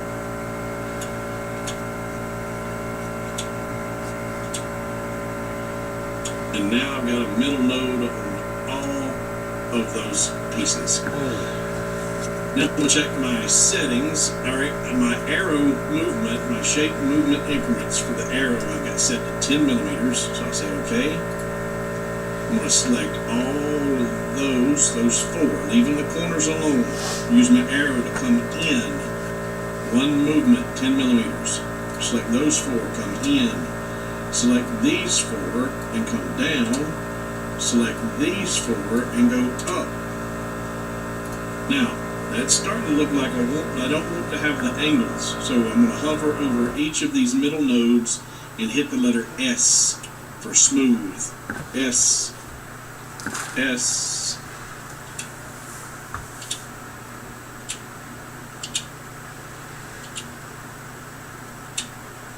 And there is the cross that I want to start with. In fact, if I take and select that cross, put it on a cut path, and I'm going to put a tool path in the middle of that cross. I'm going to come right here to that point where I get crosshairs and come down here to get crosshairs. Select just that, put it on a tool path. Now that toolpath will serve as my centering block or square when I want to put my logo in there. So I'm going to double click my logo. There's my logo. I can hold my shift button, select that square and center it up. And that's going to put my logo right where I want it to be on the back of the square. So let's get rid of that, because you're going to put your logo on there. Yeah. Alright, so that, if I group though, is actually, you know what, before I do that, I'm going to select just across, duplicate it, and now hold my shift button and select that square, move it up here and group it.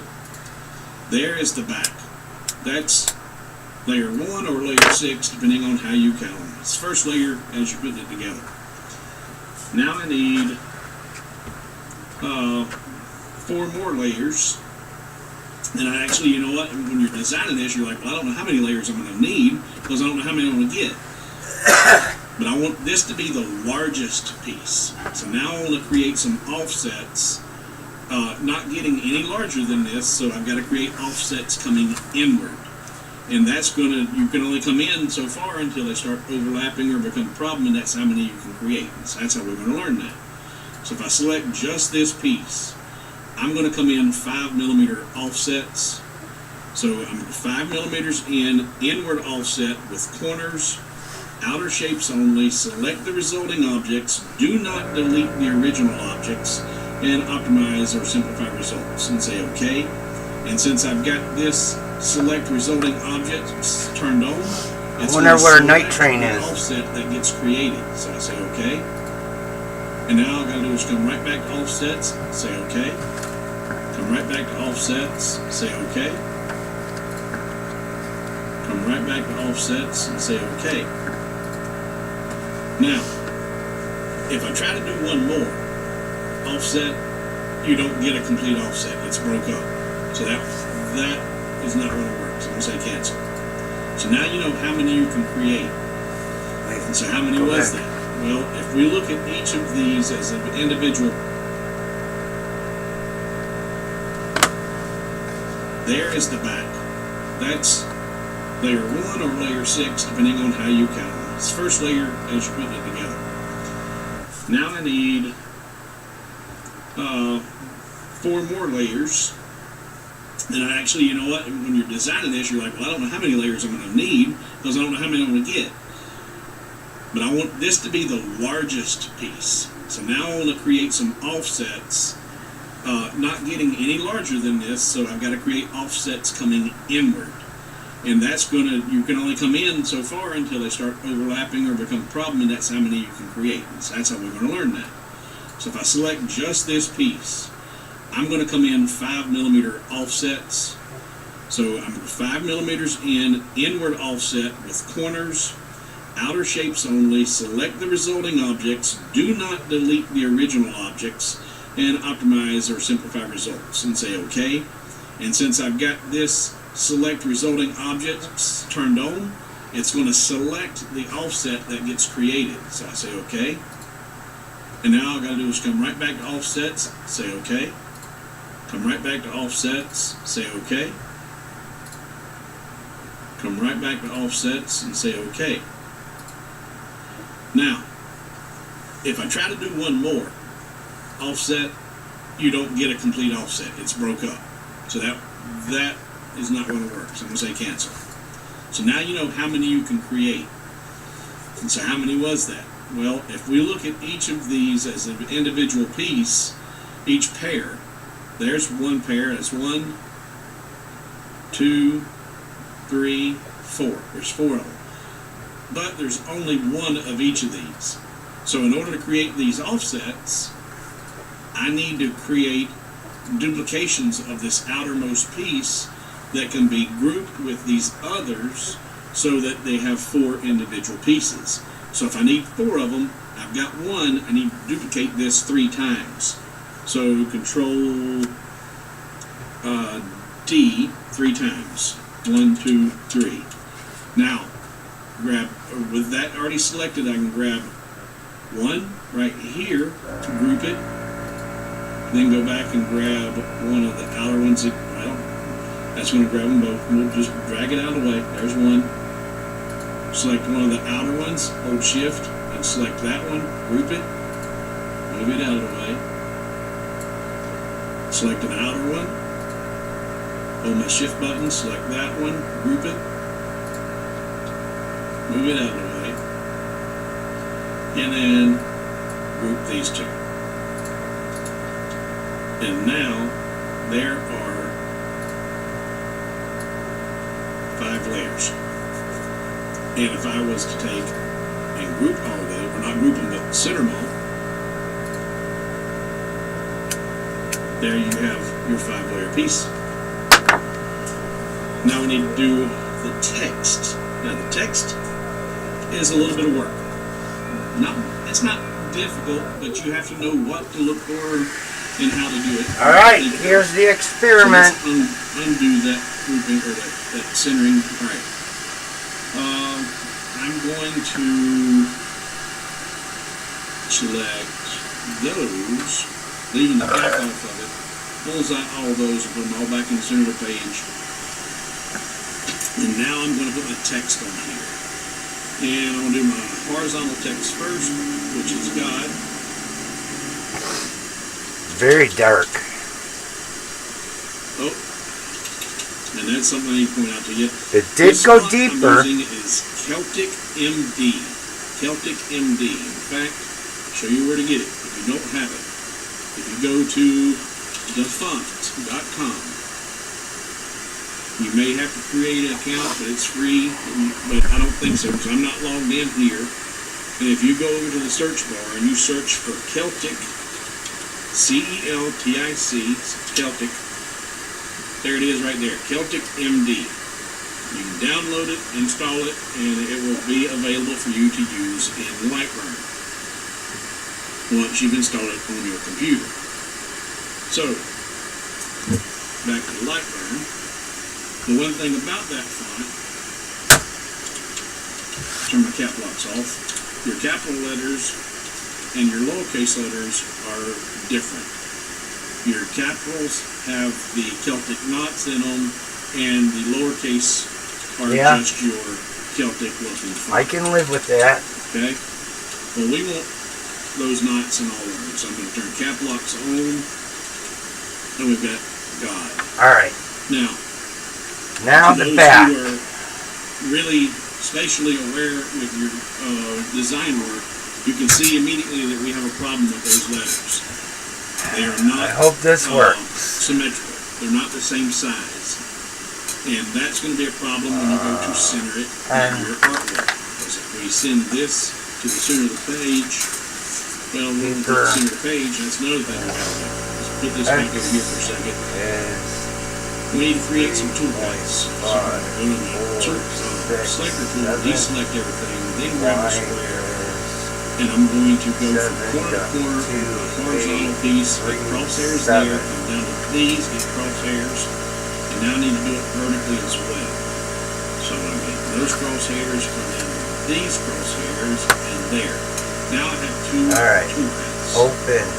And God needs to be centered up in that toolpath. And because the letters are not the same size, you can see God is not centered on that cross. So we've got to fix that. We've got to get our sizes correct. And what I'm looking for in the size, I need to have really good overlapping from the D onto this last two pair. That outer pair is the topmost offset, and I need to have that D sitting really good and strong on there. The G the same way, and that's not terrible. In fact, that will probably work. In fact, I'm going to just do, I might change these all because they're all different. What I'm going to do now is select the font, and I'm going to right-click, convert it to a path, and now that they're path, I think they're individual pieces. They are. Okay. So now I need to select all of the D and group it. And do that for each letter. All of the O. I don't know if I got all of it or not. I'm not going to take a chance. I'm going to try it again. All of the O, group it, and all of the G. And group it. And now when we do, we can see the dimensions. I'm going to unlock my aspect ratio.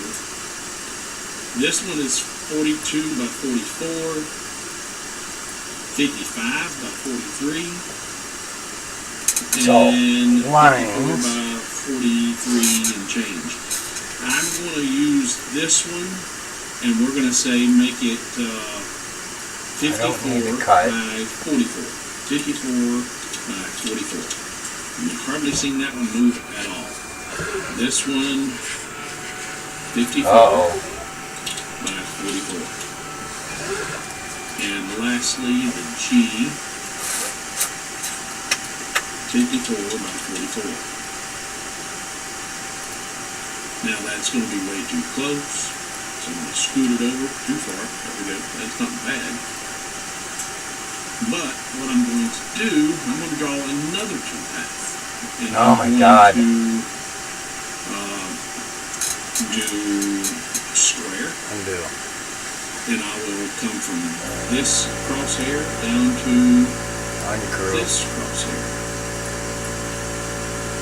Select the tool, select my O, hold my shift button and select that square I just drew and put it in the center. Now, the O is perfectly centered.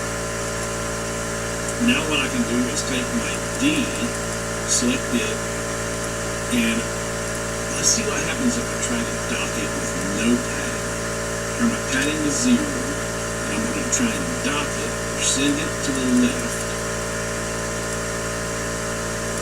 And it didn't do anything because the tips of this D are already, I think, extending past the edge of what the O would be. So I moved it over out of the way and now send it back to the dock. No, you know what? I'll turn all the other paths off. Turn off the red layer. Don't show it. Alright, here we go. And I'm going to put these two true paths on the red layer. Don't show it. Nope, it's off. I'm done with this true path. I'm going to delete it. And now try to dock it. No. Still doesn't do anything. Alright, so I'm going to make sure this is all grouped. It is. That's all grouped. It is. So now I'm going to select this one and this one and Alt. Let's see, Alt, Shift, H. Alright, yeah. I was hoping to put it up against each other, and what I guess it's doing is it's putting it, the edge of that D is aligned up to the edge of that O. But it also moved the O. I did those in the wrong order, so I'll put the O back where it was at. D, O, Alt, Shift, H. That moved D. Now those are aligned, and if I was to draw a straight line from there down to there, they'd be touching each other. If I do G and O and Alt Shift H, that moves that over. Alright, now I want to create some spacing in there, and with my, turn my cross back on, and my control was at 10 millimeters, my arrow was at 10 millimeters, so okay. Damn it.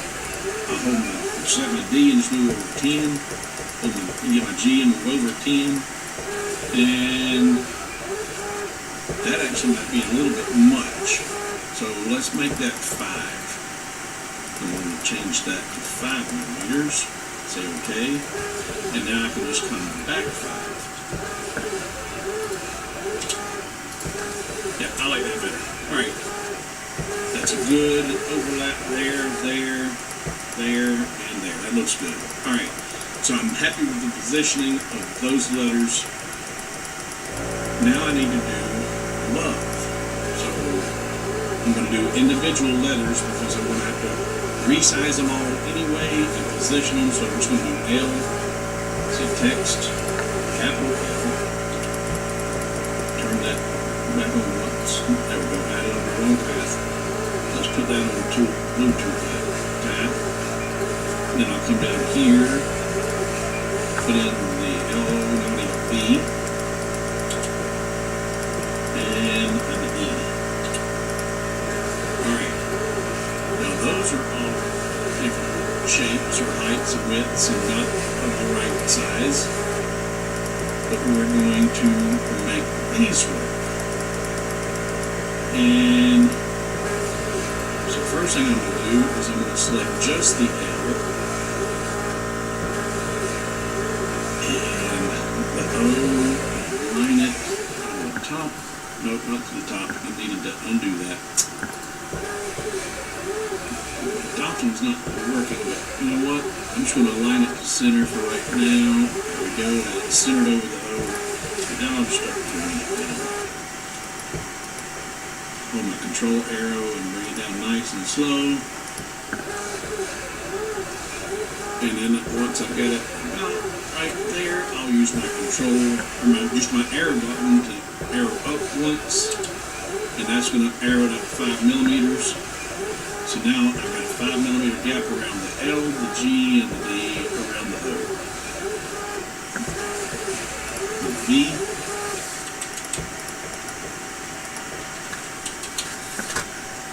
And the arrow down one time. And then the E.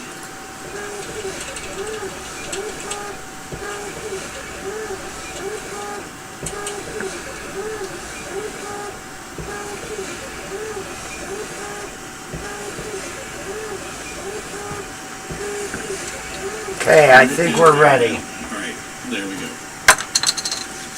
Now, problem. The V is wider than the cross. L looks good, the E looks good. Actually, the E's too narrow. The E does not overlap the outermost offset.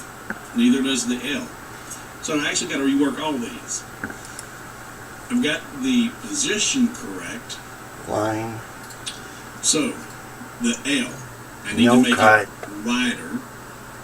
And I'm going to, we'll look at approximately, actually, you know what I'm going to do? This was 54 by 44. So, if I select the L, if I've got its position in relation to the O in the correct space, so if I make it any higher, any wider and taller, I don't want this to change. So I'm going to move my anchor point to the bottom center. So now whenever I change the size of it, it's going to move up and out and away from the center here and not change its location. So if I change the width and height to 54 by 44, like the other letters, it's awful it's too little. wide. And I'm going to make it narrower. But now what I'm going to do is I'm going to lock my aspect ratio so that when I make it a little bit skinnier, I need to change the width. Oh no, it's not. Let's change it to 50. With my anchor point still in the bottom center.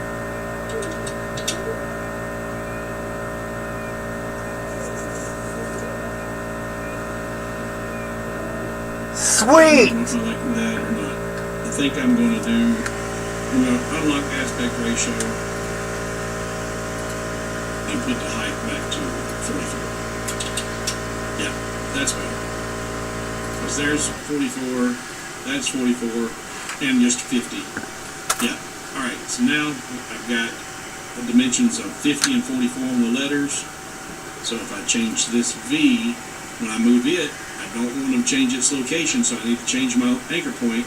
I'm going to anchor it to the top, because that's where it's positioned, and I want it to stay right there at the top. So now I'll make it 50, let's see where you're at, 50 wide, and 44 tall. And this one, same thing, I'll leave my anchor there and say 50, 44. It don't look like it's centered though, and neither is the V. So, let's check. Go buy one at Home Depot. L and the O and center it. That looks good. The V and the O and center. There we go. And the E and the V and center. That's better. All right. fucking awesome. It's off a little bit though. I like that. Now, we need to look at how we're going to weld these letters into place. And Down, let's down. take a look here. Over. I left, in fact, I'll show you the one without the back on it. The O is completely open. I don't want any of the offsets in there. So I've got to make sure I don't have any offsets protruding into here. But I also, if you look real close there, you see how that comes to a point and connects in here to the O? Because as it stands right now, I'll show you in an iBurn in a second, the O is not touching the topmost offset, and it's barely touching the second offset.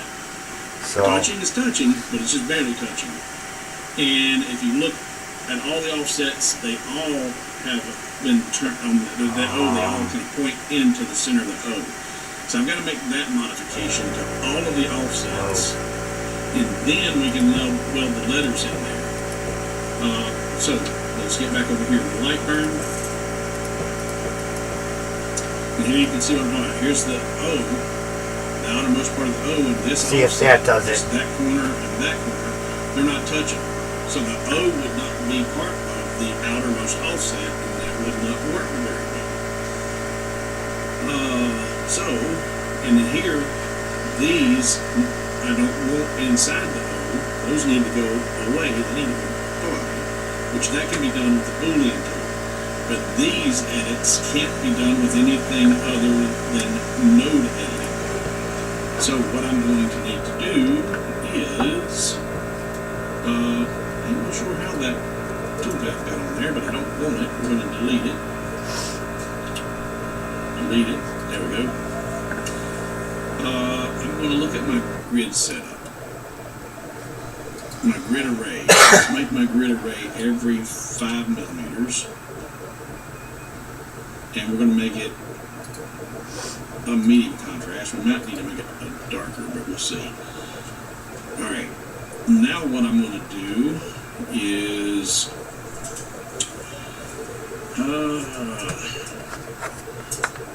I think it'll be less confusing if I do each layer individually. Come on. So if I just select Be that perfect. outermost layer one time, I got the toolpath. I don't want the toolpath. Here we go. There. Drag that out of the way. Drag that out of the way. I think that's fucking perfect. That. Drag that.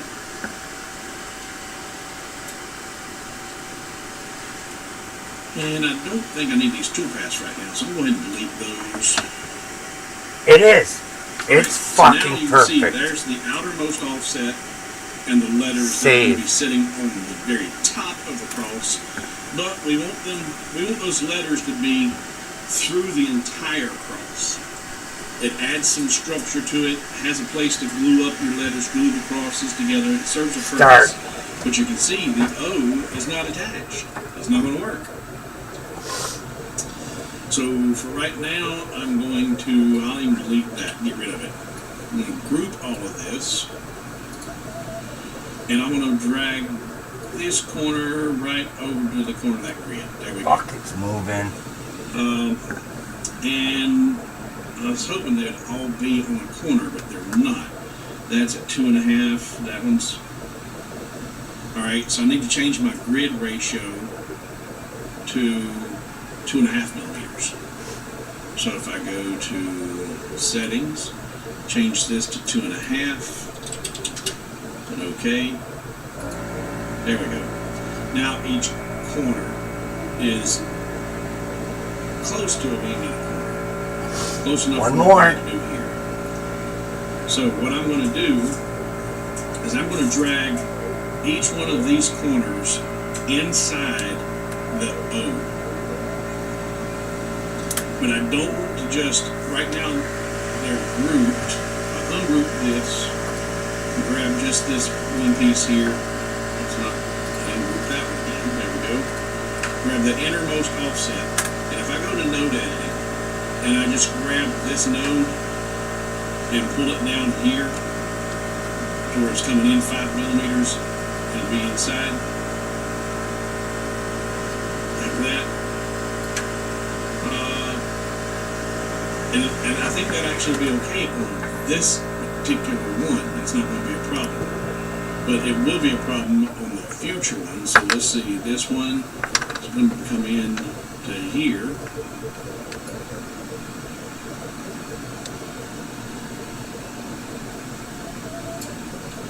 And this one will come in to here. And here to here.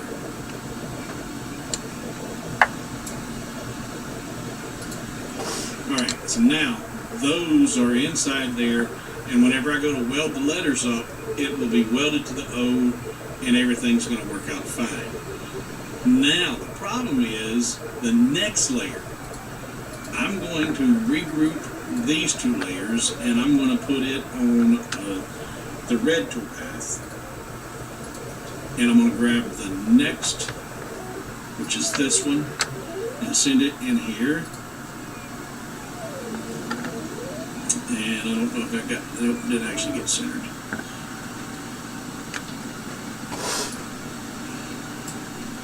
So maybe this ain't the center of the work bed. Let's group it off for right now. Center, there we go. Move that. Now we'll center that too. There we go. Done. All right. Now, here's the problem with that you didn't have on the outermost piece.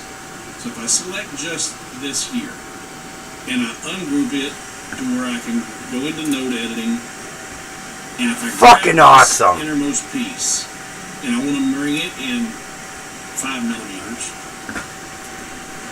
I need to relocate everything to where I'm on a good grid, because that's going to be a little bit, I can do it visually, be about right in there, give or take, I think. But I'm going to move it into the grid so it's aligned properly. But when you move just that one point, it's not going to make this all, keep this symmetrical around there. So we might do something different. But before we do that, and this is why everything wasn't centered.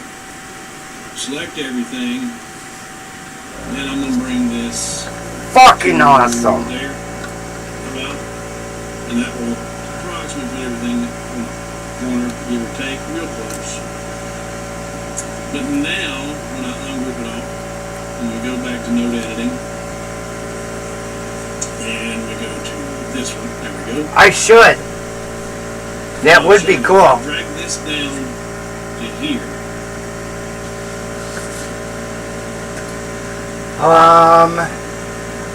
Now, let's see if we could do this. It kind of gets a little bit, it starts to become narrower as it comes in. So before I do that, I'm going to put that back. These are supposed to be 5 millimeter offsets. So I'm going to come in here and come here. So coming in, these are 2.5 millimeters, is that right? Is that what I did? Yeah, 2.5 millimeters. So I'm going to come back here, 2.5 is 5, and insert a node, I, and I. Insert a node there and there, and now grab this and bring it down to here. That was there. 2.5 is 5. No.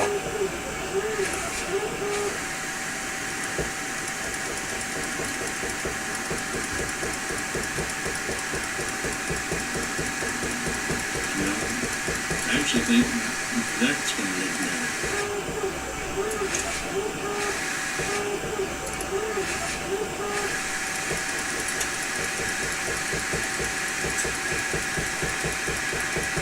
So if I come over here to insert node there and there, and then bring this one down.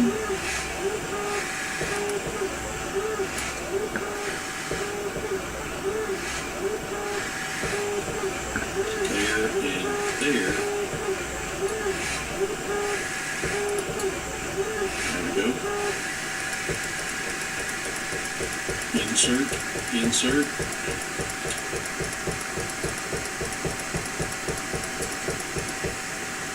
And there, that looks better.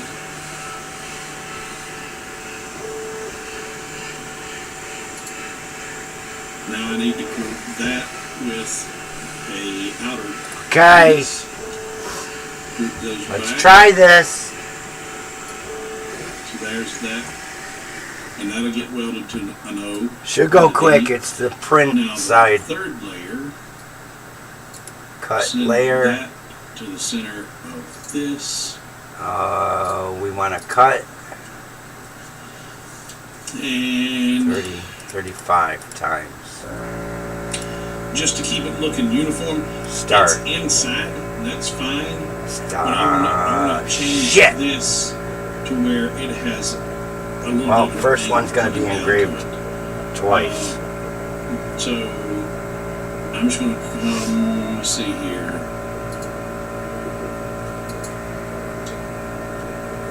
So that's group the outer piece. We're going to ungroup it. I'm going to come in here. I forgot to fucking turn on the circle. Here. Actually, I'm going to node editing. Why didn't I do node editing? Here we go. So coming down to here. Insert.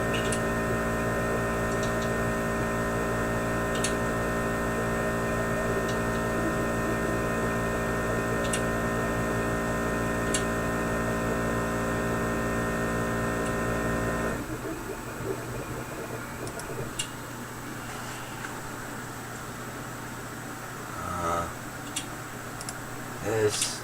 Okay. Turn on the circle. Now, Start over again.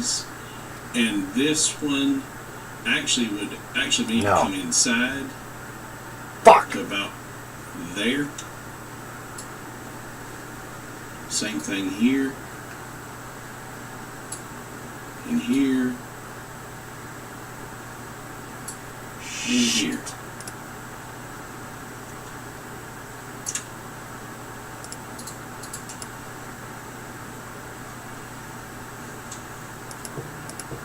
Alright, so now select that one and the outermost piece and group that back together. Okay. Now those, I don't want those points inside there, but that's okay. I can get rid of those whenever we do our welding the letters up. And then lastly,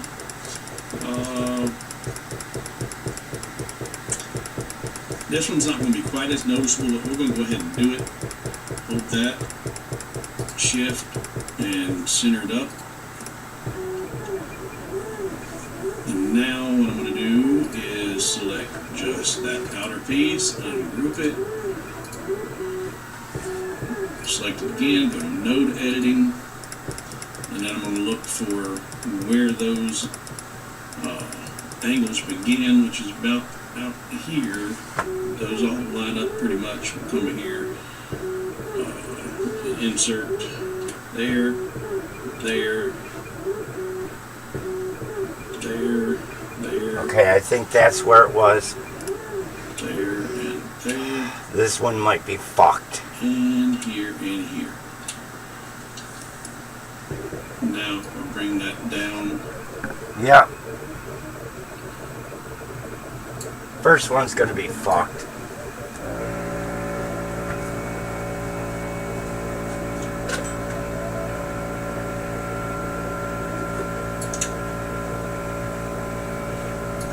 And I did a lot more precision with my measurements and movements with the file that you download. Because I think put a square right in here and got everything right, perfectly lined up. But I'm just showing you how I did it really quick right now. You get the gist of what's going on. So now if I select that inner piece and the outer piece and group those back together, I can put this one back on the cut path. Alright, so now those are V-shaped. They're going to all be touching my letters. That's good. In fact, what I need to do with my letters select them all, Control D, duplicate them, bring the letters up here. Then I need to ungroup, and I need to select all of my outermost perimeters. One, I don't know if I got this. Oh well, first one's gonna be fucked. One. Who cares? Hold my shift button. 2, 3, 4, 5, and 6.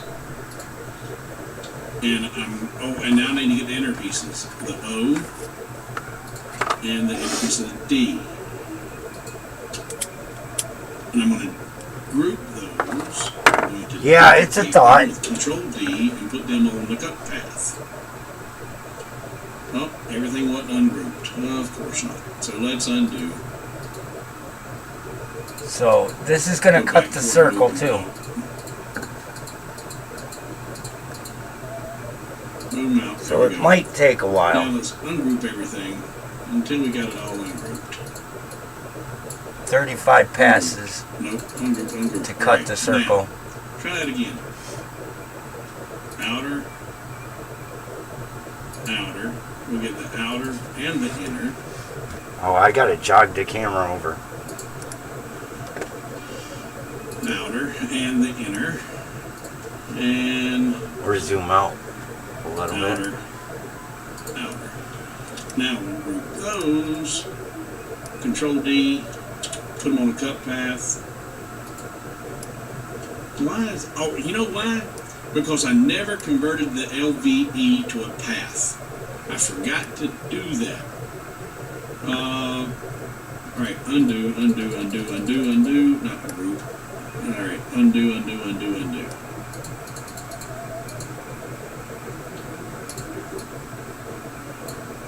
to ungroup everything. It's undone. Alright, now we'll select it all, right click, convert to a path.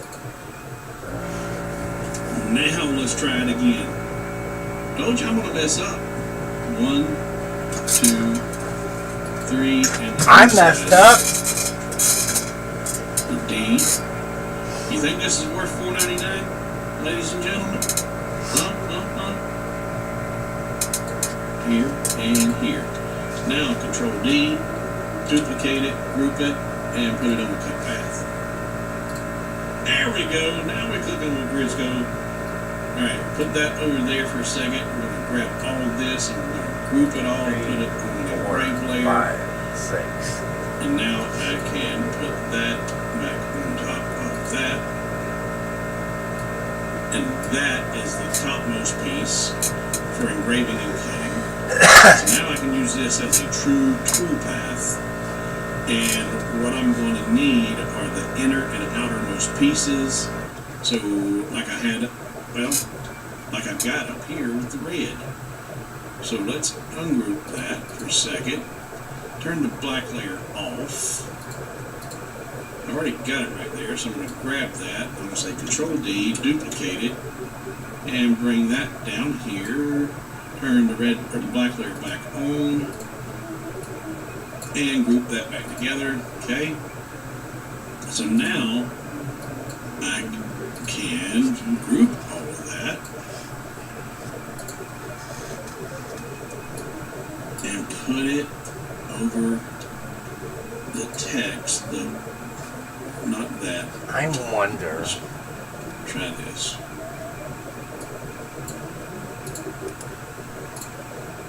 We'll just move it into place.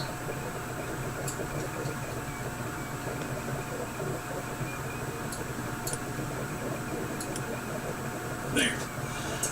Now, with that there, I don't need that toolpath.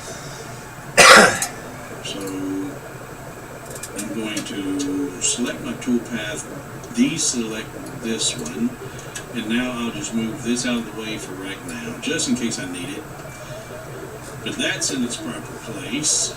Now I'm going to need to weld all of this into each individual offset. And there are multiple here. So let's do this. I'm going to select that. I'm going to Control D. I'm going to duplicate it. Holding my Shift button, select this innermost offset, which should be grouped with an outer one. And when I drag it off to the side, there we go. Now, I need to create, use the booleans to create the desired outcome. I want all of this to go away, but I want to keep this right here. So since I'm wanting two different results, I'm going to have to use two different tools. So what I'm going to do is, I'm actually going to select this, ungroup it. It's all selected. Now I'll hold my Control button and deselect that piece, then group it back together, then hold my Shift button and select the offsets again. And I think it's the union that I want. Yep, that's what I want right there. Now with that, I'll hold my Shift button and select that O, and I'm going to subtract it, and that gives me one piece. There we go. Done. Alright, I had to think that through for a second. So I'm going to do the same thing again. I'm going to select all the text, I'm going to duplicate it, hold my Shift button, grab the innermost offset, move it over, then I'm going to select just my text, ungroup it. Even though I ungrouped it, it's all still selected, so I can hold my Control button and select the O, and that deselects the inner part of the O rather. Now group it all back together, hold my Shift key, select the offset, do the union, hold my Shift button, select the inner part of the O and subtract that, and that becomes one piece. Yeah, I knew it. Alright, it's the first one. The first Control one. D, duplicate, hold my Shift button, select that one, move it over here, same thing. Ungroup, unselect, regroup, Shift, union, Shift, subtract.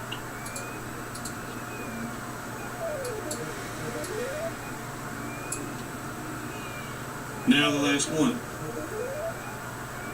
The last one, that, and now if I just do a union, that's not going to work. So that Should count how many fucking passes. Oh, because they're not grouped. Let's group those back together. There we go. And now we go. And now if we do a union, I still don't know if it's going to be the right result. And it did. Okay. That's what we need. Alright. So now, if we put all of those on top of another, center them up, well, you know what, we won't put it on the grid, we'll put it over here. That gives you the result that you're looking for. Then you're going to put these individually engraved and cut out right on top of that to give you the fifth layer, and then you put all of that on top of the solid back piece, and now you got a 6-layer piece. Whew. Alright, done. So, this is really a beautiful piece, and you can see it's, I don't know how long this video has been recording, but it's some time involved. It's not difficult. You do have to think, yeah? And even though I've done this, I had to think and rethink and think again and rethink. But on the actual design, that if you go to hoboswood.com and download it, whenever I was doing these inner edits, I was really precise with all of the movements and measurements to make sure everything stayed symmetrical. So I wasn't specific with this one. I was a little bit Atlantic. Time for another beer. Instead of being very Pacific.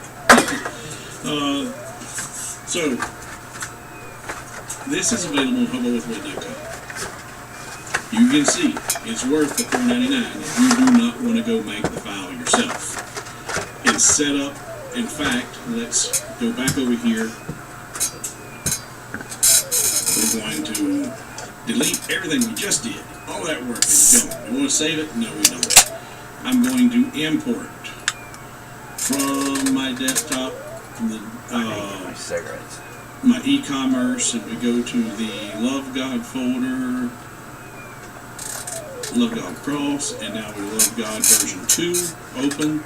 Yep. This is exactly we got it. You'll get it whenever you bring it in from the website, and I don't know why I saved it dropped toolpath on there, but it's on there.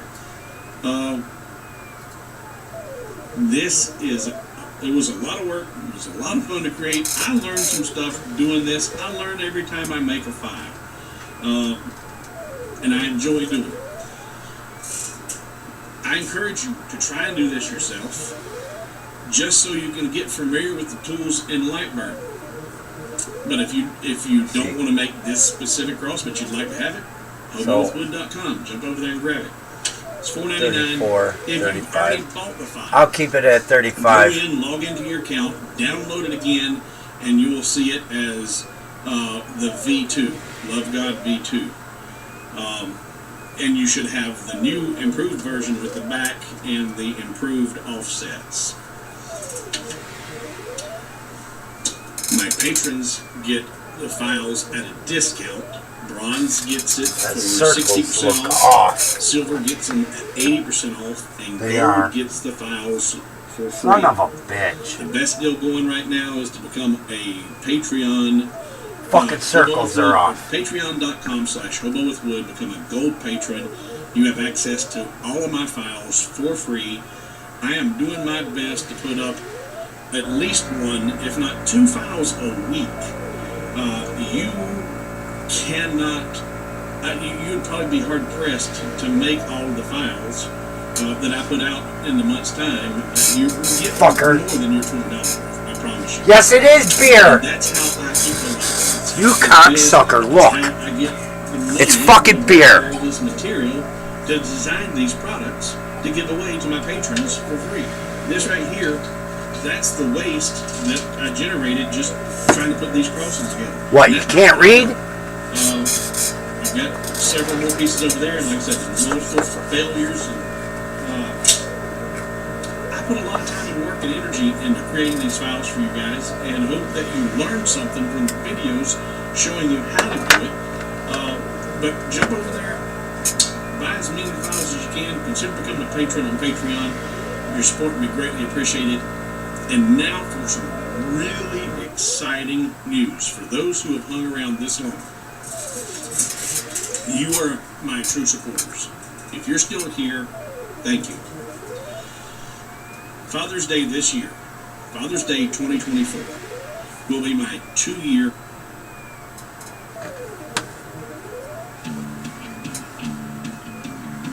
Yeah.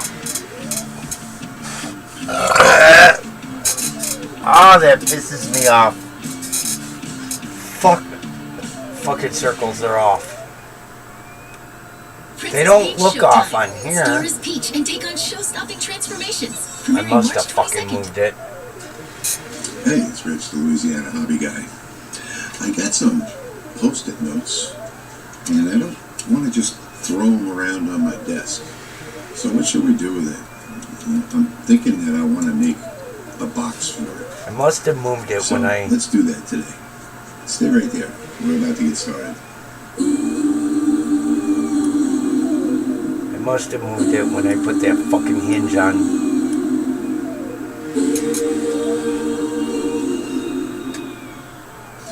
Alright, so I'm coming to you in HD today. I can talk with my hands and no blur.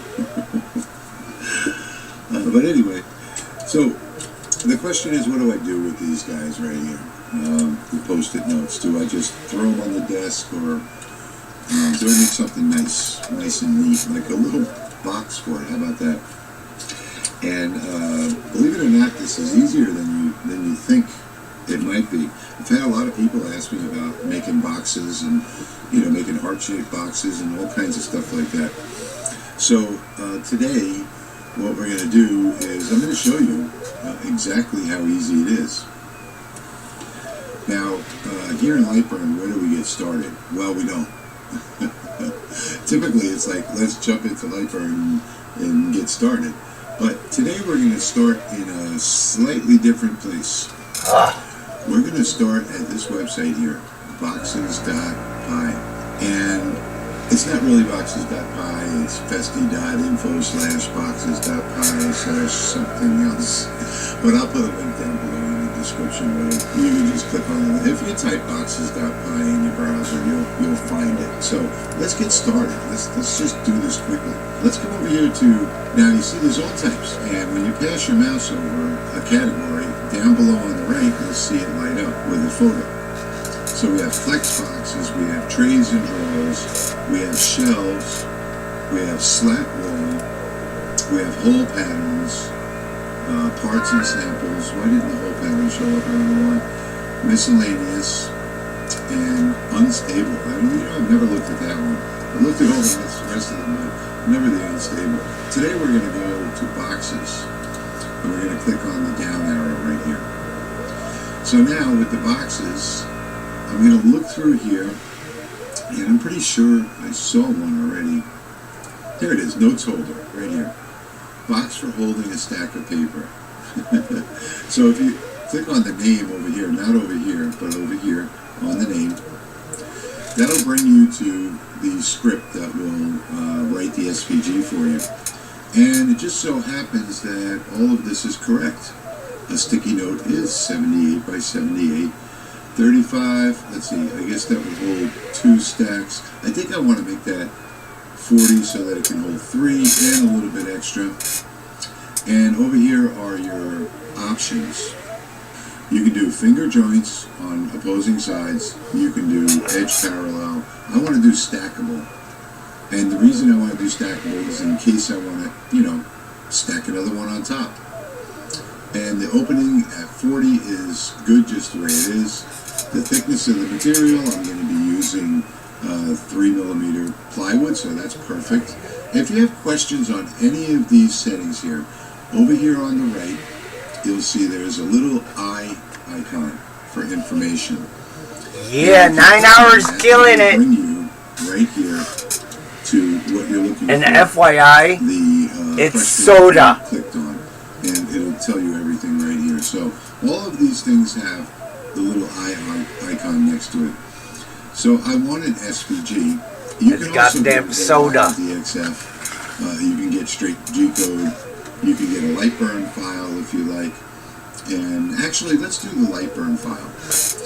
And tabs. I don't want tabs. Basically, tabs are just going to not cut small portions, you know, in a few places so that the wood doesn't drop out. I don't want the tabs. I don't need it for this. So we're just going to leave 0. We're going to leave everything else the way it is. And like I said, if you have any questions, just click on the I button over here. And that's all I'm going to do. So far, I've done about 14 or 15 boxes from this website. And most of the default settings are going to be perfect. The only one that you might want to look at is the burn correction over here. You want to have a low number for a tight fit, and a low number for a good fit, and a higher number for a tight fit. So you don't want to go pretty much too much over 0.1mm because that's sort of like the offset. Because you want to be able to fit it together nicely. You may want to go 0.2 if you want to force it together. You know, 0.3 you'd have to use a hammer. So we're just going to say generate at this point. And it only takes a second. And now you see we have a Lightburn file. So I'm going to jump over to my storage.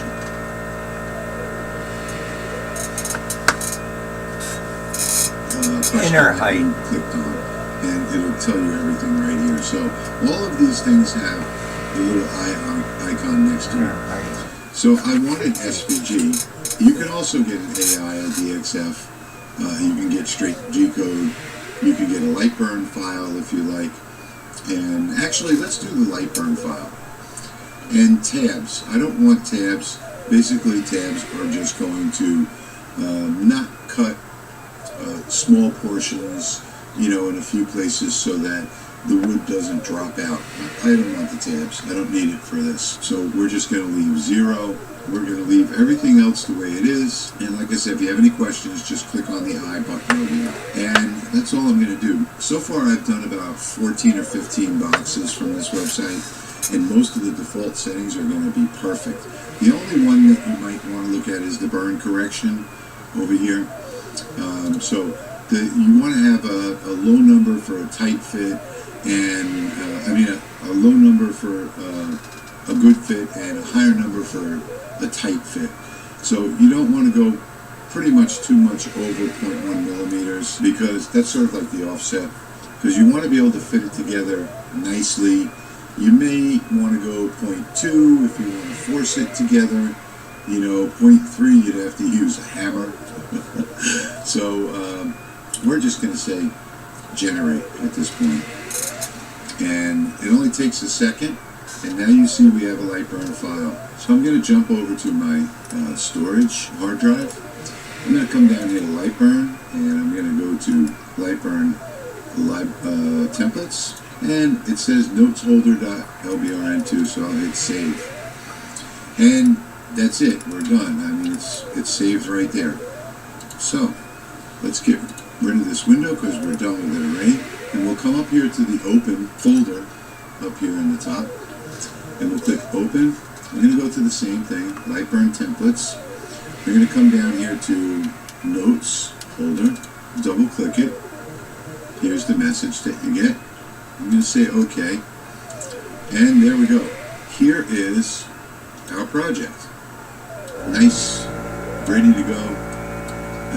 How simple is that? It's really, really very simple. Alright, so the only thing we have left now to do is set our cuts and layers. And let's get rid of that right there, 100mm designation.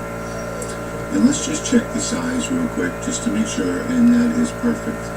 We come into millimeters, the width is 84, height is 52. Well, I think that's perfect.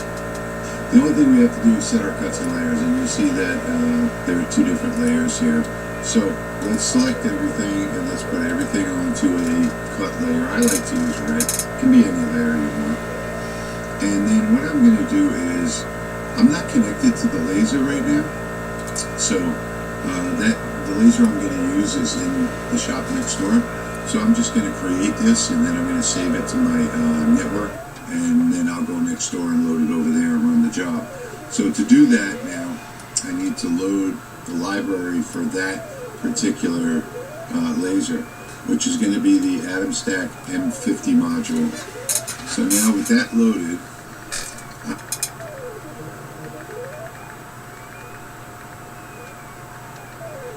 want to go 0.2 if you want to force it together. 0.3 you'd have to use a hammer. So we're just going to say generate at this point.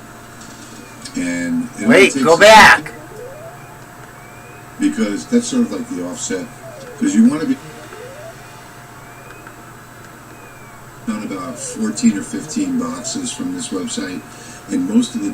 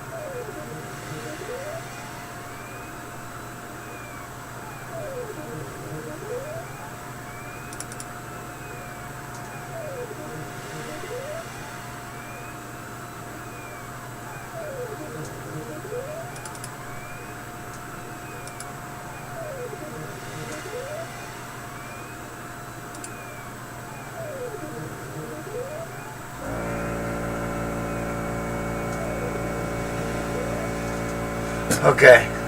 All settings are going to be perfect. The only one that you might want to look at is the burn correction over here.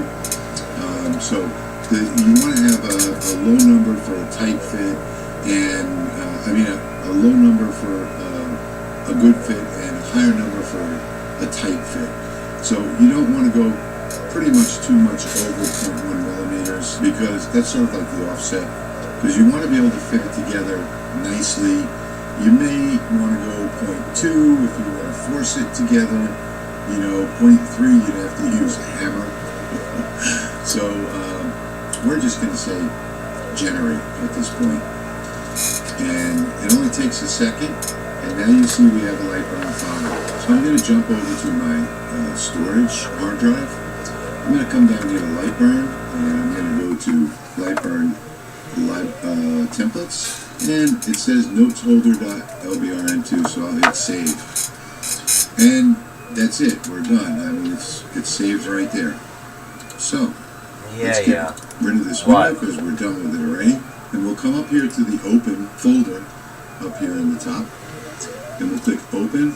We're going to go to the same thing, Lightburn templates. We're going to come down here to notes folder, double click it. Here's the message that you get. I'm going to say okay. And there we go. Here is our project. Nice, ready to go. How simple is that? It's really, really very simple. Alright, so the only thing we have left now to do is set our cuts and layers. And let's get rid of that right there, 100mm designation. And let's just check the size real quick, just to make sure, and that is perfect. We come into millimeters, the width is 84, height is 52, I think that's perfect. The only thing we have to do is set our cuts and layers, and you see that there are two different layers here. So let's select everything, and let's put everything onto a cut layer. I like to use red. It can be any layer you want. And then what I'm going to do is, I'm not connected to the laser right now, so the laser I'm going to use is in the shop next door. So I'm just going to create this, and then I'm going to save it to my network, and then I'll go next door and load it over there and run the job. So to do that now, I need to load the library for that particular laser. What time is it? Which is going to be the Atom Stack M50 10:30. So now with that loaded, I'm going to select this layer here, which is all cut. I'm going to come down. The circles are getting better. Basswood, even though we're using plywood, we're going to do the 2.5 millimeter one pass and assign that to the layer. And watch up here what happens. There we go. So it's 250, 100%. I know that's going to be a good number to use because I'm in the process of testing this P9 that's on the workbench. So I'm pretty confident that's a good number to use right there. And that's it. So now we've got our layer assigned. We've got our work on the bed, right where we want it. And all I have to do now is save this to my network folder. And I don't need to show you all that. So I'm going to go ahead and save this to the network, and I'm going to go in the other shop, open it up, and start the burn, and I'll bring up that video in just a moment. Everything that begins must end.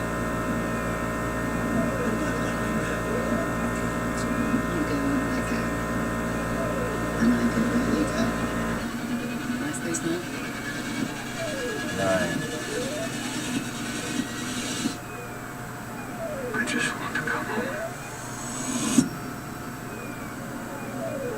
10.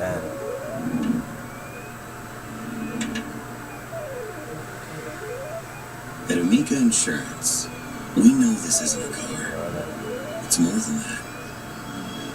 It's the ride you couldn't wait to take out, and the new driver you always wait up for.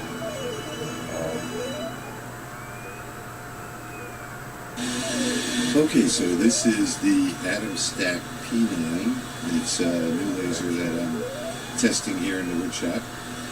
And I think I'm going to do this in real time so that you know, you can see the whole cut. So I'm just going to hit frame and make sure that it's in the right spot. You can see that the laser is firing, which is a nice new feature in Lightburn. And I want to make sure it doesn't go off my work bed area here. I've got my little spiky bed out that hasn't seen any work in quite a while now. I've been using the honeycomb. And that looks perfect just the way it is. Now I've gone to the move tab and I've lowered the speed because I don't want it to frame quite as fast as, you know, as it usually does. So I put the speed down on this. And that looks good. So I'm just going to hit start and start this burn.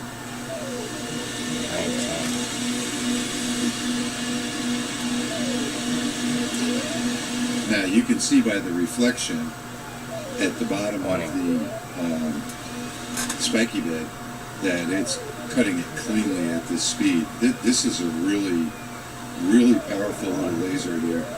It's the 10-watt version, and it's doing really well in the testing so far. And in fact, I may have the speed a little too high. You can still see how much light is coming out from underneath it. And I don't think you can see it in the video, but I've got my air extraction, my little air scrubber off to the left, and all of the smoke is being sucked out into that extractor. And it's actually it's for soldering, so it's more of a soldering air extractor or fume collector. And I'm going to be doing a mod that's going to be another video, and I'm going to show you how to make it into a real air purifier for just a couple $. So I'm going to go ahead and I think I'll speed this up because it looks like it's going to take a little while. And then I'll be back at the end.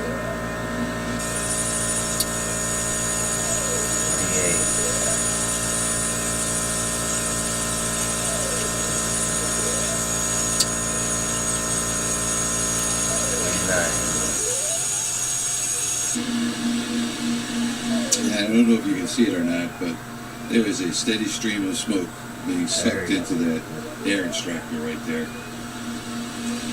And we're down to the last cut here. And let me tell you, this M50 module is an awesome module on all of the atom stacks. If you have the M50 module, it's just a great laser cutter. This one has a superb fan on it, where it's almost like an air assist, if you can see by the cuts. It keeps the lens really clean. One thing I've noticed in the testing, I don't have to clean the lens every day. And that's, you know, that's great. 34. So let's take a look at what we got.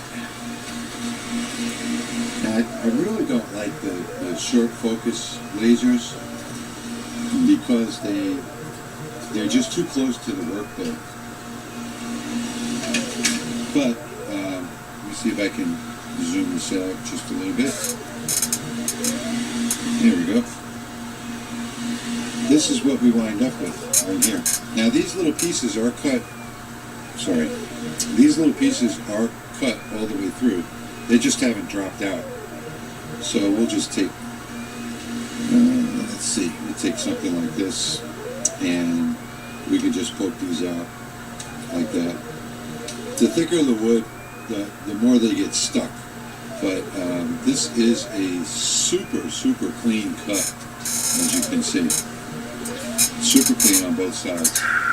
So let's pop that one's good, this one only has one. Let's pop that out. That one's good, this one's good. All the rest of these are good. Now the only thing left to do is assemble it. And the way that you assemble it is very simple. You just figure out which side goes where, and you put them together. Now, I always have trouble figuring out which side goes where, but I know this is the base. And let's just test the fit first, see how the fit is. And this is a really super tight fit. I think I've got that in the wrong spot. But let me see. This I know is the front. So the front is going to fit on something like that. It always takes me a while to figure these things out. I know the front fits on here, so let's try that. And that is a perfect fit. Look at that. And watch this. This needs no glue whatsoever. It's just perfect. And let's put the other side on real quick. And this is a perfect fit. And you can adjust these offsets if you like. And you heard that snapping just now? I mean, it doesn't get any better than that. This is absolutely perfect. Perfect fit. So I'm going to go ahead and finish assembling this.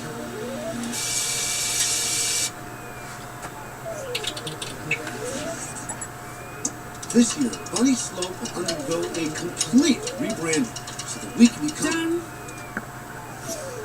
I just hired a freelance brand designer in Fiverr. She's got lots of experience with this kind of thing. Great. We'll also launch an e-commerce website. Done. I found a web developer. And we're going to... And a social media manager. And an SEO expert. Well, I guess that's... lunch? This year, your best business plan is Fiverr. Expand your...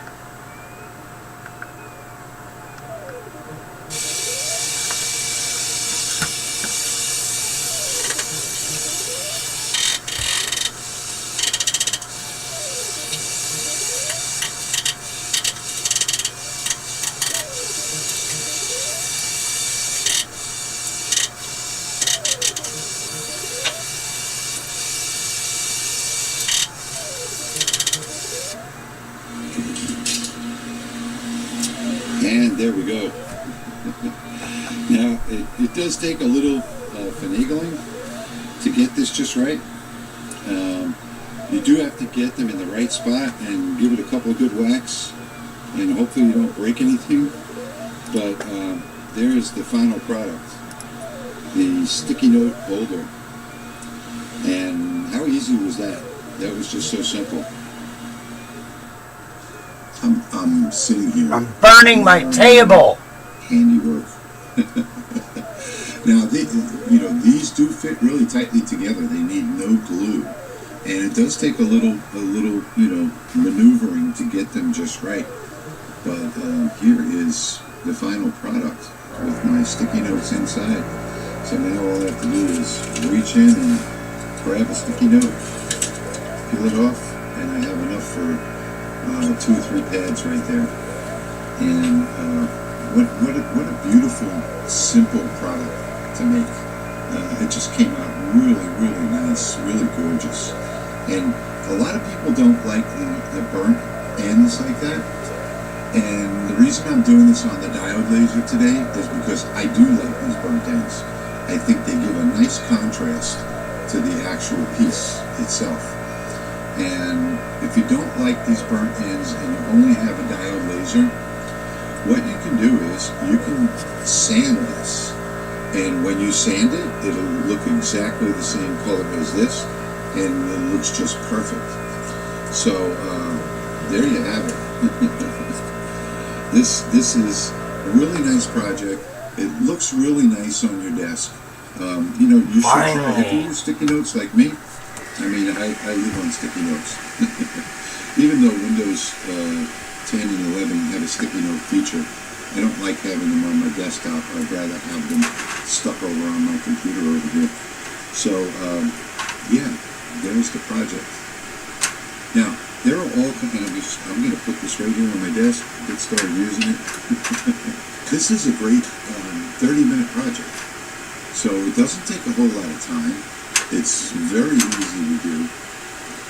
Anyone can do it. I suggest that you use a minimum of 2.5 millimeter plywood, or else you'll wind up having trouble putting it together because it'll split the wood. But, I've done it with 2 millimeter, but 2.5 and 3 millimeter, and anything above that is even better. The larger you go, the better. So if you're going to use some of the other patterns that are on that website, for instance, you know, the slat wall boxes and things like that, then you're going to want to use 1/4 inch because you want it to be sturdy. And if your laser's not capable of cutting 1/4 inch, most of the modern lasers today are. If you get your focus right, and if you get your speed right, your power and your number of passes, you should be able to cut 1/4 inch ply with, you know, any modern laser. So even the 5-watt lasers, maybe you'll have to do 5 passes, you know, that's just the way it is. But I think that on a 10-watt laser or above, and you know that, let's see, NAJ is coming out right now. Well, actually, NAJ came out with a 4-diode laser, 4 6-watt diodes for a total of over 20 watts. And I know everyone's saying X-Tool is the first, but they're not. X-Tool is the second. They copied NAJ. NAJ came out with the most powerful diode laser on the market. And although it's in limited sales right now, I actually have one on the way that I can't wait to get and test. And I also have another NAJ, a big one, 800 by 400 and something, that's got air assist, light burn air assist, by the way. It's actually got the actual save, communication. So open. It's got the light burn air assist, which is nice. It comes with an air pump, everything you need, reasonably priced. That was the back. This is the front. That one is pre-launch, and that one's going to be launching next month. So, yeah, that's about it.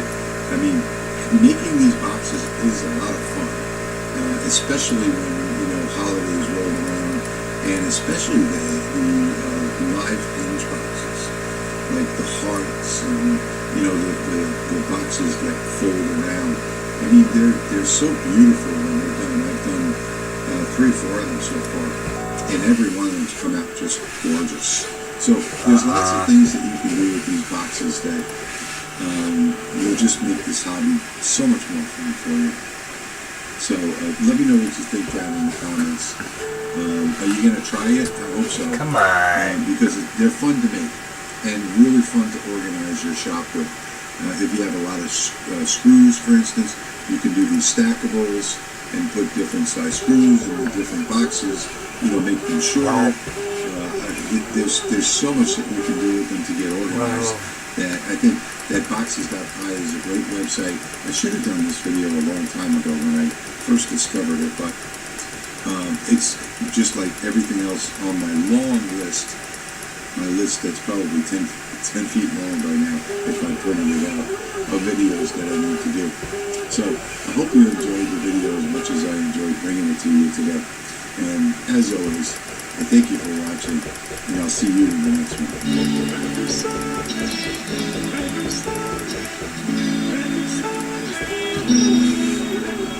No, I just gotta go the other way.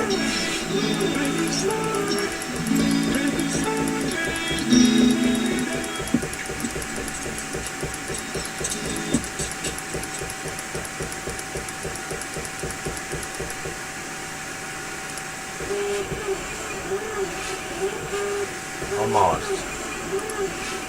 Hi, it's Rich, the Louisiana Hobby Guy. In today's video, I'm going to show you how you can make this awesome clock in under 5 minutes using light burn. So let's get started. So the first thing we're going to do is we're going to draw out a primitive, a circle. So on the left side toolbar, we're going to click on circle. We're going to hold down the shift key so that we can draw a perfect circle and drag it out. If we didn't hold the shift key, we would get a distorted circle like so. So that's why we hold the shift key. Now that we've got our circle, we're going to hit escape, which selects it. And up here, where you see width and height, we are going to make sure we're in inches and not millimeters. Well, I'm going to do that anyway, and I'm going to change this. I'm going to make sure that the lock is on. I'm going to change this to 10 and press enter, because that's the size of the clock that we're going to do today. Now, once we've done that, we've got the shape of our clock, which is a circle, and you can make this any shape that you want. For today's demonstration, we're going to use a circle. We're ready to add some tick marks to it, or I guess that's the best thing I can think of is the tick marks. But I'm going to read it that way. So I'm going to come back up here to the left side toolbar and grab the rectangle tool, and I'm going to draw out a rectangle. And it doesn't matter what size it is, because we're going to fix that now. So now I'll press the escape key, and that brings us to our selector tool. And I think we're going to make this probably about so high, something like that. Now I'll use my arrow key, bring it down just a little bit. And let's click off of it and see what that looks like. I think that looks pretty good. Now these are going to be the hour rectangles here for the clock. And maybe we'll make them just a little bit smaller, like that. So now we're going to go ahead and click on it, and we're going to click on the circle while holding the control key to select both of them, or you could click and drag over the whole thing. And we're going to come up here to the vertical stamp, and we're going to align the objects on the vertical centers by clicking. Okay, I think we're ready. Now that just positions layers perfectly in the middle. Now what we're going to do next is we're going to create an array of these, 12 of them, all the way around this circle. So we're going to line, click on the image. Hold down the control Let's do the line first. and we're going to click on the circle. And then the image. It's important that we do it in that order. If you come over to the left side toolbar, here goes you'll see nothing. the array tool over here. We'll click on that. And I've done clocks before. Them are on. Lined up. So we got the number in here, but we have the wrong number. We need actually 12 of these. So there we go. When you first use your array tool, you may not have these two checked. So what you want to tick these off, because you have to make it rotary to go all the way around. Yeah. And you have to uncheck that line. So if we left this off, you see how this line is black here? It's actually making 12 copies of that line, which we don't want. We're going to tick this on. Yeah. See it goes. You fucked up again. So that means now we only You have didn't one duplicate copy of it. that, and we're good to go. And if any of your other numbers are wrong here, you can change them. So we're going to start at 0. We're going to do a full circle, 360 degrees, and the step is automatically calculated. Holy balls! So we say OK, and we've got that done. And look, it's already looking like a clock. Now the next thing we're going to do is come back to the left side toolbar. He speaks. He types. And we're going to hold down. That's all right. We're going to double. Make a circle and make. We're going to do another pass on this. Press the escape key, selects it, and we're going to position this. First one. So you can see the position. We're going to position this right in the middle, and you see it snap in place. There are snap guides here. It'll snap directly to the middle of that line, snap directly to the middle of that line. We want it directly in the middle of that rectangle. 2 passes on this first one. Now we're going to duplicate that, and this is going to be our minutes. I didn't even look at my table. table. Same thing over again. We're going to click on the circle, hold down the control key, click on the other circle, come down to our array on the left side I can't toolbar. see it. Click on that. Except this time, we need 60 of these. So we're going to type in 60. And like magic, look at that. We have our numbers. So now, if you're wondering how I'm moving the workspace, I'm pressing down on my mouse wheel, holding it, and dragging around. And that's how you can reposition your workspace. Then I'm going to roll my mouse wheel just a little bit, just to zoom out a bit. So now that everything's selected, I'm going to press my escape key. But you see we have the minutes inside the hours as well. So what I'm going to do is I'm going to click on the first one, then I'm going to hold the control key, click on the next one, and do this all the way around on each of these circles. Now, See, I didn't get that one. You see how this one is animated? That means that I got it. When I clicked on this one, it didn't animate, so that means I didn't get it. Now it's animated. Now I got it. And we're just going to go around the whole graphic, clicking on all of these circles that we don't want in our rectangles. See, a unicorn. And then once we're done, just hit delete, and they're gone. And look at that, we've got our clock face. Now the next thing we're going to do, I think I'm going to put this one in wood. Yeah, the next thing we're going to do is we're going to grab another ellipse. How to make a custom hat. Hold down the shift key, and we're going to draw another circle. Press escape. Now it's selected. And let's see, my mechanism is 1/4 of an inch. So I have this in inches up here. So what I'm going to do is... Surfer Sweeper dry cloths grab dust and hair and lock it away. Better than a broom. Love it or you money back. Should I pull an all-nighter?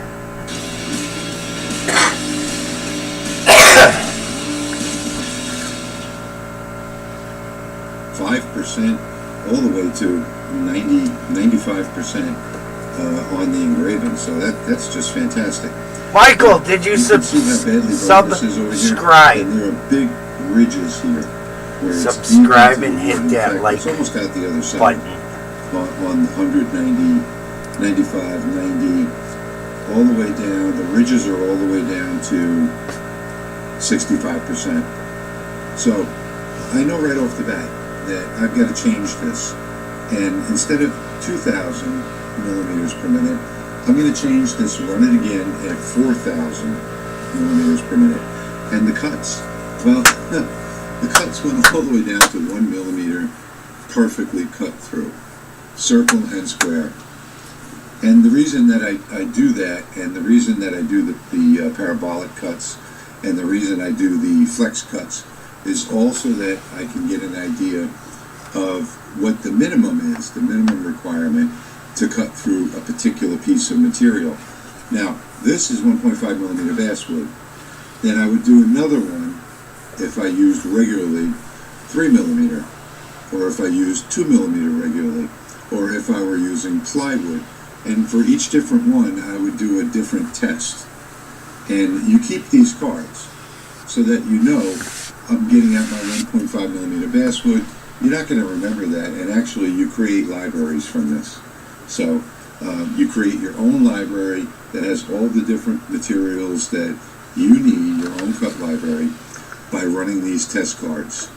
And you'll never have to ask again on a discussion board or on a Facebook group, what are your settings? Because this is going to tell you what your settings are. And you run this on any material.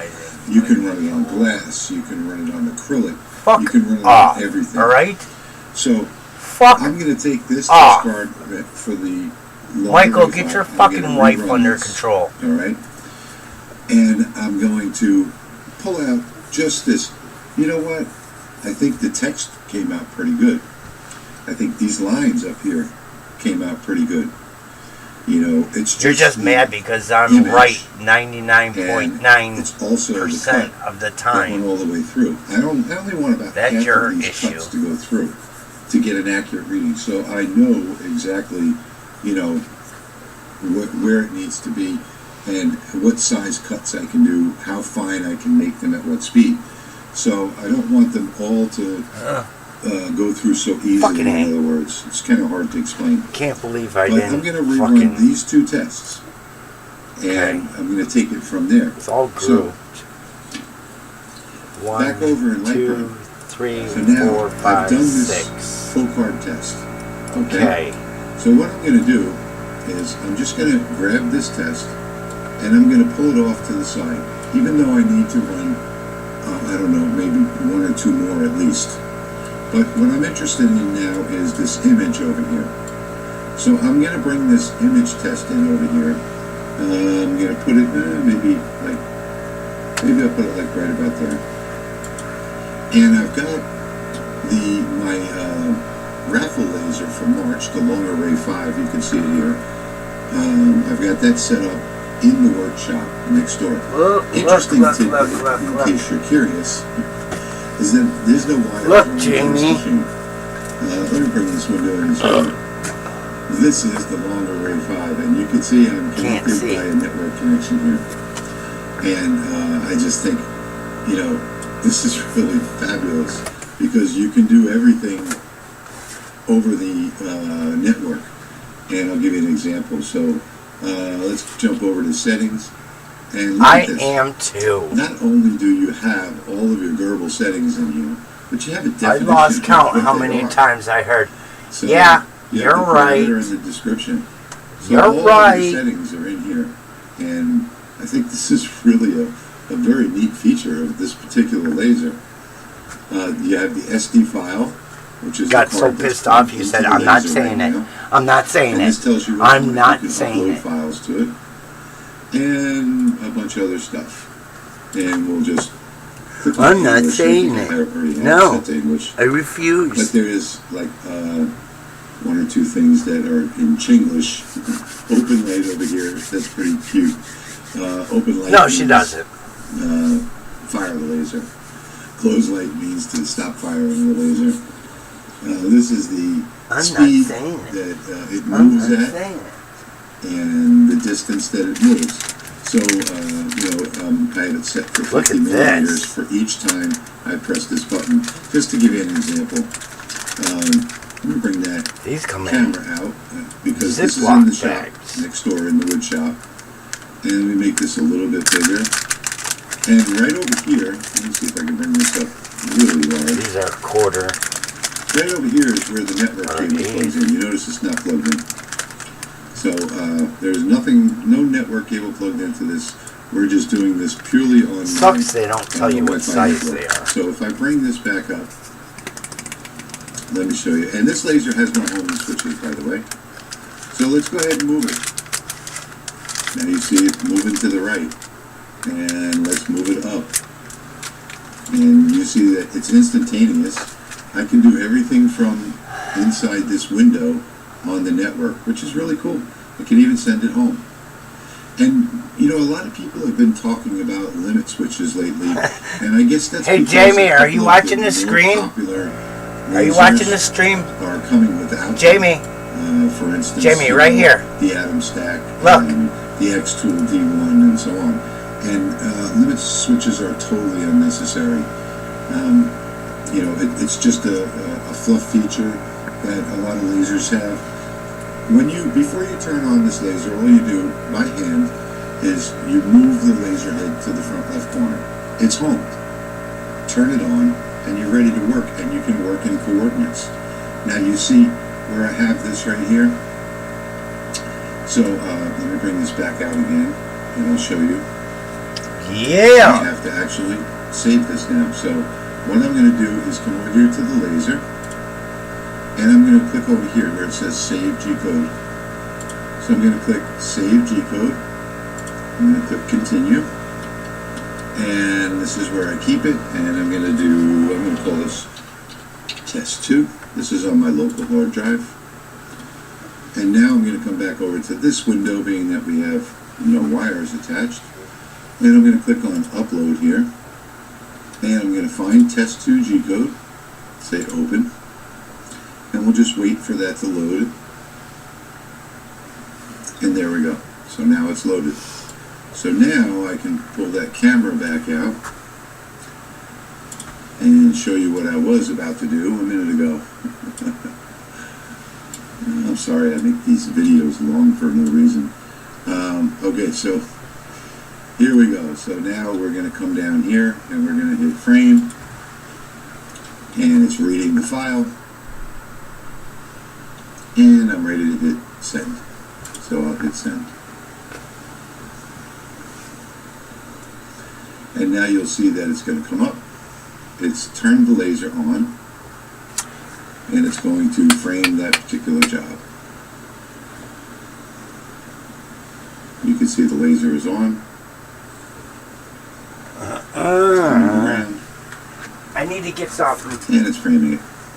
I'll be right All back. you have to do is know your I gotta get coordinates. something. You have to know where your piece is on that particular on your workbed. So I know where my coordinates are, and that's done. So what I'm going to do now, and let's move this back over here and get it out of the way, is I'm going to change this one. So what I'm going to do is come over to Cuts and Layers. I'm going to come, now I don't want to change the text because that was okay, alright? But what I want to change is the image. So I'm going to bring up the image, and I'm going to bump this up to, I'm going to say the darker one? 3,000 for the next test. Okay?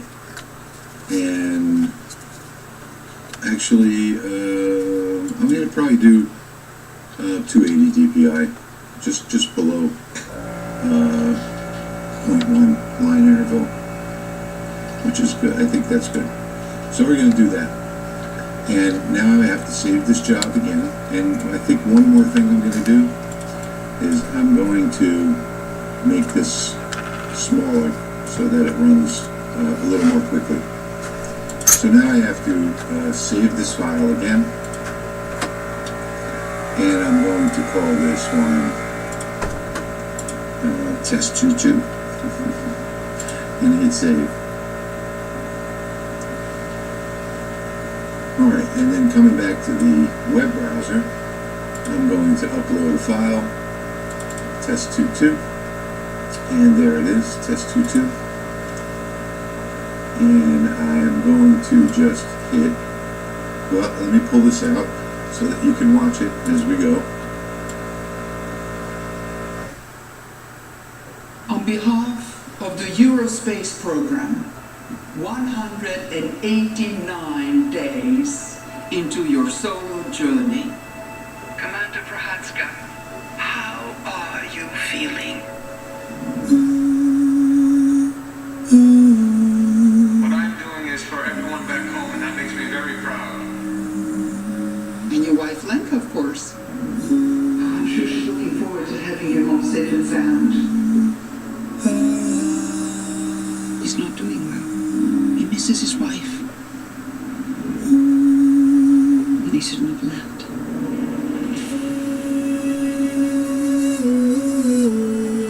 Six months in isolation. You start thinking too much. I'm getting interference. I did not intend to frighten you, skinny human. Do not be afraid of losing my mind. You wish to know if I am real. I am like you, an explorer. Your loneliness intrigued me. Why are you here? I might be of help. I wish to assist you in your emotional distress. I don't need your help. What do you do?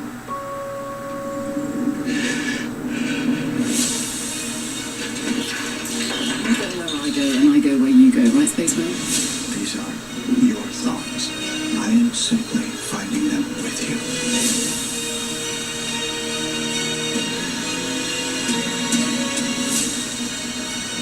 Everything that begins must end. I'm not allowing that.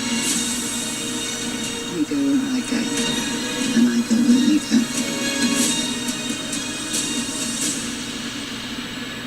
I just want to come home.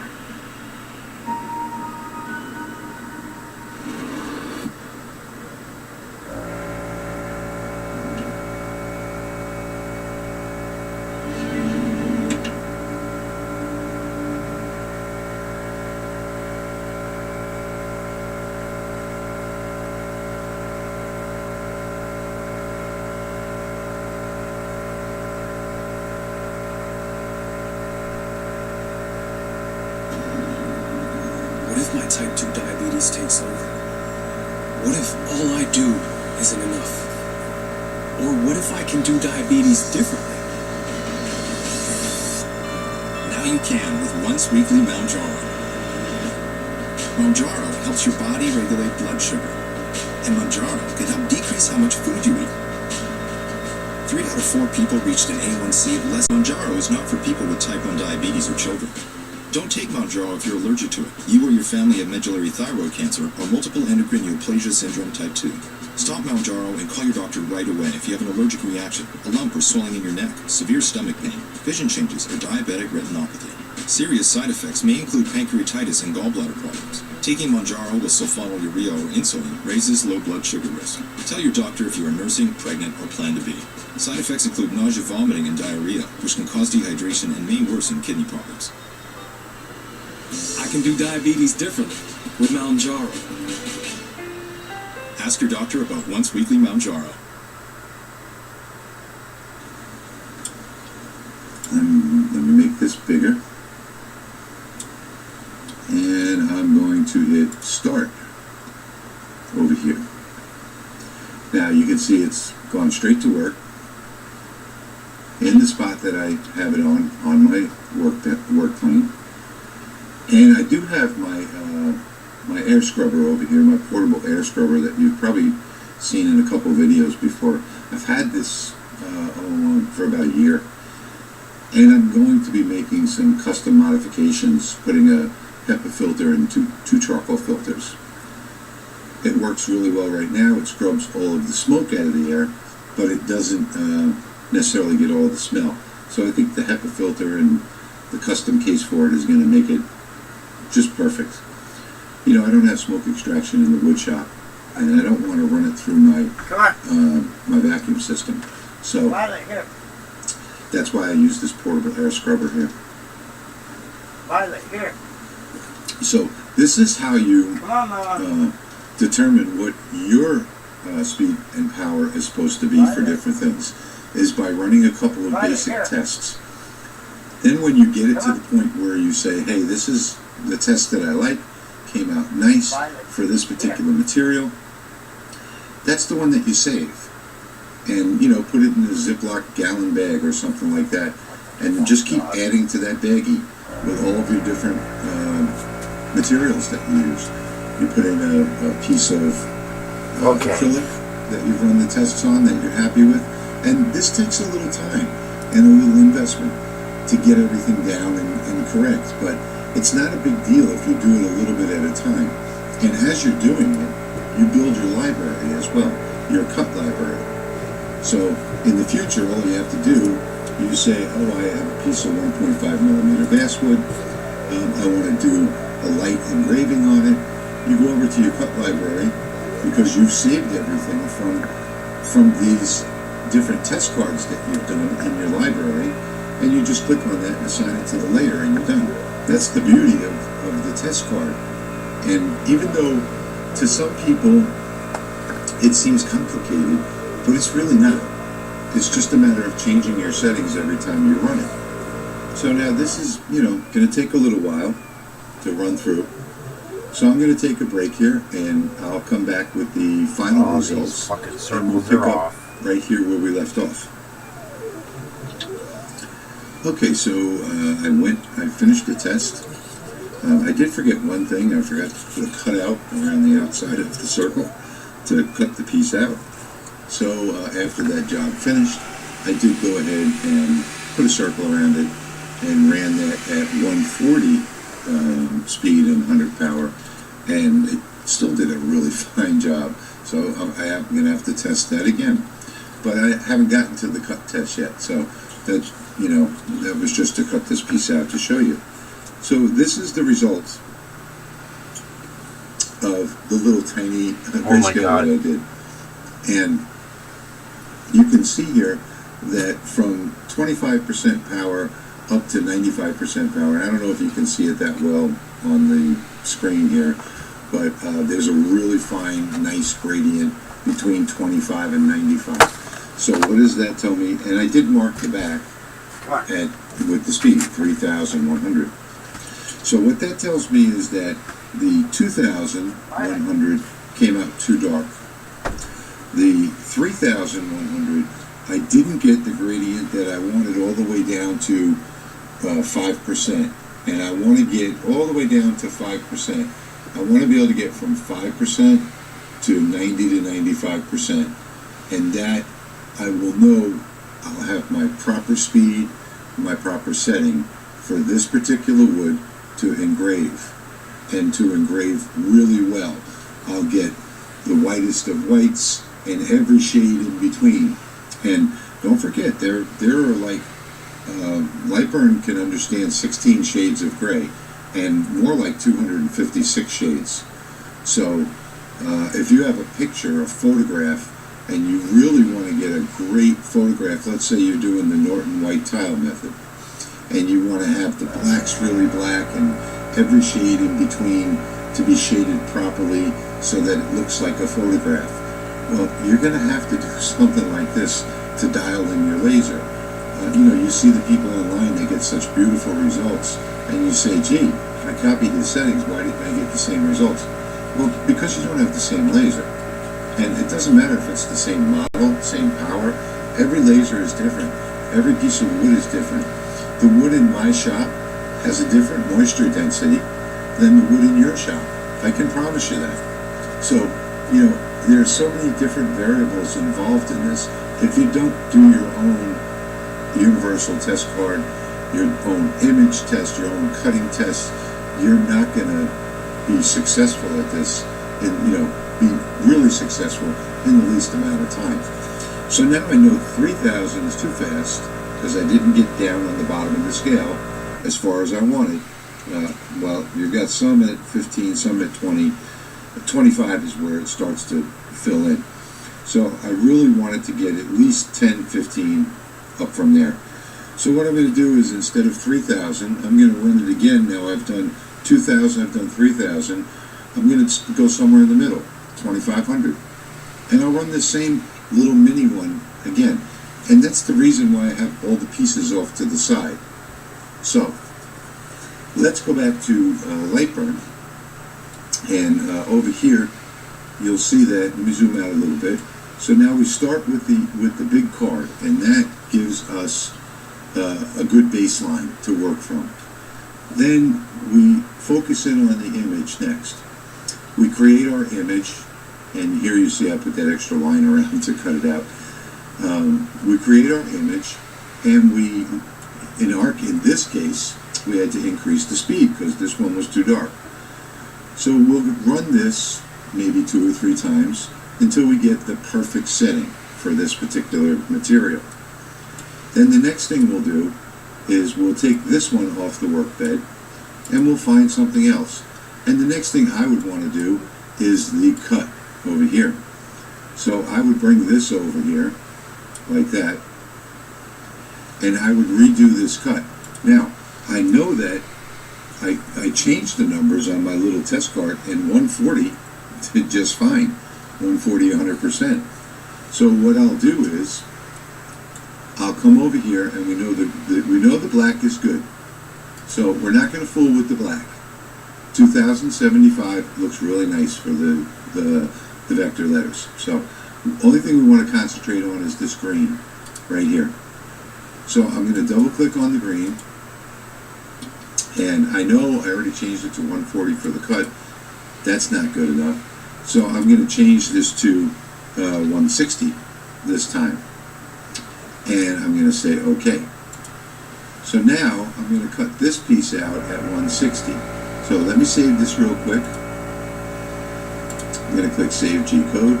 I'm just going to call this one Cut 2 and hit Save. And I'm going to come back over here. And I'm going to upload Cut 2, and here's Cut 2 right here. And let me move this off over here. I'll bring back the camera so that you can see this. There we go. And now I'm not going to frame or anything, I'm just going to send the job over there. So let's just send that job over and let it do the cut. Because I'm working on my work plane here. I know where the laser is going to go next. And that's why everybody, they talk about laser origins and using absolute coordinates and everything. I just use, this is the way I always work, absolute coordinates. And then all I do is just position the material on the workbed at particular coordinates. And it does a fine job.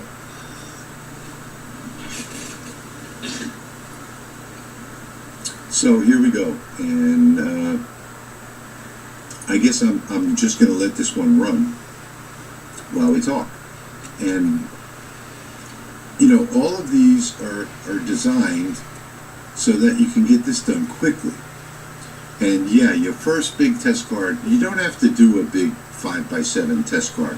You can shrink that test card down to whatever size you want. You know, you could shrink it down to, you know, whatever. You could do it within, let's say, 2.5. You know, instead of 5, shrink it down 50%, shrink it down 75%. You're still going to get the same results, it'll just be harder to see. And that's the reason why I like doing the big test card as my first initial test. Then that gives me a baseline from there of how I should change my settings for both the text, the lines, and the cutting. So now you can see it's cutting everything out. It's almost finished with the circles, I think. Yeah, it's the circles on that side. And I gotta say, this laser did a superb job on the 1mm circle and square.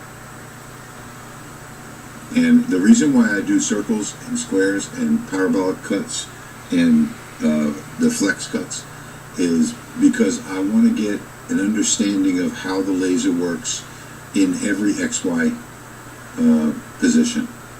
So as it's traveling in X, as it's traveling in the Y coordinates, as it's traveling in the XY, the YX, I want to see how it performs in every different direction. And it's just about finished with this job now. So you see, I didn't shrink this one down at all because we're just cutting. We're cutting out. And I see them all dropping out. So even at these settings, it's still cutting all the way through 160, 100. Oh! And that's kind of surprising. Shit! I don't think I've had a 5-watt laser do that before. So I'm quite happy with that. And I'm just going to, you know, finish testing this until I find out what it does. Oh my God. And that'll all be in the review. And this Long Array 5 is going to be March's giveaway. So there we go, it's done. I'm going to jump over into the other shop and I'll be right back. Oh, you know, I forgot to cut that one out. So I'm going to cut it out real quick. And then I'm going to run next door to the shop, get it, and come back. And I'll be back in a minute. Hurry to Kohl's weekend sale and get travel-ready luggage at 40% off. Tech gear for the family at $14.99. And tees for the family at $9.99. Plus, save up to 85% off clearance after an extra 50% off. Enjoy 4 days of deals at Kohl's. I don't understand what you're saying. Surprise. I did go ahead and cut that one out. And 160, 100, it's still, you know, cut right through it like nothing. So I ran it again rather than stretch this video out any longer. 200, 100.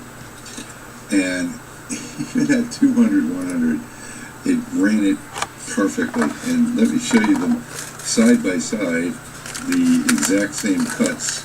If you can see this, the scorching on the edges is exactly the same, even at 200 millimeters. So I'm going to take a guess and say that this one's probably going to go to 300. I'm going to save you all that time, and I'm not going to keep running these. I'm just going to do a regular grid test, which those tests are also available in the forum as well. So, you know, if this doesn't work out and you don't hit it right on the first shot, well then go ahead and run a grid. And that's the easiest thing to do. You've already got your baseline with these. You know what it can do. So you're going to work. Should have went to tops before you went there. So I would start with the grid at 200 speed. 200, 300, you know, 200, 250, 300, 350, 400 should be enough. And then just run the power from, say, you know, 75 to 100. And you'll get a really good idea of what this can do at 2 hours at the best speed and power that you can find. And that's the whole purpose of the universal test card, is to give you an overview. And I hope this video is helping you out with that. So now let's recap, and let me try and summarize this to make it less complicated. So we're going to start with the universal test card. Now I do the 5x7 size. Scale it to whatever size you want. Up in the top corner, just scale it down by percentage. Scale it down by 50%, 75%, whatever you want. I wouldn't go much further than 75%. So run that first universal test card. That'll give you an idea of everything that it can do, from the text to the line drawings to the power ballot cut to the image mode, and then move on to the image, the grayscale, and take that image next and bring that image out onto your workpiece and run that image. And then you want to find the best gradient of grayscale that you can find. So you want it to be anywhere from 5 to 10%, all the way up to, say, 90 to 95%. When you get into that range where you see color, different color in every single square, from 5 or 10% all the way up to 90 or 95%, you're in the sweet spot. And now you know you've got your settings just right. It may take 2 or 3 of those. Again, you can scale down that grayscale image by 50%, which is what I did with the little one. So this little guy right here is scaled down by 50, or actually probably 60%. So that's the second step. Then you want to find out your cutting. So if you're making let's say a living hinge box, well, then you want to go back to your test card here, and you want to look at your flex cuts over here to find out which hinge is working the best for you. Okay? So, I mean, that's the beauty of the universal test card, is that you can use it in all different fashions, for all different materials, for all different uses. So we got lucky, and we hit our text right on the first try. We got our text just perfect. Now I will go back, and if I were to build a library for this, I would go back and do at least three different settings on the text. And the reason for that is, in my libraries that I have on my personal machine, I like to have, like for instance, text engrave, light text engrave, medium text engrave, dark text engrave. So I'll do at least 3 different ones, sometimes 4 or 5, so I can find out which works the best on this particular material. And yeah, you're going to burn up a whole piece, a whole piece of 8 by 12, for instance, what I'm using here, basswood. I'll burn up the whole piece doing this. But, what is that? 50 cents? It's not a big deal.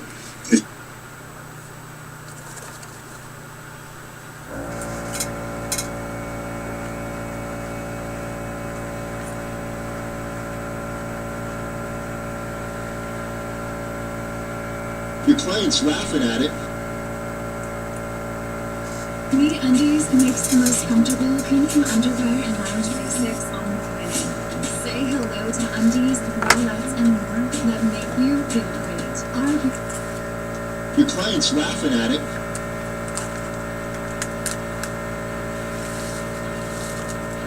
Judge Craig DeThomasis is about to go off on me, saying I'm laughing at him in his courtroom. At best, this man is a joke. At worst, what he's doing is criminal and completely and totally illegal. We're about to jump back into hearing number 5, and we still haven't had a chance on our side to show our defense.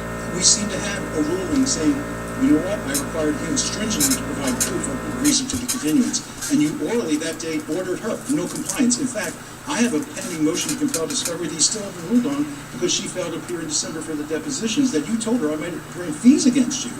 You told her to provide proof. She's provided nothing. That's still a motion that's outstanding. It went for today. No, it was filed. It was not filed for today. There wasn't. It still hasn't been ruled on because we're still waiting for her to comply with your oral ruling to provide proof of why she didn't show up December 21st. We've seen nothing. So every continuance is because of that. We don't want to pin it. I understand you, but we're given a Hobson's choice, which is basically have this temporary injunction continue to exist, or have this trial exist when we have discoveries issues and we have a court which he feels is not able to be impartial. So this is the Hobson's choice. He's accepted the other end of it, which is, okay, we'll have the temporary injunction. Let's see what the first says. We have agreement on both sides on this. It doesn't. But there's not agreement. You want a motion for stay. He wants a motion for continuance. That's a term of art. It's the same effect. The same effective remedy is you have jurisdiction. Nobody here, we want to continue the pending motions, including my motion for fees, which hasn't been noticed. I've asked you. Again, that's hanging since December. We want to, you have jurisdiction. Everything, any concerns you may have about what happens to her is still sufficient. The only violence that's happened in this case, Judge, is that the victim's advocate of this court's son attacked him at the barbecues in Chiefland. And there's a case on it. That's the only violence that's occurred because of this case to him, not to her. Oh, but Mr. Hales, I know you're making a face. How do I know that unless your attorney just told me it about 14 seconds ago?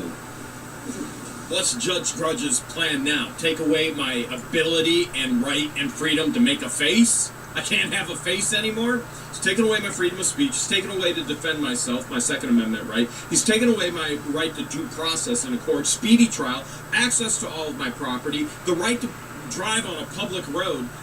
He says I cannot go by her on a public road. Interestingly enough, last night in Walmart parking lot, she drives by myself and George, and she double fist tells us we're number one, except she did it with different fingers. We didn't show the actual act because that's against YouTube's policies, and they can have those policies, and we'll continue to adhere to them. But the reality is this: she had the child in the car, and not to mention, she just posted this about forgiveness.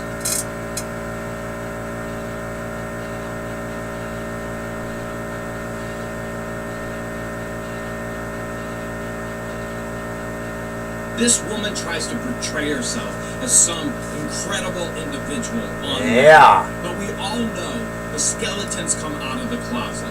This is who she really is. This is the message she sent all her supporters that are anti-Jeremy Hales, George Hales, what the Hales. I'm now also dealing with Jamie. She's accusing me of stealing Supposed to be the godmother of the child. Things were stolen, evidently, when they took her camper. Stolen camper from Indiana. Bring the stolen freaking camper to my property. I could have went to jail. I could have lost my child. She's still the going. last thing I freaking care about is the hoarding shit that you picked up out of god dumpsters and brought to my property. All of this being said in front of the child. And that's where it is. And I'm not going to deal with her anymore either. I've had enough threats from her today. She's lucky she's going to maintain her children because somebody was on meth so bad that they shoot rounds off trying to scare somebody that's not on in the walls of her camper. Her property. Shouldn't have children. Across the street. Especially from mine. autistic ones. I'm driving on the road. I'm driving on the road, on the phone with George when these shots are being fired. And not only was that camper illegal on her property, and a stolen camper by a meth head from Indiana, she has now, as of yesterday, moved another camper on her property. Local resident Lloyd, who she claims is going to stay there for 2 months, and then she's going to get this camper as well. Now that's 2 campers illegally on this property without any type of permit for running a campground. That's who she really is, the person who tells us we're number one as she's driving past us in Walmart. And yet this Judge Grudge, Judge Craig DeThomasis, won't let me drive past her property. It wasn't me that initiated communication, it was her that initiated nonverbal communication. And that's still communication that's being reported in a breach and a violation of the civil protection orders. And with her child there. And how do we know? Because the world is literally watching.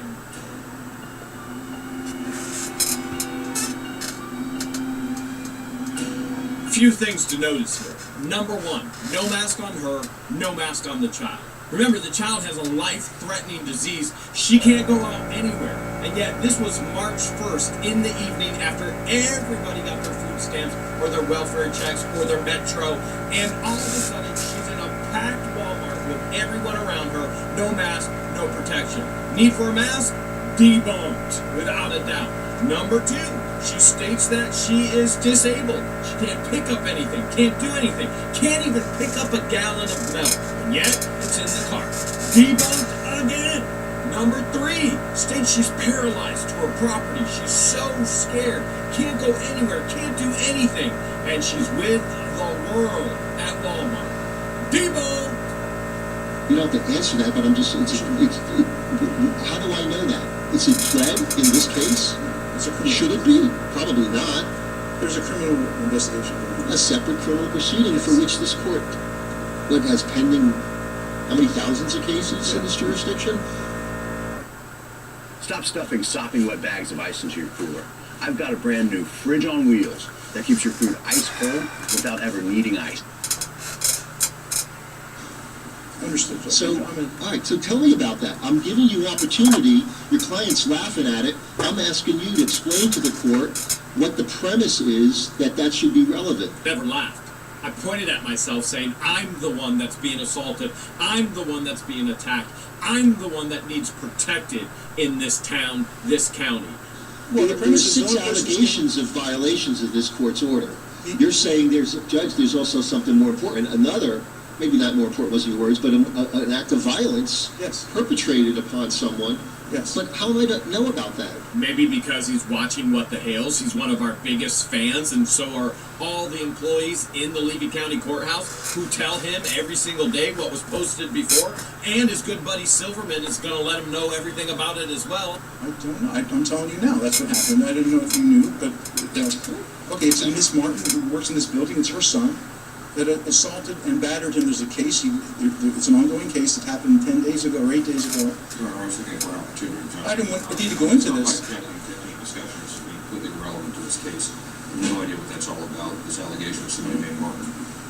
Well, I'm taking it in the context of, as time goes on, it's not favoring Mr. Hales by any. That's what. Yet he's still willing to. He's still willing to be enjoined until the final hearing, whatever we call it, and have these other matters not be heard. Maybe it'll be heard by Your Honor. That'd be great, but just not now. We are going to file this petition as an office of the court. It's almost ready. To be honest with you, we've been working on it, and we had to come here today. It may be filed tomorrow or Friday. She has to leave out of town Friday. So that's part of the court's consideration, which is if it's denied, you're still not denied. I'm not going to deny Mr. Hale's appellate review or any reviewing court to review anything that's transpired thus far for which they have jurisdiction. A denial of a motion for stay does not deny you from filing a petition for writ. I filed 3 motions so far for this judge's disqualification based on his bias, based on his inability to be impartial in a hearing, in a courtroom. And now what he's saying, hey, I've disqualified it, we're going to move forward. And now he's saying, you've got to file a writ of prohibition, which means it goes to the higher court that says, disqualify this man. You can think of it as his bosses that are saying, you don't belong here. You can't be here. And he's saying, I'm moving forward until you do. And even though we had to wait until he said no on the disqualification, which just happened hours before, now he's saying you have to file this piece of paper. Of course, but we're just asking to keep judicial economy. Why would we want to do all this and then have it redone potentially? He's willing to accept the temporary injunction. I've just given a laundry list of reasons. He's not objecting. He's being heard and he's not objecting. And they don't object. Your Honor, from my client's perspective, and again, I don't think these arguments are right at this point. I think that Mr. Hales probably has waived his right to seek review of the first order seeking disqualification, or denying disqualification, and the second, because there have been substantive proceedings in this case since then. That's not even for Your Honor to consider. That's for the first. Right before the court today. The point I was trying to make, and it's a point that I think is helpful to you and your client's position, so I'd like to make it, is that the court did enter a third order today, denying the third motion to disqualify. I don't think there's a reasonable argument that they could have filed a writ of prohibition on that third one between the time you entered that order about 10 o'clock this morning and now. from my client's position, we are in agreement as to what we think the court ought to do today, whether we're calling it continuance or stay. I think I hear them saying stay, or continuance rather, but we're in agreement, and we're probably in agreement for entirely different reasons from each side. From my client's perspective, one of the reasons, and this I think goes to good cause, Your Honor, is that no matter what this court does, no matter what you do, they're going to file motions to disqualify. In our view, on this side of the aisle, there is absolute benefit in having the DCA rule on their arguments that your orders were too detailed or that they were wrongfully denying their motions to disqualify. And perhaps that can put a stop to some of this going forward. My client obviously would receive the protection of a temporary injunction. Yes, Mr. Hales would be subject to the injunction, but one, he's agreeing to it, and two, he is all over YouTube repeatedly saying that he doesn't care about the temporary injunction. It doesn't really affect him. And that's not before the court today, but that is up there on YouTube. Silver Scam was doing good until he tripped up there, because I've been on YouTube, all over YouTube, and now he's being exposed on YouTube with Judge Craig DeThomasis, because they have taken my First Amendment right. They have taken my Second Amendment right. They have taken my Fifth Amendment right to due process. They have taken my right to a speedy trial. They have taken access to all of my property. They've taken away my right, my legal right, to drive down my road to access all my property. What I have stated on YouTube is I don't care about an injunction that says don't communicate with her. I don't. I've blocked her. I don't want her to communicate with me. I don't want to communicate with her. I want her out of my life forever. I don't want her within 500 feet of me. I don't want to be within 500 feet of her. And yet she continues to break the civil protection order. In regards to no communication, I don't care. In regards to don't be around each other, I don't care. But now she's the sideshow with the injunction. Now constitutional law is being attacked by the Thomases and by Silver Scam and potentially by others. And it's all being exposed on YouTube. And the judge says I was laughing. Listen to him here. So in light of all that, it's not before the court because there's no pleading or evidentiary basis for it, but you're putting it before the court while you're saying it's not, which is like a passive-aggressive way of saying it's now before the court, but don't consider it. So it's my way of proffer. And certainly if the court wanted me to take evidence on that, I could call Mr. Hales as a witness and ask him whether he said that on his YouTube channel. But again, it's really a moot point because he's agreeing to the extension of the temporary. I absolutely understand the court's concern. There is quite a benefit in finality here. Even if this case goes up to the DCA on the order of prohibition, this court does retain jurisdiction to enforce its own orders. The state attorney and the Levy County Sheriff's Office maintain concurrent jurisdiction to enforce this court's orders over in the other courtroom if necessary. Or maybe this courtroom, I don't know where to do misdemeanors. So We all know anything can happen out there. Sometimes we feel lost. We push and we suffer. What the fuck? We keep going. That makes all the difference. Hey, what happened to you, boy? You don't look so good. People? Look, somebody likes Then put her to bed. We got a race to win. Just remember, Michael, this race doesn't define you. I raced for 19 years. This is my last chance to win. 3, 2, 1.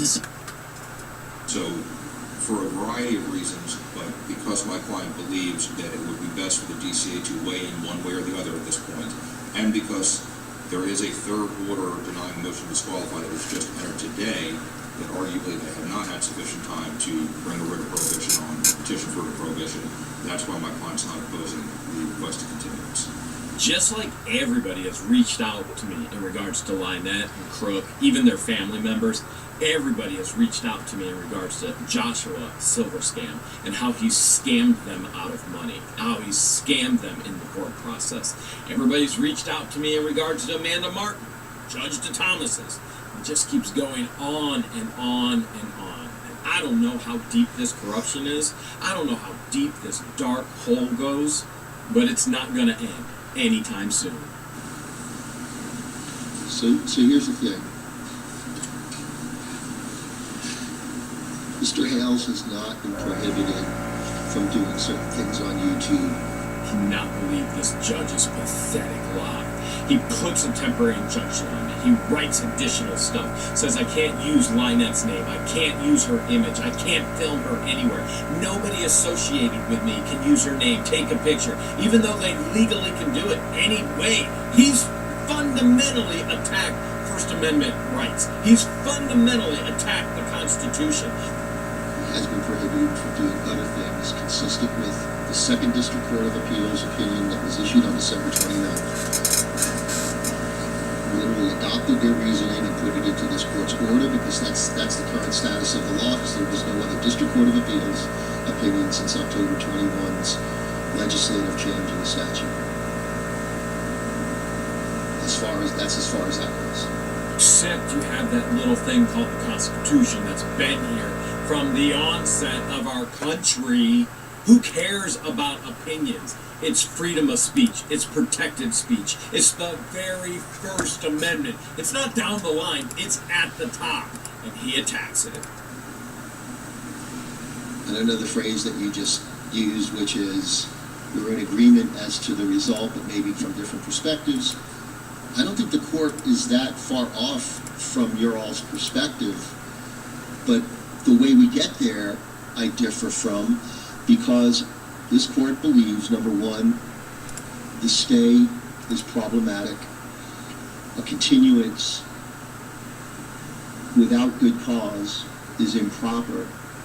Yet, if the motion that's before this court is denied, Mr. Hale still has the opportunity, and I know it puts you up against a time crunch, but he still has the opportunity before Friday to file a writ, and this court's divested of jurisdiction. He's protected, his interests are protected, and we get the review. I don't believe procedurally that's the way it works, Your Honor. I think they have to file for the writ, and it's not like an appeal, because this is directed toward the court's jurisdiction. My understanding of the appellate law is that it doesn't divest this court of jurisdiction. To hear a final hearing?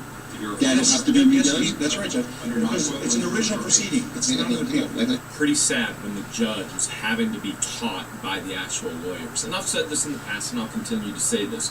Joshua and I probably would have got along just fine outside of this situation and circumstance. He's the one that chose to jump into this for the money, not understanding who he was actually representing or how horrific of an individual she is. And now he's actually trying to tell the judge, listen, let this thing go up for review. He's doing me a favor, and I appreciate that from him. Under 9.100H, unless the first DCA issues an order to show cause directed to my client to respond to the petition for a prohibition, there is no stay in this court, automatic or otherwise. The only automatic stay comes if they issue that order to show cause. Today is Wednesday afternoon. If they even were to file the writ today, it's a petition for the writ today, it's doubtful that the appellate court will even be able to look at it before Friday. Well, there's no automatic stay as far as I know. There's no automatic stay. We have an original proceeding in the appellate court in Florida. However, when you go to file it, it does recognize it. If anyone's ever filed one, it asks about, are there any emergent deadlines that this court of appeal has to know about? And that's where you put in where there's a trial date, things like that, on this date, and that gets their attention when you have it 1 or 2 days. What we're trying to do is avoid all that and just say, because there's no, I heard Your Honor say that if we did file it, you would continue the final hearing.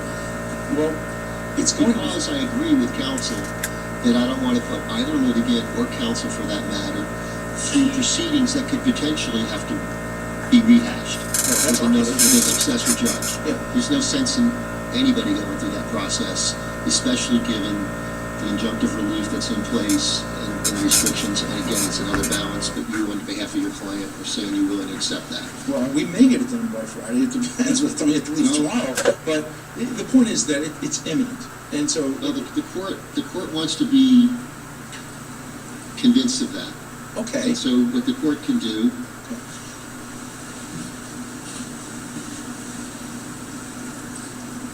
deny the continuance subject to you all filing a petition for writ before Friday at 9 a.m. Upon the filing of the petition for writ, the court will grant the motion for continuance, and it'll be styled as a motion to continue. On these conditions we outlined. Correct. To delay, or it's a delay, it's a continuance, the potential likelihood, obviously I don't think it's going to come to fruition, but I want to avoid the potential likelihood for the litigants and for counsel, if it does come to pass, which is a successor judge having to redo anything. He doesn't think the higher courts are actually going to remove him from this case. It's so much bigger than that now. There is a worldwide movement to remove him permanently from the bench. Can I have a word? I'm sorry? Can I have a word, Ms. St. Please? Yes, if you need a minute.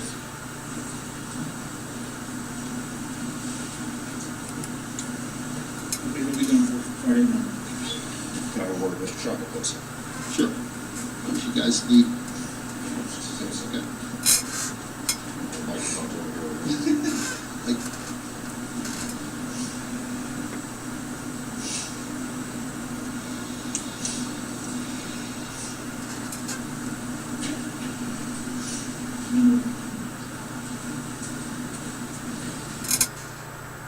Snap your W-2 and file your taxes 100% free with TurboTax Free Edition. Roughly 37% of taxpayers qualify. 1040 and limited credits only. Get the TurboTax app now.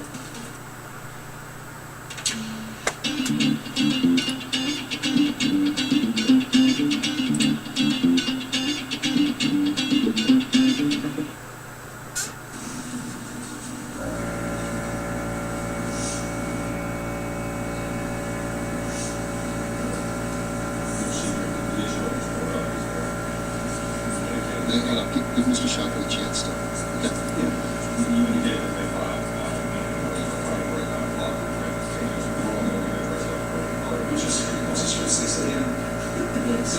So what I asked Mr. Chocolate is, how about the deadline tomorrow evening, around 6 or 7 o'clock? I already got there 6 just so we know where we're supposed to be Friday. If there's consensus on the time, sure. 6 a.m. 6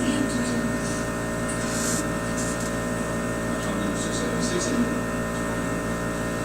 Friday, March 1. So, here's the other issue, and again, counsel, if you all need to consult. The court, in reasonable anticipation that ultimately a continuance is granted, it has to be continued to a certain date, because otherwise Mr. Hales has a temporary injunction without an end date. Which could potentially be the consequence, quite frankly, if we're calling it a continuance in deference to the first DCA, if they're going to review up until now the proceedings. It's not predictable in terms of the outcome, in terms of time frame, but if it's conditioned upon the temporary remaining through that, so that we could reboot this court or successor court, we've got to have a date. Now he knows this is all going to be under review. So now he's concerned, oh no, Mr. Hales is going to have a temporary injunction with no end in sight. When the reality is he can't wait to slap a permanent one on me. How about a 90-day status conference by Zoom? Because he's going to be out of state by then. The problem is service if he's not. Oh, serve. Okay, you're right. Same judge who says he can get documents notarized anywhere on the planet. He can get legal documents anywhere. And now he's telling my attorney, we're going to have a problem if he's up in Ohio. We can't serve him.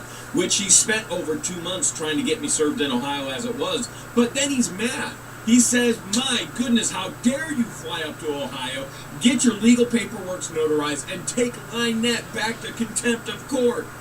And here he is backpedaling, can't get documents to him. If he's in Ohio, can't get him served. After he tells me he can get papers anywhere on the planet. Just debunk the judge. This is fun. Okay. If he has a date, if you need to talk about, if he's got a date that he knows he would otherwise be here, and here's the thing, if we go out 90 and we get a ruling from the DCA in 20 or 30 days, you move to advance it, we come back to court, we hold a status conference, and we agree on another date. But there's got to be a placeholder, otherwise it's really until further order of the court. And Mr. Shockett, if you want to consider that, we could do until further order of the court, which gets us to the same place, which is upon resolution of any matters in the appellate review. Oh, that would be fine. That would be better read into the dates if we could do Right, that. but I want you to discuss. I did. I just did. He said he could come back if he had to. There's no dates that definite that he's going to do that. If you notice, Rex, who's an incredible bailiff, just called out an individual and said, come on, outside with me. For this particular reason and for others, we will not be announcing any more of our actual trial dates because people are putting us in a position of liability. So, I think, just so everybody's clear, that if the DCA were to deny the petition for writ of prohibition, well, either way, right, whether it's Your Honor or another judge presiding over this case, we would have to have status for two purposes. One would be to resettle the motions that were going to be heard this afternoon, because we can't advance to a final hearing without rulings on those. And the second would be to reset the final hearing. Right? Which also raises another issue, which is if they don't file by Friday morning at 6 o'clock, and we have a final hearing without the motions that were sent for today being resolved. Not that I'm trying to throw more of a monkey wrench into it, but It's going to be done. It's going to be done. I can tell you the consequence of that would be that we would start the proceedings on Friday with hearing the motions. I'm okay with that. And You won't. I think you all want to avoid that consequence. And so, if in fact, Mr. Hales, my inquiry again is not with intention that you're going to violate the terms, but just that you understand what the terms are. I'm just going to ask you a couple brief questions about moving forward, that you've got a full understanding of the consequences.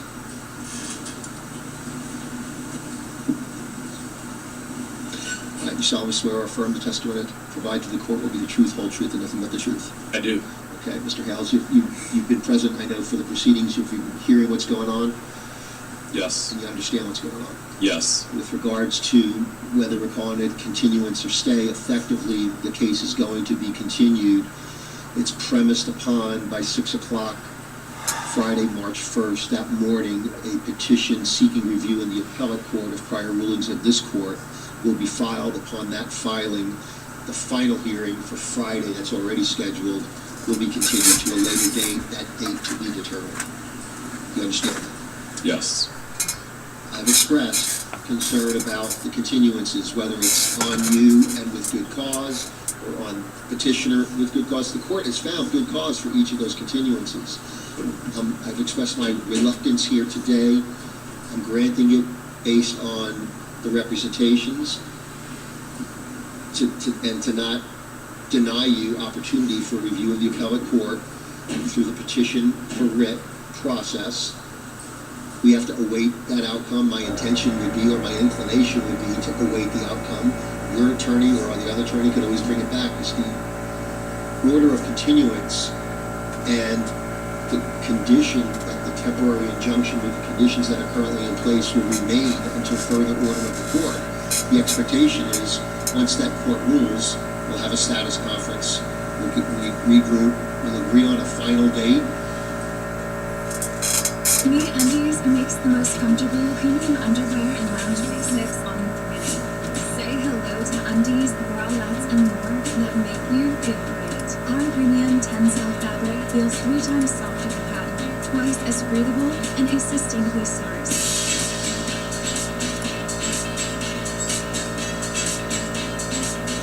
Visit www.meundies.com.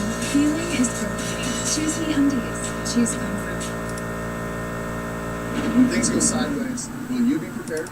Hey, it's Cade Court, former Navy SEAL platoon commander.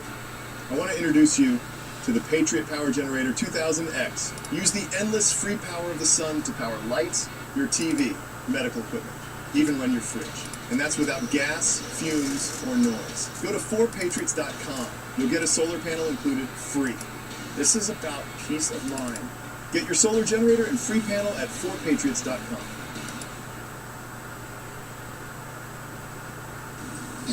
And again, I'll hear from you at that time, but I'm inclined at that time to then change the until further order of court to a final date, a final hearing date, so that it's really clear on everybody's part that that will be the finality. But there's a little bit of uncertainty in how long the appellate court review process may take. You understand that? Yes. You feel like you had an adequate opportunity to discuss with your counsel the decision here today? Yes. And you're willing to accept those conditions? Yes.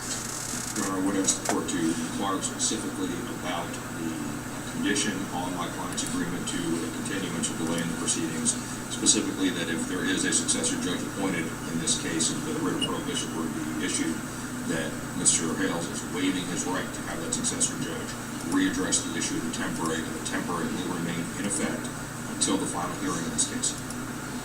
So in effect, you'd be waiving your ability to seek a modification of that portion of the order, which would be to terminate or to exclude you from being under that temporary injunctive relief. Do you agree to that? I did not hear you say the words until the final hearing. Until the final hearing. If you agree, please repeat that with that phrase. Okay, hang on. So I want to make sure that you understand it. So what's being asked is that you're waiving your ability. Another judge comes in, or me, I guess, if I remain, but either way, you're waiving your ability to seek termination of the temporary injunction pending that final hearing date that's going to be set. Yes. So in other words, to get this man off the bench and all of his bias, I have to have a temporary injunction on me, which puts my life at risk every day to who knows when. Literally, who knows when.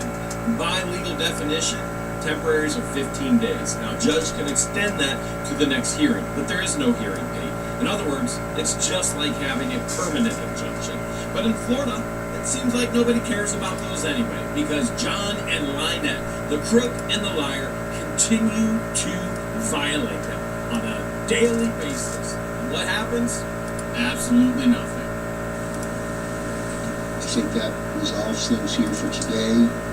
Madam Clerk, we're just going to do an extended injunction, same conditions. It's just going to change the language from today's date of expiration to until further order of the court. And again, Mr. House, you could discuss this with counsel. Until further order of the court literally means until either side brings it back. If you bring it back, we'll advise them. If they bring it back, we'll advise you.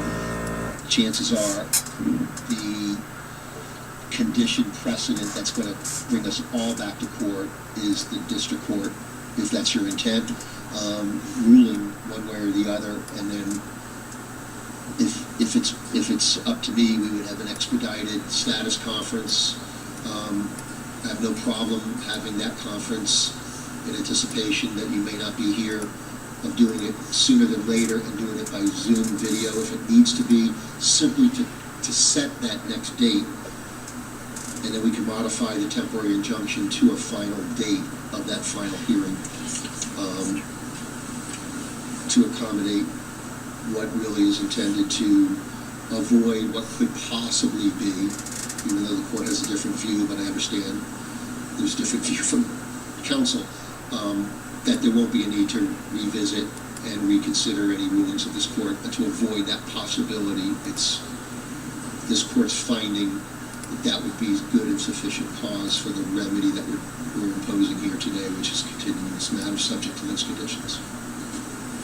Thank you, Judge. Thank you. One is, I do want to be clear that my client's agreement to the continuance of the conditions we have discussed should in no way be interpreted by this court, that side of the aisle, or anybody else, including the DCA, as any kind of concession that my client believes that the motions for disqualification had any merit. The second thing I would point out is that just so we're all on the same page, my understanding is that if there is not a petition for writ filed with the first DCA by 6 a.m. on Friday, March 1st, that we are proceeding to first discovery matters and then evidentiary hearing in this case on Friday, because the court's issuing a new order. I don't know whether that technically supersedes the prior notice. I don't want there to be any argument that we are not all required to be here Friday morning at 9 a.m. if that petition for writ is not filed. I want that to be clear on the record. It's very clear in the petition will be filed by 6 a.m. Unless absent a nuclear war or something, it will be filed. Mr. Hales, you understand that ultimately it's another obligation you and your counsel have, everybody does, which is to be here Friday morning, but you'll know from your counsel, and they can copy you with the filing, that if by 6 a.m. that morning a petition for writ is filed, that will relieve your responsibility to be in court. Yes. And you can go about your business. All right, I think we've got some clarification. Let me just review this written during a hearing. Can we take a quick break, Judge? We're waiting. Yeah, we'll stand at ease. We're at 2:30. We'll just go off record for a minute. Thank you.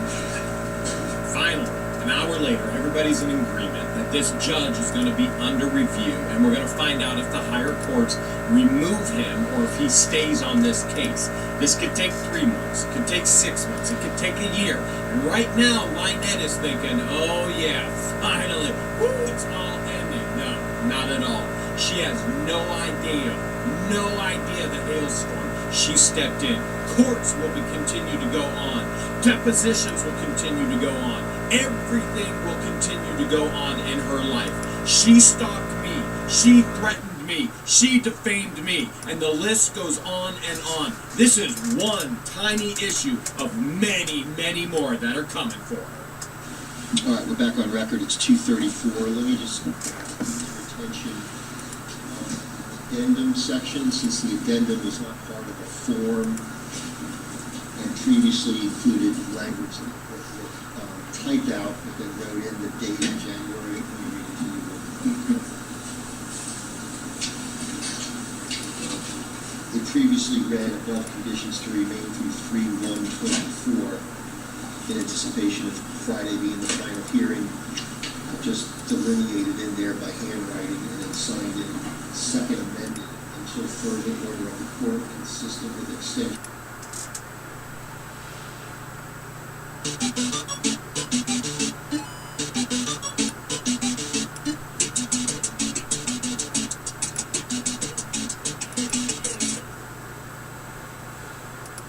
I left you all alone down here.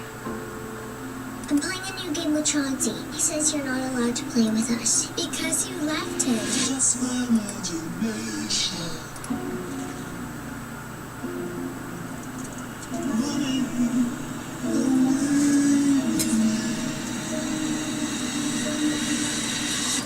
He says he's right behind you. Imaginary, rated PG-13, older than Peter was March 8th. An extension of this one, today's date, 2/28/24. So the addendum likewise is continued as part, it's part and parcel of what's now out of the fourth extended temporary injunction. Okay, we got to get back to the computer. So.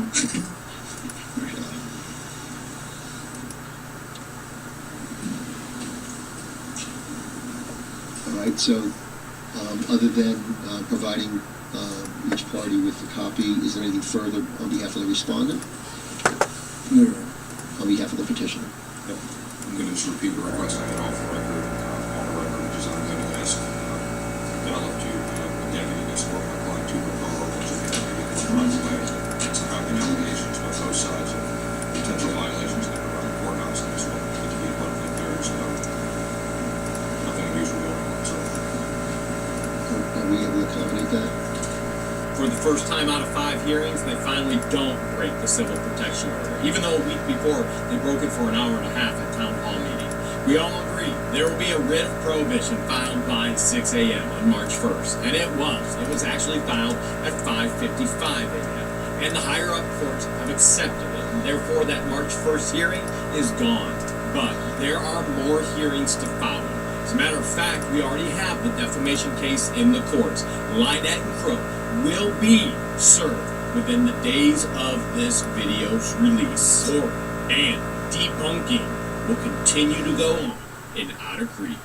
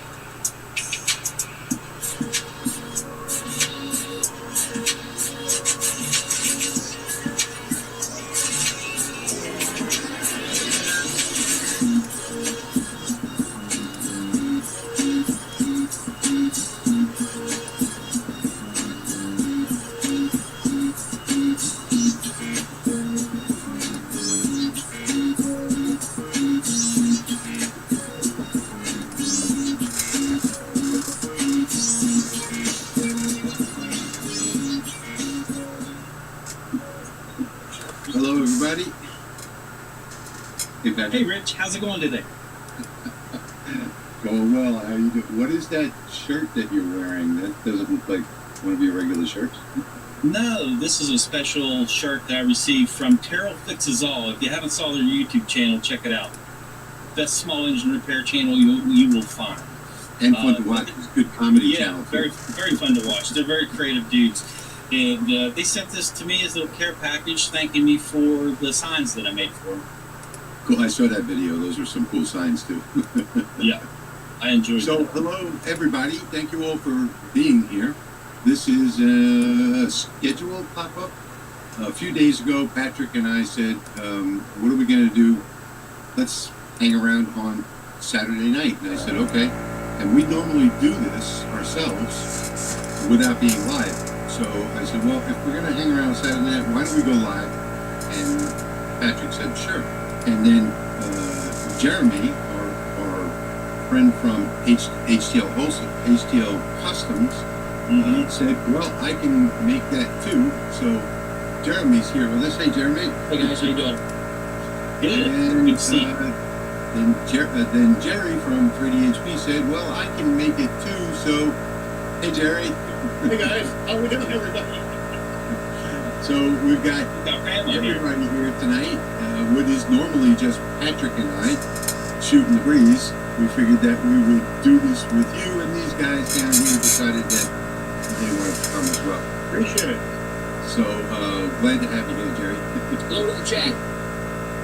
Yeah, we figured the more the merrier. If we're just going to be hanging out and making stuff and talking lasers, let's bring in a couple more people to hang out and talk. Yeah, I streamed earlier for 3 hours. Rich was on my live stream for the whole thing, and now here we are here. So, yeah. I was watching it from work, and it was nice to watch it from work, but I'd rather have been on the stream. You could answer him questions while he was at work because he was answering in chat. That's cool. I listen for my name. If I hear my name, Sam's daughter is going to see it, and you're going to get in trouble. So what? I just listen for my name. If Jerry says my name and I want to hear his voice, then I'll come over and check and see what's up. So what are we doing here tonight? I see Chicago Bob in the comments. And I don't know if you saw last week's live stream, Bob, but I wanted to say thank you very much for this email folder. Oh my God, we're half done. With that special note on the back. Oh my gosh, I was so surprised when I got this in the mail. I really appreciate that, and you know that I need sticky notes because I'm always looking for a pen and a piece of paper when I need to write something down. Well, now I've got it right in front of me. Thank you, Bob. Really appreciate it. I opened this up whenever I did the unboxing for the stuff from Terrell Fixes All because I was like, whoa, this was laser engraving. I saw the top. I don't know. Like, I gotta do fucking 12 o'clock. Video, and I'm so glad I did. That way, it's my reaction. I'm fucking tired and I'm hungry. Yeah. So tonight, let me preface this with some files on my hard drive. I have probably 25 or 30 or 35 B-roll folders on my hard drive of videos that I've never published. And one of them from about 2 years, I guess I was on YouTube for a year at the time. It was probably 2 years ago. Were door hangers, and I just I'm about to fucking pause this and go tonight. I'm in the going house to show you the door hangers that I designed 2 years ago, and how you can do this too. This is not Romark. This is scratch acrylic, but I also did it in the Romark as well. So this happens to be for my daughter-in-law because when she gets upset, she puts her glasses on, and I'm going to give this to fuck off, all right? She's going to get a kick out of it. I was up at But 4:30. I have a few different styles of this, and I'm going to show you how to make it. And I also shared these files with the guys too earlier today. So it's got one more hour. As well. And I ain't gonna fucking last. Mistaken, I think everybody's gonna. I need something to eat. Something off different material. Yeah, I got 4mm Baltic birch that I got at Lowe's. I'll be doing mine on my Lasermatic MK2 21. And I'm going to be and I just designed 4 new ones. I used your outline and made 4 different door hangers. I'm going to do 2 that I cut out of black acrylic. 1, 2, with 3. Lasermatic, but they're going to go into fiber. Pause. I'm going to grade them with fiber, and then I have 2 that I'm going to make out of leatherette. Fuck off. And I kept one the same, changed a couple things on it, like I upgraded the. Okay. Guess what time it is? Guess when? Guess what? Michael says up every night. On the other hand, yep.